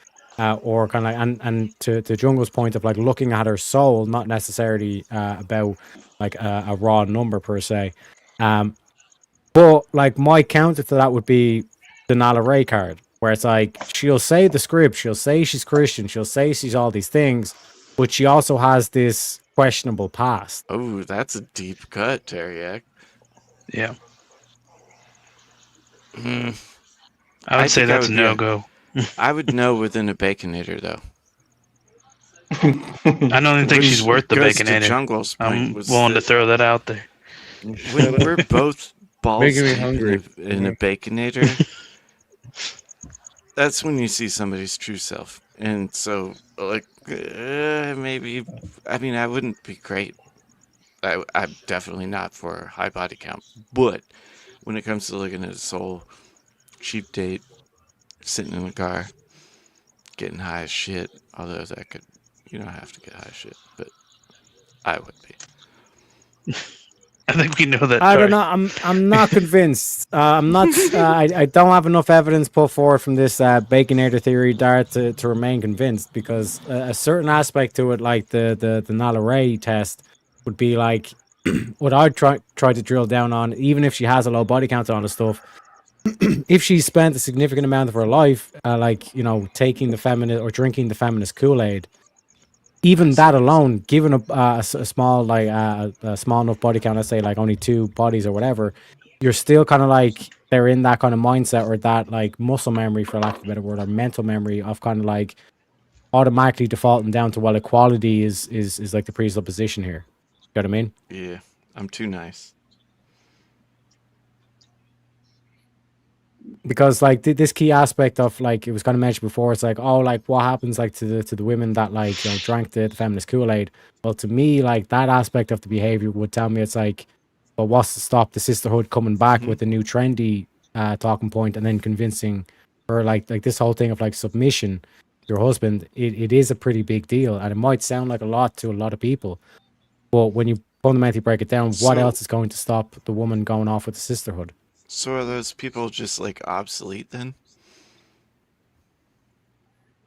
Not obsolete per se, but in terms of like, if that's who you're dealing with, if that's like something to drill down towards, something to convince her in terms of like it's a certain aspect that would ruin a woman for the marriage if she goes along with the sisterhood, and like that's a fundamental flaw to the soul. She's practicing that like democracy thing of like, well, this is what the popular opinion is, we should go with the popular opinion. You know what I mean? Sort of, but I still think it comes down to forgiveness, though, right? To an extent. Yeah, so then how would you be able to determine whether or not, like, let's say a Nala Ray type character is worthy of forgiveness?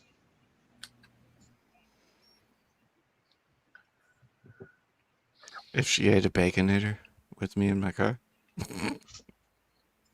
No, but like for real, I don't know. Well, you have to put her through the trials, don't you?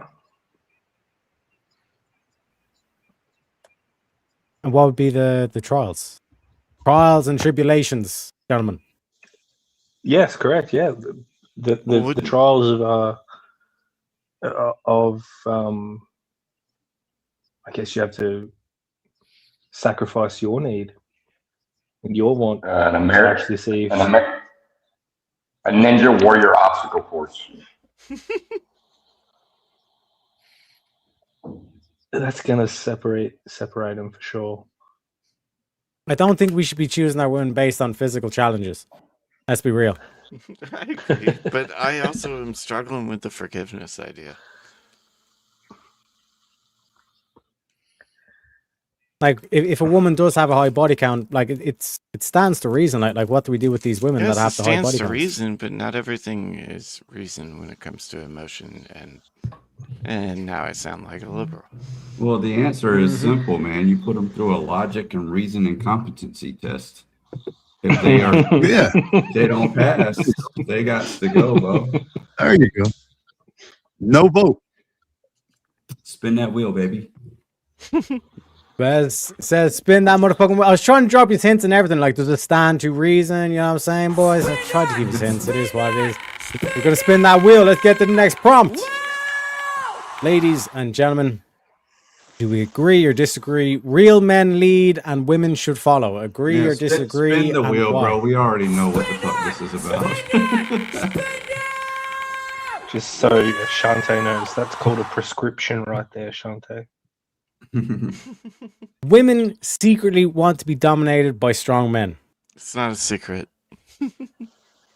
No, they pretend. So it is a secret.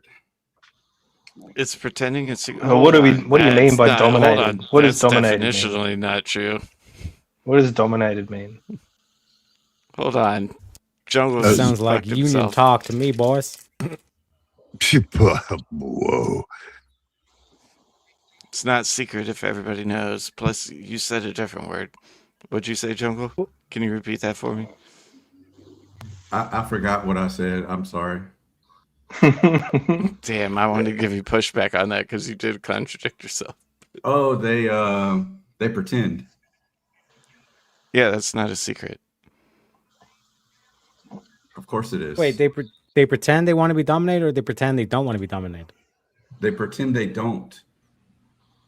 Well, is put on the pretending a mask, secret? remember? Because these are two different words that have two different definitions. Well, they do, but they are very closely Is correlated. pretending secret? Yes. Is it? Because no one else knows what you're pretending. What the truth is. Does They only dominated see what mean you're led? pretending to be. What does dominated mean? Like, where is the threshold of dominated? Or is the threshold of secrecy and pretending? We can get to that, but like, what's the threshold of dominated? Does it just mean led? Because I mean, I don't think that's a secret. Women like to be told what to do sometimes. Is that domination? In one sense, yeah. And in one sense, no. Well, there is a sexual Wasn't it- type thing. It's called domination. Not. That's not what I'm talking Oh, about. we all know. Yeah, where so I'm that's at. why I'm trying to get a understanding of what dominated means. Like, where does the Like tell them what to do, and that's give just them being direction. led, isn't it? I think we already answered this question. No, tell them what Jungle to do. already answered this question by spinning the wheel, didn't he? Huh? That sounds like he's trying to run away from the prompt, boys. What do we say about that? We say, I'm boo here. this man. Yeah, boo Boo me. this man. Weed's not a wait. drug. Somebody,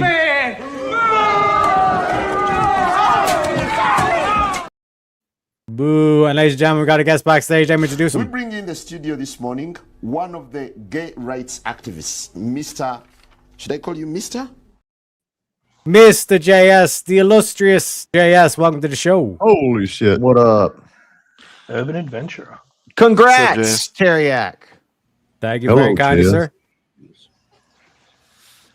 I just want to say congrats and hang out for a little while.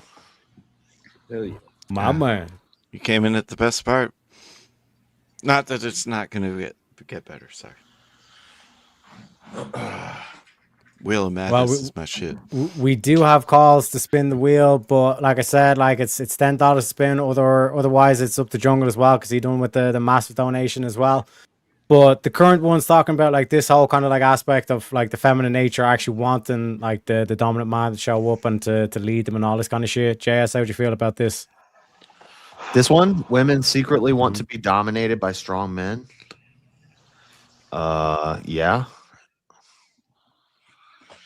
How is it a And what- secret, though? It's not really secret. Well, I think it is secret because openly they want the sensitive, emotionally available man, but they don't really want that. I can explain how it could be a secret. It could be a secret not to the men, because obviously us guys know that they're trying to make it as a secret, but to the sisterhood of women. Because if you realize that most of all women want to be dominated by a man, they just don't want to admit to their other sisterhood that they want that because that would mean women shouldn't and can't dominate over men. Well, could it be they're a little bit embarrassed by it, but they really want it? Well, I mean, what's there to be embarrassed about? There's nothing they could do about it. If you really think about it, even in the aspect of sex, a woman cannot. I mean, I guess if she was wearing a strap on, but let's not talk about that. But a man is always dominating a woman in sex, no matter how the way you look at it, because he's taking, she's giving. Even if you look at it in a consent way, it's still that way. That's still the way I see it. Ooh, I can argue the other way. Women present the mystery because of the domination by strong men, which fuels men to be strong. Can somebody tell me what emotionally available means? No. Because I see it on Facebook dating, and all these girls are like, I want an emotionally available man. I don't know what that means. You can't be, what was that prompt there a minute ago? Toxic. JS. You cannot be toxic.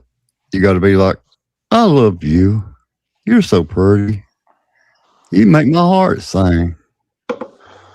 And is that emotionally available or just being nice? I'm not that nice. Fair enough, man. You're like, bitch, get over here. Make me a sandwich. Does it mean like being a shoulder to cry on? Yeah. Like, that's like, you know yourself. You're in touch with your inner feelings. Yeah, come here. You can let it out on the shoulder. All right. Yeah. Get the fuck back over there and do your thing. All right. And then they can cry on you about their past boyfriend.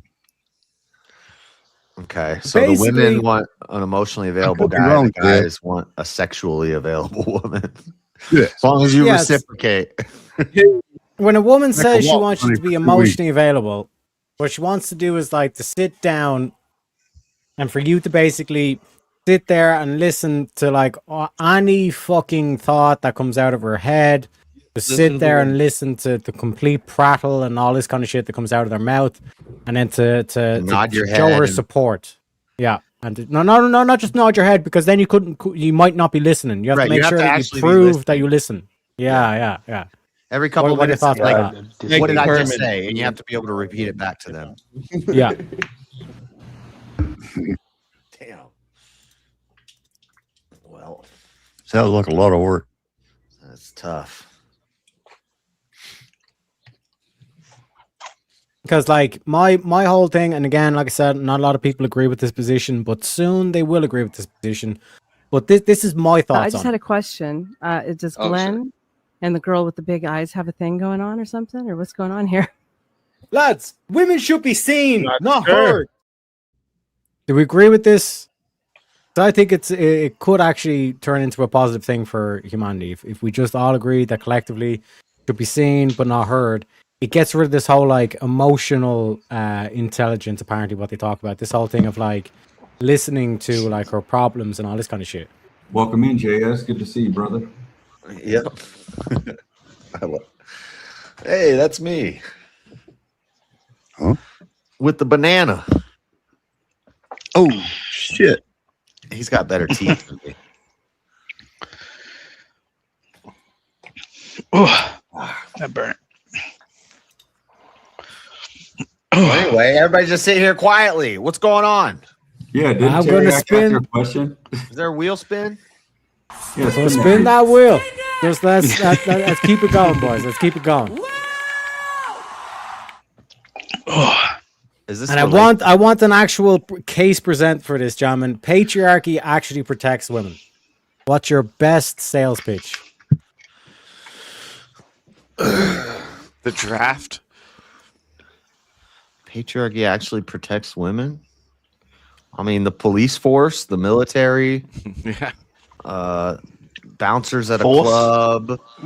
Force. Men on the You street. can answer this question with one word. Force. Yes. But what about the fuck what you call it, like the wife beaters out there? What about Jack the Ripper? Yes, what about all Yeah, these they're men still that very hurt women? Equalized by force. They're very. Shut up, the yes. wife beater. He was a prostitute. Yeah. I won't Well, you can finish always this. use the Titanic argument, women and children first, by default.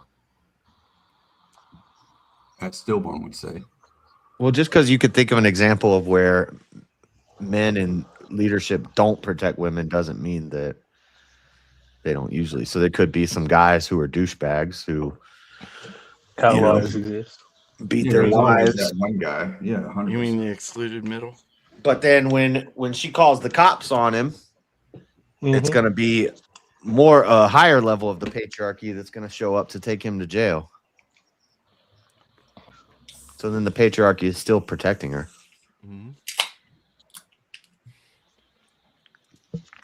But Yeah. there's female cops as well. There's female judges. Right, and the male cops protect them.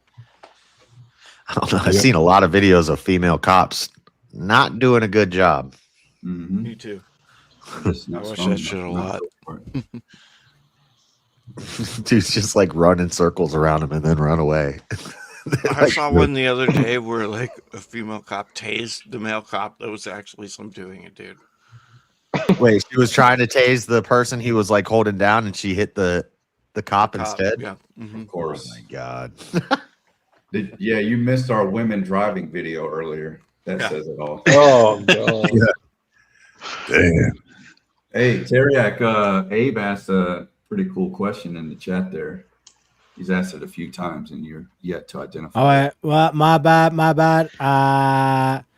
Wait, what? Tarek? That is never what it's mean by my instructions or the who of these men has a long-term relationships? Okay, gentlemen, your longest relationship. I'll start off the bow. Mine was about 7 years. It wasn't Damn. married. I'm currently been married for about 13 years. Lucky 13 on the Yeah, I started in 1980 something. I won't give you the exact year. I've been married to the same woman the whole time. Can She's you, a good can you woman. tell us, was it early, mid, or late 80s? Go mid. But Okay. even if I wasn't, About 40 years. or I had never been in a long-term relationship, that doesn't mean anything. That's like an appeal to authority. Oh, he's measuring his. He's measuring his here. Is there the an order feedback to of who's people on answering panel. then? All right. Okay, so Jay, yeah, go ahead, Jack. Mine was 5 years, and I wasn't married. 5 years. Okay. Yeah. Dogs. 15. 15. Okay. Like JS gave his bullshit. Seriously, answer. mine is like 4 years. 4 years. Okay. Alfred.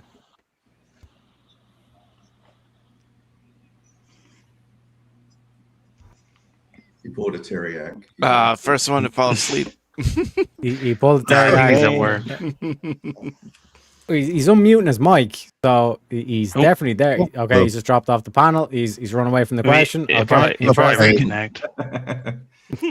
You Emotionally stimulated. 7 years. I'm getting married in December. Hey, Congrats. Congrats, yeah. Thank you. Thank you. and Yeah, Darth, go love how it. long?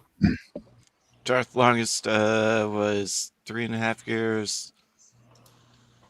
But it's pretty fucking heavy. I But guess never Jesus could never tell us about relationships. it's infinite. I sense a bit of sarcasm right there, Paul, JS. you tell us anything about a relationship. Halfwood is back. What's your answer, Halfwood? Longest relationship?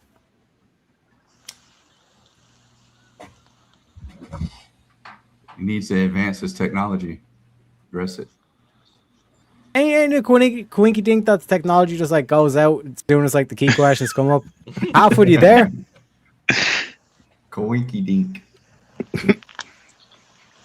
I knew as soon as I said Jesus, he was going to say that. That's why I said Paul afterwards. You're as perfect as Jesus? Is that what you're saying, JS? No. Incroyable. But I've also never murdered somebody, and Paul did, so. What? Well, my 5-year anniversary will be in 12 days. Congratulations, sir. Thank you. They go by fast, don't they? They do. Not fast enough. It's been a long 5 years for them. Well, the first, I'll take the first few years. And can be- Jungle has a picture with me and my leprechaun missus past 7 years. Incroyable. Is that the 7 We- year? Can y'all hear me now? Yep, that's 7 year. Yeah, Halfwood. What's your what? Unfortunately, we can. You on the bus? It was about 6 years in high school. I dated a girl. Well, it was from middle school to high school, but I dated her for about almost 7 years. But the recent one was about almost 4 years. I had a kid with her, and we almost got married. We were engaged. Okay, interesting. And this is, I think that, and again, correct me if I'm wrong, Abe. So let me know if I'm going off course here. But I think this is what Abe wanted to then follow through with is, gentlemen, if you haven't done well with women, then like, why should we trust your answers? Because the woman could have been a hooch. Because smart people don't make appeals to authority. So you wouldn't say just because you're not a woman, you're not allowed to have an opinion on abortion. Just because you never played in the NFL means you can't say that a quarterback messed up when he fumbled the ball when he's going for the touchdown. That's retarded. Well, for JS, divorce ain't cheap. That's true. I could have been in that same. I could have been in that same predicament and paying alimony right now. Hold up. I mean, hold up. I'm kind of glad I I'm never just said I paying child didn't do support. well with women. What? I don't get what Abe says there. If you haven't done well with women, then your answer. Well, I think I don't get it. I think that's why he was asking the long-term perspective, is he's trying to gauge like how many years can you be consistent, and that way you know them through that.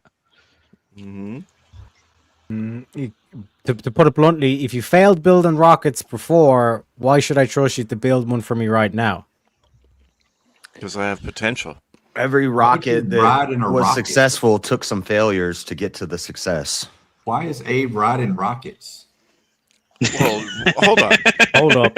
Pause. Hold up. How many planes did the Wright brothers crash before they got one that flew? Exactly. And you were trusted to build one that was going to fail, but you have to fail in order to make a good one, right? Abe's that guy in Armageddon. Get up that here, sitting Abe. on You're the sounding like nuclear a damn weapon. feminist in the chat. Exactly. He said he was with his wife, gaming. No, he's making me sound like a feminist. You're just high. We Making you sound like a baconator. I'm actually not that high right now. Well, get there. He's a multitasker.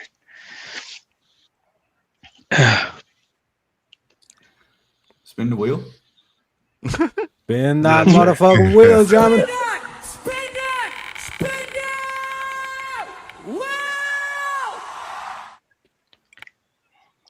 Feminism has completely destroyed modern dating. Agree or disagree? 100%. 100%. Hold up. You can't say completely. No, only though. Sith dealing absolute. No, I'm blaming feminism for everything that goes wrong in the world. Sith are base, though. Yeah, but they fuck up when they deal with absolutes.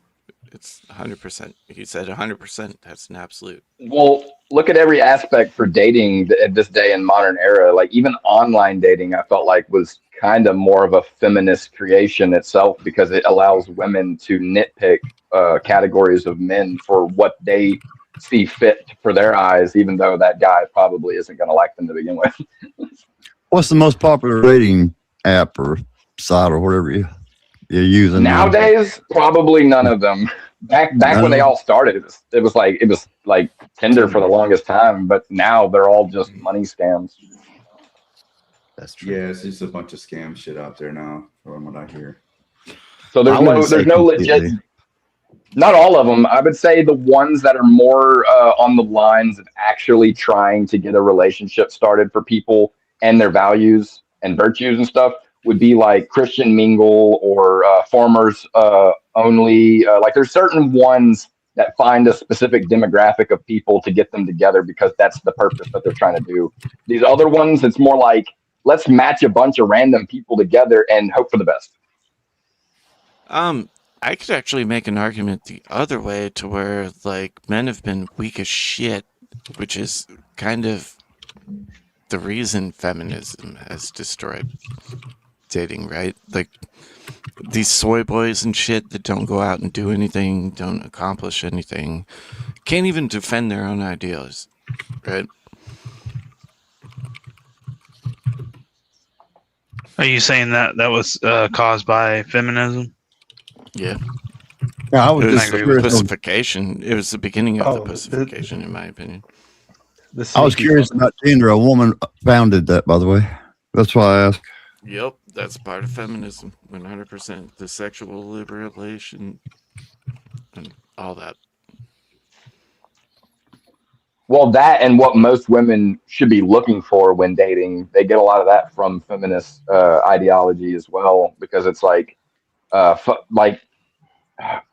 some of it is they're looking for like traditional bases of things, but they don't want to label it traditional because they try to act like they hate traditional when in reality most women want traditional values because it benefits them better. But couldn't you argue though that feminism like has raised the standard for men beyond reality? What is I think it bollocksology? Yeah, so I just put the different wheel themes on the screen as well, just in case you guys want to move off the particular relationships and move on to something, let's say, more kind of like generic or whatever. So we have bollocksology, which is basically like an Irish way of saying a study of random bullshit. wheel. Got a lot of bullshit on the wheel, a lot of kind of just random topics kind of thrown together. We got dating, which is the one we're currently on. We got religion, we got philosophy, and we got politics as well. If you want a different theme, let me know. Like I said, I'm here to please, as they say. I like the Yeah, how much to change the wheel? The bank is unlimited at this point. He's got 2,000. Yeah. Let's make it weird. Let's go 420. Can we do bollocksology? Do bollocksology, baby. One sec. This one, like I said, it's multiple different interviews. It could go down. So, one second. Let me play a quick little clip. Let me play a little bit of Pepe as well.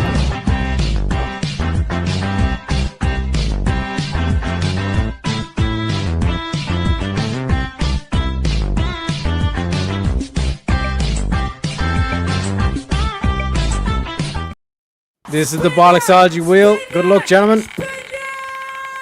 You know, all the times I've seen that clip, I never looked in the background. I just now noticed it. Jesus Christ, Jack. It's multi-pronged, the memes is what we have here. Gentlemen, should we ban more relativists from holding public office? I don't know how you could. But should we? Yeah, That's the exactly. thing. Yes, but how would you do it? Yeah, I agree with that. I'd say yeah. I Well, do first we see it have as to- a difficult thing. First of all, we have the yes or no, and then from that, we need to provide justification of why we should or should not. I mean, so it seems like most people are going to say yes, but the counter or the objection to it would be, why are we banning people for a particular belief or ideology they might hold? Is this I not can take- America? First Amendment, free speech, etc., etc. I could take the opposition, I think, for about 30 seconds on this. What that you say they should stay? Is that what you're saying? It'll involve a baconator. Although now it might.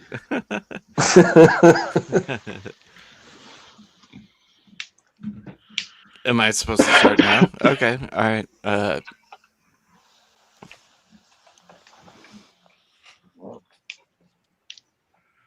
Oh fuck! I had a point. Oh. I didn't even smoke yet. If I believe in divine command Then I theory, got high, then I got high, then I got No, high. I didn't even. I was thinking about like I should probably smoke right now, but Go ahead, JS. Don't let them deter you. Say what you're gonna say. wouldn't. Hold on, I remember now. Damn it! It's public service, right? Public office is a public service, correct? Like, shouldn't public office is a shouldn't it- public service. Yeah. Yeah, shouldn't it be? And therefore, fuck. Service to people morally, is that what you're saying? Or service them relatively?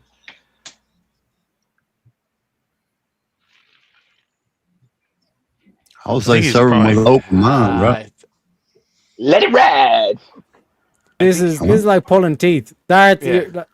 let JS go. JS, what's your justification for banning these Well, motherfuckers? first I have to figure out if, because I've argued with people about this before, but if I believe in divine command theory, which means whatever God says goes.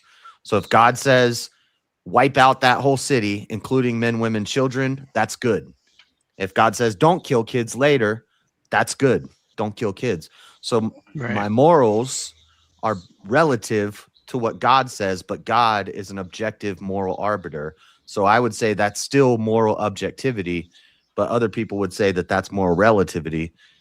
If it's relative, then I would not ban those people from office. But does God change? No. No. It's not relative. Exactly. That's why I would say it's still moral objectivity, but people would say it's because sometimes God says it's okay to do things and sometimes it's not okay to do those things. Well, that would contradict himself. No, that's not changing. That's like when a father tells their kid, don't drink my beer in the fridge. Don't drink my beer in the fridge. You can't drink my beer in the fridge. And then on the kid's 21st birthday, the dad grabs a beer and gives it to the kid and says, have a beer with me. The dad didn't change. Nothing changed. It's just there's a time and a place for everything. Something did change. He became of age. Yeah, exactly. Right. Right. Wouldn't that be immoral though? But that like means the age that the you would moral be able to drink the arbiter, beer? the dad didn't change. His rules didn't change. It's just the time and the place changed. So, but if that's moral relativity, then I would be fine with those people being in office.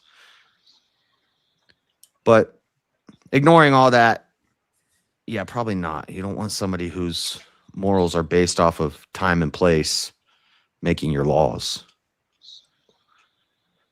Well, yeah, because time and place. I mean, Hitler lived in a time and place, and I think that's probably something we don't want to go back to ever again.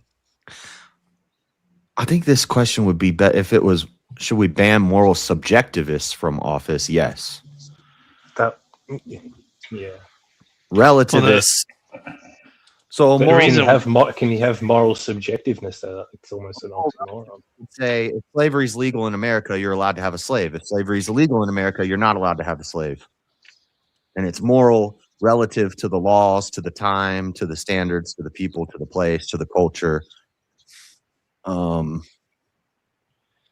maybe you could have moral relativists who are still moral people. Maybe. Hold on, did you just pull an avarice right now? Did I? What did I say? I don't know what. How's that? How's that pulling an avarice? He doesn't know. He's just saying things. I'm slow, man. I'm high. Give him just a minute. You'll really enjoy it.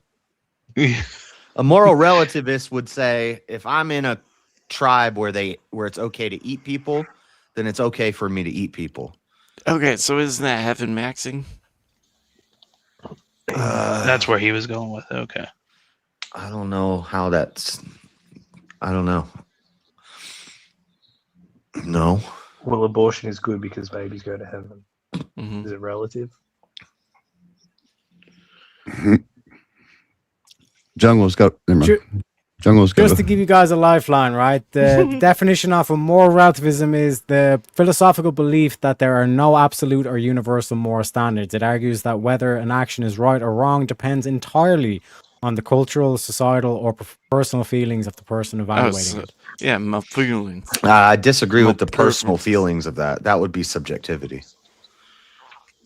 Moral relativism would be time, place, culture, society, people, but personal feelings would be subjectivity. And that definition was from the Ethics Commission or something. That wasn't from like Oxford or. Don't get me wrong. I think. Let me ask a question to Terry Eckrook. Didn't you have a debate on this? Yeah, he did. Yep. Yeah. So. Yeah. In which my opponent said that morality is both objective and subjective. Yeah, completely contradictory. Yeah, I don't. Was that wasn't the one with Rob? That wasn't a no prep one. No, this was back ages ago against Ghosty. Okay, yeah. Yeah. A is B, but A cannot be B. I don't know how it could be subjective and objective. Well, yeah, that'll work. I'm So, like, piece that one together. The key thing to pin this discussion down is like in terms of like where do we formulate our laws? Like why do we have laws in the first place? It has to be grounded in some sort of moral framework. Otherwise, how do we come up with the concept of justice without morality? Inextricably linked. You know what I mean? So we can't have people who are literally saying to your face like it's all relative, bro. Like this whole concept of right and wrong. Like, who knows? Maybe in 10 years' time, slavery might be moral. Right. You know what I mean? And I think I would agree that you should ban them. Well, isn't the real question, should we ban atheists from public office? Well, the real question is how could, pragmatically, you couldn't do this because all they'd have to do is lie. So, yeah, I'm not a moral relativist. Like, how do you can't do like a brain scan. I guess you put them on a lie detector test or something. You mentioned slavery. Aren't we all currently slaves to the tax? Yep. Yeah. You know what I mean? And see how finicky you can get where it's like, well, if we accept that as like definition of slavery, then technically we haven't outlawed slavery. And then all of a sudden we can provide justification of like why we need to increase the minimum wage. We need to make sure that no one's in wage slavery. And now the government has control over a lot more shit because of like that argumentation. To go about what JS is trying to pin down in terms of like you effectively have to get them to sign an affidavit, a sworn affidavit saying that there is such a thing as moral truths.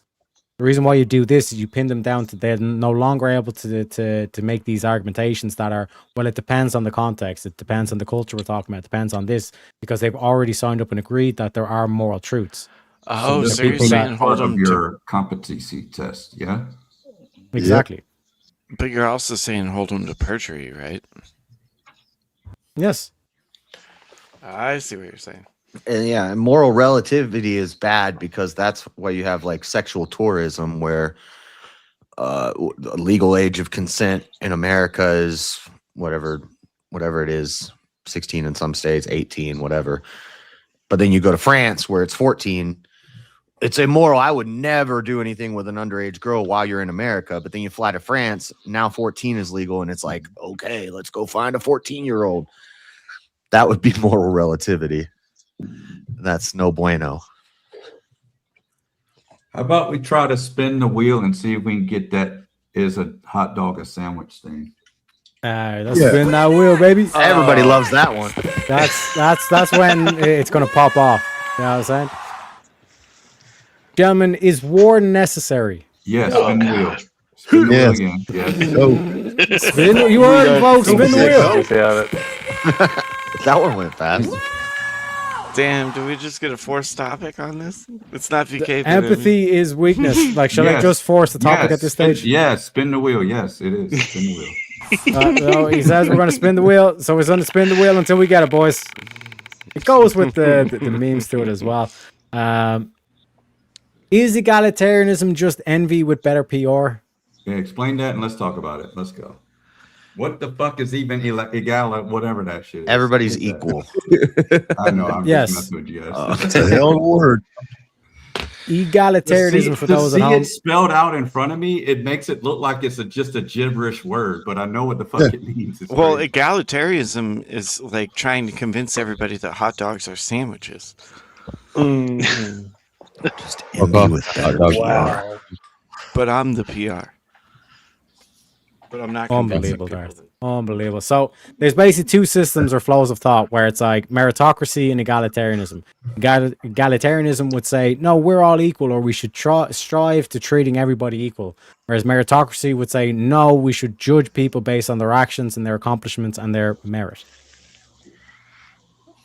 I don't know if Sounds it's just racist. envy with better PR, because the idea of egalitarianism is elites pushing that on the population, convincing the population that everybody should be equal, but then they don't be equal. Like in Marxism, and whenever they try this egalitarian stuff, they just destroy the middle class, make everybody poor, but then the elites are still elite, and they're telling you need an egalitarianism, but nobody's equal to them. So I don't even know if it is that the people are envious of other people. I think it's that elites just want to control people. Well, actually, wouldn't it be the have-nots and the haves? Yeah, the bourgeoisie and the proletariat, but the elites still survive that. The top dogs stay at the top, and then the middle class and the poor meet in the middle, and they're all poor. Now everybody's poor. We're all equal, but we're all poor. We all have a job in a factory somewhere. We're all working, but we're all hungry. But the rich people aren't like going for egalitarianism because They're the ones who then push they it. would. Well, they say they do, but I mean, there's still a whole bunch of have-nots, right? Yeah. Because they don't, that's why I'm saying it's just a trick to control people. So Is it a PR way would that be they, yes, right? they PR. pluck on that emotional heartstring, get you to start feeling envious of your neighbors? Yeah. So it's like manufactured envy. Or because people are naturally, envious of people who have more than them. But then they like manufacture, they make everybody envious, and there's always an oppressed class, and you'll never have as much as him because you're not a white man. You're oppressed because you're gay or black or minority or whatever. Oh, you got it. Yeah, Feminism. so egalitarianism is Right. racist, is what JS is getting at. What's racist? Egalitarianism. Everything's racist. No, that's why I said the haves and the have-nots. It's the rich and the poor. It's not racist. Well, it started as classism with the rich and the poor, but then they get racism, then they get sexism, then they get ableism, and it's always I can't do as good as you because I'm not the right race, I'm not the right sex, I'm not the right sexuality, I have mental illnesses or something. That's victimhood. That's totally different. Yeah, and then once they convince you that you're a victim of the oppressor, and all we need is egalitarian, we should take from the poor oppressor, people. That's what I'm redistribute saying. it. The rich and the poor. That's all it is. It's that simple. It is Occam's razor on that. In my So opinion. we're going to go with yes to this prompt. We're gonna go with yes, and we're gonna spin that wheel, I'm assuming. Yeah. Want to dig for that hot dog question. I did not agree to that. Or the soup. This is something similar, at least. Is cereal just Oh. cold soup, gentlemen? I was literally just looking at that one. Not till it gets soggy. Soup is not cold. Agreed. Cold soup Maybe is cold cold. soup. No, it's Yeah, cold but- if you let it get cold after it's hot. Look Wait, up if the I difference. have- Still soup though. If I have Oh, a lot wait, full so of then does chicken it turn noodle to soup, cereal? It's on the counter and gets cold. It's not chicken cereal. noodle soup anymore. No, It's not cereal. It's chicken noodle cereal.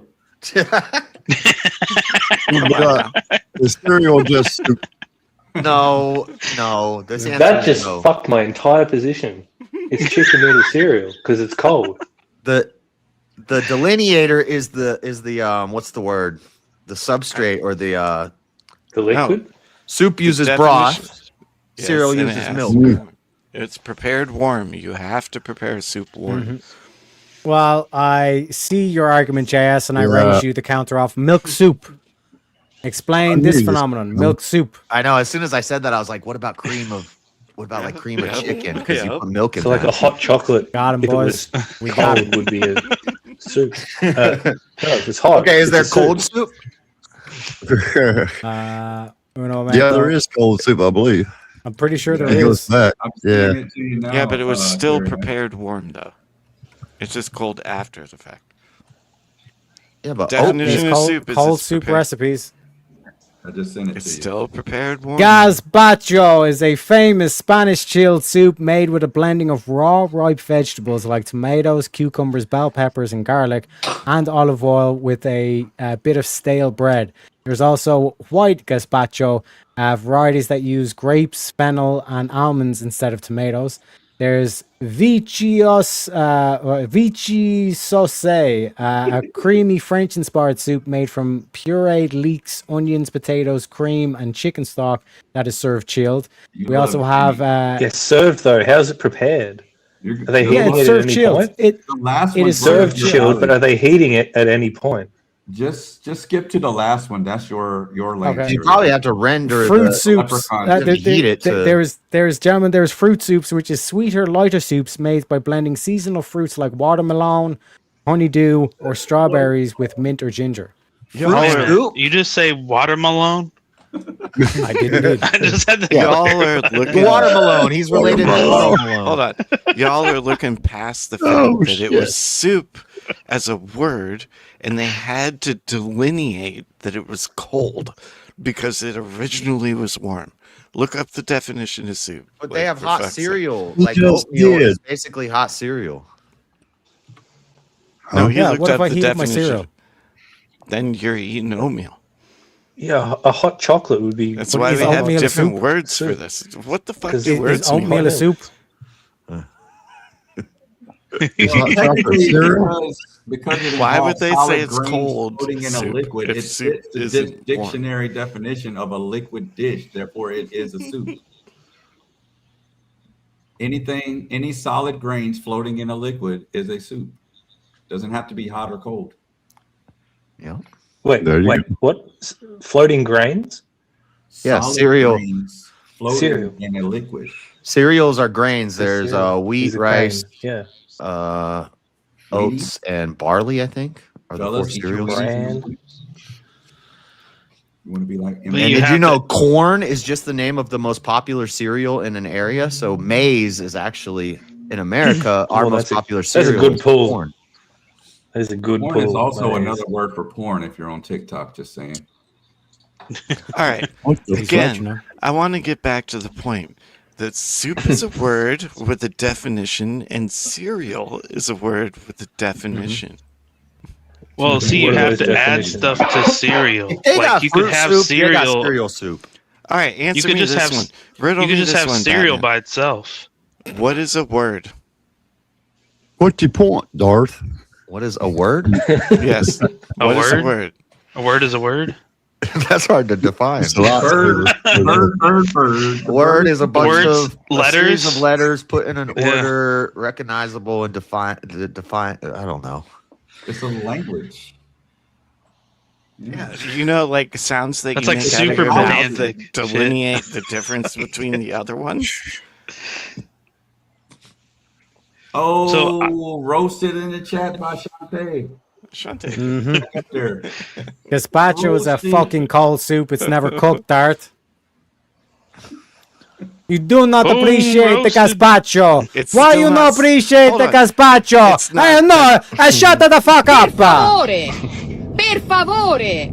Perché rischiamo veramente di diventare il campo profughi d'Europa. Rischiamo veramente di essere lo zimbello del mondo. Ci stanno ridendo in faccia in tutto il mondo. Vi prego. Yeah, what's That's Shantae. That's live footage from Shantae in the you chat. still Cursing didn't you out make in the Spanish. point. It's not cereal. That's not Spanish, you idiot. Just because cold soup exists doesn't make it cereal. For fuck's sake. Oh, just go argue with the mirror, bro. Spin the wheel. Spin that motherfucking wheel, boys. You have to add stuff to cereal, otherwise it just comes in a box. It doesn't come in a liquid. I'm telling you, as soon as we get the hot dog one, it's You can get literally soup going in to a World War box. III. I'm telling you. Is Yeah, that's true. selflessness self-hatred? What I I have a couldn't take see on a that. Christian No. saying that No, it is. not at all. Now, secularists can say yes, but any Christian could not say being selfless is hating oneself. Yeah, I wouldn't say that. Yeah. You love yourself more because you help others, despite. Yeah, you could switch any other word out with self there, and it wouldn't make sense. If you're homeless, does that mean you hate houses? No. Well, that means you want one, probably. Right. Well, it's like, would homelessness be home hatred? No. How would you know that? Maybe this dude just hates houses. That's why he's homeless. I mean, Yeah, you of could course. be. Yeah, he doesn't want to pay rent. He hates the idea of paying rent. He doesn't want to pay nothing to no one. He hates the house. Yeah, that makes sense. You could be selfless and hate yourself, but that doesn't Like, mean could one it's make the necessary. argument that this like suicidal empathy is like self-hatred? Yeah, I wasn't gonna go that far, but my self-hatred leads me to selflessness because it makes me hate myself less being selfless. Hey, real quick, Teriak, whenever you do the stream switch, do you also have to switch the StreamYard link, or is this staying the same? Yeah, I was actually thinking about that myself as we come to the halfway point. I am going to have to post a new link, so I'll post it in the back chat and all that, and I'll post it in the chat as well. But we are going to have to switch up the links as well. I should have thought of that. I should have done one of the reusable studio links, but Yeah. It is what it is, folks. It is what Yeah, it is. because Miss, I said we still got a little bit She was before then, asking but if she could come on later after she finishes streaming. I said, yeah, he's going to be here for 24 hours, so sure. 100%, baby. Still It'll be got, pinned like, in the an chat hour and regardless. 40 minutes. yeah. I'm here for it, Teriak. You've given me so much love, and again, thank Oh you so my much. God, quit for, simping, you are bro. the shit. I'm not simping. Bit He's of glazing fucking right awesome. there. This is his big day, man. Big day while you hold that red rocket. By the way, it's 420. No, literally, like I looked at my phone and turned to 420. Oh, it's ready, baby. Appreciate you kindly, Darth. It's But, 420. gentlemen, like- What are you in 7th grade? Yeah. I'm doing high school. Don't act like I don't watch your streams, fucking JS. How the fuck you think I got into this Big shit? red thing is sticking up your. Mhm.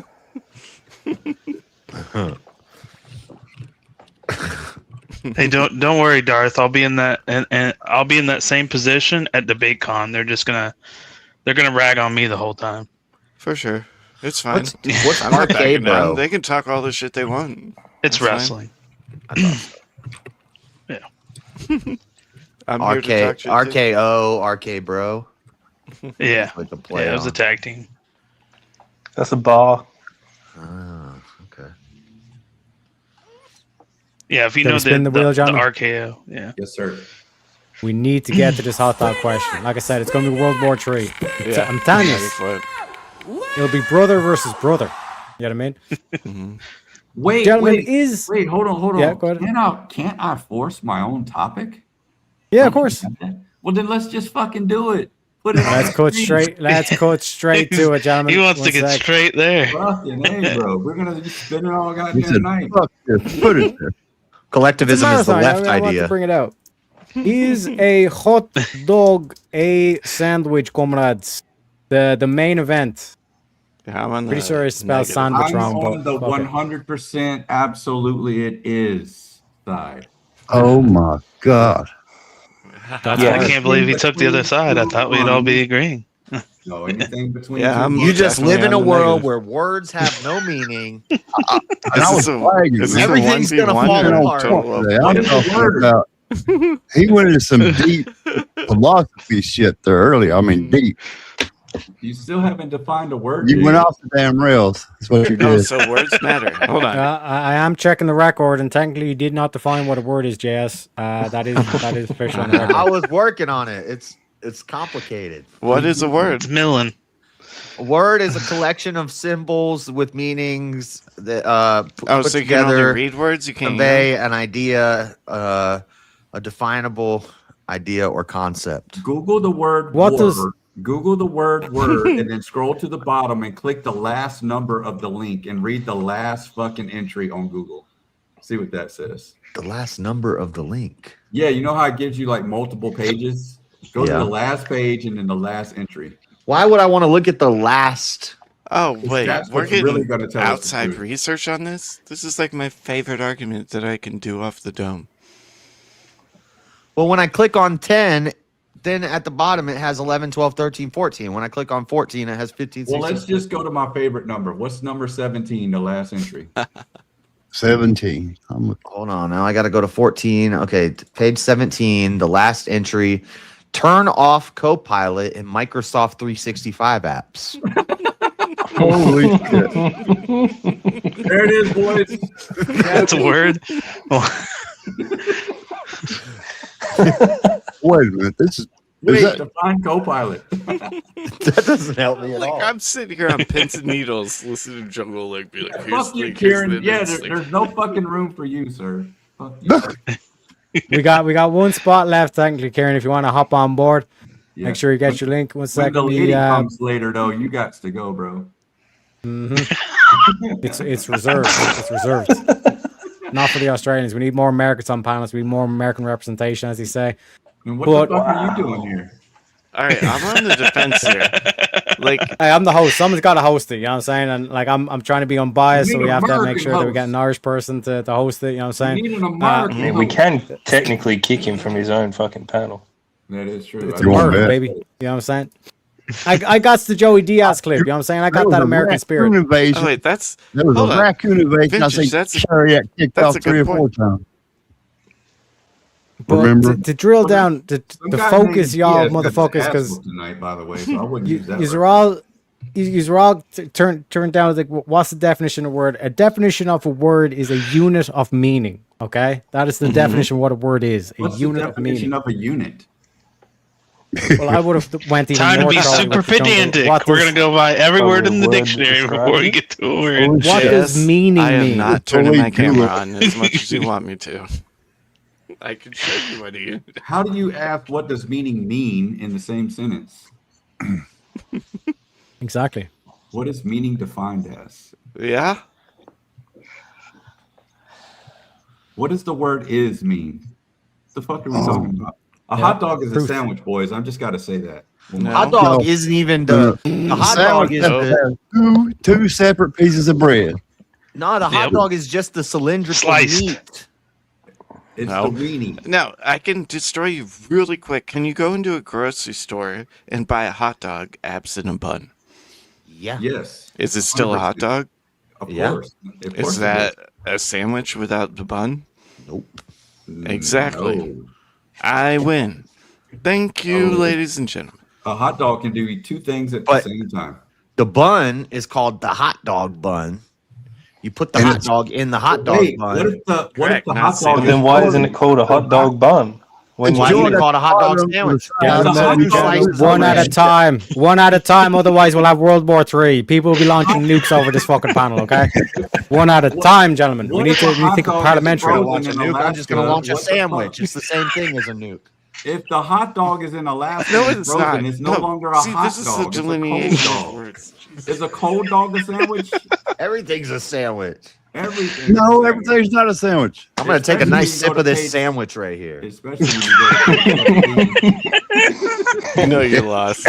You know you lost, Jess. Well, Just you admit can't you're sip a sandwich. defeated. You can I only bite a defeated you sandwich. real quick. I was on your side, Darth. No, you weren't. It's not a sandwich. Who I said sips it's a the meat. sandwich? And the, That's what he's No, you- saying, Sips Darth. a sandwich. Why, It's not a sandwich. why is the hot dog bun joined to keep all the mustard and all the other shit you put on it? Chili, onions, Those or are whatever. You put. accoutrements. That's different. Who Is to a my what? sandwich? Isn't sandwich an enclosure? No. Exactly. open Hot sandwich, dog is a there's a- sandwich. No. No, because a sandwich is not always enclosed. Do you put meat on a sandwich? You can. All right, JS, You can. literally looked up the definition of Mark, what I'm is a on your word. side here. Anything within a bun or bread material is a sandwich. Nope, that's not the definition of a sandwich. Okay, Co- so if you condiments just put a make piece the of lettuce sandwich. between pieces of bread, you call that a sandwich? It's a lettuce sandwich, right? So this is a hot dog sandwich. It's the same concept. Oh, hot dog sandwich. Oh, sandwich. It's So a why hot do they dog not call it a sandwich. hot dog sandwich then? If you have 2 pieces of Wonder Bread and you cut your hot dog in half and you lay it flat, that's a hot dog sandwich. Yeah, exactly. So a hot dog can be a sandwich. But Just it's like still eating a delineated piece as of hot dogs. It's not I a would regular say it has to be vegetable sliced. or fruit, as they do in Ireland. They put fruit in between bread and eat that fucking bullshit. So that's a sandwich to them. What? Fruity Yeah, pebble but- motherfuckers. All right, They so put cereal between bread and eat that. I've seen my Who kids does? do it. Who does that? Cereal soup can be inside of bread and become a sandwich. Holy How about- shit. Yeah, as long as the bread is sliced, yes. If you roll up a piece of bologna, is that a hot dog? No. No, because it needs bread to become that's a sandwich. baloney. That's what. No, the we already word- established that you bologna, can buy though. hot dogs without bread. You can No, buy a it pack has of to hot have dogs. a solid center. There are no It's not hollow. even that. There are It's- no hollow hot dogs. It's the words. Have you guys Why ever had would a hot we dog call with peanut different butter? Things If you it's the put same if No. you put a stick good. in the middle of a hot dog, is it still a hot dog? It's a corn dog. Maybe. But what if you're roasting it on Well, a I thought- fire naked? Crazy. Is it still a hot dog? It's a roasted ass weenie. Roasted weenie. So Well, that would defeat Dart's earlier thing that you can go into the shop and just buy hot dogs and not have to buy the bread. Because then if you were to pierce a hole through it, then it'd be a roasted weenie, which means that it wouldn't be a hot dog as a separate entity. Well, yeah, it's words, right? Why would So we the have bread a makes the delineation bread of makes the sounds? sandwich. It needs the bread. But wait. The logic there entails that when you buy those quote hot dogs out of the store, you usually buy them frozen or cold at least. So they're not hot dogs until you heat them up. Is a burger a sandwich? Mm-hmm. So are we buying cold dogs No, from the grocery it's a stores burger. or what? It's called a burger. Well, no, No. but It I has 2 think pieces of bread or 3 or it's yeah. Jungle has to Don't try to probably convince me on concede the that a sliced bread. burger is a sandwich, a taco is a sandwich. 100%. No, you're missing the point. A here. Is a taco is panini a a sandwich. sandwich? Yeah, there's actually legal precedent for that, believe it or not, JS. A this- quesadilla is a sandwich. All right. Yep. Can you hear Legally the word? So why don't they call them sandwiches? That's the part I don't get. Because of their confrontation, they like to be different. It may translate. I the think there's a sandwich. reason for it. Yeah, I'm sure there's some language somewhere that defines a hot dog as a sandwich instead. You know how you recognize words when you read them, or like when somebody dictates them and you understand meaning from them? No, I don't. Well, when you We say a making hot up our dog, own meanings here, bro. Get that's on the right different than a page. sandwich. But I can define it Otherwise, as we anything wouldn't I have those want rules. because it's subjective. Based on It's all language? What? When I go to the baseball game, I don't go, "Hey, get me a sandwich," or "Get me a hot dog sandwich." I just say, "Hey, give me a hot dog." Yes, because And what do they give you? Do they give you a hot dog in a bun, or do they just give you a hot dog? Or do they bring This you a is- fucking thi- ham thi- and cheese sandwich? This is be unbelievable. hard to put Americans don't condiments even on a hot know dog. their goddamn law, gentlemen. In May 2024, this is a recent ruling from the courts. Indiana, nonetheless, Indiana Judge my Craig God. Bobby concluded that tacos and burritos are Mexican-style sandwiches. In the case What Quintana versus is Fort Wayne this? Plan Commission, When's the this decision was allowed as a restaurant, the famous taco, to operate under a zoning agreement that permitted only business selling made-to-order or Subway-style sandwiches, expanding the legal definition of a sandwich beyond American cuisine. There it ladies is, and boys. gentlemen. Yeah, so when the corrupt Legal government dictates precedent. something, My own we just state. accept it. That's a I'd horrible. love to have been on that jury. That's a horrible decision because My own Prob- state. My own Probably the state. reason they could sell sub sandwiches is because they're cold cuts and they're less likely to, I can't you know, argue have with that. undercooked meat or something. Now these people are going to be cooking tacos with cooked meat, and if they don't cook it properly, people are going to get food poisoning because of the zoning. Just like if you don't cook hot dogs properly. Yeah, Legal so precedent, I want the reason why there's the word hot dog and the word sandwich. Also, burritos are not Mexican. That's an American thing. Why wouldn't we not just call it the same fucking thing? Okay, I sent you something, Teriak. I think I'm going to have to concede to Darth on this one. Okay, one sec. Wait, what? Yeah, based on the last thing we just established, tacos have a legal precedence. But hot And dogs- who the fuck legislated that? Like, why is anybody Some even guy from legislating Indiana, that? apparently. Apparently, Indiana. My own But I state. mean, that's, Jury in Indiana. well, that's just Sounds because like somebody had a hasn't tried vested opening a interest hot in dog making it a stand. sandwich. They're actually the only state around here that's not legal weed, so that's probably why. Well, gentlemen, let me read this. There is no single binding Supreme Court ruling. Oh my God, we need the Supreme Court to adjudicate this. Or federal statute that declares a hot dog is a sandwich. Instead, the classification comes down to state administrative rulings, tax codes, and famous judicial musings. And then the last part here, the FDA, the USDA, the United States Department of Agriculture generally defines closed-faced sandwiches as meat or poultry enclosed by two slices of bread on the top and bottom of a sliced bun. Well, look at the Supreme Because- Court. Buns aren't sliced. Sorry. Go After ahead. this, read the 2018 Supreme Court one. Okay. keep going. Because a hot dog is meat resting between two joined pieces of bread, this interpretation qualifies it as a sandwich or regulatory and labeling purposes. So it technically does qualify as a sandwich. You know what I'm saying? And in What the 2018 as hell's well, to going read on? this off, the Supreme Court test, when asked on the Late Show with Stephen Colbert, oh, fuck's sake, JS. You know what I'm saying? And listen to the next Uh, person they mentioned. The late Oh, yeah, Justice Ruth Ruth Bader Bader Ginsburg weighed in on the debate. She determined that if a sandwich is defined as filling enclosed in bread, like an uncut sub, then a hot dog meets the criteria. You see whose side? Holy shit. We're agreeing with the You guys Democrats. are agreeing with Ruth Bader Ginsburg. Yeah, I'm changing my position right now. I changed my position. Don't worry, Shannon, legal precedents. Legal precedents. Unbelievable. Nope, no, I'm off that train. I'm way off that train. Y'all just a bunch of haters on the dog. had People The dog switch sides deserves there. My whole to be argument. called a sandwich. I'm switching sides. I'm Hold switching on, sides. hold on. I wanted to be noted. that Jungle forced this topic and conceded. I'm Big really red excited. flavor. Judge Bader Ginsburg said it sided with me. I have to go with the lefty. I switched back. I'm A there lefty for it. female, no less. A feminist abortion activist. But she Ladies and says they're gentlemen, hot dogs or sandwiches, so it must be true. No, We do I'm off that have shit. A key. We do have a key opinion on this matter. Welcome to the panel, the gayest man in the village. And well, guys, if I could still show you around, here is the biggest, gayest man in the world. Welcome to the show, biggest, gayest man, Kieran Markin. Hey, what's up? What's up? Stay muted, bro. G'day, mate. Jesus Christ. I'm gonna stay muted. What's up, you all? Wait, what's Hartford got up there?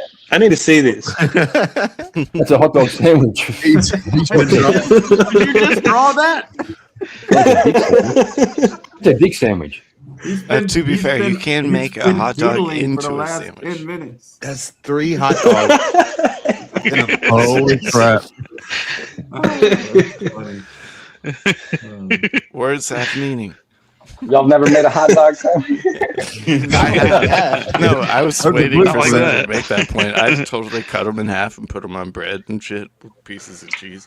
I've made Nah, hot you dog gotta sandwiches, triple that bread. but a hot dog sandwich is a hot dog sandwich. A hot dog absent a sandwich So, is still a hot dog. I got a key question here for anybody that knows this. But is like pigs in a blanket? Would that be considered a That's sandwich? pastry. That's pastry. Would that be considered a sandwich though? Well, us cultured folk in blanket is not a the land of pastry. Ireland, we call that a sausage roll. That's That's a hot correct, dog yeah. burrito. But is See that a how- sandwich? See how So there's they like got pig in a delineation blanket, of words kolache, here? and a sausage roll. I like the word kolache more than What if you anything. have a creamy pint of Guinness with it? By the way, That'd be a meal. That would make it a meal. Kieran, If good you- to see you. Yeah, good to see you, mate. If you just put butter between two bits, like if you just butter the bread and put it together, is that a sandwich? Of course. Yeah. It's a Butter butter sandwich. sandwich. Yeah, absolutely. Yeah. No. It's 2 pieces of bread with something in between. But it's Two pieces. No. Hold on, I see what Kieran's saying. But is butter absent the sandwich? Yeah, just like a Just cold butter, dog is not absolute peanut butter? sandwich as well. But if, No, just butter. Like you normally put Butter. butter and then you put in some Oh, filling. I'm saying, oh yeah, like Yeah, butter and you put bread. butter I on made your hot dog? butter sandwich No, before. that doesn't count as a sandwich. why Yeah, not? you I put butter on disagree. your hot I've dog? eaten many a butter sandwiches. Butter and ketchup hot dog. You were just eating bread. Butter was mustard or what? With butter on it. I grew up poor, man.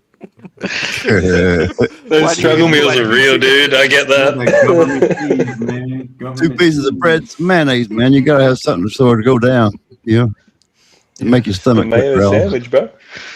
Hey, tomato Yeah, like sounds syrup. good, If you man. put syrup on a sandwich, would that be still a sandwich? Oh, Canadians Just do. a scissor Well, sandwich. that's French Sidebar. bread now. Scissor sandwich, yeah. I think you Sidebar, need at least put 2 syrup on a ingredients, like peanut At butter least and 2 jelly ingredients? sandwich. Okay, because they're different things.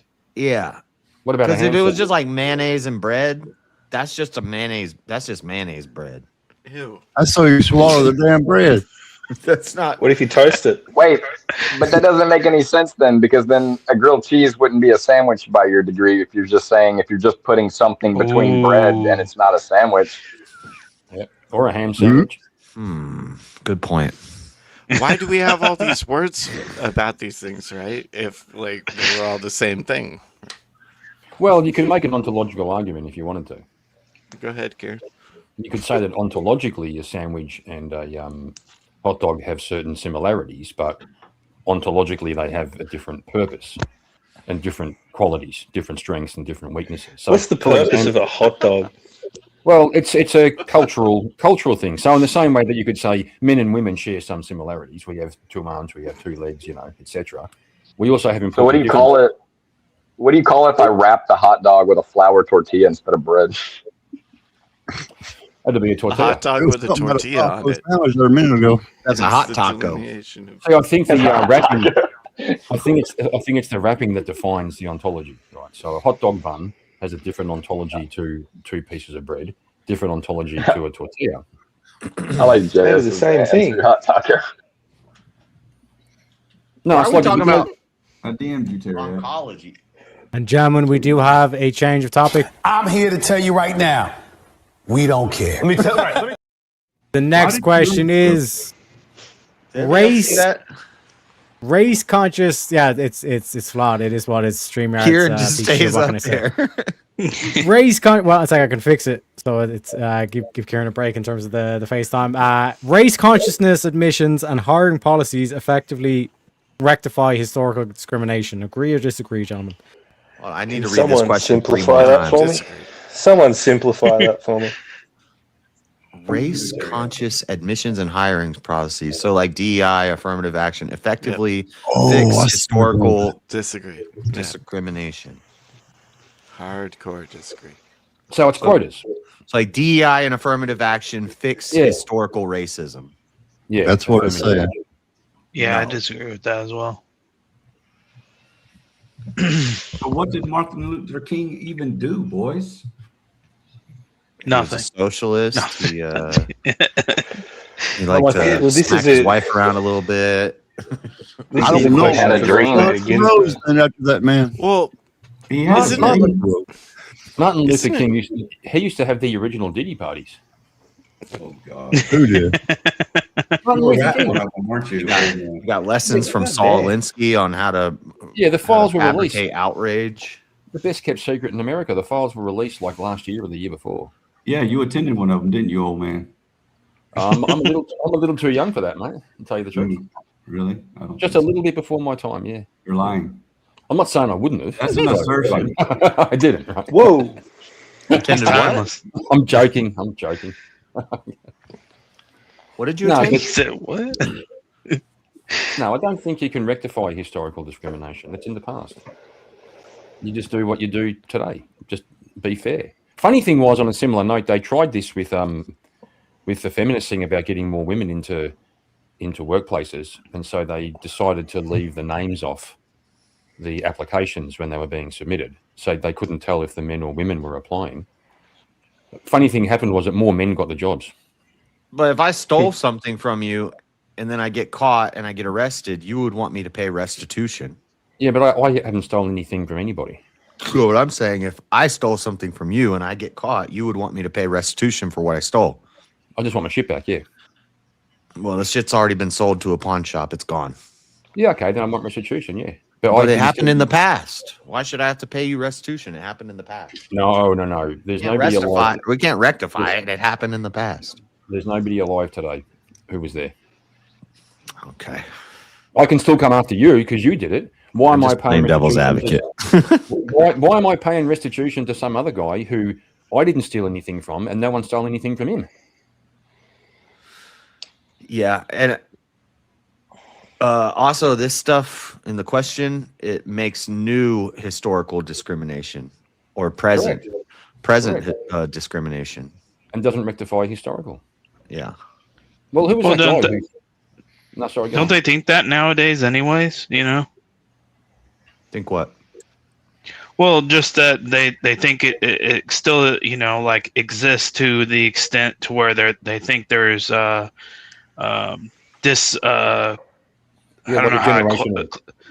Like, I don't know how racism and discrimination. Is that what you Here's something even more controversial, Jack. Or here's another idea that's going to be very controversial.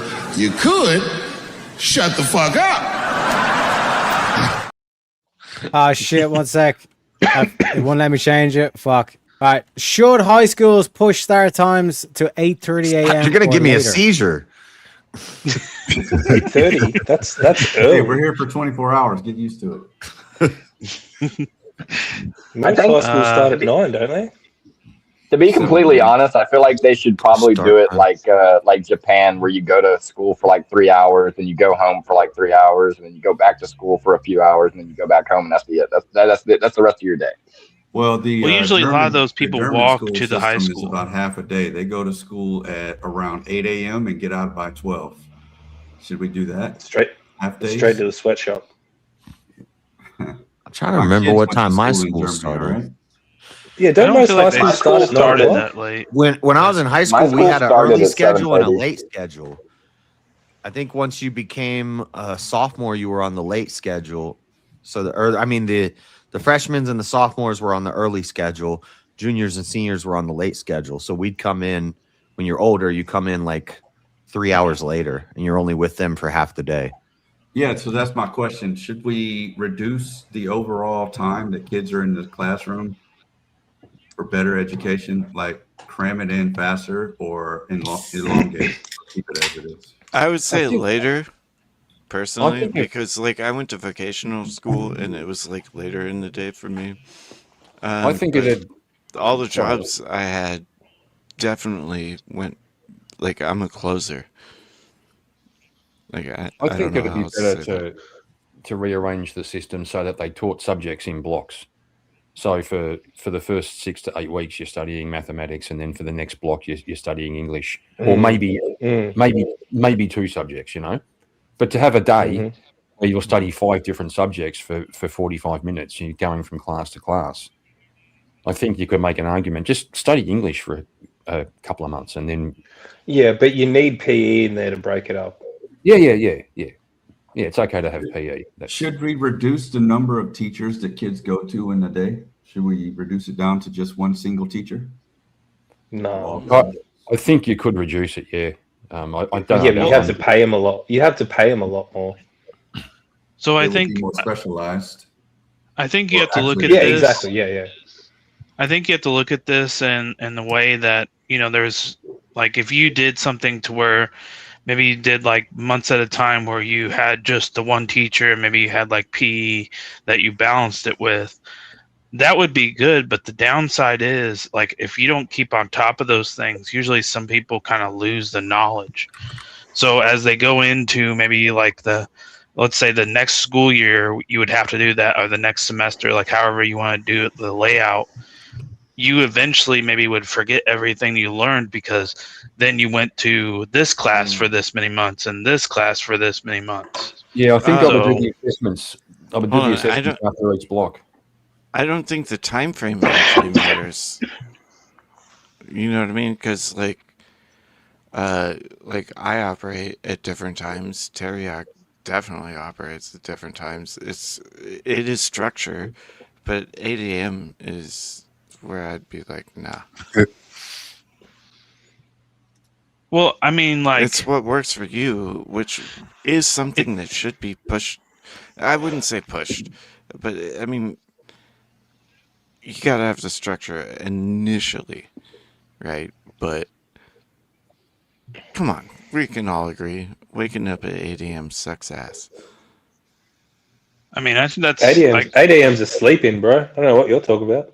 Yeah, I sleep till then. That's why I'm like, fuck that shit. well, in school you can adjust a lot more. You know, like I feel like 8:30, But like would you 8 learn even is more? pretty good.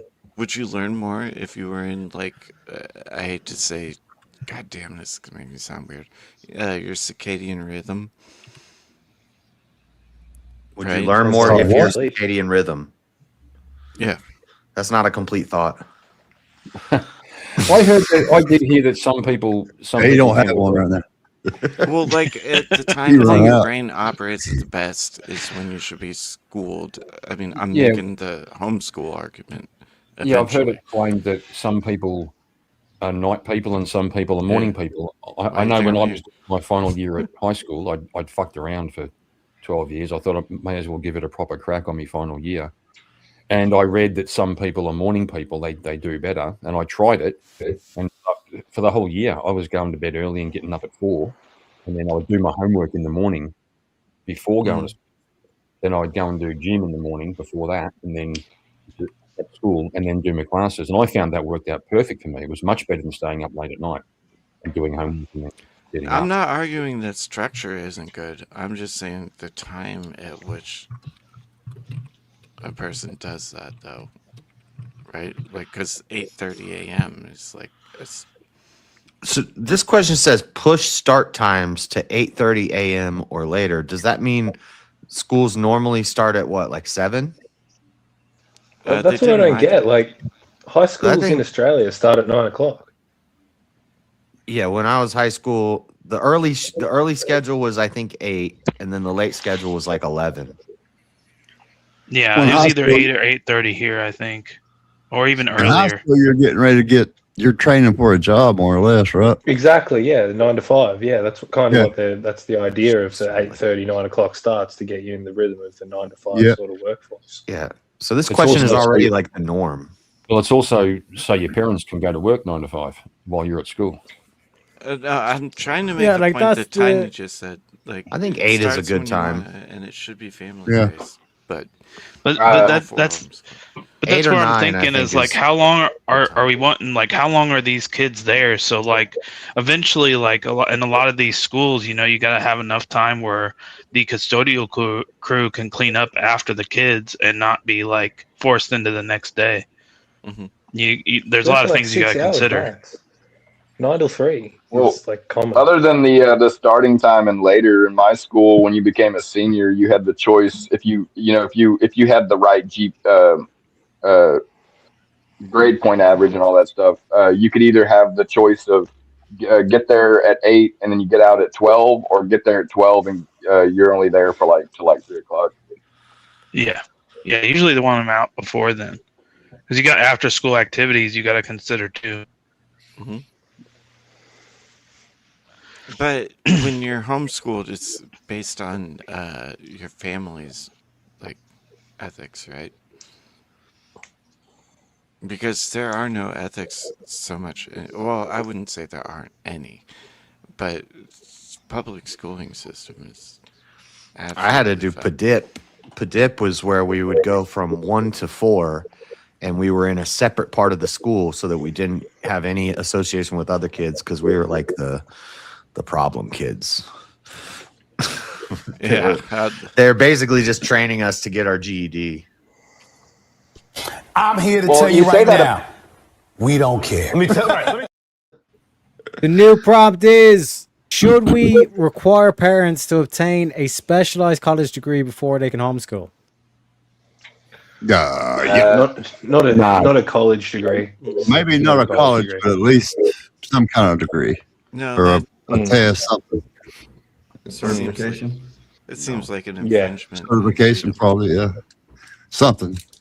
Oh, So basically, then, like, it no. would be a test, kind of like how they have basics for college, but it'd be for parents to homeschool their kids. No, that's crazy. Wow, this is Against kind of some freedom. stuff most No, it people goes against probably freedom. should know.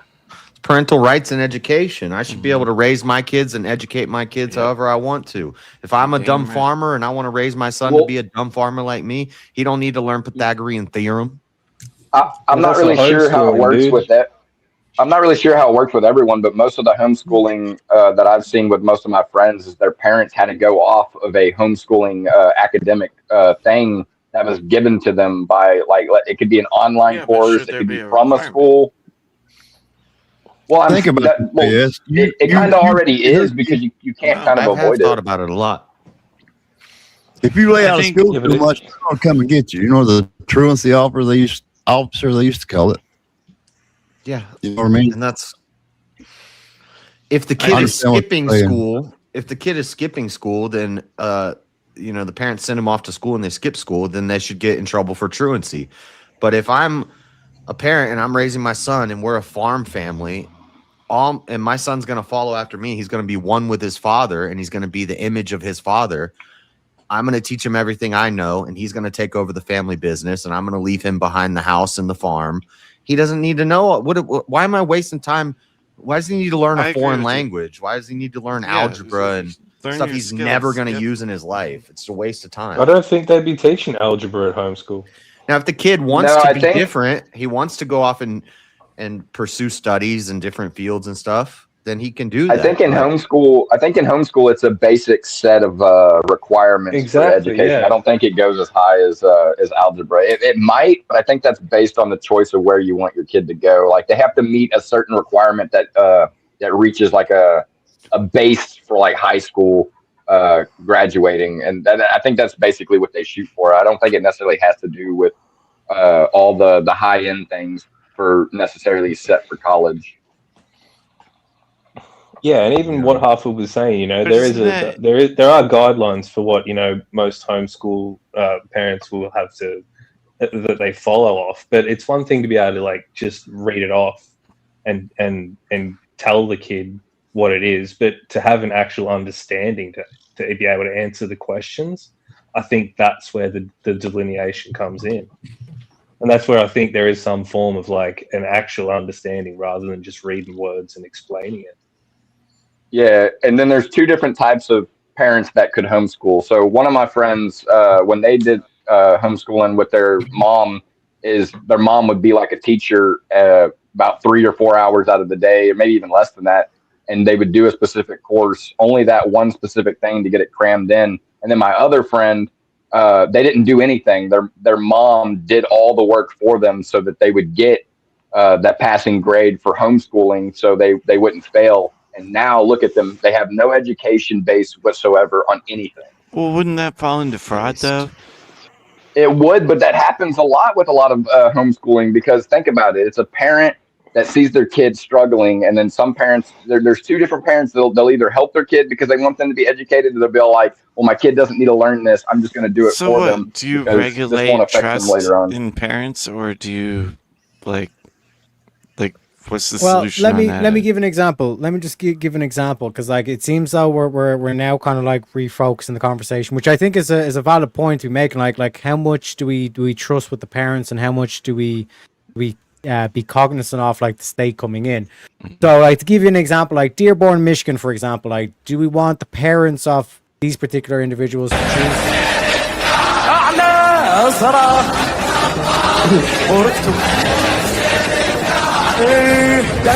Alhamdulillah, habibi. That's a different problem. Are we okay with those parents teaching their kids whatever they think is best? Oh, I'd rather those people not be in America, but They are, so Well, Yeah, they're I already still- teach. I Hold think on, they're parents should be already able to teach their homeschooling. kids What are you the way they talking wanna about? They're teach their kids. indoctrinated. I think there should just be a basic level that we have. I don't think we have to have it as a college degree type thing. But I think there we should be really- some type of basic level to it. I think we really need to think about what infringement of freedom means. I think we've lost sight of this. You should be able to, in America, homeschool your kids. Now, I don't give a shit, kind of what they're doing in that video you just showed, but you don't care then- about that? no, I do care about it, but we kind of have to worry about the Allahu Akbar. Yeah, Sorry, it's, fuck it's it. just such a I good don't tune. care It's about just such a good tune. So- Sorry, go ahead. Sorry So about y'all that. would be No, I don't care so about Darth, that. you- I was thinking about the other people and the loss of so life. Darth. You know what? You know why they're. Go ahead. Go ahead, JS. I was gonna say, you know why that they require parents to follow a certain curriculum when they're homeschooling their kids, and they require the kids to be able to pass a certain standardized test level. That's for state funding for the public schools. So the homeschool kids usually end up testing better on standardized testing, and then they get funding because they have higher scores from those homeschool kids. That funding doesn't go to the parents; it goes to the public schools in urban cities where the kids can't read. Where do the hold on, guidelines come but from, though? do you The need guidelines- specialized Centers. college But to gentlemen, do we that? do have a change of topic. Do not come. Do not come. I'm gonna come. The new topic is here. The new topic has come. It's still on the same relating to the similar kind of stuff that we're talking about. Should we require public school teachers of all levels to obtain a specialized certification in their subject? Okay, yes. Yeah, because currently in Florida, they don't require anything. For public school Say teachers. what? No Nope. shit. Not for Nothing. parents. Yeah, for public school teachers, they do not Nothing. require. Yeah, but not for. You're essentially a Homeschool. substitute teacher, and you can be a full-time teacher here. And it, There's seems- instances- I've been Well, hold on, hold around on, the Fresh hold and on, Fit hold podcast, on. right? We've had a couple of teachers on Fresh and Fit that admitted, I don't even have a degree. Like, I just have a high school education. And they're Also, teaching doesn't seventh grade. doesn't Florida also have like the highest female Sleeping with the essays? boy. Mhm. That's I was about to that's say, crazy substitute- everywhere right now. Substitute teachers also lead to the category of sleeping with students. That happened at my high school multiple times, and it's it's kind of but ridiculous. But it's always substitute We're teachers. getting sidetracked, gentlemen. Stick to Jungle's main point here. Like, Yeah, I don't like this necessarily whole think aspect. they should go through the college system. I think we should do it more like a blue collar worker and get a specialized degree in a specific subject so they can teach the kids properly. Right, It's just like that trade subject, school. whatever they're on. Yeah. And those that are in the lower elementary schools, they should be a broader, they should have all the subjects because you don't really need to be super specialized to teach a 12-year-old or a 10-year-old. Yeah. You only need a 4th grade education to teach a 3rd grader. Right, exactly. Yeah. What do you think about separation of like male and female as far as like through the puberty years? If that makes You sense. mean like in the classrooms, segregation? No, I think he's talking about the teaching. Yeah, Oh, yeah. teachers. Because like, I got diagnosed with weird shit because I grew up in the '90s, and they're like, "Oh, he's ADHD," which I definitely am. But not they real. wanted to pump me full of all sorts of like amphetamines, which I didn't do, thankfully, because my mom's dope. Good call. But there's a huge epidemic of people that went through that in the '90s, based on shitty research. They were over prescribing Ritalin and stuff like crazy back then. Yep. It's still doing I it. got Yeah. put on that shit. They Hasn't thought I changed. had PTSD, and then they said I had ADD, and then they put me on that. You know, so and that caused it to backfire because I had to drink daily milkshakes to keep my weight up, and then when I got off of it, it took all my metabolism, and this happened. Mm-hmm. So That's crazy.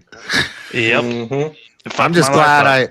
I finally found a new treatment for my treatment-resistant depression. Yeah, That's dope. We don't Yeah. want to know about it. That's but a you're gonna joke. share anyway. I'm not. I It's a know, joke. I know. It's I a also joke. was I joking. know. Somebody I'm got joking. the damn joke. God damn it! I joked right back to you. You missed have- mine too, pal. I have pumpkin spice flavored Xanax for my seasonal depression. Sounds exciting. Back to the subject, guys. Specialized Yeah. certifications. Yeah, I think I I'll agree see. with you on the sense of having like some type of even blue collar job that like has as the teachers they're to a Pacific field that they go down. So if they have like history, they know everything within that history. If they're in high school, they don't need to go to college for these type of things. They just need to learn them. I Right. can't tell if that's Same with the physical education teachers. They need those specialized degrees or certifications.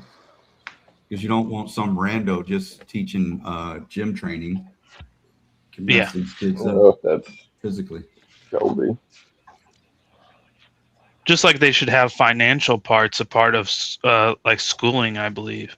We've discussed this kind of thing of where Balance it. having being an Uber driver. just like pretty much having these financial like parts about the education system within the high school that teach because after they kind of get out of it, if they decide to go on to other things, then sure, but I would say I don't know the percentage No, between that the looks like people they that have are white hair. deciding those two things. Terry, what's the schooling system like in Ireland? Yeah, so they've done a kind of got a lot of changes since I've been in school, or they've tried to tinker with and all this kind of thing. But the way I was raised was it was segregated. So there was like your girls' school, and then there's your boys' school, and then on top of that as well, they'd also segregate based on intellect. So there'd be like the A class for like the brightest individuals, then the B class, those fuckers that didn't make it into the A class, and then you'd have like the C class, which would be a bunch of retards. I think Oh, that would Japan be did nice. that too. That sounds based as fuck. Yeah. The I think old it's a classical lot way of better doing because if you could look at the world scoring, like America's pretty actually far down there in education. Yeah, didn't they It do might a have something to study do or with something population, about too. California is on a 4th grade mathematics level or something, the high schoolers? Yeah, I think so. Yeah, It's I remember seeing insane. something like that. Yeah. Yeah, well, there's schools in like Boston and other cities where only like 3% of the students are reading at reading level. Yeah. Yep. It's Yeah. crazy. I don't know the numbers, but it's crazy. Yeah, there's definitely something that needs done because you see a lot of people when they talk and you see like texting, like people aren't completing complete sentences and they're using acronyms to close down a lot of things, which I don't think that's too much of a problem, but a lot of what I see is like just people just like slamming words together and it makes no absolute sense a lot of the time when you look at it. Do we blame only the schools or do we bring the parents into this Parents. conversation? I think it's both. I think it's parents. Like the parents give the kids the handies, their mobiles and their tablets and shit, and they just let them Oof, I learn thought you were on talking their about own. something else. It's definitely a problem with technology. Well, they call them handies. The mobile phones in Germany, they call them handies. So, Mm-hmm. Oh, are you from Germany? Damn, no, Jess. I was you got stationed there for 4 uncomfortable years, and my real kids quick. were raised there. So I've learned it from them because that's what they call it when they're over here. I'm gonna get my handy. Fuck is that? Wie geht's du? Your phone. Wie geht's dir? Yeah, I remember. Oh, go ahead, John. What do you remember? We would love to know. Well, I was saying I remember a lot of the time, and I think this plays in part to the downfall. I think it goes past this, but I remember when they added the word twerking to the dictionary and stuff like that. I remember like looking at that and being like, "Here's the downfall of society," is when we got to like change like words that don't even pertain to anything. We're just adding new words in that mean absolutely nothing to what came before. You know, origin. Yeah. They just make these words up, and you're like, "Well, what does that mean?" It's like, "Well, whatever I want it to mean." It's like, "Well, there's the downfall," you know. so it's I don't know.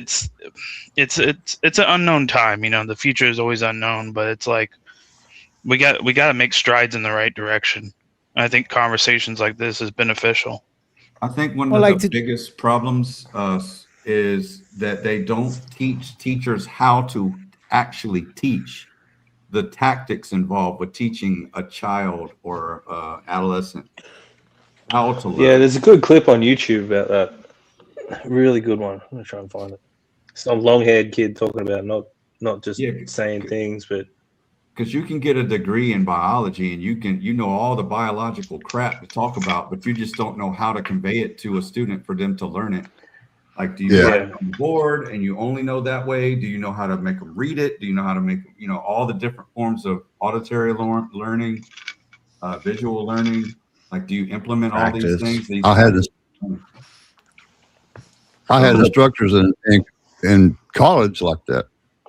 They didn't. So that's why the specialized certification comes into play. Is it requires them to learn how to teach, not just the subject itself.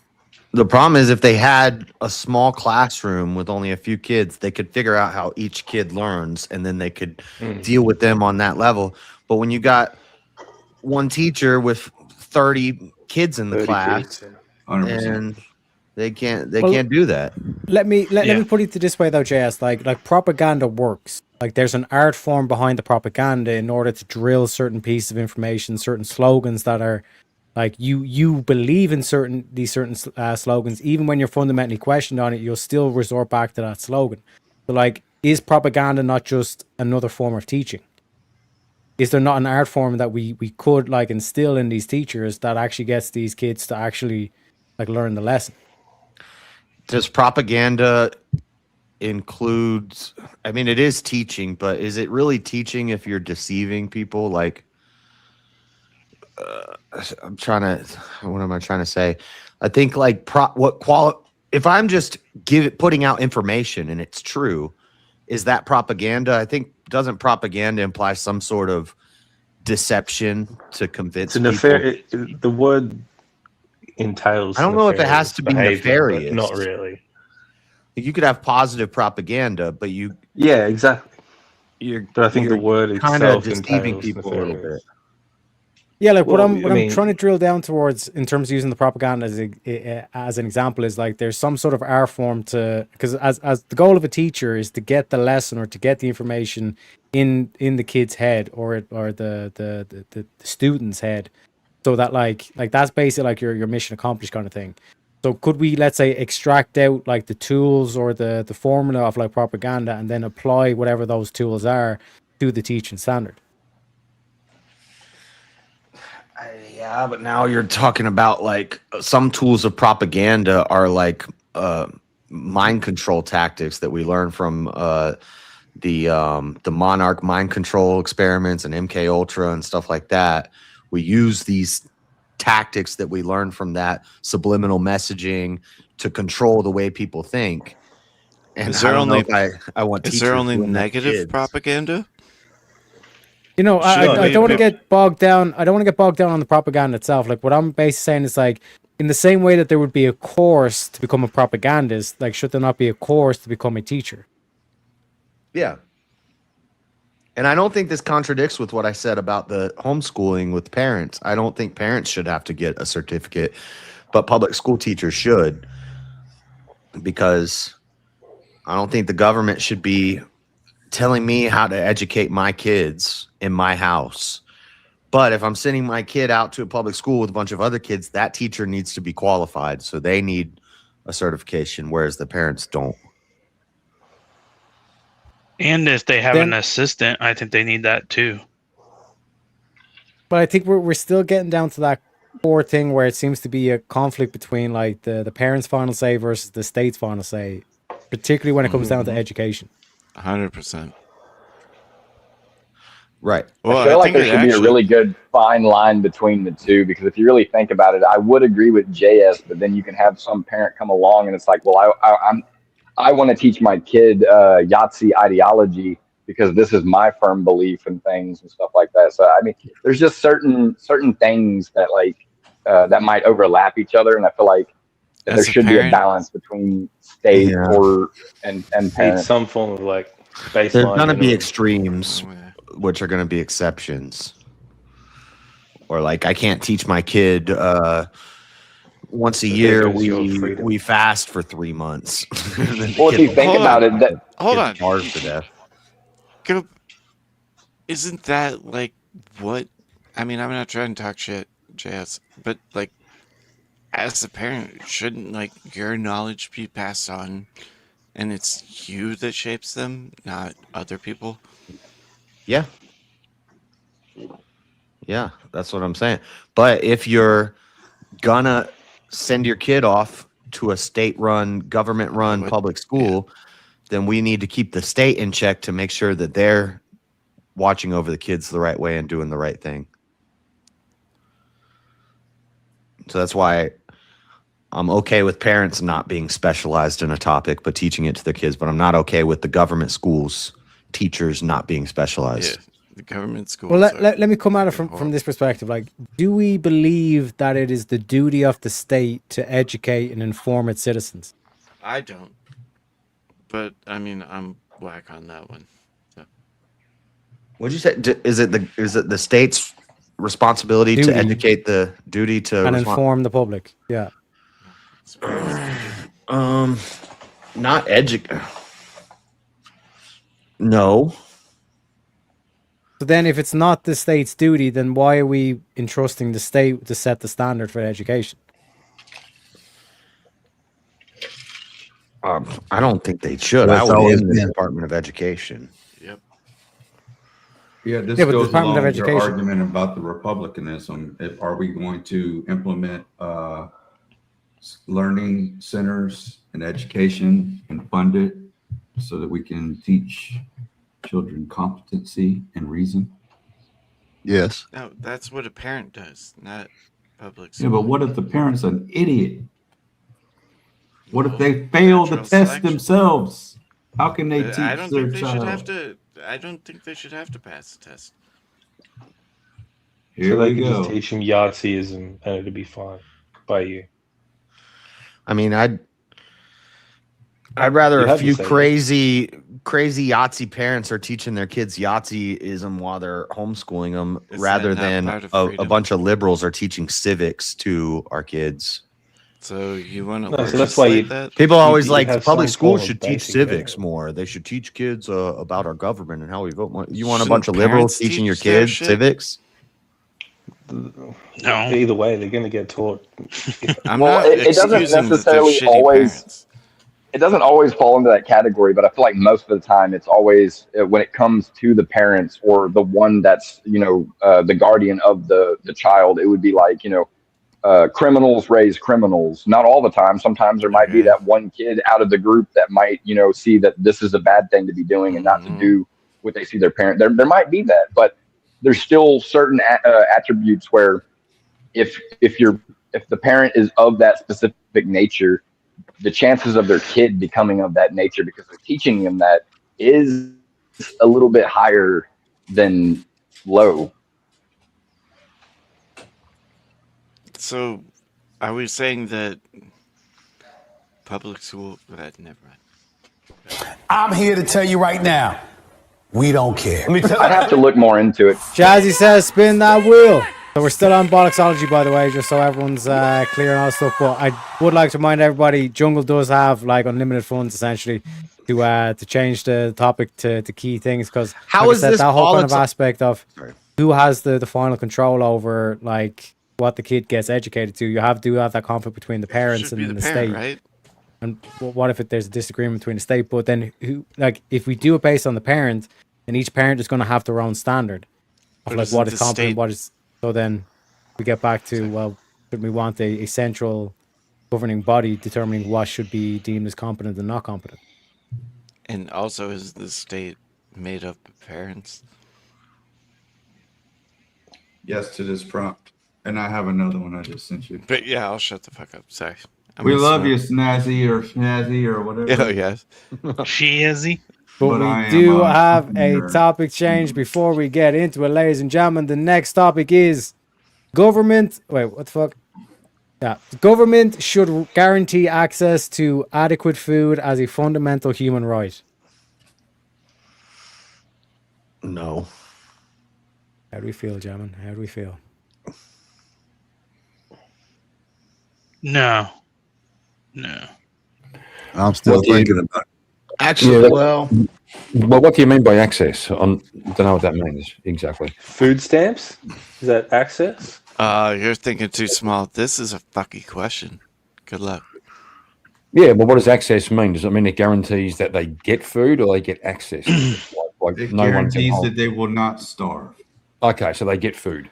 To which humans? So the government should I'll guarantee. give you a hint. Which humans get it? All humans except the Transformers. Well, the ones who can't. So I Well, assume the then, ones yes, I'm in for it. No, I'm just kidding. So it's a safety net. It's like a safety net option. That if you can't Yes. afford food, then the government guarantees, like food banks You and fail stuff at like life. Yeah, the food government. banks, food stamps. Who's Should they government? provide it? that. I mean, we already do that. Even if the government doesn't, your local community is going to help you if you can't eat. Yeah, They've tried it with the drive. government. Yeah, you can go to Volunteer. church. The problem with volunteerism is just it's volunteerism. There's no guarantee. Correct. And That's part what I of the always problem think is- about. Part of the But problem people is will take care of people naturally, though. That's inherent. Yeah, Yeah. but we had a always thing be where they somebody were, who wants where to help like on, somebody. on the welfare system, they were trying to bring in a system where instead of getting money put in your bank account, you get a card, like a credit card, and there were certain things you can't buy with it, like alcohol or cigarettes and stuff like that. It can only be used for food and Yeah, that's essentials. food stamps. Yeah, that's food And- stamps. okay. So it's a similar thing. And the argument against it was that it was, just because you're broke, Discriminatory. Yeah, it Yeah, incentivizes it's people to be discriminatory. broke. And then that's actually another thing with the whole children stuff. Women will have more children just to get more money from the government. Yeah. They will not have a job on purpose so they can get extra food stamp money. They're I've just saw- they get a job, living they'll off lose the it. taxpayers at that. And I- child support. I saw a lady Yeah. who was. Don't get me she said that started on that shit. They went on to her and her husband were doing okay and then fell on hard times and they ended up going, this is American, went to whatever it's called over there, Social Security or whatever. And they were getting payments each week. And then they came good. So their payments were approved for like a year. And about 9 months into it, they were approved. And she went in and said, look, we're doing well now. We can come off the program. And the lady over the counter said, why? You're approved for a year. And she said, yeah, but we don't need it. And this same lady had advised her that when they were first signing up, if your husband moves out of the home, you'll get more money. Yep. That's what And happened with the civil rights movement. This is a hell no to this question because of the incentivization. But okay, but here's a scenario. Let's say in an area, China, which shouldn't be able to do this, but they buy up all the farmland, and then they start charging crazy price, or just some hypothetical. Somebody buys up all the farmland, and he says, "Well, I don't want to sell food to this type of person." Should the government come in and say, "No, you can't do that. You're going to have to sell it to everybody because you control the food source"? Yeah, that's access as in terms of being able to get to it. What the prompt, as Jungle said, was the government should guarantee that people have food. But in some extreme situation like that, you would want the government to step in and guarantee that you have access to the food source. That'd be more like an anti-discrimination law, or it would come under monopoly law, something like that. Right, like a monopoly, or if they just said, "I just want it all for myself." I shouted out to Bill Gates earlier, asking him, "What are you doing, Bill Gates?" And screw that guy. What did he He's say? buying up all the farmland. Yeah, he's buying up a little farmland. Yeah. He owns more land now than anybody, I guess. Farmland. Yeah, he does. What are you doing, Bill Gates? And if he starts doing some weird stuff to all the food, and he owns the majority of the food, You we gotta want live the with government it. to Or- step in. Hold up. If we're and stop mentioning that. Bill Gates, you know his like number one goal, right? Is to like he offered a $100,000 reward for somebody making like the best condom in the world when he's like a Condom? trillionaire. Yeah. Yeah, that's his yeah. Okay. You can Google that. No, I'm not saying I don't believe you. I wasn't sure if you said condiment or condom. Condom. Yeah. Best No, mustard. that, like he offered $100,000 when he was worth like Need a 100 really- billion or some shit. Need a really good mustard. Really tasty ketchup. You never knew about condiment condoms? They have mayo, mustard, ketchup. Fuck your cherry flavor and your pepper. Damn it, I stayed muted the whole time. But like you said Bill Gates, and I'm like, fuck that pedal. Yeah. I heard Bill Gates is dropping tick bombs on farmland. Yeah, I heard You that. heard about Also- that? No, I heard about ticks on farms. he's Yeah, also I- involved heard with the thing you're talking about with the land buying process. A what? China. China. You can say China. But yeah, China. yeah. No, if you there's look at this that- old video They say of these him, and he's ticks talking spread about. Lyme disease too. He's saying this is a thing, and it's a capsule, and ticks breed in it, and we drop it from a plane, and it lands in a pasture somewhere, and then it gets on. And this is a way we can. It was basically like a weapon, and now there's videos of people on their farms in middle America, flyover country, and they're finding these weird boxes and these weird canisters, and they're like, "What the heck is this?" And then they see this video, and it looks a lot like the thing Bill Gates was talking about, these tick bombs. Well, like let's let me give you the balanced perspective of both aspects here. On the one hand, if you're the affirmative on this, your core argument is basic human survival requires food, meaning that without it, all other rights like life and liberty are compromised, right? That's the core argument for it, that humans require food. The negative position would say that framing food as a right that the government must enforce or provide can lead to market distortions, dependency, and unsustainable national spending. So given those are the two arguments, gentlemen, like what is the line in the sand, the limiting principle, for lack of that's probably on theme as well with the stream. This whole kind of limiting principle in terms of like the food security aspect. At what point should the government step in? If we're taking this argument on its merits, I think if you want to maintain a capitalist approach, it just has to be like anti-monopoly laws, something like that, so that no one can control it all. Anti-monopoly, yeah. I would say you all have to buy shit from us.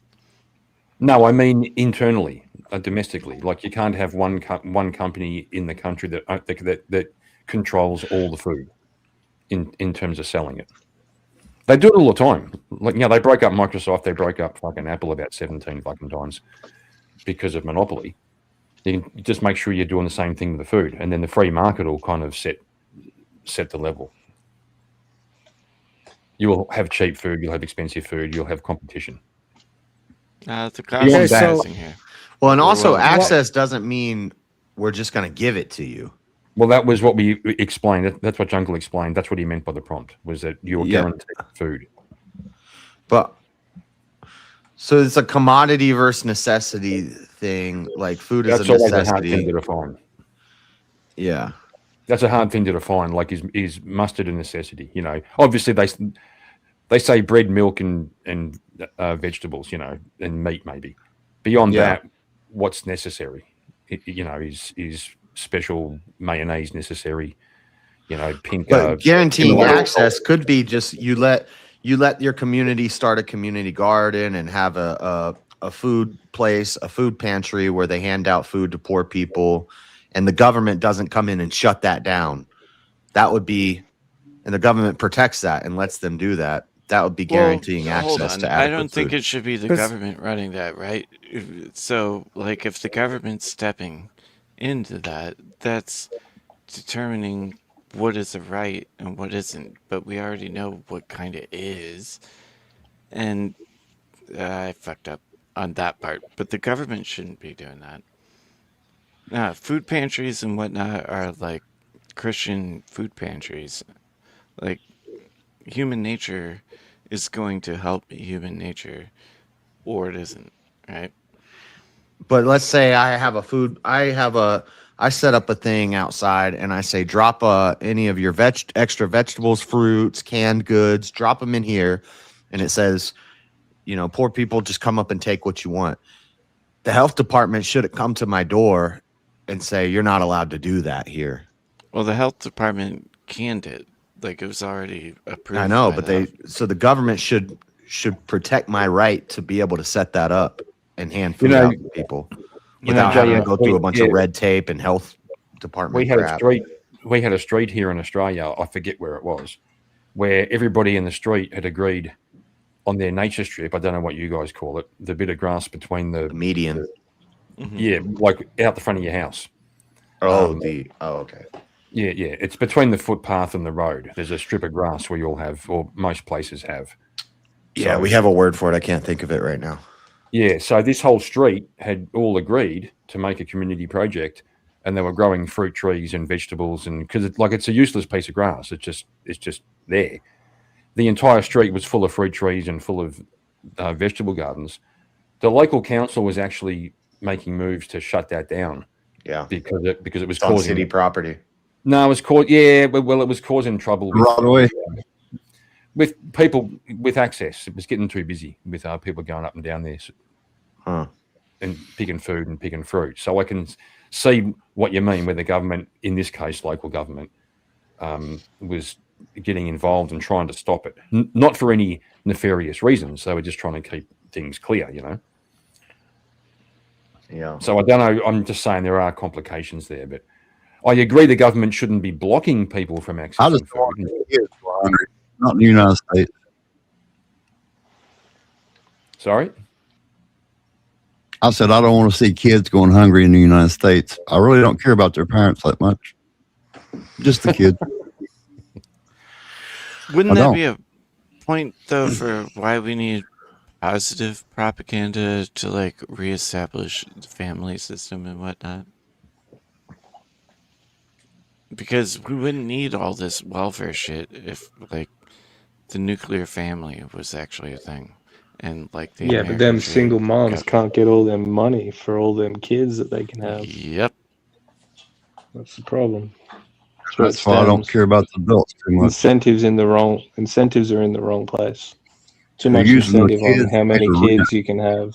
Yep, and the government's, Well- like, actually incentivizing that, which is kind of fucked. Thankfully, All the thankfully though, incentives in the wrong Jungle's here to tell y'all. I'm here to tell you right now, we don't care. We're on to a new subject, or new prompt, ladies and gentlemen. Passionate love is essential for successful, lifelong romantic relationships. Agree or disagree, gentlemen? What is passionate? I can strongly confirm that. Yeah, I would say yeah. You a passionate lover, crazy? Yep. Beta. No, you think so? I've got a good life so far. Dispassionate love is essential for successful lifelong romantic relationship. Well, that's where the relationship part comes in, because Wait, that's where it how takes can a I hard request a 1v1? Is that possible? Hold on, do you think this is VK? We can do 1v1s. We can make allowance. Who are we thinking, Jungle? Okay, I want you to take the opposite of JS and let's see what you guys got. This will be interesting. Okay. Okay, so Jazz, where do you agree or disagree here? I disagree with this prompt. I say dispassionate love You is disagree? essential. Does anybody agree with the prompt? No, you're going to debate him. Okay, so I'm going to debate. You Okay, have to okay. agree. Yeah, absolutely. And who wants to moderate? Oh, it doesn't matter. You guys can handle it. You're big boys. Okay, crazy. You're I going to can be be the, fair. the- I can be fair. The moderator. Oh, one sec. All right. People are already Holy leaving. It's fuck. unbelievable. One sec. Where's Darts? So Dart's going to be the moderator. Okay, ladies and gentlemen, let me get the timer in place as well. Oh Like I my said, God! we You put can Darth as make moderator? we can make allowances, ladies and gentlemen. Oh shit! One sec. It's already running. Let me refresh that. Put this right here. Full screen this. Oh, 1 sec. Need to zoom out. On Are we that. doing opening statements or just like back and forth for 5 minutes? It's the typical YCMVK, baby. Okay, All right, so all right, I'm on the affirmative position. So passionate love is essential for a successful, lifelong romantic relationship because at the end of the day, are we not creatures of feeling? Are we not creatures of emotion, JS? If I'm not passionate about my wife, am I not like passionate about my life? No, that's your lower nature. That's your feminine nature. That's you need to forgive your mom so that you can overcome that and return to your father.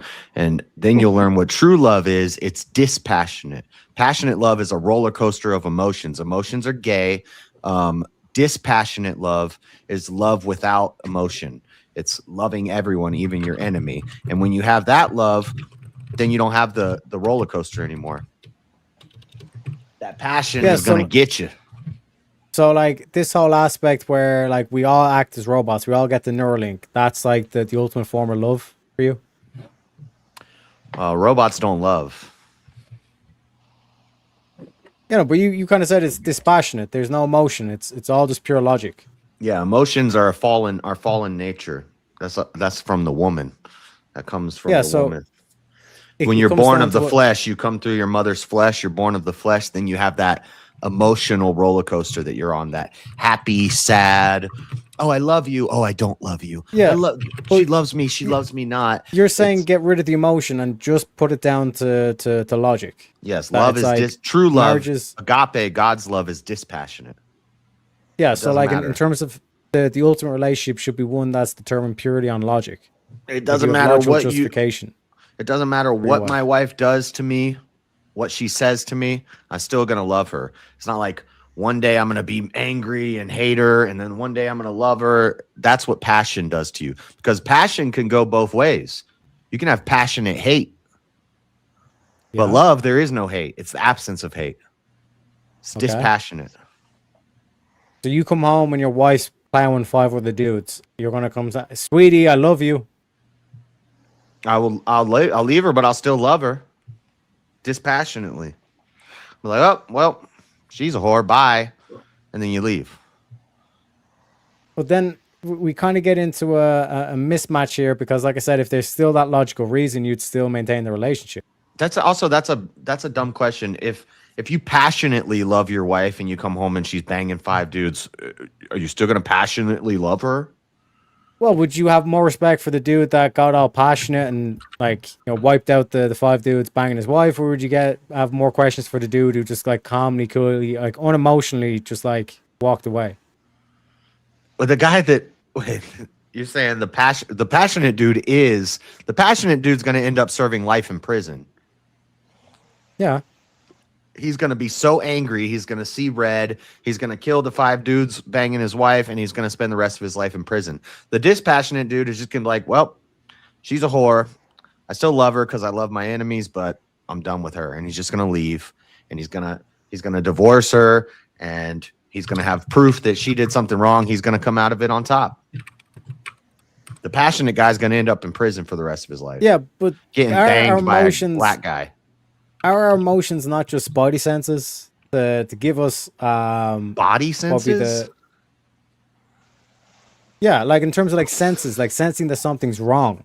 You know what I mean? In terms of like the aspect of like if you are feeling jealous at a particular moment, that's your spidey sense telling you, well, like there's something up, there's something happening right now that I need to observe that's making me feel this certain type of emotion.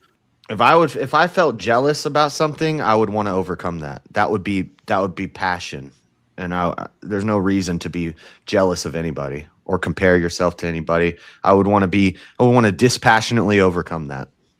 Yeah. So to go back to the wife and the 5 dudes example, like why would you feel jealous over that? I wouldn't feel jealous. I would just leave her. Yeah, but like that's just an emotion. Your emotion will subside. No, it's You just need to pragmatic get to over leave yourself. her. The passionate guy might end up staying with her. Honey, why would you do this to me? I'm so sorry. I just made a mistake. And then they're going to cry it out together. He's going to say, but I loved you so much. We can still be together. I love you too. Passion. Let's have a candlelit dinner and get over this. And then she's going to bang 5 dudes again a week later. Yeah, Or, but in terms or he's of, going to yeah, get angry and passionate in his anger. And he's going to get banged in prison. like in terms of like the aspect here of like the using the emotion as a sense or a gauge to where the relationship's at. Like if everybody's just like cold emotion, like emotionless, like unrobotic, Stoic. would you not say? Yeah, but like it's not to say like stoic's not to say that you should repress every single feeling. All It's right. the fact that you can manage your emotions. You know what I'm saying? Bring the Agape panel up. love. We Agape have the love. rest of the God's panel. love. A Gentlemen, what do you dispassionate think? love. Put a poll in the chat. Put a poll in the chat, baby. Democracy. Ugh. God's love is You dispassionate. did good, Darth. Man, God's love will wipe out a JS man so fast. in love. Hold on. I do have, you know, how Speakeasy has 2 questions for each. Also, shout out to Vince. We don't do the name changes, but appreciate the $2, sir. I also accept the title of Leprechaun King. But yeah, go ahead. Do you really think you could get over that kind of shit, JS? What is there to get over if you're dispassionate about it? You just love everybody the same. Well, There's- dispassionate, like, all right, maybe I didn't word that quite. It might suck. I'd probably be sad, and I would want to. Well, then I would what want the to fuck is overcome that. passionate about it? If it's dispassionate, I mean, I guess that kind of goes to your point a little bit, but like, why would you do it then? I wouldn't let myself. Get so connected to somebody that they could affect me like that. Ah, Ooh, the guarded heart. there's the answer. Yeah, it's dispassionate, but I still love everybody. I love my enemy. You love your Nah, enemy the that- same as you love Nah, your I think I your actually wife? won on that question. Wow. That's one on that question. Oh, that's a No, real well, unbiased no. moderator. You're trying to win with a question. No, no, I just meant like it was a good question. Ass hat. Now, what's your question for Teriak? And ladies and gentlemen, the poll is in. This is I'm calling a 2020 election right here. I demand a recount on this one. Apparently, What? with 10 votes, thank you all for voting. JS is our winner with 60% of the vote share. Ah, Well, it I doesn't am the matter host what now. question. I even got a sound. Good job, JS. Although I didn't have to tap in, so it was pretty cool. You're sold. I just You're sold. shut the fuck up. I'm not sure that wasn't entirely a trick, but Okay, now you guys talk about it. I'm going to the bathroom. I had to go to the bathroom the whole time. I was moderating. I just want to make sure you guys just didn't start yelling at each other. Not that I could have changed anything. Well, ladies and gentlemen, we got another topic switch from our boy Jungle. I'm here to tell you right now, we don't care. Don't care about this topic. The next prompt is: should governments impose immediate bans on new oil and gas leasing on public lands to accelerate the green energy transition? Oh gosh. No. Who's in it? Or is this just open? Everybody. It's open for the panel. You want a 1v1, Darth? Not opposed to it. Okay, we got one in the nays. Any yays? Let me think about it here. No, Back I to mean, me. I agree with, well, except the last part. Well, actually, no, I'm 100% opposed to this. What Okay, am I thinking? we I have don't to know pee. what the fuck Dart's thinking, apparently. No, I have to pee. I have to pee. It's He doesn't fucking me know up. what he's No, thinking. no, I'm off on this. This is a long question. Yeah. I feel like there's some hidden stuff in there I'm not thinking about. Impose immediate bans. No, fuck green energy. In the name of climate change, boys. No, Is that all governments or just here? all I see is green energy, and I don't like it. Yeah, That's all he's thinking about is the green energy. Yeah, He's thinking about the Green New Deal. No, It's we're not. wordy You guys for got to that keep reason. in mind that we are only simply immediately banning new oil and gas leasing on public lands, keyword, to accelerate the transition. Do you guys want to eventually transition, just not pour billions and trillions of dollars into it right away to focus solely on it? You want to eventually get there, though? No, because I don't think green energy is a real thing. I think it's What about nuclear energy? Would you consider that green? No. No, produces waste. Yeah, we go there. I'm Why? good with When nuclear energy. we could totally isolate. I'd say ourselves nuclear is the only way out if with you want to oil. go green. Okay. Yeah.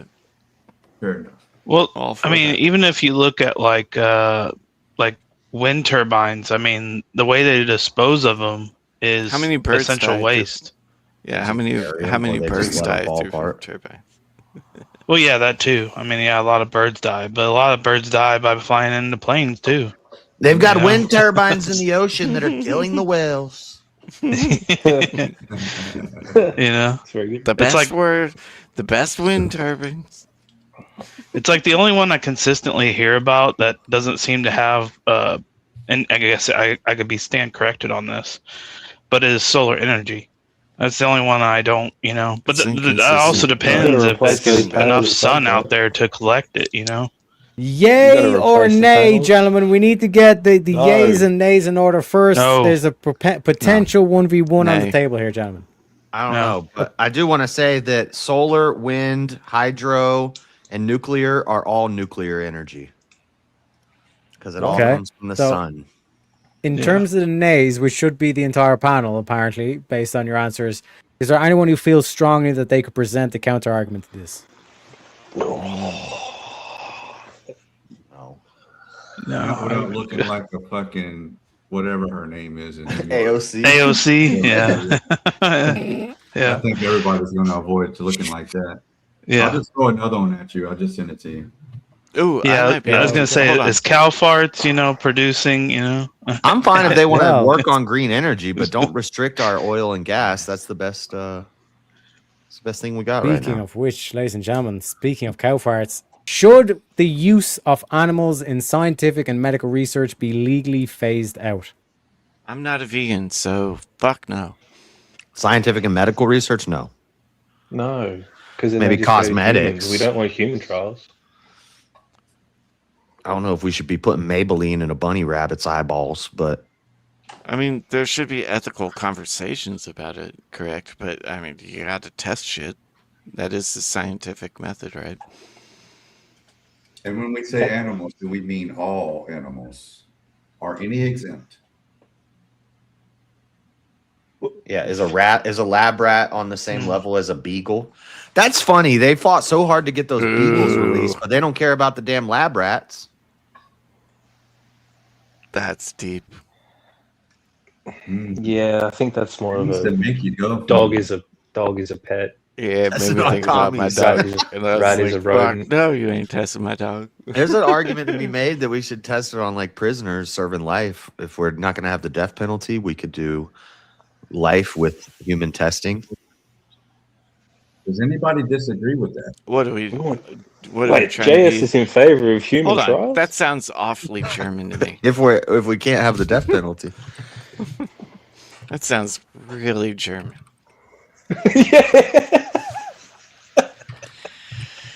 I mean, I haven't got a 23andMe done, but it's Heisa Josh. There might be some Austrian descent. Wow. How's your painting skills, JS? Well, apparently, Yeah. you know, I Not say cool, my apparently apparently I'm subhuman. So you know, I guess they could test me, right? There we go. Change it up there. buddy.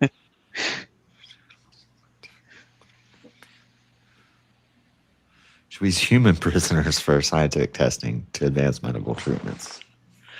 Well, Are they on this death is row? You're ethical. from JS. What side do you want? Yeah, well, yeah, sure. Anybody opposed?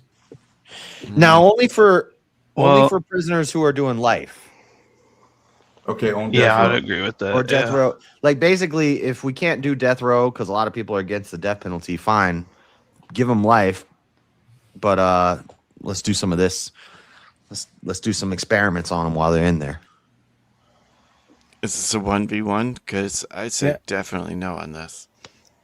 Okay, we not got that I ourselves want to one be v in one. it. We also Not that I got. want to be on it. But Is there any other yays or sorry, any other people opposed that would want to actually do 1v1? I got a guest backstage as well. Let me introduce. We bring in the studio this morning one of the gay rights activists, Mr. Should I call you Mr.?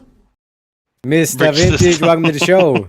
I thought he was here earlier. I gotta swap that. Actually, Oh no, that was Jungle in Vintage and a Crystal. It was. So is there like Vintage? Are you opposed to the above prompt and you want to do 1v1? Well, before I say anything, mate, fucking congratulations on 2K. Absolutely well deserved. Thank you very kindly, sir. Cannot wait to see you get to 5 and then beyond. Should we use human prisoners for scientific testing? Absolutely, yes. Because Well, especially if you're against the death penalty. Let the Vintage If you're against the Wait. death penalty, what else are they going to be used for? I mean, hold on. It it's just a doesn't waste have of to be- time. The prompt doesn't All right. say death penalty. It says just prisoners. No, I get Yeah, that. but we It can doesn't make say the- death we can make the penalty, but I'm That was saying kind of like an won't- asterisk that I added. We can like set the give term. them, no, but I agree with the asterisks. It's like, should we use them? Well, yes. Hey, Vintage, you because- just got here, bro. Calm the fuck down. Calm down. So I'm in the middle of a Yeah. fight. I'm Hey, trying to congratulations. overrun an Rock and army roll, here. dude. I'm Congratulations gaming on and your big I'm 100, trying to by the way. overrun an army right now. And You're I'm playing struggling. Rust? The fuck? Average? No, I run Total Averaging? War. Speaking no. of fights, shout out those two brave, beautiful women who fought for 14 seconds tonight. Oh yeah, that shit. Oh, you talking about the? Oh yeah, the Rousey fight. Yeah, I saw that. Was it 14 That's correct. seconds? I said. I 10. put the whole fight on a YouTube short. I lost longer than that. And that's saying something. That was the biggest bummer in the history of time, but the fight before it was amazing. Sorry for Oh, yeah. derailing. Nick Diaz got destroyed. Hmm. Yeah, But by Meg Perry, who looked like congratulations almost- on your 100 subs there, Vintage. Good job, buddy. I appreciate you. Thanks, You're on man. the way to 10K. I'm on the way to 10K. Only Yeah. 100 times to go. But Yeah, no, man. I appreciate it. I'm still pinching myself. I did back-to-back VK victories. That's Yeah, wild. It was I got amazing. a question for the YouTubers out there. Do super chats boost your algorithm? I can't. I actually don't get know, super and I don't chats. care. It's interaction, so yeah, and I think it's more like Is it more of a quality bigger, interaction. like a bigger ratio? Yeah, like more I likes, have no more idea. comments, more super chats. Also, YouTube's going to be more likely to put you into the featured if you're getting regular super chats. Okay. Because Yeah. that was Your that. chat That's is an interesting unreadable point. because it's moving so fast. What if you got Yeah. enough? Because that's an interesting point. Because for me and my channel, I really don't care if I just want to get monetized for the sake of getting the achievement on YouTube. I don't actually care about the money. So I'm like, I probably wouldn't even have super chats and monetization. I just don't care for it. Don't you have to have like 5,000 watch hours and a bunch of short watch yeah. hours? And I think it's 500 like 3,000 watch hours and 400 subs or something like that. It's But it's more so. ridiculous. But the point of it is not that I'm trying to get monetized so I can make money. It's just more of the achievement.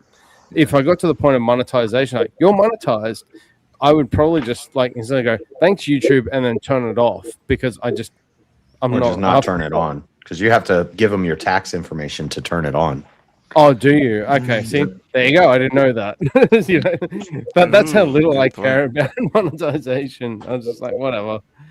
You know, I just like to be on the internet and have fun and talk shit. I think it kind of helps protect you from getting banned and stuff. If you're saying crazy stuff, Being monetized? yeah, because YouTube's making money off of you, so they have Yep. more of a reason to not deplatform you. But if you're saying Are they crazy not- stuff and you're not making any money, they'll just get rid of you. They don't care. Yeah, but are they not making money off you anyway? They Because make can too much money to care. That's okay. probably Yeah. true too. Well, that might be Yeah, they fair. ban people with millions of followers. They don't give a shit. Well, they demonetized Destiny. What do you have, like 4 million followers or something? YouTube demonetized Destiny? Yeah. I didn't know that. Yeah, a while ago. I didn't know that. I knew he got banned from Twitch. I didn't know he got Yeah, no, he got demonetized. demonetized from. Yeah, he got demonetized. How the fuck is he making money? Act Blue? Democrat? Fucking poll off stream, probably. To be honest. yeah. So we getting this 1v1 set up? I want to hear this. You fall asleep or what, buddy? Yeah, we're here. Don't worry. It just to confirm, it is Dart versus JS. Okay, so Thought this it is was going to be vintage. 1v1. Got you. Yeah, fuck you. Okay, so you want Vintage to take your place for you, okay? So Well, I just went in the Here we- last one. I figured. that is fair. That is fair, gentlemen. It's going to be Vintage versus Dart. The prompt is: should we use human Wait, death what? row No, Dart prisoners is for going P. scientific testing to advance medical treatments? Wait, are you going to P? Gentlemen, we only have about like I a was handful of supposed- minutes left. I need to do that. I need to do. Okay, It's JS and Here's- Vintage. Why don't we do it after Same the, side. why don't we do it after the Switch then? I'm just gaming Yeah, and hanging out. What am I arguing now? All of a sudden, gentlemen, we You- have the changeover, the swap coming into play. So one sec, let me paste this link in the back chat. Yeah, I was And- gonna say you raiding over. oh, we're Yeah, I'm going to be raiding over as Okay. well. I'm going to pin it there as well. So I put it in the You're public doing what chat. you like best. And So this is my going to man. end. I haven't gamed in Yeah. ages. So I've pasted the new link Is that in the the new back one? chat and in the public chat as well. So this one's going to be ending.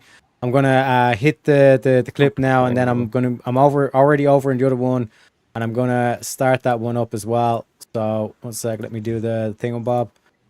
Play a video So game we're too. technically live on the new What the stream now, and then let me play some music as well, just to keep it tide us over, as they say. So is there a different So- StreamYard as well, or Yeah, I put it in the back. Yes. So I'm going to Okay. end this one. Click the link in the private chat, boys. I'll see you over there. Why wouldn't you dedicate yourself to public service? Because I think it's a very mean life. I would love and I would dedicate my life to this country, but I see it as being a mean life, and I also see it as somebody with strong views and somebody with the kind of views that are maybe a little bit unpopular, which may be right, but may be unpopular. I am your voice. So to every parent who dreams for their child, and every child who dreams for their future, I say these words to you tonight.